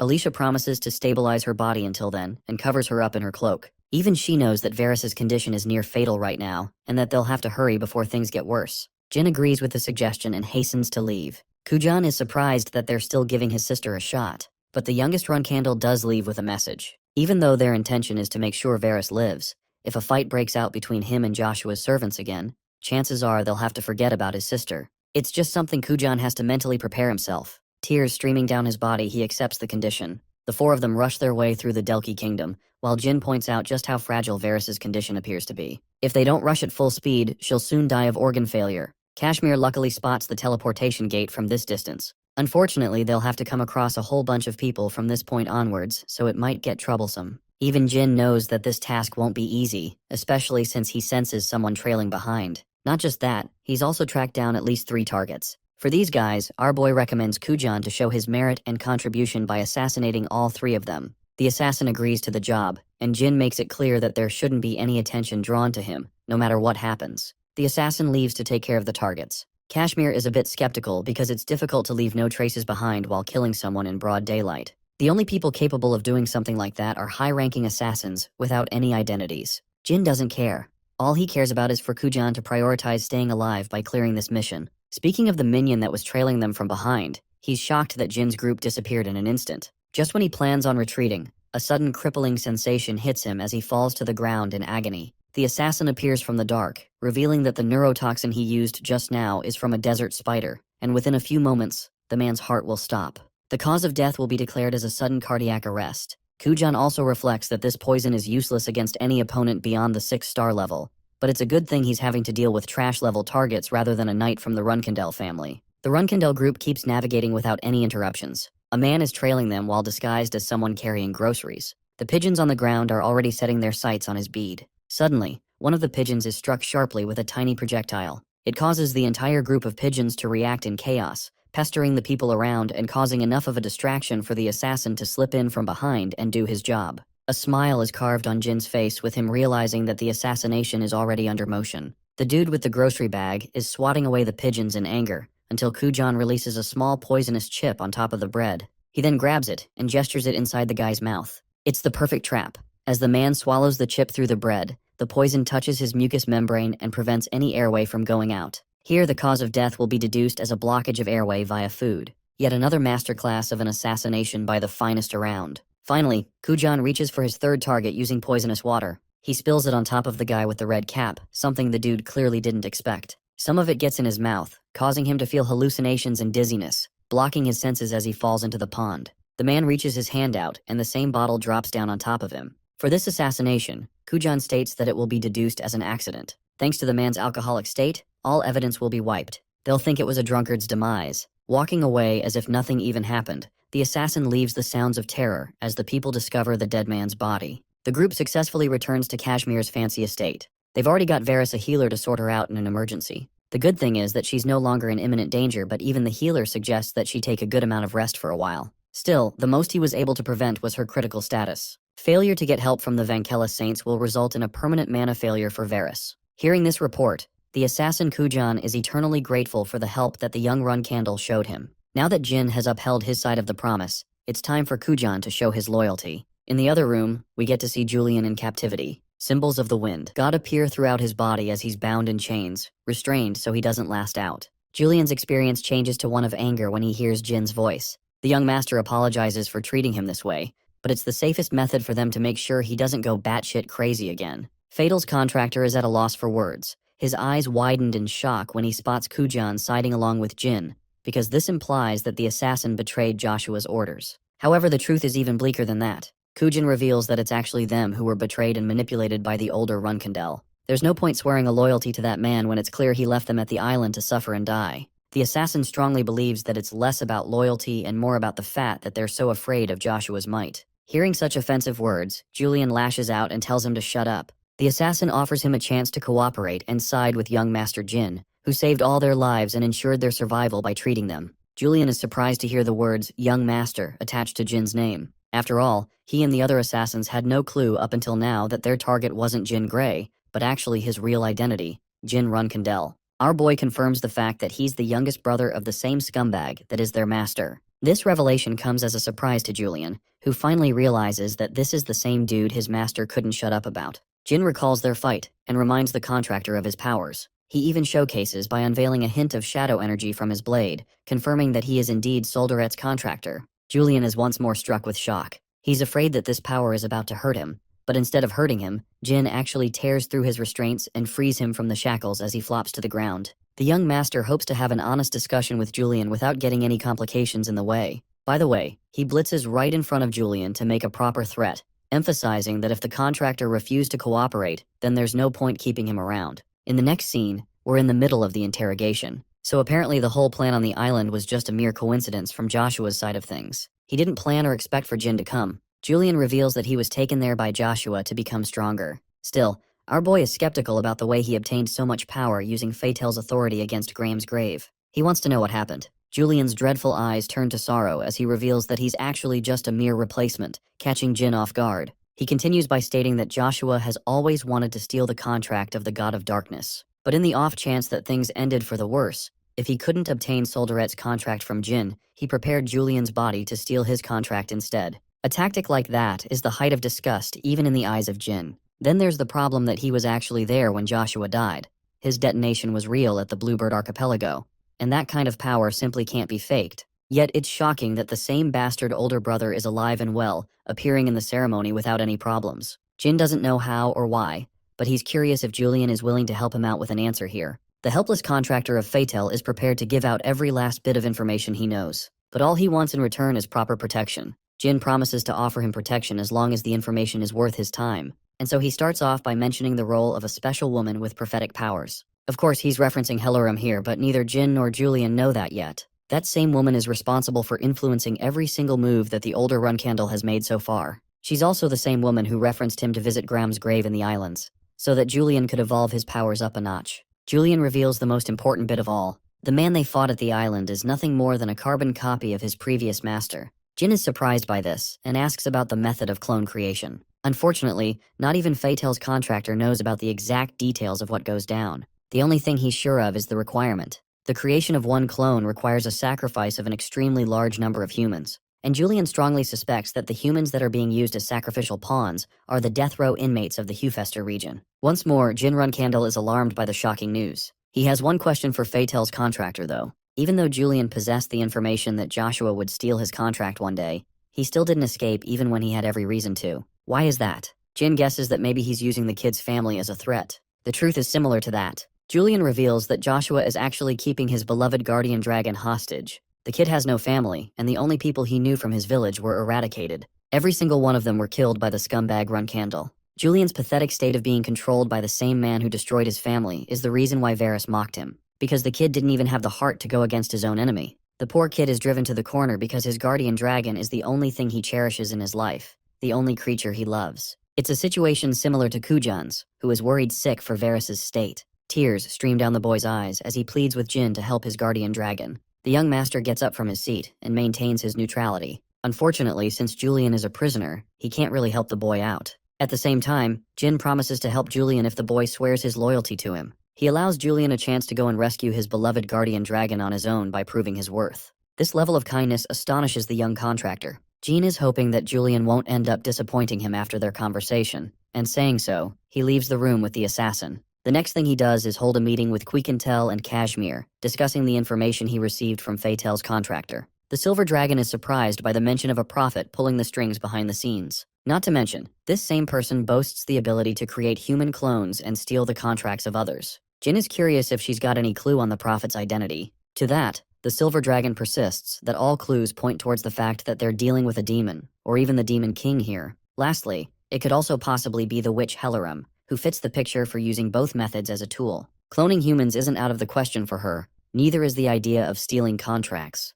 Jin finds himself in deep contemplation, figuring that perhaps she is a being with connections to their family from within, apart from Joshua. Even the city leader Kashmir seconds this opinion. If a person of that importance is helping out a dude like Joshua, it's clear that most of the important figures within the family are already aware of the truth of her involvement. The only question that remains is to figure out if these people are siding with Joshua or if they're spectating the scene from the side. The Silver Dragon thinks that if the people are actively supporting the older Runcandle despite the truth of a demon's involvement, then Timar would probably be disappointed in his lineage. From the looks of things, Jin understands that it's a very sensitive matter even within his family. It's not something for him to easily tackle, at least until he becomes a proper flag bearer, because in that position, a slight mistake causing some scrutiny can be handled by him. Jin Runcandle understands that he can no longer wait 5 whole years to become a flag bearer. He has to act faster, and so he marks down his official declaration to return to his family immediately. Or at least he would have wanted that, until Jet's howling voice came rushing to warn his master of something. Apparently, he has received news about a raging fight breaking out between a dragon and a monster. The merchant strongly believes that Murakan is involved in the scene. All 3 of them express their shock as the scene fades to the battle taking place between a red dragon and a black dragon. The entire battlefield is engulfed in flames as the gigantic red beast prepares a dragon's breath and unleashes a fiery column of flames. The attack is far too strong for Murakan to take head-on, as it incinerates everything in its path. While the people are crying out in fear, a woman with green hair observes the fight, questioning what the hell is going on. From the red flames emerges the Shadow Dragon, proving that he's not finished yet. Bursting at full speed, Shuri has her master and Queequintel mounted on top while they're headed towards Murakan's suspected location. The Silver Dragon feels guilty for leaving him unattended all by himself, but Jin assures her that it's not her fault, and that she has nothing to worry about because Jin would have felt his connection severed from the Dark Dragon if something happened to him. The Silver Dragon is at least confident that Misha won't have Murakan killed, especially if he's facing off against Kaduna. After all, not even Misha would be able to predict what would happen to Solderet's contract if that happened. At the same time, Queequintel suspects that maybe the Dark Dragon's sister drugged him, or perhaps plans to torture him so that she can eventually get to Jin Runcandle, his contractor's location. Our boy is hearing her out, when eventually Shuri meows, signifying that they've arrived at their location. At the edge of the cliff, they can see the destroyed town catching flames. Just from this distance, she can confirm Kaduni's dragon breath, as he's the only creature capable of releasing such tortuous flames. Not to mention, Kujan reports that the same fire has been going rampant for several days now, and yet not a single media outlet has reported it, strongly suggesting that the Zippel family is behind the scenes, controlling the media outlets and suppressing any involvement. The young Master Jin suggests that they enter the city immediately. In the next scene, they've already invaded the city. Jin reports his strange observation. This place is actually called the State of Shul Kingdom, and yet, instead of the kingdom's soldiers protecting it, the Holy Vankella Knights are here to protect it instead. Not just that, they're actively blocking any entrance inside the quarters. This means that the Knights are making sure there aren't any witnesses in the fight. The Vankella Kingdom is supposed to be helping out its people, saving the citizens and protecting the land. And yet, the Knights stand here opposing anyone from going inside. It's truly a strange sight. The same Holy Kingdom that maintained its neutrality in his past life has now appeared to be siding with the Zippel family. Queequintel urges precedence on invading the lands to check on the Dark Dragon's location first. Jin alerts her and tells her that they'll take the lead without causing any problems. However, the silver dragon wants to take care of the two knights guarding the gate all by herself, believing that she can flawlessly execute the task. The cloaked figure walks up to the holy knights, who are both alerted and warn her to stay back from the restricted area. Before they're able to finish their sentence, Queequentel dashes with super speed and smashes a punch so strong that it knocks the holy knight flying. The other knight is so dense that he still has the gall to question her intentions. The silver dragon effortlessly kicks him down and sends this guy flying too. Lastly, she uses her magical powers to destroy the gate, shattering it to pieces. But here's the neat trick about her magic. Right after they entered inside the gate, Queequentel used a reversal of time to restore the gate's condition back to how it was.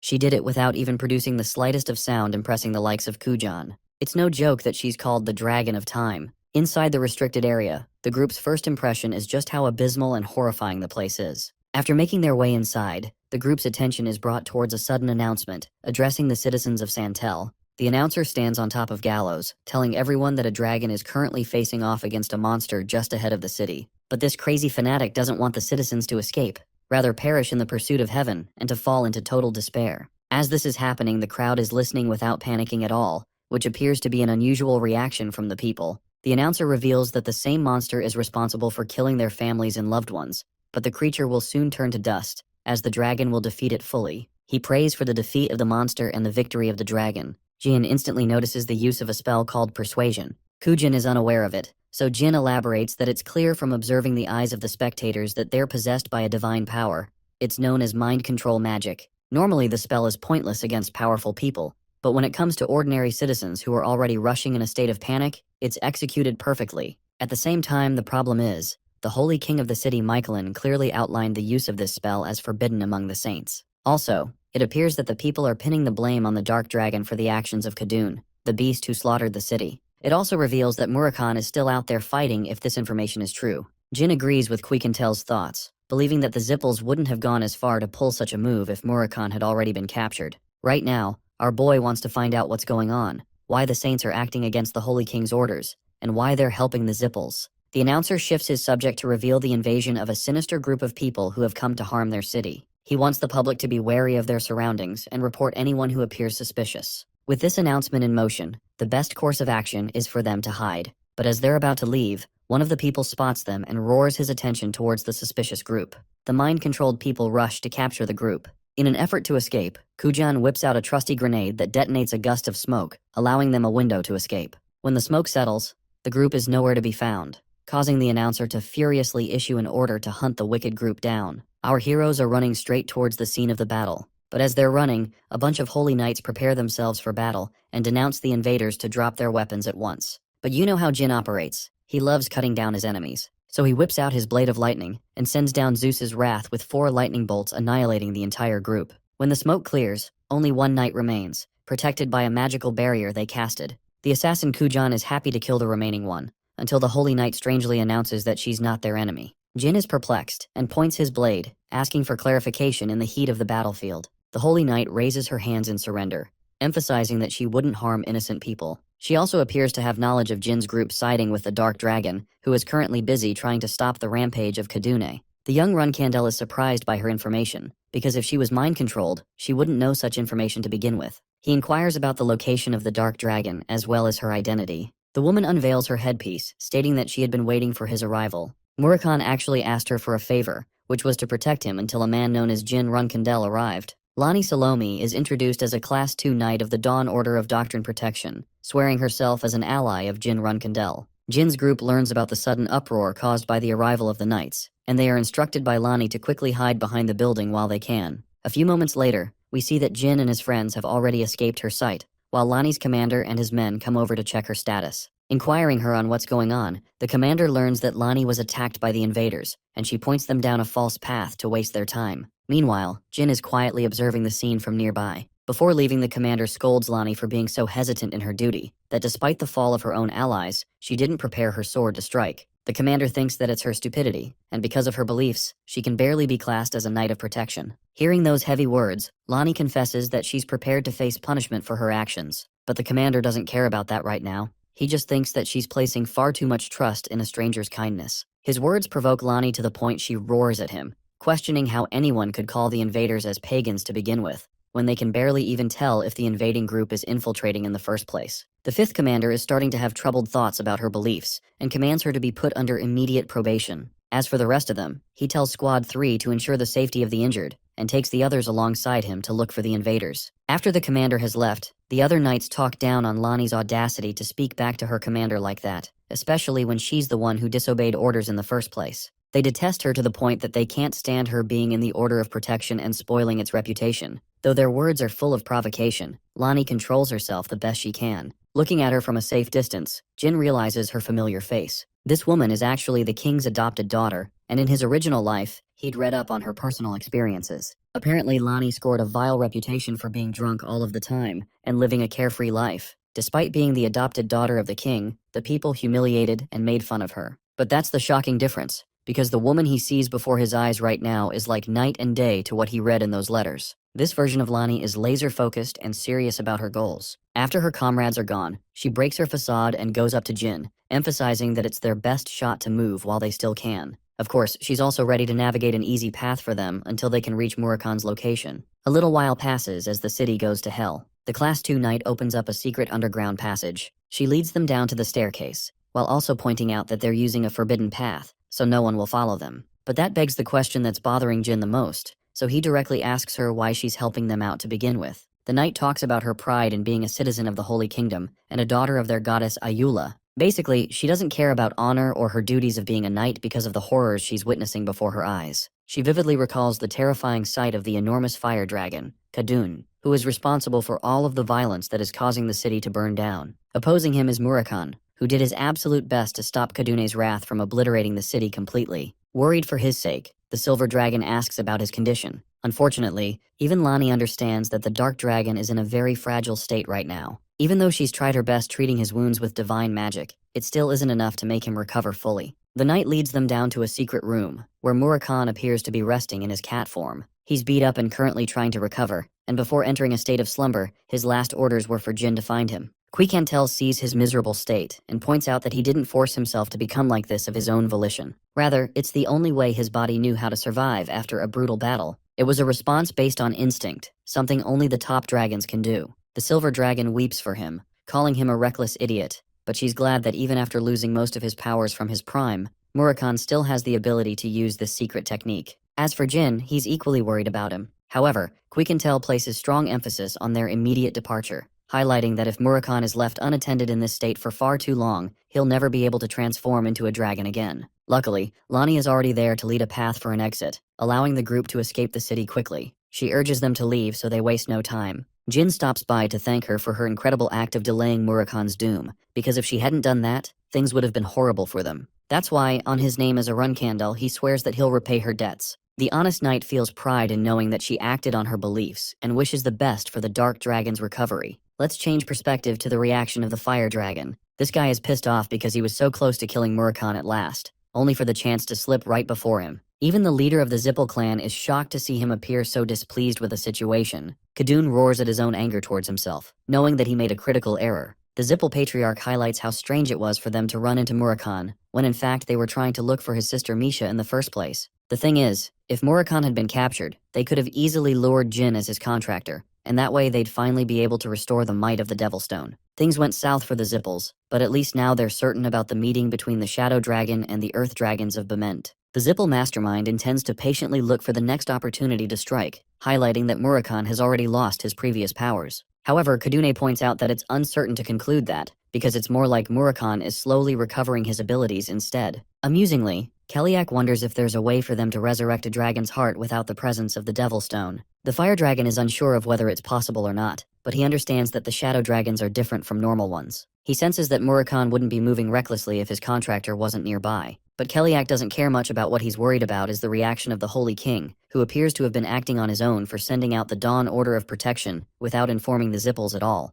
Keliak finds the Holy King exhausting to talk to and understands that there will be a meeting soon. Like the sadistic mastermind he is, he even wonders if it's a good idea to just kill the king, because a noble and good man like him is going to end up in heaven anyway. Kaduni calls his own master completely insane, which is hilarious to me, because this is the same dragon that was obliterating an entire city a while ago. The Zippel Patriarch must be completely nuts if he's insane by even Kadune's standards. Anyway, let's go back to Kashmir's place. Remember Kujan's sister? Luckily she's awake, though she's sad after reading her brother's letter, which probably contained a history of events that occurred while she was unconscious. It makes her quest for vengeance meaningless now that they're under Jin's care. Speaking of which, Jilly comes around like the nanny of the year and brings her some soup to drink. She treats the girl with kindness, highlighting that she needs rest to hasten the recovery process. Varys's body has yet to replenish itself with mana, but it's progress already that she's experiencing recovery. She also apologizes for everything she and her brother put them through, and asks if there's any way to help. The notion of help intrigues Jilly, because in the very next scene, she tosses the bloodthirsty assassin right into maid attire. The poor girl is struggling to contain her embarrassment,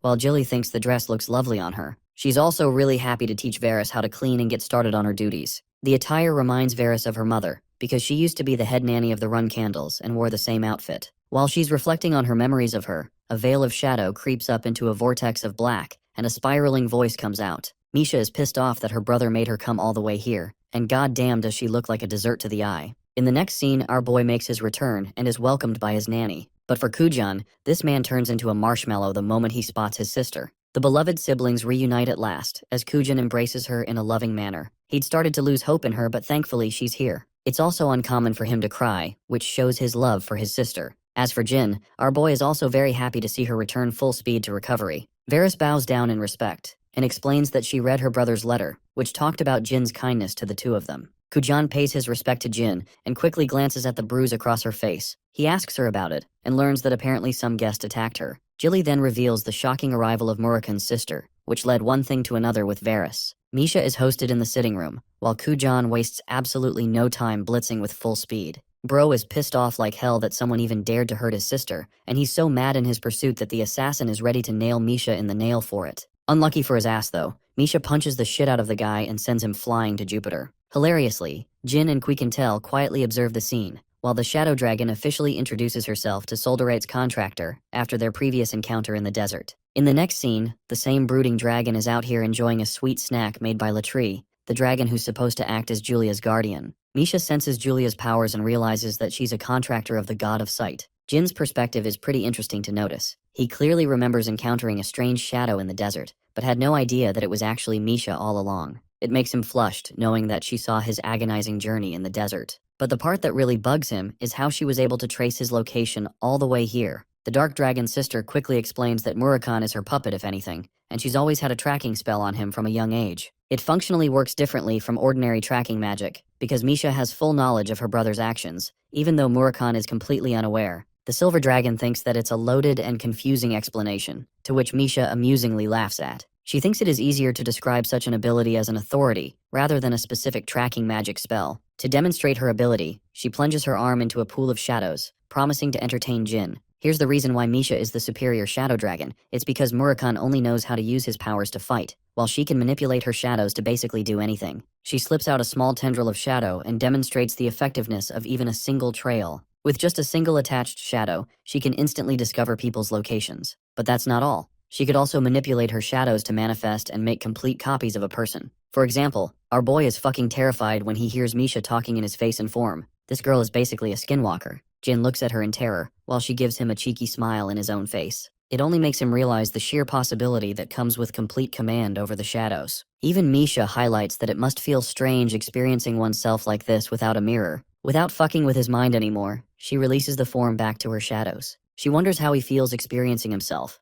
while Jin sings praises of her excellent command over her powers. He can't even fathom the fact that another one of him can easily exist out there without his knowledge. It goes to show that if humans came to control this power, they would destroy each other. Interestingly, Misha reflects that she's never going to let Jin fall into the same fate as Tamar's, and she is hoping that he steps down from the pursuit of power if anything. The Shadow Dragon continues her watch on him with great intrigue. To Misha's absolute horror, Julia answers her mind, arguing in favor of Jin, and stating that he'll never fall in the pursuit of madness. It really stuns the Shadow Dragon for a second, the realization that she has been outplayed by the little girl. Thanks to her abilities granted by the God of Sight, Julia sees something in the Run Candle that nobody else does. It makes Misha wonder if Julia is witnessing the first Patriarch's reincarnation in him. It completely terrifies her to believe that Tamar reincarnated, but an even more shocking thought is the realization that Julia sees Soldere himself in his contractor's presence. The Shadow Dragon holds herself down from jumping straight into conclusions, even though she can fully grasp that the God of Darkness no longer communicates with her. She thinks that it's entirely possible that something must have happened for Soldere to radio silence on her. Unsurprisingly, Julia's comment about Jin is so vague that her father asks her about what she means. The loving and cuddly girl once again emphasizes her point regarding Jin's pursuits. Our boy actually didn't know what she meant either, until he remembered that she's always called him Mister from the first time they met each other. The shadow dragon gets up to check on Murakan's condition. She grabs his silly little cat-like body and almost doesn't want to heal him back to full health because she finds him endlessly adorable as a cat. Of course, Jin doesn't like that and understands that Murakan wouldn't be thrilled about it either, so he begs her to do her best. She confesses that she's messing around and fully intends to help her brother recover. Misha demands them to leave the room and casually admits that there will be a lot of screaming involved. Her comment is so terrifying that even the unconscious cat is shivering in fear, and it's safe to say, the cat's screams reach the moon that night. Jin is patiently waiting outside. The screams are starting to get to him because it's been 3 days since Murakan's recovery, or perhaps torture began. The silver dragon quells his worries, reminding our boy that Misha is going to have to go through an incredibly taxing job of helping Murakan regain his lost powers.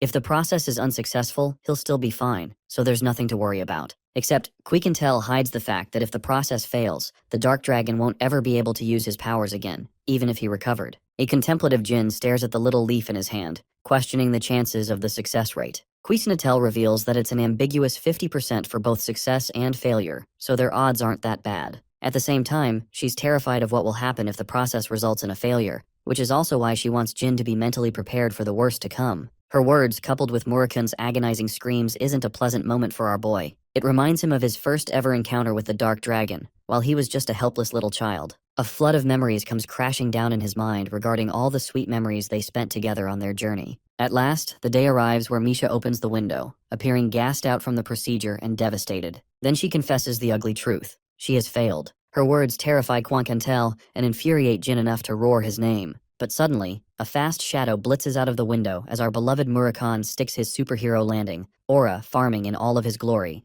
The maniacal dragon laughs like an evil villain. His mere laugh is able to send ripples and shatter structures nearby. At long last, Murakan revels in the glory of his prime, a fresh body and absurd levels of strength. But even while he's out here posing like he's turned Super Saiyan or something, his sister quickly humbles him by kicking his ass, literally. Misha is pissed off that he's happy about only gaining 40% of his original power, stating that his body is far too weak to handle its full strength. I have to point out that she's also bitch-slapping the shit out of him while this is happening, so F's for this man in the comments. The Dark Dragon thinks that his sister messed up the procedure on purpose, because if she'd fully restored him to full strength, he'd end up stronger than her. Misha launches this man flying for thinking of something so incredibly stupid, and she follows through with a full beatdown, all the while expressing how much pain she felt just trying to save his ass. As they're bantering against each other, Jin and his group are at a loss for words. Funnily enough, Misha wants to kill his ass right after reviving him only moments ago. The Shadow Dragon concedes his defeat, while Jin is happy as he can ever be seeing his friend nourish back to health. He thanks Misha, who understands how frustrated they must have felt when it took her days to complete the procedure. She also doesn't want to waste time anymore and plans to leave,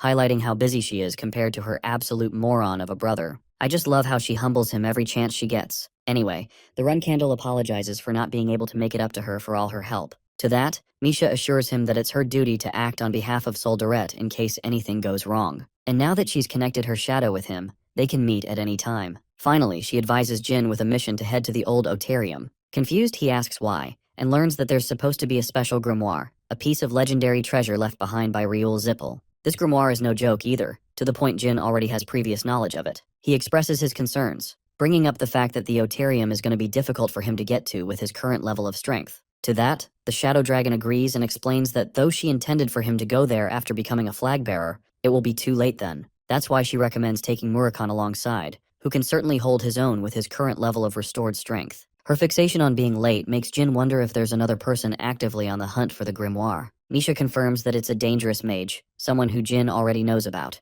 When he asks for clarification on who it is, Misha utters the words, Arya Owlheart, the same child who is born with a similar destiny like Jin Runkindel himself. Let's break down what Arya Owlheart even is. It's actually a false identity of Valeria, one of many fake names she used in his previous life. She had a unique fascination for this name, and it really astonishes him to learn that his previous mentor is currently looking for the special grimoire. Jin stops to question what Misha implies when she says that Valeria shares a special destiny along with him. In her response, the Shadow Dragon expresses that Jin is chosen by the shadows, while the mage is chosen by history itself. Misha thinks it's a wise choice to support her in her ventures, because she could prove to be an irreplaceable ally to him. This turns Jin inward, reflecting on Valeria's ultimate goal in his previous life. She'd always wanted to discover her family's lost mages. And if history has chosen her for this mission, it begs the question if she is close to attaining her goal. Anyway, Misha switches topics and bullies Murakhan, reminding his ass to look after his contractor properly while she's away. He ends up calling her a granny for it, and well, you can tell that she's beating him up because of it in the background.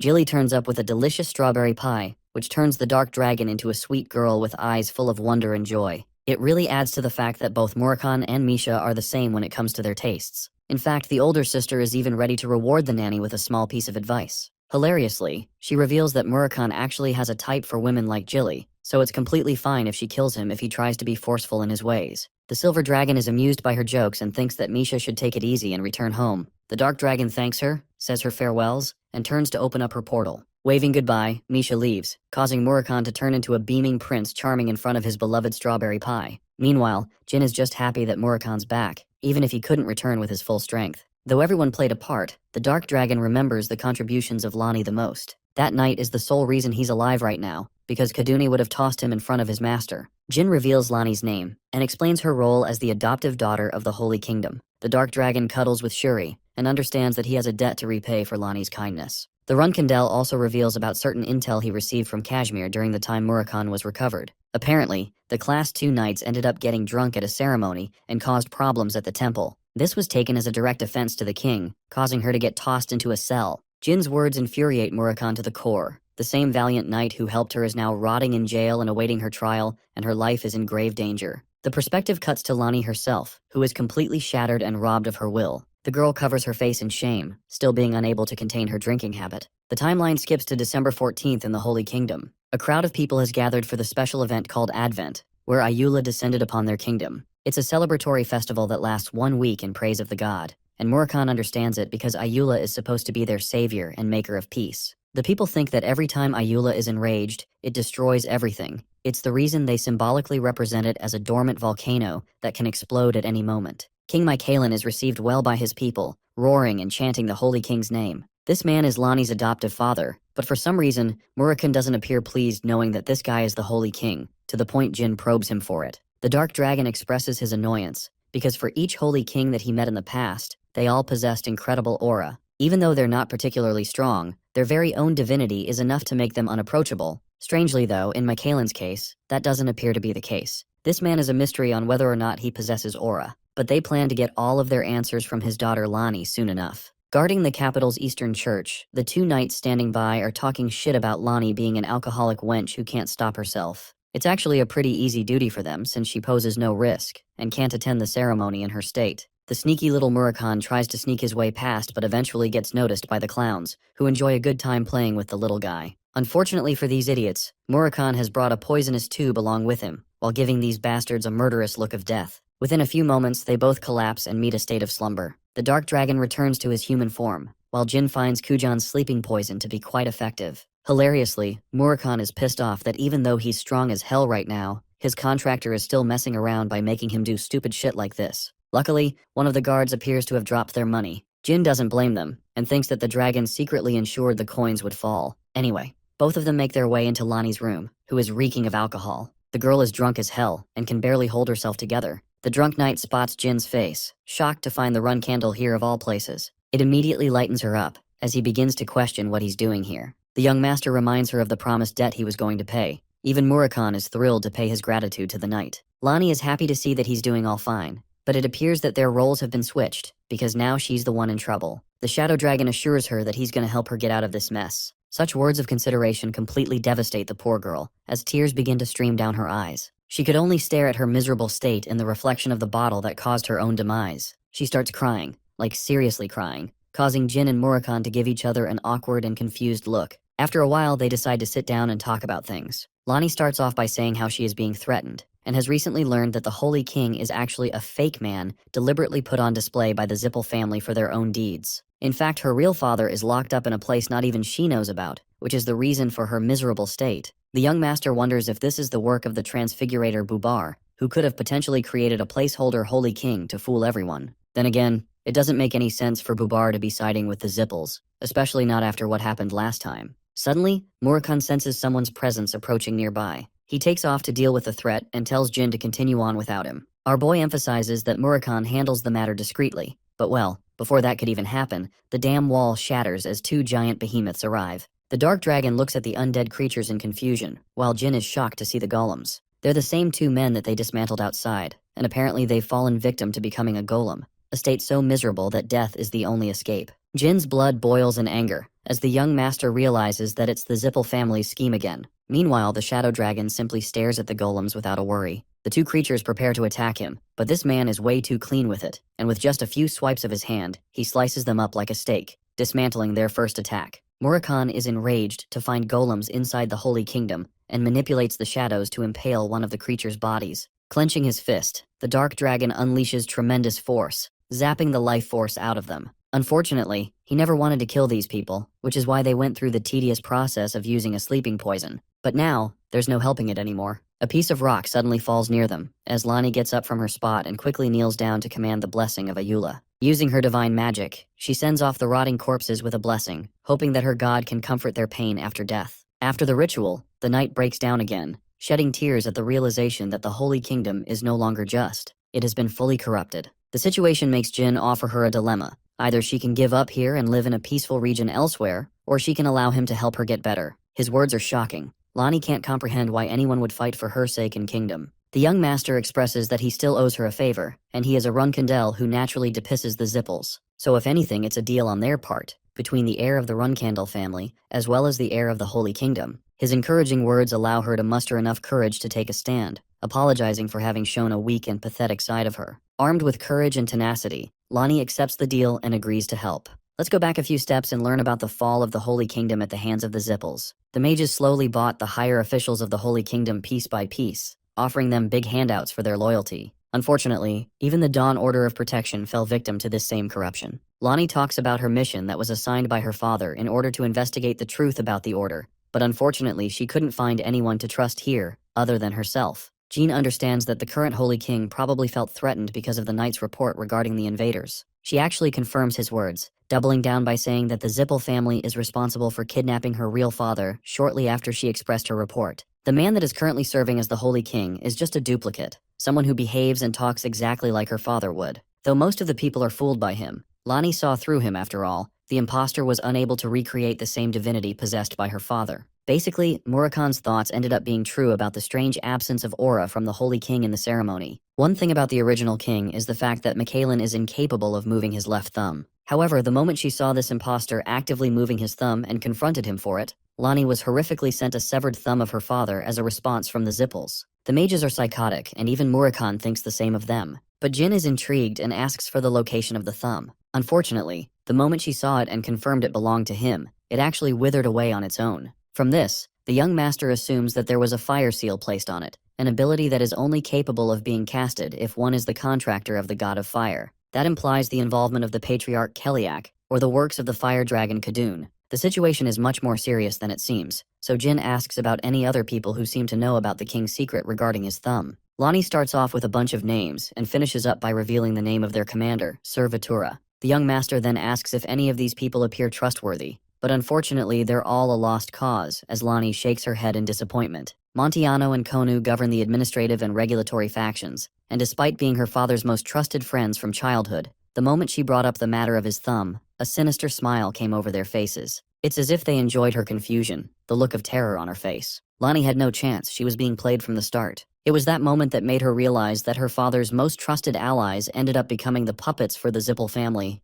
making her crash and burn in a drunken state. The Dark Dragon brings up the mention of Sir Vitura, who could perhaps be trusted. The good thing is, Lani hasn't spoken to the man in person. However, many suspected that he had been plotting a scheme to dethrone her father for a long time. This man has also openly vouched for a good association with the Zippel family, so that's not good either. Jin wonders if it's specifically because of those reasons that Lani tends to avoid the man. She responds by revealing her father's hatred for Sir Vitura, who always seemed like an enemy. He couldn't stand the thought of seeing his face. Going back to the king's childhood friends Montiano and Konu, Jin asks about her father's reaction to the both of them. Lani shares that they always sat next to him, and they were the only people whom he discussed his personal plans with. Often he would go on walks with them to relieve his stress. Overall, her words grind the gears in our boy's head. Forming his conclusion, he gets up and requests being taken to Sir Vitura at once. It's a shocking declaration coming from the Run Candle, especially when Lani has already revealed him as an enemy to the throne. However, the young master doesn't really find it pleasing either to hear her father's stupidity. The man kept traitors close to him and allowed his kingdom to get taken over by the Zippels without his knowledge. The scene cuts to Lonnie, who takes her two friends to have a meeting with Servitura. The holy guards give them a pass, but the gatekeepers aren't so kind. They demand them to surrender their weapons. Lonnie turns to our boy, who agrees with the idea. Having granted entry, Lonnie discusses the possibility of Vitura being a pawn of the Zippels. She has reason to believe that he would plot against her and even kill her father. Murakhan assures her that nothing of the sort is going to happen with him around, because a bunch of puny knights aren't going to stop him. Unfortunately, the part she worries about the most is what they'll do to her father. To that, the young master comforts her with a bittersweet truth bomb. She doesn't have to worry about her father being tortured or not, because it's almost certain that he's already been killed. Though it's harsh to hear, Jin tells her that the kingdom has slipped away into the hands of the Zippels, and if they're following that logic, then her father serves no purpose anymore, and has already been executed. It's a cold truth, but it's something for the girl to accept. Even Lonnie understands that the possibility is real, but she wants to rely on her resolve and make it known for herself after speaking with Servitura. Speaking of their meeting, they get to his room shortly afterwards. Adopting a cocky smile on his face, he welcomes Lonnie as the Holy King's beloved daughter, and then doubles down by calling her a drunk troublemaker. Having dropped a verbal jab, he asks about the people behind her. Lonnie reveals that they're just friends, but the cunning and perceptive man already knows the truth. They're the invaders who attacked and killed the men in the Eastern Church. It appears that Vitura is already one step ahead in terms of his knowledge about the situation. He was actually trying to hunt the invaders down, but finds it glad that they've come to surrender on their own. Furthermore, he even threatens to kill the Holy King if Jin's group continues to pose trouble for them. This little fact implies to Lonnie that her father's still alive. Anyway, Vitura orders one of his guards, Kane, to inform the Zippels that they've captured the king's daughter. As for her friends, he plans to capture them for an interrogation later. Murakhan is about to explode his anger, but Jin stops him from doing anything reckless. The Dark Dragon doesn't get it, because if they stall for long, these clowns will report everything for the Zippels. Instead of backing down, the arrogant guards continue to trash talk against the invaders who ran away last time. They threaten to use force against them if Jin and Murakhan don't back down, especially when the Holy King's life will also be at risk. Meanwhile, Lonnie is reduced to a puddle of tears. Her body shivers as tears pour out uncontrollably down her face. She regrets ever having to come here, realizing that her kingdom fell to ruin because she was too late to notice anything. If that wasn't enough, her father didn't do much to prevent their demise either. While she's bursting in anger, Jin comforts her by asking her to lift her head. The moment she opens her eyes, the two guards have already been killed. As for Vitura, turns out that he isn't a bad guy at all, and instead he's eternally grateful that the young master saved the king's daughter. Vitura apologizes for everything that happened and assures Lonnie that she did the right thing by coming here because it will be fine from now on. Murakhan is left completely speechless and doesn't get what the heck is happening. It's revealed that Jin didn't do a thing to kill those guards. It was done so by Vitura's own blade, and he's proud of Lonnie for having done so much on her part. Lonnie's brain is having a meltdown, realizing that she doubted Vitura all along, not realizing that he was on her side. He doesn't mind, and actually finds it relieving that she's doing okay. Remember when Jin was brainstorming the possibilities earlier? He actually pieced together the information that Vitura is secretly an ally of the king, but he's also surprised to see the Holy Commander recognizing him immediately. Vitura explains that he first saw the boy at the Lone Tree Bridge party that Kieran hosted upon his return. Back then, he noticed Jin and left without a word. But now, it's time for him to reveal the truth about his true association with Lonnie's father. You see, the whole public enemy thing was actually a false persona. Vitura and King Michaelin deliberately acted like enemies conspiring against each other, when in reality, they were allies trying to keep the balance of the world. Jin adds on by stating that the Zippels had no clue, and because they suspected Vitura to despise the king, they approached him and began thinking he was an ally. In reality, that was never the case. The Holy Kingdom is a mess right now, divided into two factions, one supporting the Kinzello faction and the other supporting the crazy mages. It's here that Vitura confesses that the fake king is actually placed by the Kinzello family, who can command the use of shapeshifters to do their bidding. This means Bubar and Kinzello are involved in this mess. Vitura explains that initially, both groups tried to take over the Holy Kingdom together, but for some strange reason, they no longer appear to be cooperating with each other. Of course, this is once again because of Jin's involvement, but no one knows about that. Vitura continues by stating that the kingdom is now split between the moderates faction, who are sworn to the Zippels, and the hardliners, who follow the Kinzello.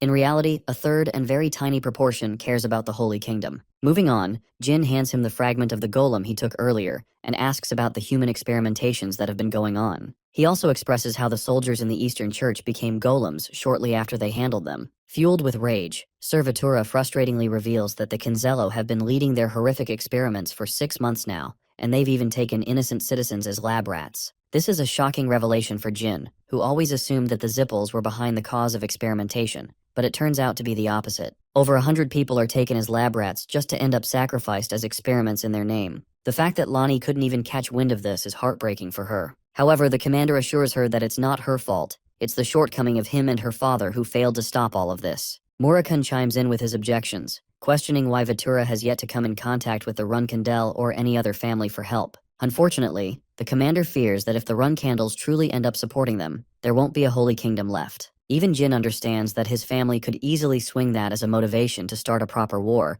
because in reality, their house doesn't require the use of the holy kingdom, but rather its saints as well as its treasures. The commander emphasizes that the Zippel family has full knowledge of the experimentation process of the Kinzello, but it seems like they're not showing any active involvement. This makes Jin realize that it's a cunning strategy to expose the Kinzello to the public when the Zippels find it convenient. This way, they'll become the heroes in the eyes of the world. Not just that, from what the golems he encountered today, the young master vividly remembers their appearance to be different from last time. That's because these golems aren't created by the Zippels like they were before. At the same time, it bothers him about the motive of the Kinzello faction to focus on creating golems in the first place. While he's deep in thought, the Dark Dragon probes his mind. Jin has figured out a way to take down both factions at once, while at the same time sustaining little damage. His words surprise both Lonnie and Vatura, who wonder if something of the sort is even possible. The Runcandle reveals that he intends to go to the old Otarium first, and right after dealing with the Kinzello, he'll help the citizens be freed. With the citizens out, they'll come forward with the truth. However,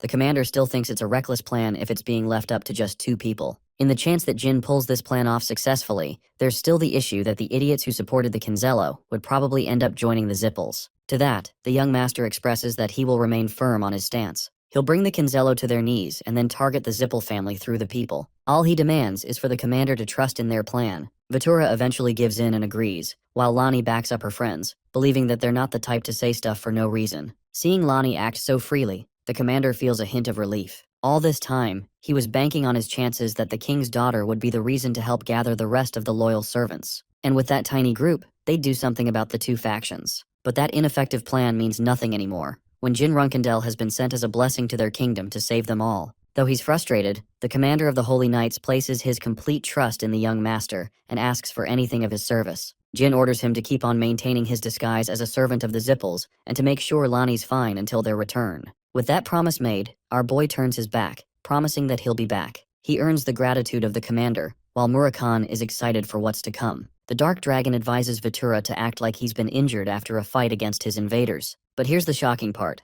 This man literally chops his own damn arm off, just to keep up with the act. Even Lonnie screams in worry, preparing to heal him at once. But the commander stops her, explaining that it's the only way to make the Zippel family believe about what went down, especially when his own guards are dead. In his final act, Vatura hands his sword to the young master and tells him the exact room where all of their weapons have been stored. Jin clasps the blade and declares that he'll return before the ceremony closes. Let's go ahead and head to the old Otarium, a place that is currently being used to experiment all kinds of ugly things. One of the researchers expressed sadness for being unable to save another test subject, when suddenly, the room goes red as a warning signal startles everyone. The men have no idea what's going on. The barriers they placed have been tampered with and removed. The evil mages have no idea because the barriers weren't even destroyed, just completely nullified. While they're piecing the situation together, they realize that an intruder is making his way. Both men take a step towards the window to see what's going on, only to witness an ever-blazing shadow dragon making his godly descent. The winged beast of black has completely dissolved the barriers and has taken control. Terrified, the men roar out a signal to attack the dragon at once. But Murakun simply enjoys himself, imbuing himself with dark magic, before sending out his tendrils and engulfing the entire Otarium in a coat of black. Content with what he's done, he smiles at their amusing yet helpless attempts. The mages can no longer control their magic, allowing the dark dragon to make his move. To summarize just how powerful Murakun has gotten, let's talk about what he just did. With a single swipe of his hand, he slices the Otarium like butter, cleaving it clean. But not just that, he quickly makes a devastating descent to deepen the blow. Having marked his descent, Murakun shares that any remaining survivors will quickly meet their doom. Because the Dark Dragon hasn't just come to invade, it has come for their death.